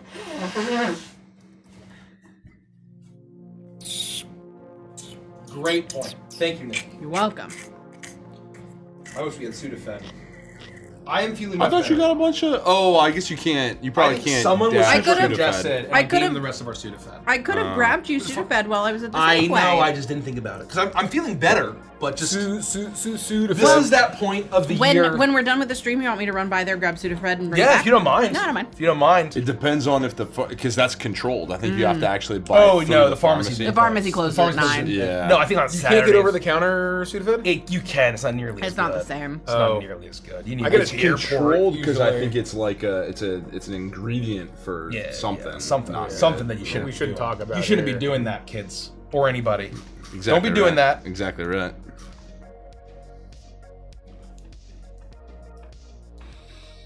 Oh, I miss Magic the Gathering, guys. Me too. I do too. I We would need go another Mace the Gathering. so We need another I Mace the miss Gathering it. tournament. Let's listen. All right, you talked me into it. Rivoid says, are we able to downgrade our pledge before the end of the Kickstarter in case we miscalculate some stuff? Yes. 100%. If you make a pledge and you're like, oh my god, that wasn't what I was expecting, you could downgrade it 30 seconds before. I don't recommend. Make sure you have time to downgrade it. But you can lower it or raise it as much as you want in managed pledge. Don't get in a game of You chicken. can add, you can remove, you can do whatever you want on your pledge. Manage it. Don't delete and redo it. Lindsay asked, what do I have to do to get the lowest amount of dice possible? Lindsay's like, get that shit out of my fucking face. You're playing golf over here. The best fuck? golf player Okay, in the world hold is on. the one who plays the least amount This of is it. the greatest compliment I've ever gotten in my life. Just a compliment, but Nikki giving CS info is so clear, it's almost relaxing. No. Thank you. No, she's amazing at what she Thank does. Nikki is our head of customer experience for a reason. There Thank are She's so the many goat. times. I would say almost a dozen times where in the last 2 months, Nikki has come to me and been like, Very funny. I'm just let me bounce off an idea or a response, and she'll read something like a response, and I'll just be like, no notes. That sounds perfect. I wouldn't change a thing. That's Crimson unbelievable. G Shep asks, Thank you, Derek. I want to get into Magic, but I don't know how or where to start. What Rex do you all have? Precon. Buy a precon. Two Buy things. Precon for sure. Two things. One, buy the Avatar starter set. Oh, that's it a will great point, hold too. your hand of exactly how to learn how to play, then buy a precon. Or depending on flavor, I think you can also get the foundation starter I was gonna set. say, so- if you prefer the like in Magic universe stuff versus Avatar, but I think the Avatar set is phenomenal. It's all the same. Avatar set. Yeah, it's all the same point is general, that like- I do not recommend starting with Commander right out of the I gate. I know that you started that way, and that a number of people have, and that they did it fine. I was really thoroughly impressed with the Foundations ramp because I bought it in order to teach Lauren Magic, and it's really cool how you can slap the decks together. They give you the first deck is literally like we put these cards in order so Avatar that you does can the do same that thing. same Yeah, thing. Avatar does the same Avatar does. So if you like Avatar, do Avatar. It's yeah. If you like Avatar, do the Avatar flavored version. Yes, Otherwise, yes. do Foundations. I like bread and butter MTG flavor, so I'm here for Foundations. But I highly recommend getting a few 40 card deck games under your belt to learn the mechanics, just a few, and then going fucking crazy. I just think that Commander, the format is so superior. Oh no, to heads up 40 card or 60 card. Depending on what you're looking for. But I'm telling you, Foundations is there to make sure you understand what creature type is before you're here. Yes, I agree with that. I agree with that. It is. I recommend Foundations if you have zero fundamentals. if you have zero TCG experience. Learn how to play heads up. Fundamental. Then start from the very bottom, which is here, right? And then understand that Commander is an inherently social game. Yes, as well. And you can learn Commander one-on-one. 100%. All I will say is I had never played Magic before. I had no concept of how to play it. And with just Andy's help and the guys, but mainly Andy. Yes. What? You need someone that knows what they're doing. Yeah, you need someone that knows what they're doing. But I was able to learn it fairly quickly. Sorry for always asking you what color my mana was, Mike. But outside of that, I felt like I picked it up moderately well for a Nikki. So I think Commander's great. Yeah, Commander's definitely the only mode I'll ever care to play. I never thought that I would be be a convert at the level that I am, but I have zero interest in playing 40 or 60 card Magic anymore, and that's crazy. The only thing that I have interest in is going to the events and doing. Is it called a draft? Not a draft. What is it? Oh my God. The pre-release. Two-headed dragon is so fun. Limited. Limited. Limited. Still a The draft, limited but format. it's not the you're not passing around. Limited is a broader catch-all. Two-headed giant. Yes, two-headed giant was so I think to try fun. Two-Headed Giant. I give Two-Headed Giant a try. I loved it. But to be fair, it's still that's a core. That's a slight twist on I Commander. had Rich on my team, and Rich has a brain for strategy unlike anybody I know. And so it was if people hadn't cheated, we were gonna wipe the board with everybody. No, unironically, had they not cheated at a pre-release, like Why dudes, cheated at pre-release? It's a if you fucking guys are card watching, game. fuck you. How are you playing Two-Headed Giant you. at a pre-release? Do you bring your deck? No, Lorwyn Lorwyn. did No. two-headed giant. That was one of the Oh, with options. like precons? We How do you opened play- how do you packs play and You draft rolled the our same, deck. but we drafted together. Oh, So It's she not gave 100 me- singleton. No, It's just no. okay. It was okay, so okay. So fun. you can. So Two-Headed Giant actually was created for the standard format. Oh, I didn't And know then that. there are actually not official Two-Headed Giant Commander rules. that's right. So no one knows how much health you should have. You can basically just decide between friends how much health you should have. Wild. New Year's Bone says, mayhaps this is a dumb question, but is there or will there be a way to get parts of NO as a trilogy separately? I no longer have a group to play with, but NO seems fire, inspiration to write some stories. I will not answer because what you just said is a lie because you included the word mayhaps in it. Don't say I didn't catch it. I win the game. A little bit of Song of Ice and Fire. I just lost the game. Oh, what is that? I don't understand. It's a fray game if you can sneak the term mayhaps. Anyway. Oh, interesting. In all seriousness, you can get them separately. You must pledge at a tier, but if you want to get the physical books and you want to get the PDF of the Outrunner's Handbook and just get the expansion, all three of the books are add-ons separately. And you can just get the Outrunner's Handbook separately if you'd like. And you cheated pre-release by basically when you're building your decks, you already went and bought a bunch of cards. You take a ton of rare cards, which are just the best cards in the set, and you put them in your deck. Oh, you think that's what they did? That's They went 100%. Like, The cards that they had in their deck were impossible for To get them from that many to be boosters. tossing them down every single turn. there was one guy that had a Kifkin deck, and by turn 4, he had played like 5 Kifkin-specific rares of the set. It was like, oh yeah, 3 of our decks had 5 rares each. That's impossible. No, That's But the odds didn't of that are happen. ridiculous. that That's pretty didn't crazy. happen. That's pretty crazy for sure. Yeah, no, it is basically they just know that no one's ever going to call them out. I should have pulled the girl one and been like, hey, I'm new, so do you mind if I look through your deck and see what you've got there? I'm really interested in see what you pulled. Yeah. Oh my god, I it should would have have been pulled the full girl of one. rares. It would have been full of rares. And like, yeah. Anyway, I should have, but I didn't because that's not me. why bother? Well, why bother? We can complain about it later. Yeah. Citrus Orange says, are the Rangor races mainly primal in their home planet? I'm not sure what that means. Rangor don't have a home planet. They also are one that, as well as the Aetheron, they have a same point of origin, but that point of origin's been lost. I think it's fair to say. Yep. My interpretation of the question is, are they like wild rampagers all the time? That's kind of what I was thinking. No, too. no. They're people. They're people. Just because they are inspired by ogres doesn't mean that they're like, oh, fee fi fo fum. Yeah, That's what you're asking. That's what I'm. No, that's how I'm. Like culturally, huts and tree houses and many Rangor kind of wander the galaxy, finding odd jobs. They typically stay in space, along with the, or they might settle on asteroids. They might settle on moons. They might settle on planetoids that aren't like full worlds, and they kind of do odd jobs, or they lend themselves to whatever kind, or they create communities. One of the inspirations there is the fact that ogres in Warhammer Fantasy can be hired as mercenaries across the Empire and beyond, and they're willing to, work for coin and for trade. Jackie Alltrades asks, can we see the Yurgurm storyboard version of the music video, please? No, because it doesn't exist. We had literally some of the greatest storyboard artists on the planet at our disposal, and so I did not need to make my own storyboards for this purpose. We had literally 3 of the greatest storyboard artists who've ever lived working on our project. Yeah. 100%. So Richie did not need to do any storyboard. For those who don't know, I storyboarded the Crooked Moon trailer because we were struggling to communicate. It was very difficult to communicate our vision, and so I'm not an artist in any way, shape, or form. Which trailer is this?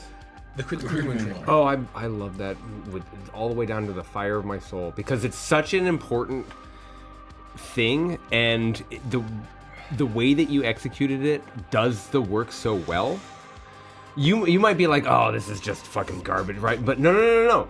All it has is the quintessential elements that are important for every little thing. And sometimes it is tough to communicate a vision without having to literally draw it yourself, and it's that classic, how like movie directors will storyboard their whole film, and then they're terrible artists, but they have it in their head, and so you have to get it out there somehow, and then pass it to the people that can actually like draw and create. If you have an interest in the future in animation, or you're an animator already, I always recommend going to the Incredibles DVD extras, because they have the entire animatic. Oh my god. And it's fascinating to see changes that ended up not surviving the animation process, because sometimes things were either too ambitious or because they were tightening up things. Sometimes they were throwing stuff away that, it didn't quite work when we got there. But seeing the original stuff, especially, and also because they do scenes that didn't make it to the entire scenes that didn't end up making it to the finished film, which feels like almost like watching the movie through a new lens. Animatics are such an important step. I am desperate to find, if I ever can get my hands on it, the animatic for Infinity War, because Infinity War had a full-on process. They even included a moment where the Hulk throws Spider-Man, who then web slings Ant-Man, as like a triple slingshot moment in order to attack Thanos, which got dropped out of the movie, and it was fucking badass as hell. I've seen that, but I would love to see the full thing. It is such an animated. It's the animatic of the Infinity War, animated which storyboards. existed like 6 years before Infinity War, because obviously that's the amount of production time that you put into a film of that quality. That's the double fastball special. The double fastball special. That's correct. Do that. Why? Yeah. That's awesome. You gotta do the fastball. And speaking special. of behind the scenes, the extended edition Lord of the Rings DVDs, the behind the scenes and DVD extras, is the best and greatest of all time that will ever exist, because there will never be extras like that ever again. Go watch it. Kidstar Jen said, just curious, how is the all-in box physically? There's a bunch of extra context there. It's going to be very big. It will likely either come in 2 or 3 boxes. Yeah. We do not know the exact dimensions. Would I cannot. love for the core all-in box to be the same dimensions as Crooked Moon, so they stack up nice and fit perfectly in a Calyx shelf? Yes, but It might we not be won't possible. know until we have the final dimensions and the final iterations of every single product, and our manufacturing partners can figure out how to Tetris all that Yeah, shit in it would be Yeah. it would be cool to be able to do that because then you could get a 5 by anything Calyx and you could do Crooked Moon, Neon Odyssey, Neon Odyssey, Neon Odyssey, Crooked Moon if it were 3, and that would your Yeah. entire top shelf Yeah. would be Evantris. But who knows? Who I knows love what it. it'll be? Stay tuned. We can't possibly answer. And that honestly, that goes for a lot of the product. As much as we would love to be able to say this is going to be made out of this material and this size and this, we're in the prototyping phase for most things. So make sure that you keep an eye out on the Kickstarter updates page, as that's the first place that we're going to announce locked in specifications. So if you want to know exactly what something's made out of, exactly what size it's going to be, exactly what material it's made out of, that is the place to go. We're going to update monthly at the very least. And so there'll always be something new there to follow along with the project. Thank you, Nikki. You're welcome. Bijushu asks, excuse me, Evangelist K, are you able to get the Oracle cards separately or anything else separately with the books? Just about With the everything books? with the books. So everything is an add-on.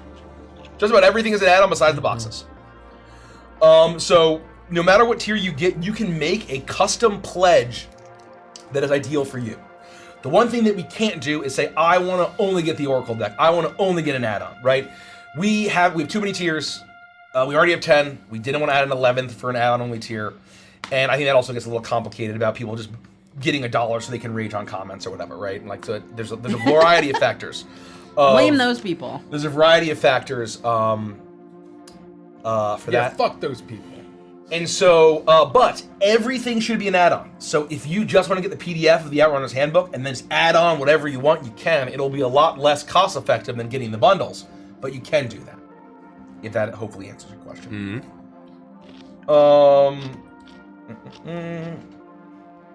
Will Kane's mech form have a mini and a stat block? Mini, no, it's not in our offerings currently. In stat block, who knows?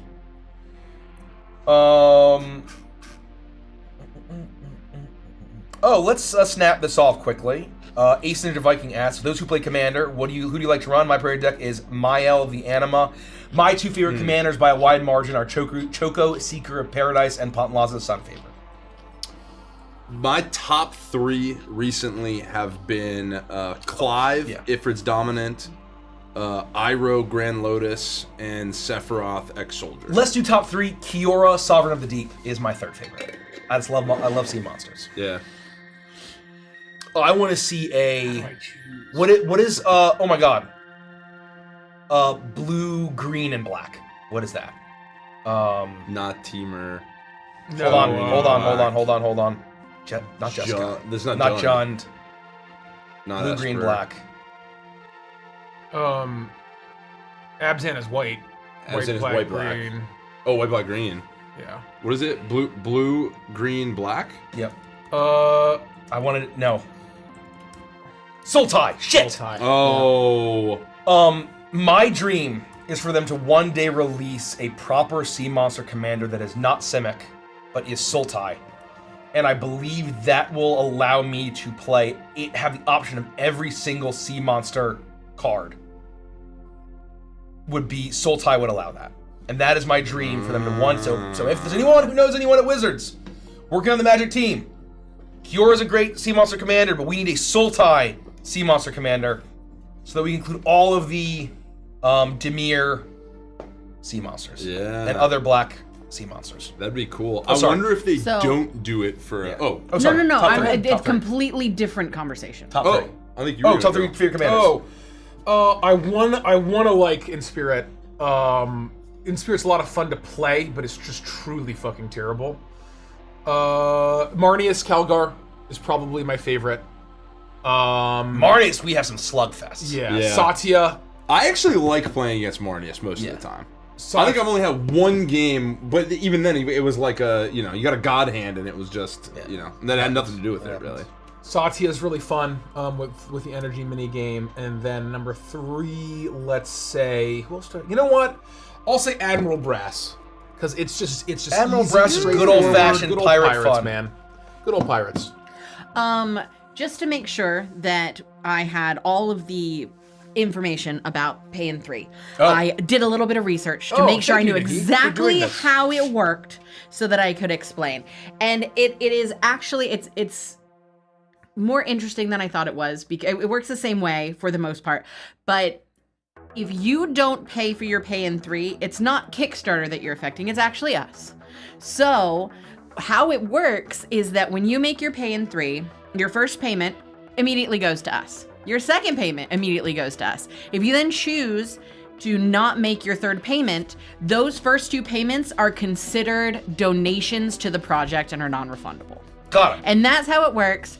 And so that is why it is at a 0% interest rate, because it is not a loan. You're just paying your payment over time, but should you choose not to continue it, your payment becomes not a pledge any longer, but a donation.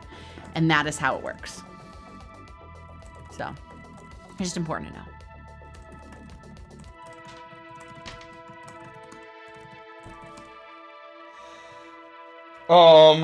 Okay. We already answered this. No broken legs. We're gonna send Andy with a machete in his teeth and airdrop him into your. No, In the game, people of will course. stop paying their pledges for that.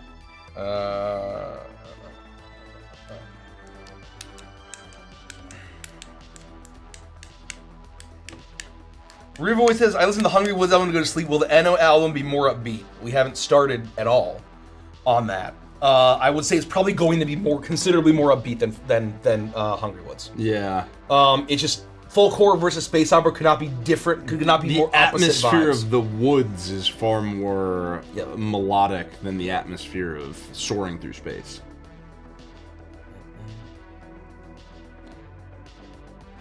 I'm gonna go back to some of our earlier questions.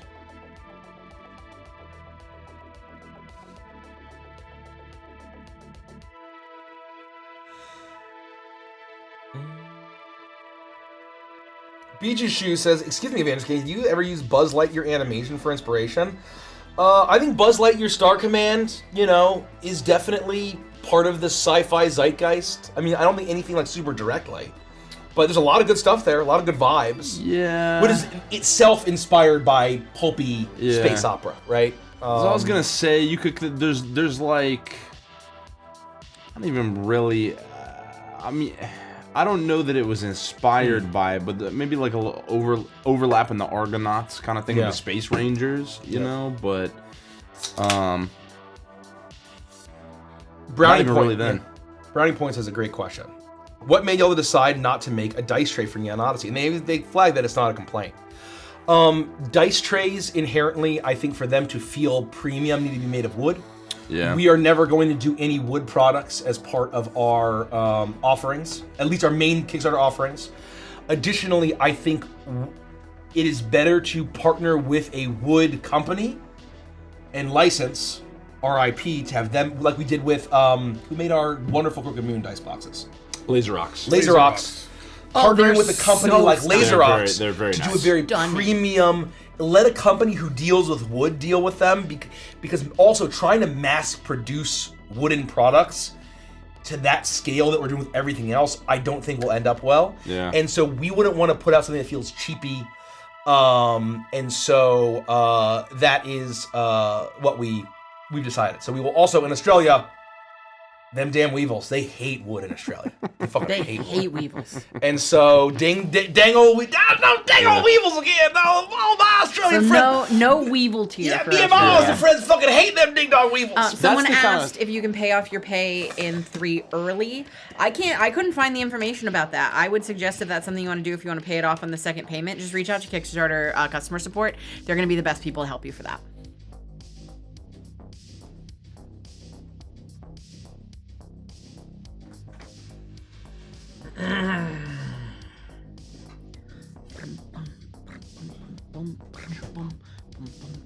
What's your favorite sci-fi books? I think mine is Dune. Dune is an amazing novel. I haven't read many books. Yours would probably be War of the Worlds. I have. War of the Worlds, or if Jurassic Park counts, Jurassic Park. I don't think it counts, but if so, then maybe that's my favorite. I know Andy's not here, but can I ask a Nikki Unhinged question? Sure. Because I see that on this card that Mikey wrote Thrill, there is a Nikki Unhinged question, and I realized that I'd asked it before, but the parameters just weren't right because there was a very clear winner. And if you change just one word, there's no longer a clear winner, so I'm gonna ask it again. If you had to choose between breath of eternal stench or a penis of eternal ejaculation, which would you choose and why? Eternal ejaculation. What does eternal ejaculation even mean? It just means that you're constantly spilling butter all over your khaki pants. You're just an untapped You fire just hose. Also cannot- climaxing the whole time. You're just, I mean, I don't, can you ejaculate without an orgasm? I don't know. Biologically, Is I there believe no that the idea? answer is yes. Let's move on. Let's move on from this. Let's move on. I'm not answering the question. I'm not answering. I'm not Mikey, answering. you already answered Because it. the idea of having horrid stench constantly, that is... But like, you would cease to be able to do anything productive for the That's rest of your true. life. That's fair. Not even, it just- especially if you're That's fair. I guess. They You both say sound what awful. You might as well. I hate just- both. Basically, I hate lotus both. eaters for the But rest do of you the time. see how the changing of one word makes it an actual question that you'd have to choose? I just the idea of being and being able to smell my own horrid No, breath. you would get You used to couldn't it. smell it. I guess Everyone else would Oh, smell it, that's but fine. you wouldn't smell That's it. fine then. I choose that, obviously. Fuck everybody else. I'll go be Gollum. I'll go into a cave, and I'll do my work in a cave. It's like most people with bad breath cannot tell they Yeah. have bad breath. That's fair. We don't. I think I we'd all didn't know pick that you that can one, smell it. That totally obviously. changes it. Yeah. The studio would have to be a little blaze by the end. You guys have carpets? I didn't even realize. Yeah. This is carpet. I thought there were hardwoods in here. Quetzal the Coatl, have you all ever watched Space Dandy? And if so, what do you think about it? Space Dandy's very fun. I've only seen season 1. There are some episodes that I think are pretty shitty, but you know, it's very absurd. It's very fun. A lot of times it's very funny. You know, I think when I first saw Space Dandy years ago, I disliked it because I was expecting basically more Cowboy Bebop. Yeah. And It's such a different once I tone. accepted that it wasn't, I enjoyed it a lot more. It's very funny. It's very silly. It doesn't take itself seriously. Yeah. It's almost like to the same scale and stakes of a Brutorama. And once you accept that, it's very charming. Yep. You can have your Starlight. You can have your Uprootorama. I totally agree. I've also only seen. I don't even think I've seen the first full season 1. I've seen a couple episodes, but I think the exact same way. Terrors, another customer service. I've never backed a Kickstarter project before on Kickstarter. Sorry if this is a silly question. No silly questions. no. We silly acknowledge question. that many people have never used Kickstarter before, and its platform is from 2009. We understand. So we're happy to answer any questions.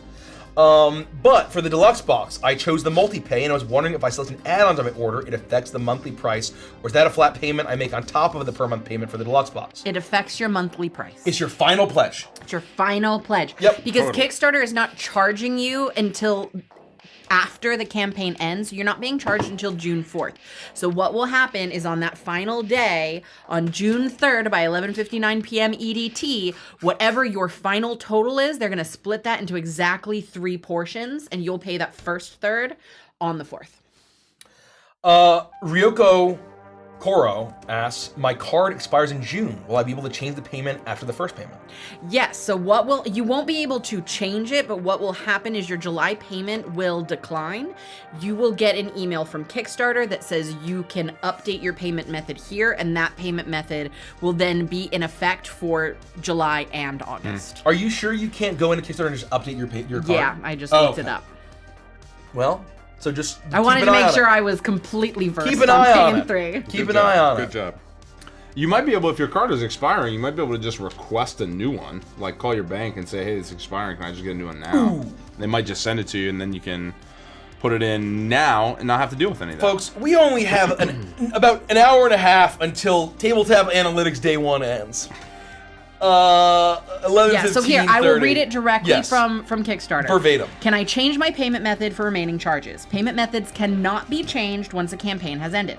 However, if one of your payment attempts fails, you can update your payment method for the remainder of your charges. See? I read it. I know now. I'm paying. I say Venmo. I'm paying 3 smart. With money. I will forever. Oh, we got a question. I don't think we ever asked it, but Mikey, can you do your iconic victory dance? Yeah, Mikey. I love how you have to ooh to do the dance. We will. Well, you have to. Julie says, "What is God, your that's what funny. was or is your favorite Legend of Zelda game?" I also believe it was the inspiration for the Navili, but can you tell us more about them? The Navili are a species that many millennia ago left Arcadia on a world called Polygonia, where there is a connection to Arcadia where it's still in the galaxy proper, but it's still touched by the world of the video game and the imagination. You can take on kind of a philosophy. They have a realm of kingdoms and sages that they take on the powers of courage, of wisdom, and of strength, and they're able to kind of whatever philosophy or archetype they follow that gives them powers. They have these digital crystalline-like wings, and they look really cool. I would say my favorite Zelda game, it has to be Ocarina of Time. I love Majora's Mask. I love Twilight Princess. I love Wind Waker. What I would say is that it's very. I don't often say like it is. I guess sometimes I do say it's objectively true, right? Yeah.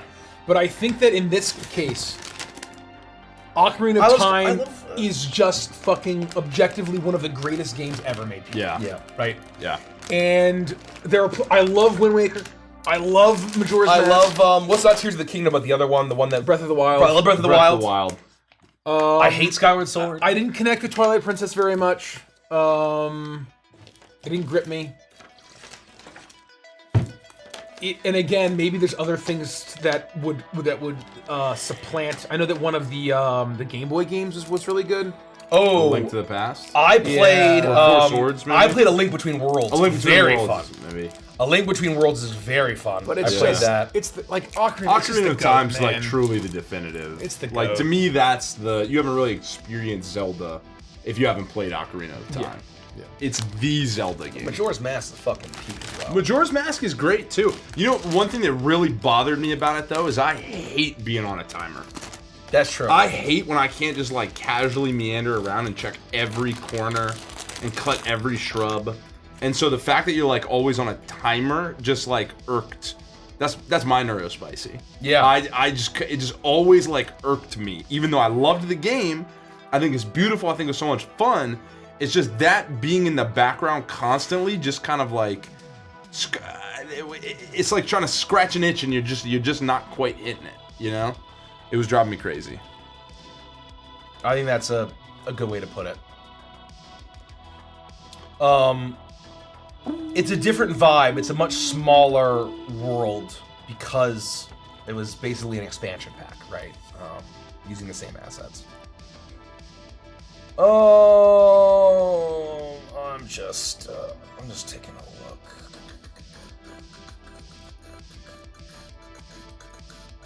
If you had to choose an anime or animation to watch on repeat, what would you watch? An anime or animated series to watch on repeat.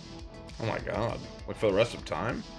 I could finish and then start at the very beginning, and then finish and then start at the beginning. Brotherhood. Brotherhood or Cowboy Bebop would be my two.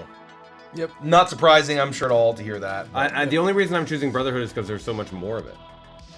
Yeah, Brotherhood. That's kind of like. I think I'm picking Brotherhood. Wait, so what's the question? Sorry. If you had to watch an animated series or animated anime or animated series over and over again on repeat, what would you choose? Over the Garden Wall. Oh shit. Oh, I mean, but that's so short. Yeah.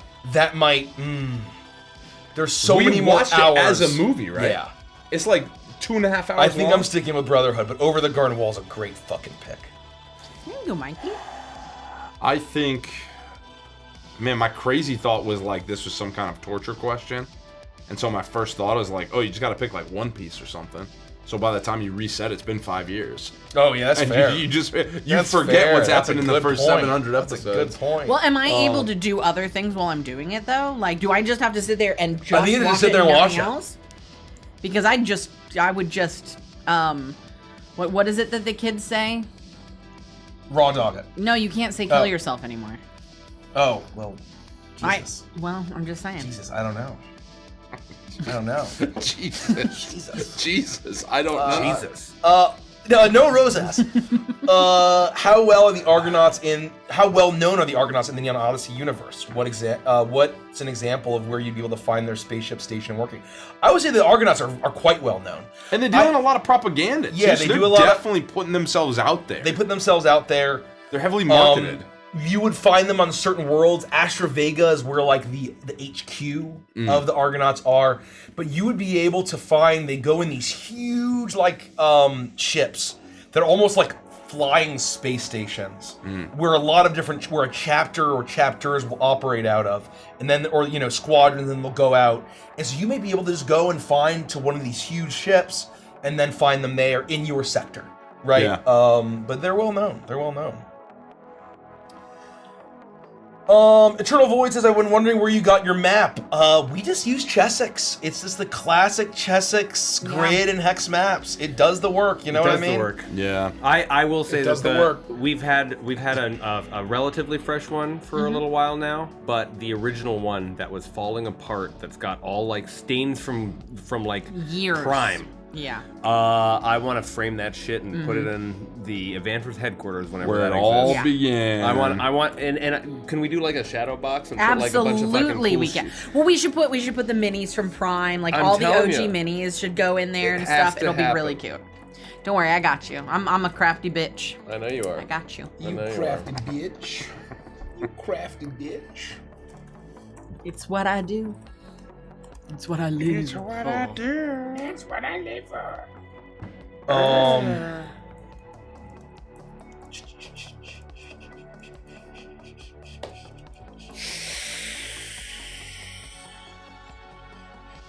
Nabashima Neko says, speaking of animation, is there a world where Stardust Rhapsody could have an animated series? We'd love that, but once again, Is there a animation's world? very expensive. There's a world in which it happens. That but- world exists somewhere out there. Yep. I'm sure. Yep.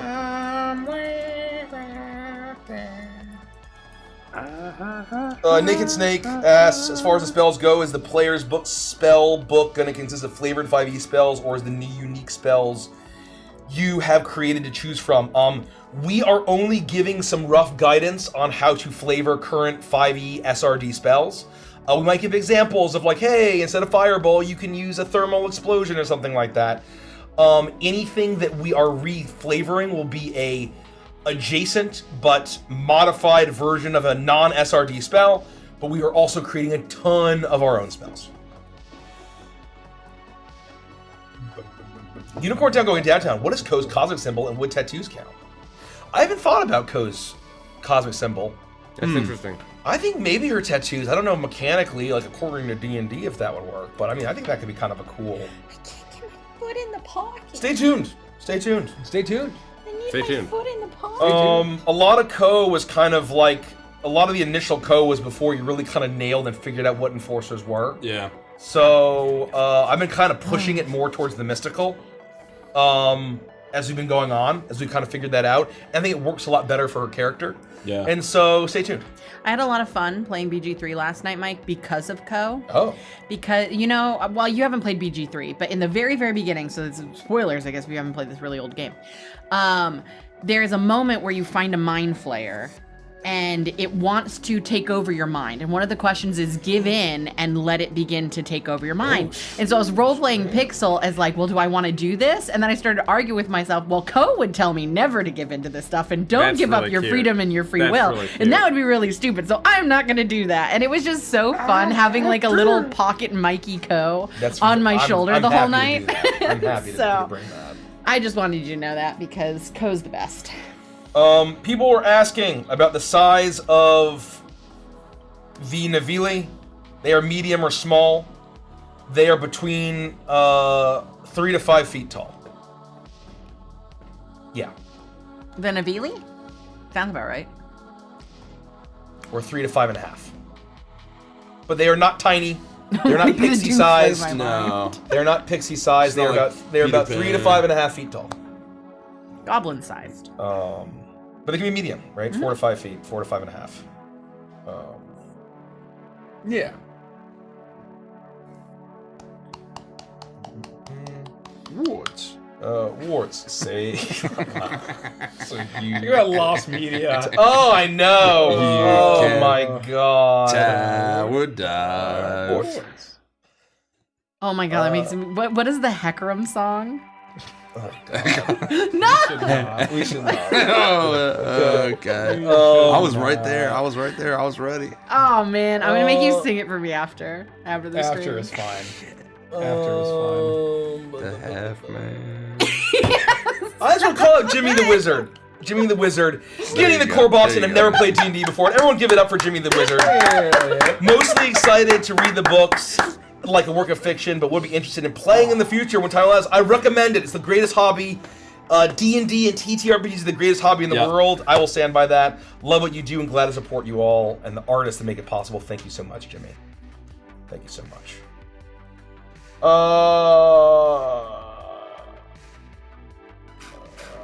don't know what that is.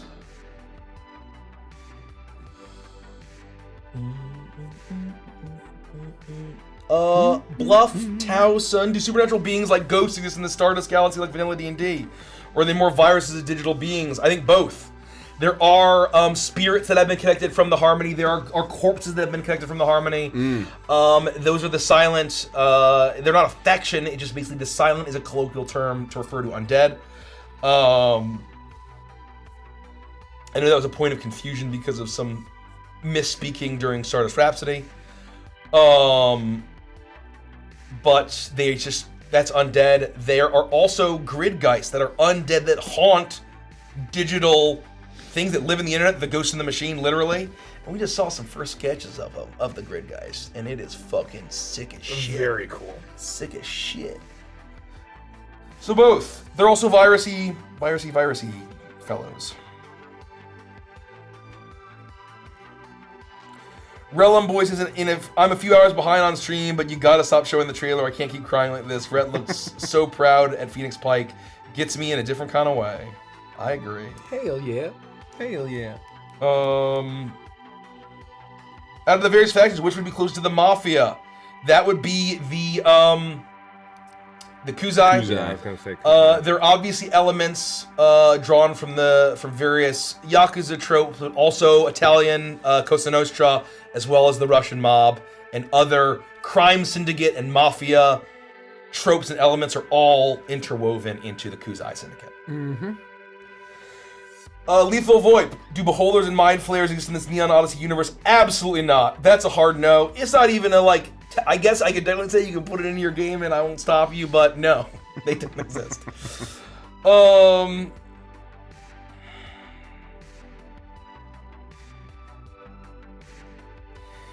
Slippery Gooch. I don't know how to pronounce that. I don't know how else to say this.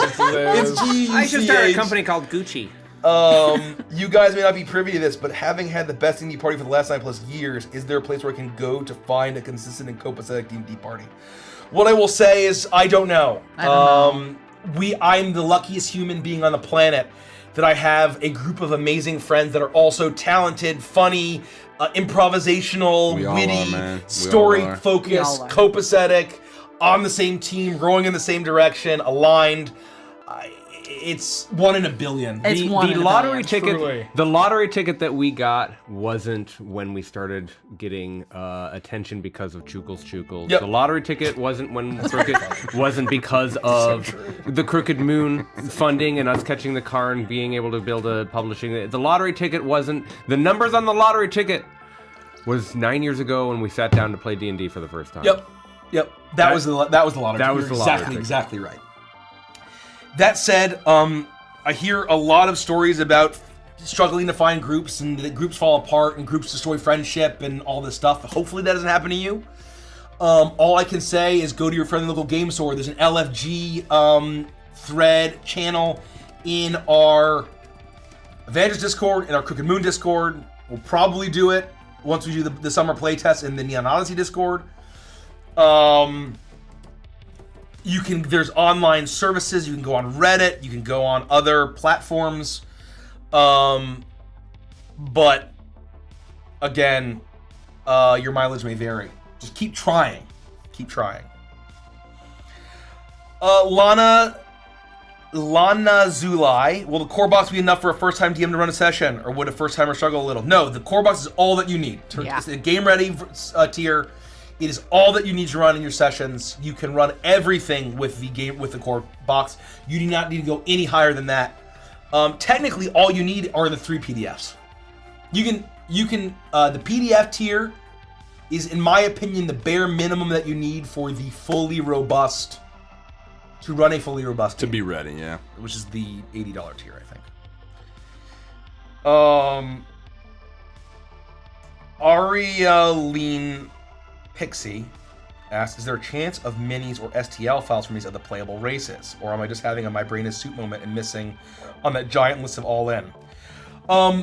We decided to not have player character miniatures because the problem when you have any kind of player, there's so many permutations of How do we species and choose? class and subclasses. How do you choose what to have? Yeah. Do people want to have a miniature of, oh, I'm a Rangor, but this miniature is of a Rangor Juggernaut and I'm playing a Rangor Oracle? Stay tuned for Yeah. all 2,184 variations.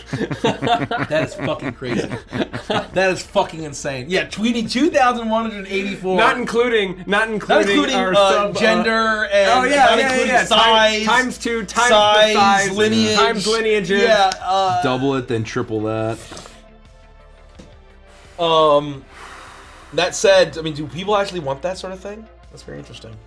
I mean, think about the permutational math that they have to do over at some of the build a character stuff, like Hero. Is it Hero Forge, where you like have It's one the of 3D? Yeah, there are tons of platforms like that where you can build them and then have them printed and sent to you. And we have some. I've built them. I've used those services. Right. That's where you can really get bespoke and be like, oh, I want the arm up like this, and I want to increase the height to this, and I want to have a backpack or no backpack. I want a spear in this hand. Right. If we tried to make all of the permutations, someone would look at all 2,184 of those and go, that's not me. Yeah. Yeah. I think there's a lot of great model miniature makers services, and hopefully they have what you need to make a lot of the characters. Minotaur's here. How does the digital token pack work? It is a folder of digital images that feature top-down, circle, or hex versions of all of the necessary critters and monsters and antagonists of Neon Odyssey, as well as digital versions of all of our physical tokens. And the great thing about the token pack is that we unlock the top-down Galactic Citizens. All the digital versions of those are just thrown into the token pack, and if there happen to be any more additional token packs and stretch goals, they would also get thrown in. So the add-on of the digital token pack value has increased and could increase depending on stretch goals. Wow.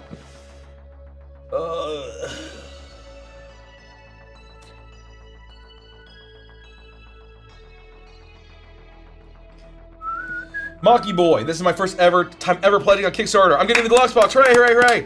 And getting a digital D&D module ever. Thank you so much, Mocky Boy. I was seeing that one of the items are reference cards. What exactly are reference cards, and what is the process for creating those packs? We have 5 different reference card packs. One will have a handy reference for players to look at spells to use. Another will be a handy reference for magic items to use. That'll be kind of a handy reference. Another will be handy for reference for ships and upgrades. And then we have 2 encounter decks, that's for GMs, for them to basically say, hey, I want to throw in an encounter in this mission. I want to throw an encounter. It's additional content for adventures in the Stardust Rhapsody. There'll be some for space. There'll be a pack for space and a pack for worlds.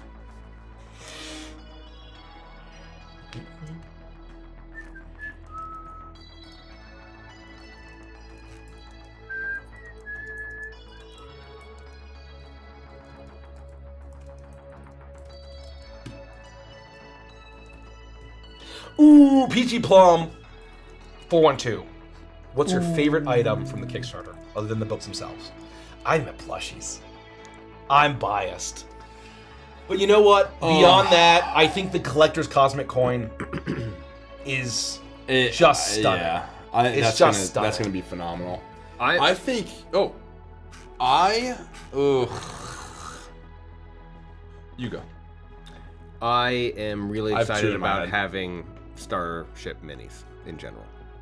I am such a sucker for minis overall, but it brings me a special joy, especially as someone who used to play like the X-Wing minis game, and like I've always loved minis, but like there's something about looking at a little ship and being able to move it around on a map that brings a huge shit-eating grin on my face. And so when I get to open up my own personal all-in box, and I'll cry really hard into a pillow for a little while and live like one of those clown face shapes, you know.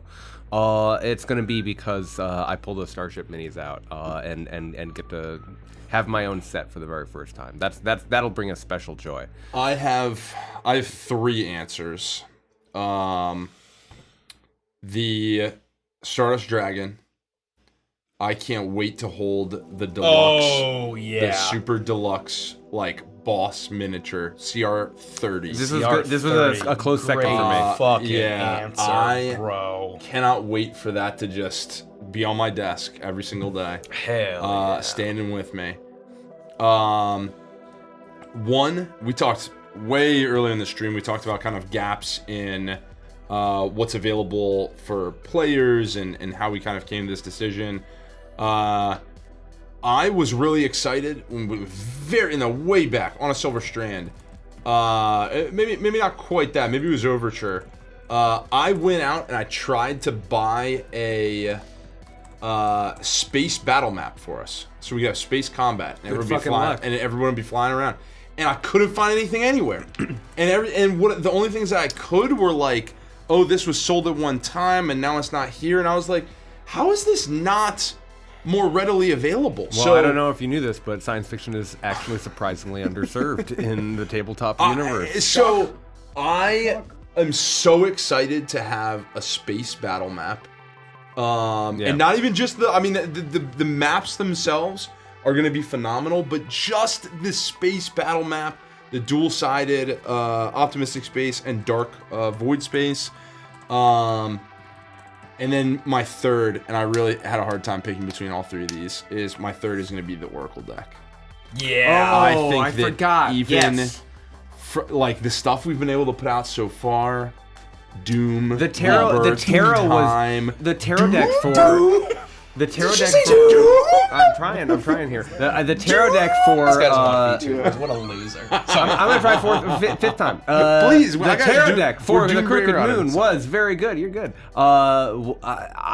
It was a special pleasure to be able to do the tarot deck for the Crooked Moon. They're gorgeous. It was wonderful. And being The able Four to of go Wands is still my favorite every piece. single time we would get back the cards from the manufacturer, we'd be like thicker. Yep. Yeah. Thicker, and we finally arrived at this really toothy, beautiful, We forced them silver-edged to source. foil-edged. Yeah. Oh, yeah. We forced them to go say, no, you have this paper, this go card find stock. it. Go you find need it. to find Go thicker find card it. stock to make this deck. And it's just beefy, and the Oracle deck, with what few designs we've been able to reveal so far, is but a It's taste. just so but beautiful. a taste. It's gorgeous.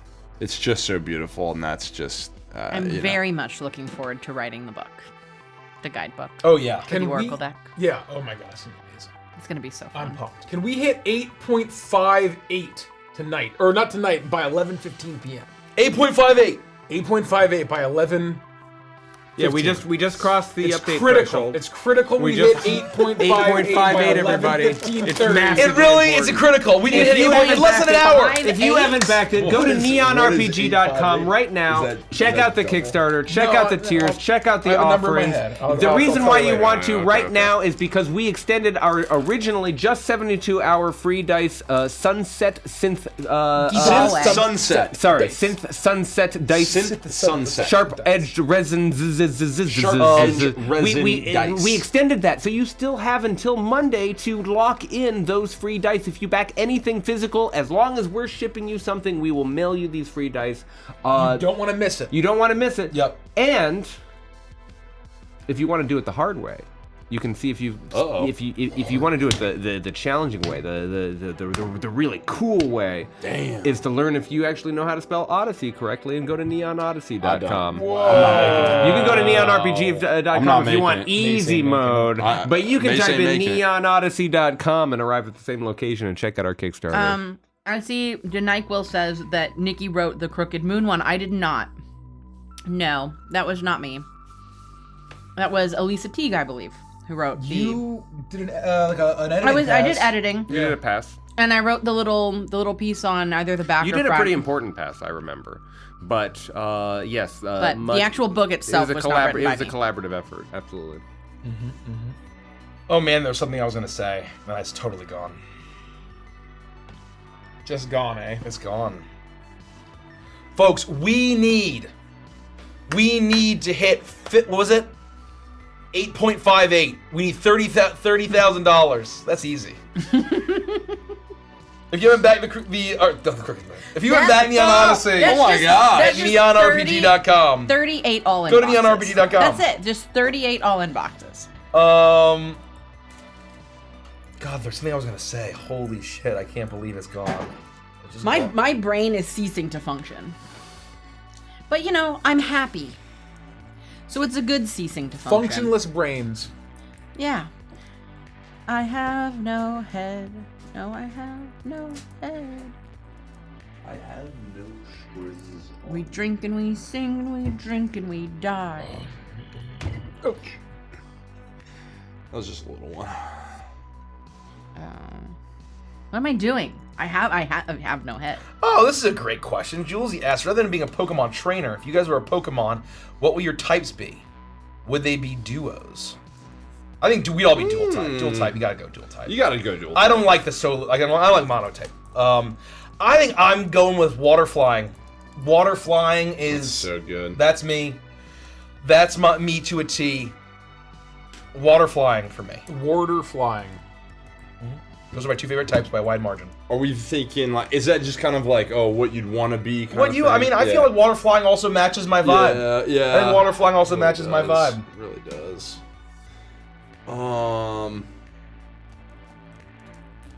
Fire. You're definitely fire. Yeah. Fire.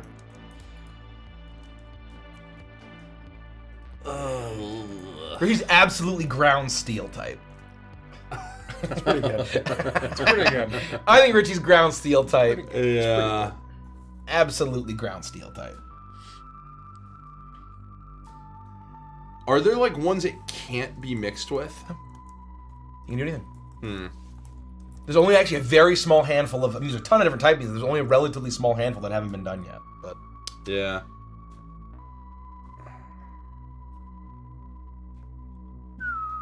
I don't know. Fire. yeah, what feels mace? Fire like ghost. I just like ghost. I don't know. It's not like I don't know. What would be the lore of the ghost? I don't know how you doing ghost. I mean, you can do go. You can be fire ghost if you want. I love a little bit of Chandelure. I love Chandelure. Ceruledge. A little Ceruledge Is action. Ceruledge fire ghost Yeah. too? Damn, I didn't know that. Ceruledge was on my Violet team. Nikki would be fairy something. Yeah, easy. Fairy something. I'm looking up the lore of the ghost right now. Oh, fairy. You're on ghostsoda.com. Drinkghost.com. Fairy.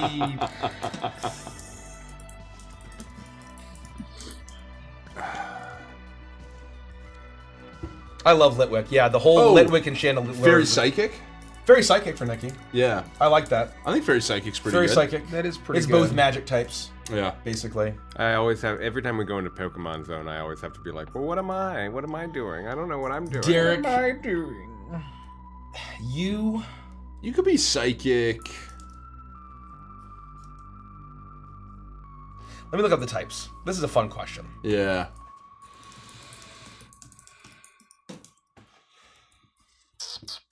Mace, you're Fire Dragon.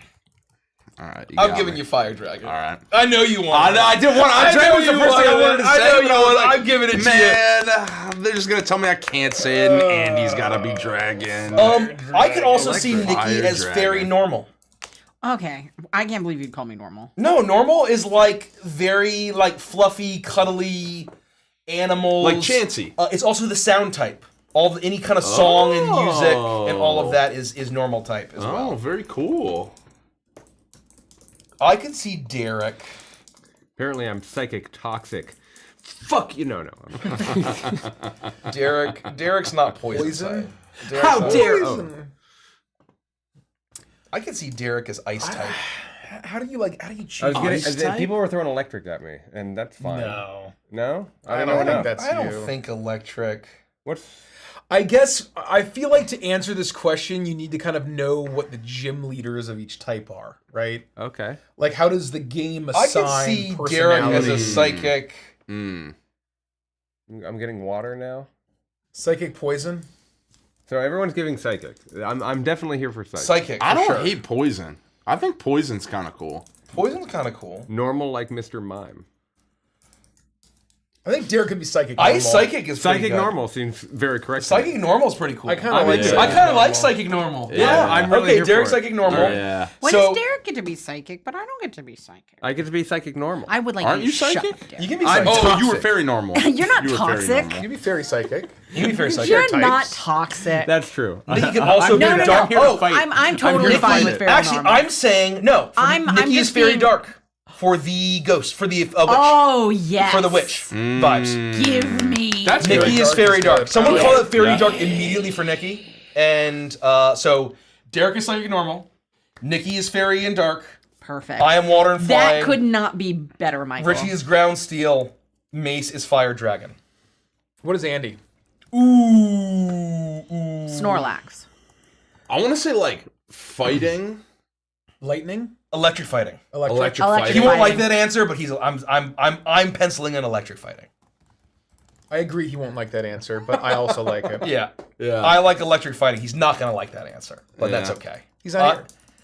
Yeah, you can't change it. He's Well, I fully like locked that in. you pick for God, me and you're picking so much for him is better fair than I am. too. Thank you. Yeah. What? You pick for me, Yeah. and I think picking for him is great. Yeah, I think electric fighting and that's a great combo. What makes someone the grass type? That's like Electabuzz, right? I think if there was someone who I think Kelsey would be a grass type. Yeah. Ooh. Yeah, Kelsey she would. grass normal? Grass normal's pretty good. What makes someone a feel bug type? They're like really into bugs. You know? No, but that's what I mean. That's what I'm getting at. Is If like, they're like a bug catcher. just being in. Yeah, they catch bugs like Yeah. in Japan. They do that thing with the butterflies when they put them in the glass, you know? That's like a bug type kind So I mean, like Berg, who's the bug type gym leader in Unova, is like an artist. He's an out there artist, and so like you can do it however you want, right? You don't have to just be a bug catcher. Yeah. Like one with nature kind of thing. Someone who's like really into nature. Could be bug. Yeah, like grass bug. I can see her being grass bug. Doesn't she go out and like into nature and collect Yeah, things? I think Kels being grass bug works for me. Yeah, that's cool.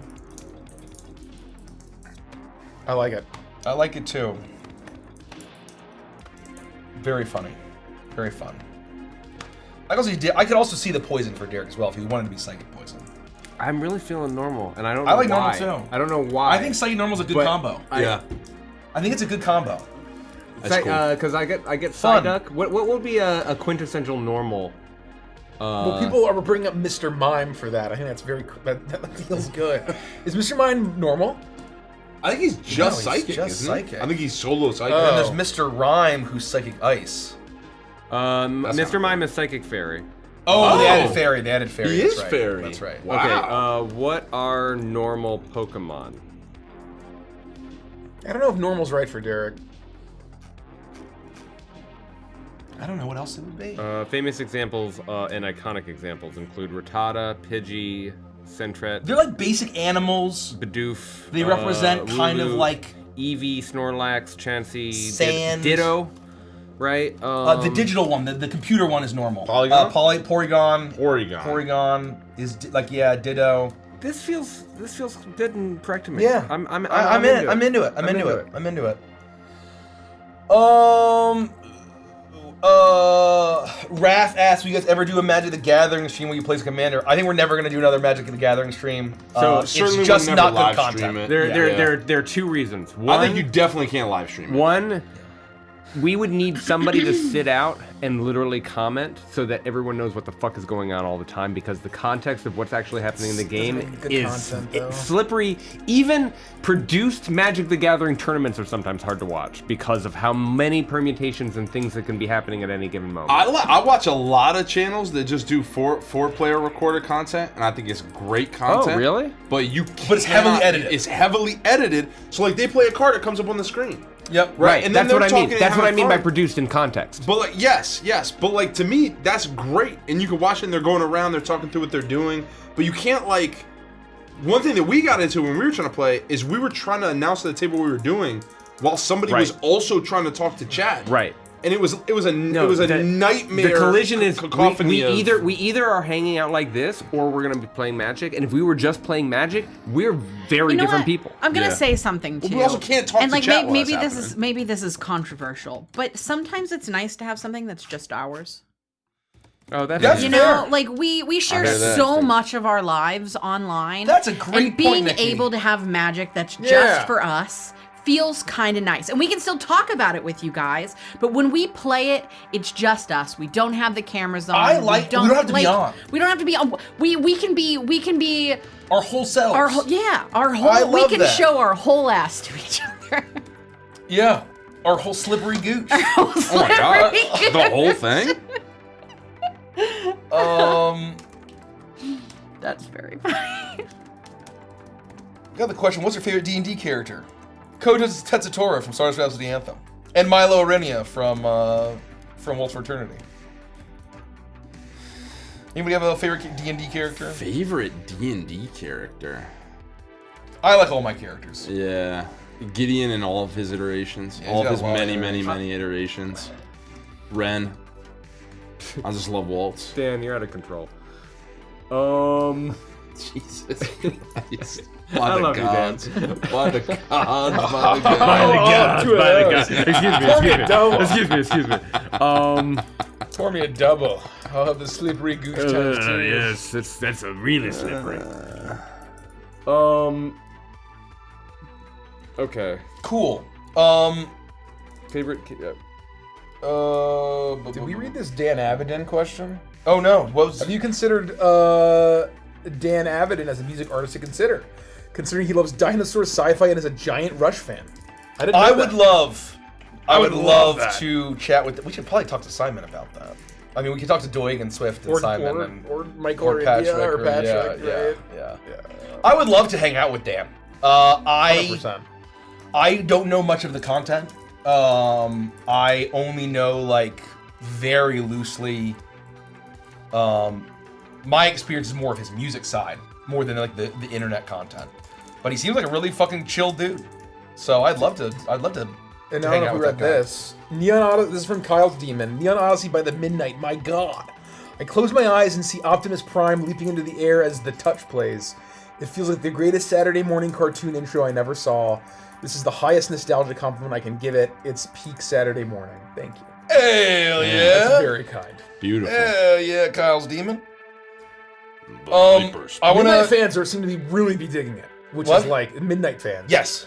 They don't give a fuck about D&D or us. There's a guy in the Midnight Discord. His name is Gundam Death Sight. So you know that Midnight fans are pretty fucking cool. And his profile picture is the Gundam Death Sight. I mean, obviously. Gundam Death Sight. I want to answer this from Lana Zulai. The question Just is to from clarify. Waltz. Ooh, I actually didn't look that closely. I think it's custom. Yeah. Because that's just really That's just really bad. Just to clarify, because I'm clueless. Hey, it's okay. The Oracle deck is a tarot card deck. No. Or is it a resource for a Neon Odyssey campaign? So technically no and no. It's neither. So it is not a reference. There is no gameplay value. This time it's entirely a collectible that we believe it was fun to do. And it kind of rhymes with Crooked Moon. It's like a through line. As far as technically, Oracle decks are not tarot decks. They have No. the same kind of vibe. Yes, and so Oracle decks are the purpose. Tarot decks are a lot more structured. So with tarot decks, you have a certain amount of cards that have to be in there. You have a major and a minor arcana. They are used to help you look into your past, present, and future, as well as, among other things. Oracle decks are significantly more flexible. They're used for guided meditation. They're used for spiritual guidance, if that's what you're looking for, self-reflection. And it is a lot more free form than tarot is. And so there you go. Thank you, Nikki. You're welcome. I think to most of the uninitiated, if you don't know the ins and outs, to answer your question specifically, it is more akin to a tarot deck than it is to a reference card deck. It's not all a reference or a gameplay object.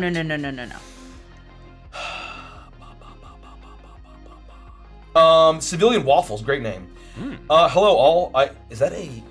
Maybe that's not a Gravity Falls with Waffles the pig. But I grabbed myself the core box, give it up. I cannot thank you enough for the Cybertronic subclass. How do you look into my mind and figured I would enjoy playing Chuck Wagner from Automan? Honestly, the Cybertronic is something that I would love to play. Yeah. Brandon Stoddard, principal design on that one, fucking cooked. He fucking ate and left no crumbs. There's so many of these that I'm so excited to pilot in some aspect. Ooh. Don K and Dice asks, great question. Despite the stretch goals and the massive record Kickstarter, what is still one thing you wish you could have in Neon Odyssey, but is way outside the scope of the project that won't be a stretch goal? How much time you got? So much. I would love a deeper dive on fucking everything. To create this setting, like I've said, I think I said this on camera, of where I wish that Neon Odyssey was a fucking 9 to 10 book project. Yeah.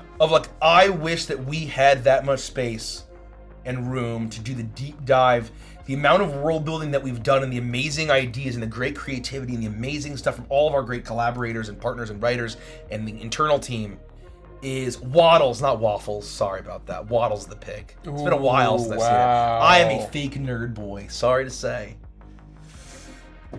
Citizen Waddles. Oh my god, there's a bear next to me. Yes, Kuma! Oh my god! Sorry about that, Citizen Waffles. I didn't mean to imply that Oh my god, hold on real quick. We have 30 minutes to get to 8.58. We're pretty far. Can we get 25,000? 25K! Is that right? 6, 7, in 30 minutes. 25K in 30 minutes. 25K. That's a good question. That's only 25 all-in boxes. No. What I want to say, it's worth mentioning. 34. What? Isn't it? 8.58 is what you want? 5.8, but 65, 75, and then 5 get the last way, right? 0.5. Oh, I thought it was 8. It's not 8.5. You want 5 point. Sorry, 8.58. 8.58. 8.58. You're right. We're 25,000 away. If any of you are on the fence and you are interested in backing, now's the time. You get free dice if you get something physical. Do it now. You don't have forever.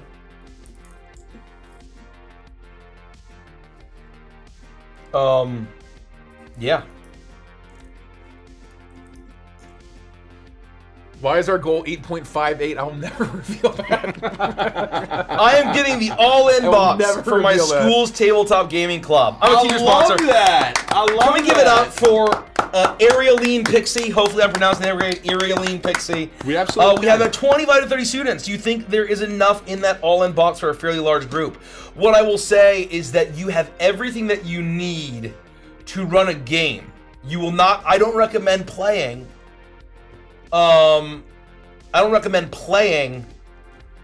campaign with 25 to 35 people. You'll need to break it up into games. Yeah. But if people kind of share and you split up the dice, and you don't necessarily need the book, but you can pass the book around for reference as people need it, you should be able to make that work. And if you're going different things, you can have we have 100 mats, 50 different sheets, so you can pass that out and have it at different tables. Yeah. The monster miniatures and the ship miniatures, you can kind of use it. As long as you're sharing, you should be, and you ration. It's not like you can have a set of books for each table. I recommend splitting that up into 4 to 6 tables. It's my recommendation. Me personally. Yeah, if not, how many people? 30? 30. Yeah, I'd say at least 6 tables. Like 6 tables of 5. Yeah. Oh boy.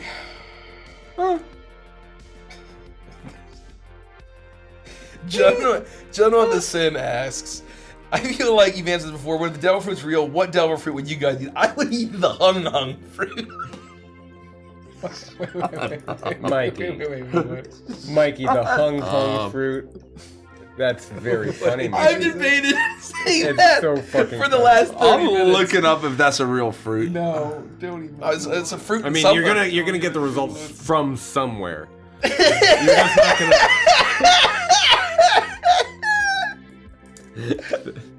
It's definitely an Dojin if it's not real. There's so many things I could say. I don't know enough about One Piece lore. Yeah, Do the different fruits look different too? Do they have like different shapes depending on? What do the Do fruits they all look like? Do we I don't ever know. see anyone eat one? Yeah. What? They look delicious. Even in the show, you see Yeah. Chopper eats it. Yeah, They but look I delicious? wasn't sure if Fruits. they all have the same form factor.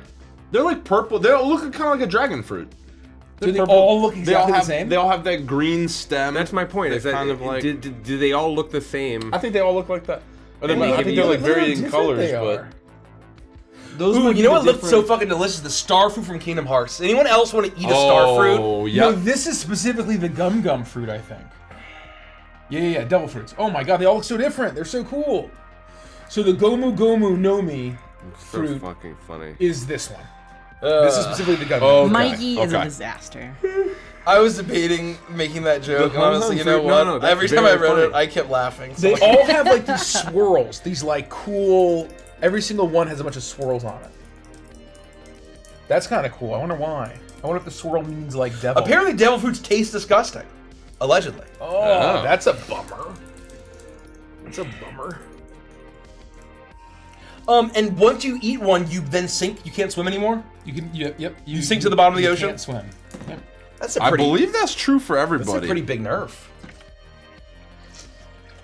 That's why they all need to be on ships. I want a list of devil fruit. List of devil fruit. I think I would want aces. I'm trying to like. I mean, Whitebeards is cool, but it's not. It's just not me. Where do I find like a list of them that like give me an overview of the powers? I can tell you what the hung fruit does. You don't know what it does. You Yeah, don't we know what it does. We know. You don't know what it does. we know. Oh my god, look at how many fucking Zone, Paramecia, Logia. What the fuck is this shit? Oh, there's tons. So they're ones that like. They're ones. I forget what the names of all of them are, but like take Paramecia for instance. They're fruit that you can eat that will like shape change you. Like, oh, my ability is now to become like a massive bird creature. Or I want that one. Whatever turns into a massive bird creature, that's it. So I think That one. I think Marco is a character who eats a fruit who's on Shanks's crew, I believe. I think Marco it turns into a giant like phoenix basically. Some of these seem objectively worse than others. Yeah. Whoever gets the cook fruit is fucked. Yeah. No. That's not true.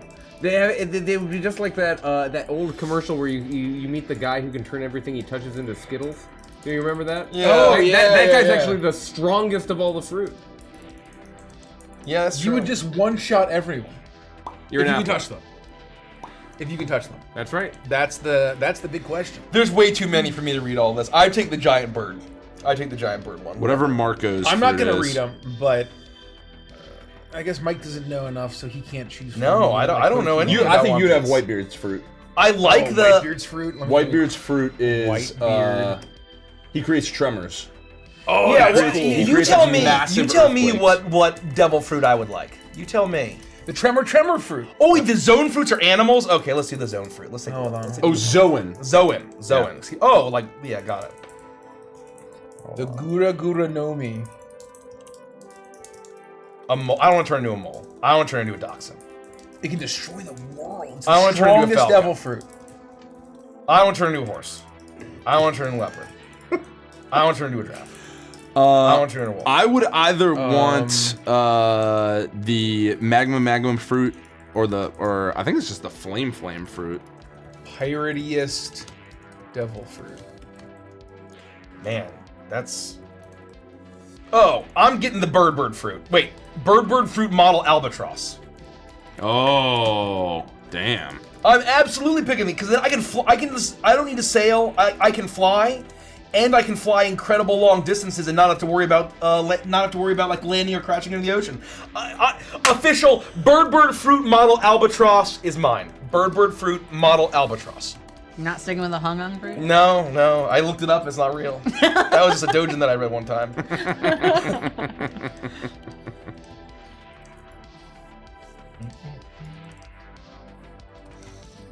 Yeah, that's Oh, there's mythical zone. What the hell? Hold on. Zone.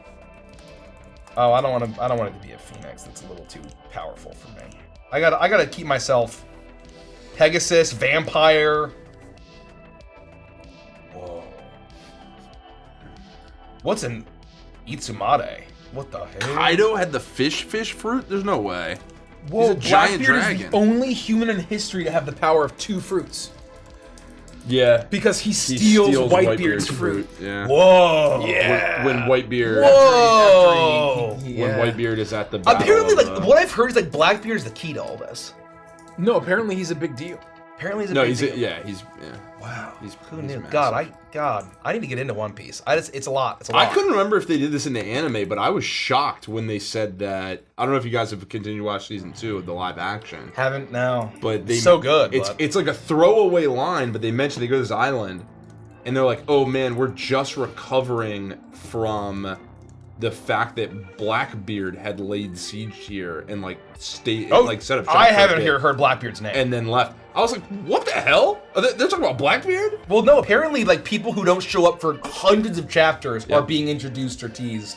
Which I think is cool. Crazy the foreshadowing he does. Yeah. There's something I noticed in one of the I think it's season 2 that I was like, oh man, that's a phenomenal tease if you know like really what happens later on. And I don't want to spoil it. But I thought it was really cool. Blackbeard's pretty cool looking. Yeah. He's like the main villain, isn't he? He's like a sniveling coward villain, but yeah, he keeps getting away with things. I think. Oh, I mean, he's extremely powerful. Yeah. He's very powerful though. He goes like, isn't he known for his voice? There's a cosplayer who nails him, and he does the fucking laugh perfectly. Yeah. I've seen TikToks of him. Check out I've never watched far enough to get the Blackbeard. Oh, he's not a coward. He's a conniver. That's what I was gonna say. He's not a coward. That's what it is. He's more wasn't opportunistic. Sure. Got it. He's very like he's not like where like Whitebeard has this giant glaive and he's like I'm gonna dive onto the battlefield and like stand tall. Yeah. He's like he's not that guy.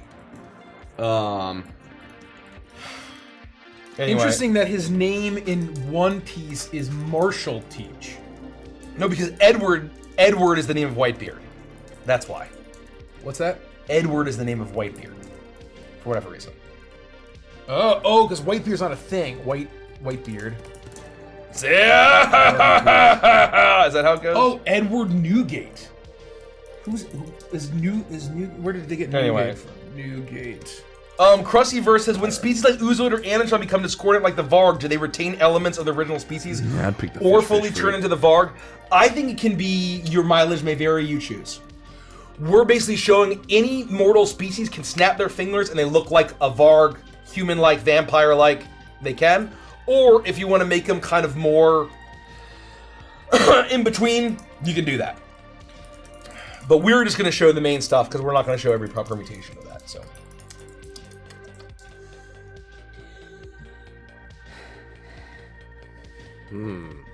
Oh, Bartolomeo's based on Black Bart Roberts, obviously.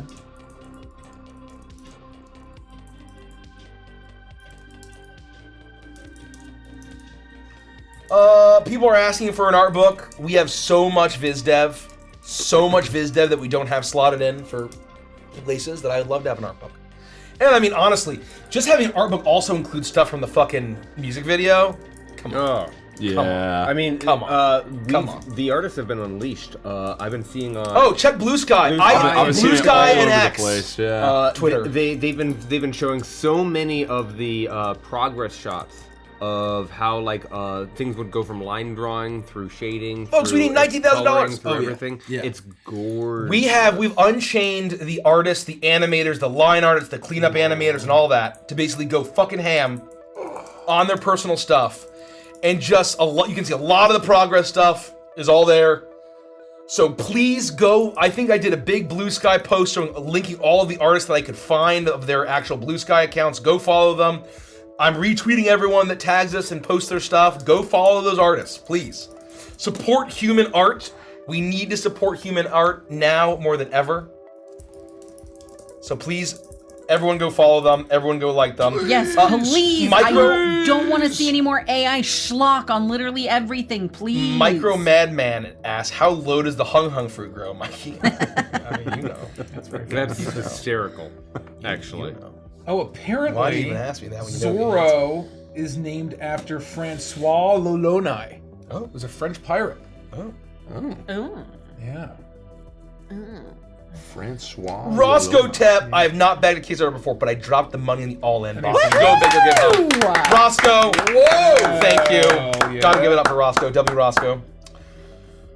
Oh. I gotta somehow get caught up on One Piece. I'm sure there's a ton of filler. I'm sure you could look at what are the actual relevant art. I just need the One Piece to come out. That's all I need. The One Piece brother. Dunce Mars, what are the inspiration for the Discordant and their theming? I'm a huge clowner and I love the Motley. Effectively, we knew that we wanted to have 4 different tones. We were calling them tones. Dan actually named the tone, called it Unlocked Tones as well for Cacophony. Coined the term. Coined, and we basically knew that we wanted to have kind of these fun archetypes that could be more fantastical. So the 2 obvious ones off the bat were we wanted to have bugs, we wanted to have instinct and progress, and so immediately you have all of the unlimited, unkillable machines from tropes such as Terminator, from The Matrix, from War of the Worlds. Obvious. And then obviously killer bugs from outer space, Starship Troopers, Zerg, Tyranid, Terminids from Helldivers. It's a very classic trope. And then killer clowns from outer space is a very classic tropey B-list, C-list, or sorry, what do you call it? Like a B-tier, B-list movie. That's very classic. And then we knew that there's kind of space undead is a thing, and we wanted to basically have that opportunity. And I think that we didn't really do too much vampire biz in Crooked Moon, except for the Crimson Abbot, which was very narratively, narrow. As we thought was that we wanted to have kind of, if you want your space Halloween, Demon Halloween. So those were the inspirations there. Castlevania is obviously a huge inspiration of mine across the board. So those were the inspirations for the theme. Clearwater Creed, let's ask this again. A favorite song from the Midnight, it changes every time. The one that I've been listening to, I'll say my favorite song in the moment outside of the Odyssey is Heartbeat. I've been going back to Heartbeat over and over again lately. It's so heroic, it's so positive, it's so optimistic, it's so feel good. Yeah. I'm gonna keep Comeback Kid for now. Comeback Kid. That was just the last that at the live show. That's still sitting with me. Jenny Gurias, I found y'all on Blue Sky. What's the username?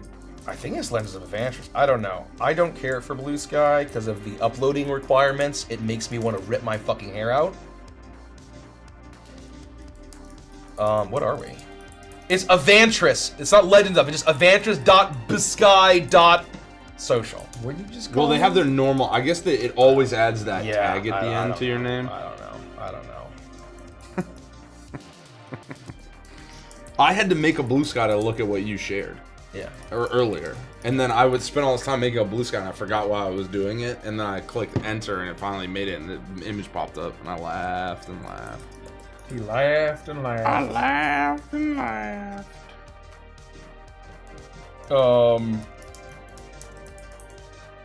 Blue Sky is a very mixed bag, is what I will say. It has wonderful, wonderful artists, and then it has the sect of the TTRPG space that really hate us. That really hate us.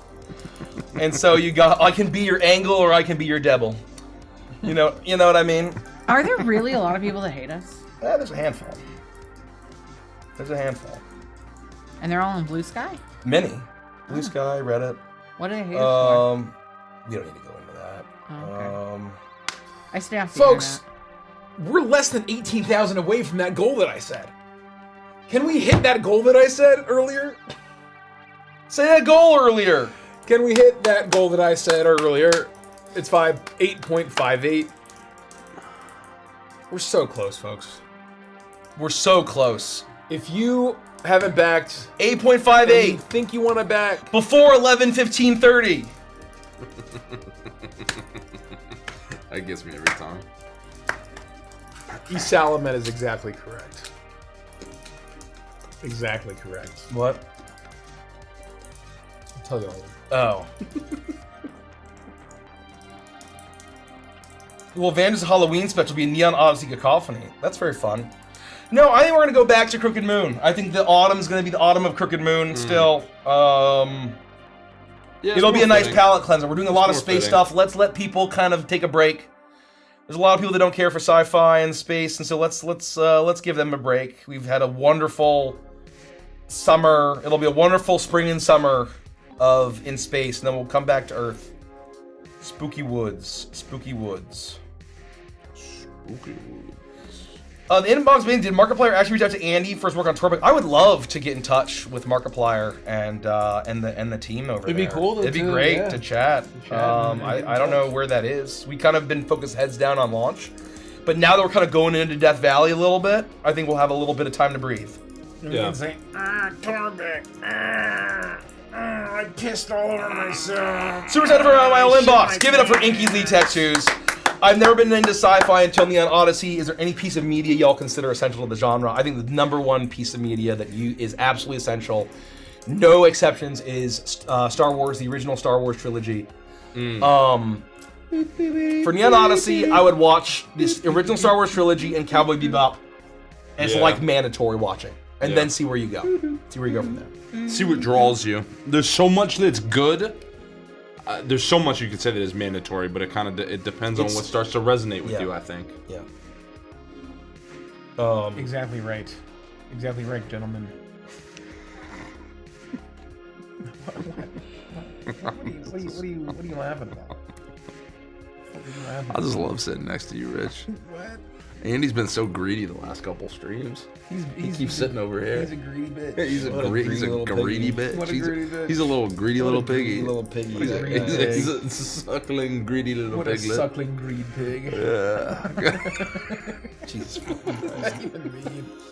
That's from the milkshake night. Man. I saw it's one of those things where like somebody else turned it into a video, but we were doing milkshakes, and man, I said something to him, and I was laughing. I just called him a greedy, suckling little piglet. Oh, it was because we were nipple drinking. Yeah. Because they didn't give us straws. Fuck are you talking They about? didn't give us straws, but they gave us the domed lids, and so we had We to got suckle them like milkshakes from nipples. somewhere, and they gave us no straws, but they gave us like the dome. that's right. So we had to drink out of the top. That's right. That's And right. oh man. Yeah, that's right. God, Storm that's funny. Hayabusa, the answer to his question is not at all surprising given his name. What's y'all's favorite hard game of all time? Mine would be Ninja Gaiden Black. Unironically, because I Ryu think- Hayabusa. I think probably same. Oh, you played? Oh yeah. I've never played a Ninja Gaiden game. Ninja Gaiden for the 360, I think, was I'm gonna look up whatever one came to whichever Favorite hardest Ninja game Gaiden- of all time? like your favorite infamously hard game. Nintendo Entertainment System, Ghosts and Goblins, and yes, I've beaten it. Nice. And I didn't beat it once. I didn't get the fake ending. I beat it. Rich, I would ask you, between Elden Ring and Cuphead that you played. Oh, fuck. How do you pick? What do you pick? The game that I'm gonna pick, that I played, The Lion King. Battletoads is second place, but The Lion King for the SNES. I mean, Elden Ring way back. is again one of the greatest. I think objectively one of the greatest games ever made. Like Cuphead's amazing. It's a great boss rush platformer. The music, art style, and music are amazing. But in terms of a whole package and a whole game, Elden Ring like sinks its teeth into you. You love when you fell in love with Elden Ring. Yeah. Like how I play games, I get super fucking obsessed for like 2 weeks. Yeah, that's and then very I never much touch that's it very again. you-coded. Battletoads is actually, unironically, my answer. Battletoads is actually a nightmare. There's no fucking way that I can beat the hopping over shit platformer style thing, but the next level where you're going through the pipes and you're being chased by a warp orb thing, impossible. How does anyone fucking do that? It is fucking here to steal my quarters. Yep. I think you'd really like Bloodborne. If it was for PC, Yeah. I'd actually give it a shot. I would adore it. If it was for fucking PC, it's I'd very give it a much shot. that same gameplay style. I haven't had a PlayStation But it's since such a PlayStation cool 2. Yeah. We can segue this nicely into Blue Cat's question, and you can redeem the question because it's rhythm games, and I think speak for Rich on this. Rhythm games. Yes, I loved Guitar Hero. Guitar Hero, man. And Guitar Hero 1, 2, and 3 were all fucking outstanding. I got started on Guitar Hero 3 and worked my way backwards, but I really enjoyed all of them. Yeah. I think you started much earlier than What's the either on question? 1 or 2. What's your favorite? Or? I think I bought Guitar Hero 1 on release day. I that's have how a quick it was question. OG. Sorry. I'm just breaking this up. We're doing the minis are going to be plastic again, I'm assuming. Yes. Injection molded. High quality PVC. Yep. Nice, firm, hard PVC. Not that Not bendy the crap. floppy shit. No, none of that that shit outta floppy here. shit. Injection molded PVC, same as what was in the Crooked. Yes. Two things about Guitar Hero. One, I got really good at Guitar Hero. Richie and I, one of these days, I would love to play again and see if our skills are still there because I got almost good enough to play. Fuck. What is? I'm so bad with these kinds of things. What is the Super Mega Insanity song from Guitar Hero 3?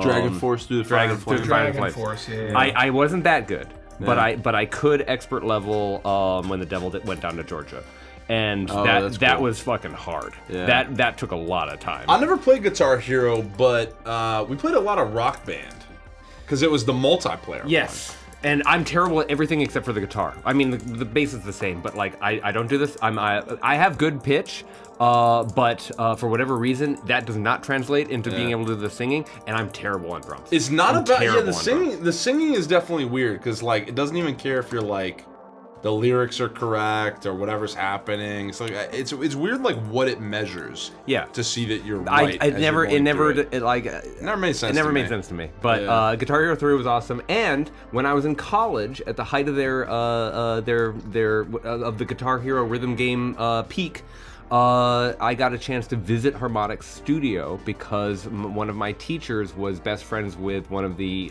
founders, and so we actually got a chance to go out and see the studio. They had all the workstations and stuff, and they were like, "This is the where the magic happens." And they had just one room that was perfectly like acoustically balanced. That was just for the one guy who sits there and separates all of the tracks that are being handed in by these unbelievable musicians, so that you have on separate tracks like the bass and the drums and the guitar and all of that stuff, so that it can get warped by the game audio mechanics and everything.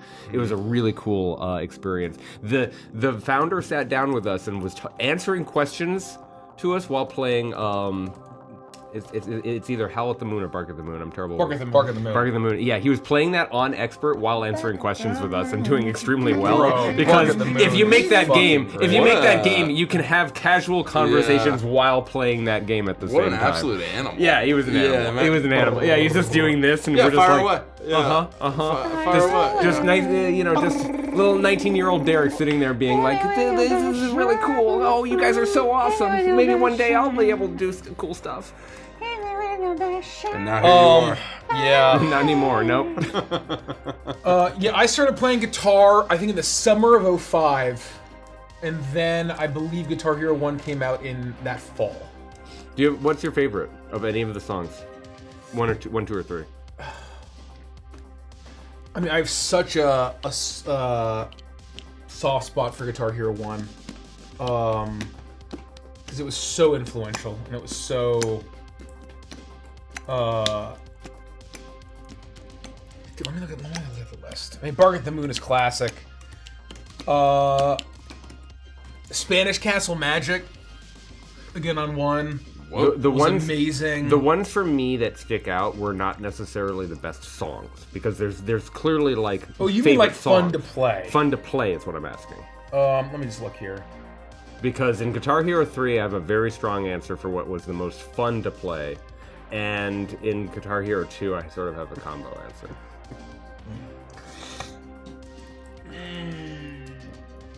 In terms of fun to play, Fun to do. Ooh. I didn't know the honestly, question was Spanish fun to Castle do. Magic was a ton of fun. Ziggy Stardust is classic. Oh, It was yeah. so fun to play. Oh, yeah. What a Ooh, classic. Knights of Sidonia was really fun to play. I agree. So for Guitar Hero Yeah. 2, mine was I think so. I'm pretty sure Cliffs of Dover was 3, guys. I'm pretty sure because Cliffs of Dover was my favorite one to play. It's because you're hopping from the low to the high. We have 11 minutes and 30 And seconds. for to hit our 2, goal. it was it's either Can't Stop the Rock You need or 20,000 Let's Talk or even Rock. more. Those were the songs that were just like a 18,000. delight to let the fingers fly. So you had 18,000. Carry On Wayward Son, Oh, yeah. which is probably my favorite. I mean, it had Freebird. 2 had a great fucking soundtrack. No, 2 had the best soundtrack. It was, I think 1 was more consistent in terms of the average. The average, yep. The mean of songs on 1, I think is way better than 2 and 3. Yeah, I agree. Because I think that, at least for me, 2 and 3 had some amazing songs and some real fucking, I don't Some give a stinkers. fuck about this. These Some suck. real stinkers. For me, it was Less Talk, More Rock by Freeze Pop. Hey, YYZ, number 2. They had the Trooper, Them Bones, Which Are the Mine, Strutter, Surrender. Oh, Shadow of the Devil. Banana. What song is that? That's Cowboys from Hell. On 1, Yep, Cows Right? and Hell from 1, yeah. Damn. I believe. I believe that's what you're miming.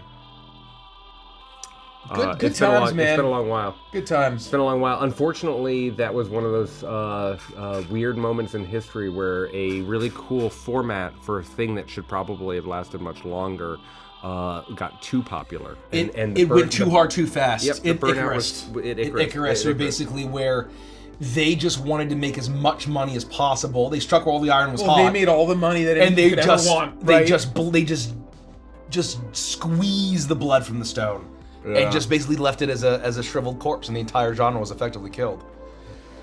There was another genre that peaked and then died really hard. That was similar to that. Oh. I would love to try Beat Saber. Yeah, that was pretty fun. That's a similar I've never kind of gotten a thing, chance to right? play it. That's just like where you slash the But beats. like, I mean, with a full proper VR helmet and like you're immersed in being able to do the whole thing. Like, I never got a chance to do it that way. And I know you can play it other ways, but yeah. I never watched Cowboy Bebop. How long is it? Yeah, how long is it? 26 episodes? 26 episodes, I believe. 26 episodes, and each So like episode's 13 22, hours? 23 It's minutes. one core Yeah. of anime. Less than 13 hours? Easily bingeable, as they say. Oh boy. Someone's rewatching Curse of Shredanya. How would you neonify our Strahd characters? I've said it before. Clayton is 8,000% a Solari, deep sworn cryptist. I can't remember what I said for I think we Sarnax. talked about this. We did. And I think at the time we had we hadn't revealed any of the stretch goals. Yeah. I could see him being a world speaker. I could see him being a Saurian world speaker. I mean, he doesn't have to be a lizard, but I think Saurians just are kind of world speaker primalist. I think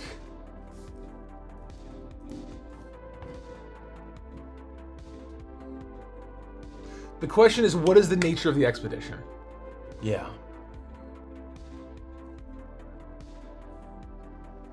Well, that's not changing. I think Sarnax could be a... If Clayton's obsessed with the Void, I could see Sarnax being a Benthos, maybe. That'd be fun. I don't think so. I know that's a little too just from Yornir again. That's my answer. I really have to use the restroom. Do it. I'm back. We've got 5 minutes, folks. 5 minutes! 5-minute warning. 5 minutes. Can we do it? To your We're point, not going to do it. That's okay. To your Thank point, you. I don't think that it is a journey into the void. I agree. I don't think so. I think that has too different a flavor than what we would want to do with Stradania, right? And so what you have to ask yourself is, how do you push into a... Or he's seeking deep forbidden knowledge somewhere that he thinks is lost, but it's not in the void. I think you know? I But think it's that we like- would have to create a... You're stuck in the mists, right? Like that's a classic part of the Stradania experience, is that you have to be locked in with her in her equivalent of Barovia. So I think you're lost on a world. And I wonder if the world isn't like a progress corrupted world. I'm sorry, not progress. Entropy. Entropy corrupted world. That's what it is. Right? I think you go to... I don't know if we've revealed the world yet. Yeah. It has to be something that's like super secret. No one thinks it exists. Maybe Clayton is... a midnight planet. Maybe Like the Clayton sunlight is doesn't a reach. cacophonous cryptus. Yeah, that's cool. That's cool. I don't know. I'd have to really think about it. I'd have to really think about it. They're a tough one. I can That's a tough say party. basically nothing, since I did not participate in the campaign. All I can do is offer. What do you mean? You were Master Jinteki in that one video. I was Master Jinteki, and I was Rahadin. Rahadin, yes. There you or go. Don't sell Rahadin, yourself however short. you like to say it. You guys are also good at improv. Did you all do any improv classes or training? Not or just I. tons of D&D or exposure to it? No. Not I. I was a theater kid. I took a high school level improv class, if that counts, which, like, you know, it gives me the memories of like what improv classes are sort of about, and some of the exercises and games that you play in improv. But I was never a member of a professional group. I have barely done more than community theater or high school theater and performances that I did in like elementary school and stuff. I love the stage, and I'm very evidently someone who loves performing, but that's not the same thing as an adult level classical training or even freeform training or experience at a professional level. I've said before, role play is not improv. This is an important point. And it's not acting. It's adjacent. It has elements Yeah. of improv. It has elements of acting. It is its own thing. You can be a And- great improv actor and not be a successful role player. You can be a great actor and not be a successful role player. The only It is way to its get own good at discipline. a thing is to do the thing. And we do it quite a bit. We do what we do, or the reps that we've gotten is responsible for what we do here at the table. Yep. Yeah. That's what I would say. Richie and I have been aligned on this for 8 years. Exactly right. There's some really good videos about it too. I think it was Ginny D who put out a video about how sometimes people fall back to yes and or improv tools and think that they've got roleplay figured out, and it is more complicated than that. Yeah. Well, this year's Halloween special will be Neon Odyssey Cacophony. I don't know if we're gonna have a Halloween special. We've only done that Once. Yeah, so that's not like a thing. So the Yuletide thing is something that we had done Well, we every did year. Ghostlight last year, but that wasn't really a Halloween special. No, that's not a special. This was sort of a mini campaign. Yeah. Oh, we've only ever done that once. That was fun. I enjoyed that. And then we forgot about it and didn't post it for like 5 years. Oh my god. The collective amnesia about that session was fucking out of control. Well, I kept remembering it, but I thought it was the holiday special. We got good shirts out of it. Yeah. And we got that was the Bitsy and Forgus thing, right? Bitsy and Forgus. Yeah. I was really obsessed with Dad's root beer candy at the time, so I kept making jokes about it for no fucking reason. I love that. It didn't stop for a while. I love that. There were so many Dad's root beers. I'm Sai says, I'm ecstatic about this project. Been trying to homebrew nearly exactly this for years and kept getting scope creeped. Very excited about my deluxe box. Tell us about it. Oh, out of curiosity, will you be giving any guidance in the text about flavoring spellcasting? Any recommendations, directions, examples? Yes, we will. Yep. Yes. We are planning on, we don't have a ton of space, but we will be offering guidance on flavoring spells, renaming spells. We won't rename every spell for you. We won't reflavor every spell for you. But in this setting, every single spell can be accomplished via technology. We're going to empower you to do it yourself. Yes. So it'll give you several examples. It'll give you a good ground floor of what it looks like to communicate a magical spell if you're not role-playing yourself as a magical person, but more of a tech person. And then you can do that yourself, however you'd like. And one thing that we haven't really talked too much about, right, but basically what we're doing for spellcasters is we are giving you an alternate way to cast spells where for a tracer, right, like having a primal focus or whatever it's called, the equivalent of is one way to cast spells. But if you want to play a tech-focused class, we're going to give you basically a tech focus, which is like, do you have your box of tech? And if so, you can cast your spells. But if you don't, for whatever reason, let's say you get thrown in prison and they take your stuff from you, then you can't cast spells at all. I think it's a really lovely conceit. Yeah. A machinist can't do their magic without a spanner, wrench, and a box of tools. Yep. A hypercoder like Ziggy. I need my grid boy in order to function. Right. So if you take that away, I can't interface with the hypergrid. I can't cast my spells. Then it also means that getting silenced doesn't matter, right? Like I know that at the time we hadn't established this, right? Dan hadn't made the change yet.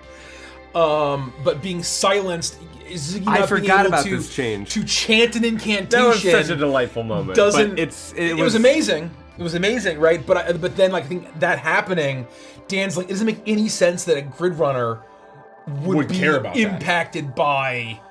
And that's why we have Power Sag. Exactly right. Exactly right.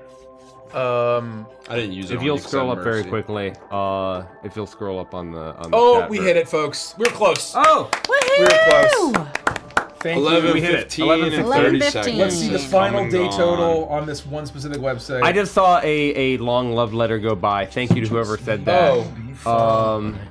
Skinny Fat 23. Thank you for the kind words. That's all I wanted to say. Thank you. Thank you. That's very kind. We really appreciate all the kind commentary. Frying in the pan 2-on-2. Mikey, what does your prep for an amazing campaign like a Brunorama look like? Almost none at all. Almost no prep at all. No, the approach to prep is never universal. It depends on the campaign. Yep. And sometimes we make different choices. I approach Icebound, as an example, very differently than I approach Voidbound, as an example. And I've changed the way that I prep even Icebound over the many years that's been going on. However,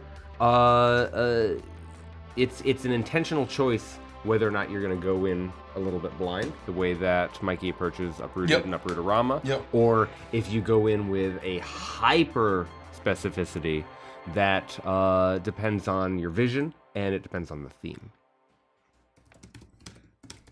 Agreed. And,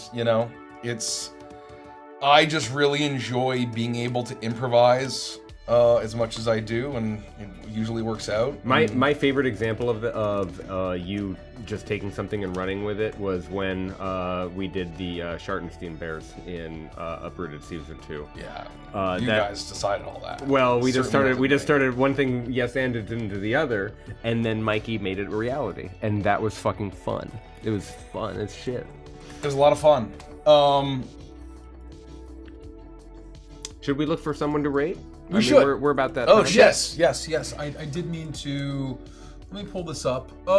What if someone can share our schedule? We're back. I've Monday. I've seen for this Waltz for comment. Eternity. We're back Monday for Waltz for I can read Eternity. from here, Get ready can't for I? more mecha anime. I've seen the System of a Down comparison before. That's a huge compliment. Thank you. I'm not that badass. We're back on Monday, the 11th, for Waltz for Eternity. On Wednesday, we're back with Once Upon a Starlight. For real this time. And then, is there a Patreon gaming stream in there? On Tuesday. yep, On Tuesday Tuesday. we have our crazy crazy streaming stream. week next week. We have Or a this week, I Patreon guess. gaming stream On the 12th. and on the 12th. On the And then- 16th, we are back with Stardust Rhapsody Anthem. Let's fucking go. So a week from today. I've been chomping at the bit. I cannot wait. And then the 18th, we are doing Waltz. The 20th, we are doing Starlight. And then, what is this? The 22nd, we will have an Adventures Plays. We'll be hanging out. We'll be playing games. As well as the 24th. So the 22nd and the 24th, come hang out with us. For patrons. On the 25th, we'll be playing the series finale of Uprootorama. That's crazy. Yeah, That that's is crazy crazy. to think about. On the 27th, we'll be back with Starlight one more time. Oh, the 27th will be the series finale of Starlight. Oh my god. The 29th will be the series finale of Voidbound. And then the 1st, June 1st, will be the series finale of The Waltz for Foist. Eternity. The Foist. And that's our full programming slate through the end of the campaign. My favorite comment for Neon Odyssey is this the Christopher Nolan's Odyssey I've been hearing so much about? That's awesome. If that's a joke, that's fucking funny. I believe it's a joke. Holy shit. You never know. Yeah. No, that's Can you believe the finales are approaching? Oh, Yes, you I know can. what? This is cool. Like, kinda soon. Oh, it isn't quite. Oh no, it is close enough. We've been talking about this. This is a group of VTubers in a virtual scene, sitting at a table, playing D&D. So we're gonna raid them. I love that. I love that. Pass on the Adventurous love. Yeah, pass on the love. That is cool. Send your love. Thank you. Thank you all. I Good will night, see you everybody. Monday. See you Monday. It's Love gonna you. be See Then you Wednesday. Monday. Good time. Well, Everything not Then will be me. Saturday. I'll see you Tuesday Yeah, you'll see Nikki Tuesday. And Wednesday. and Wednesday. Good night, everybody. Good night, everybody. Good night.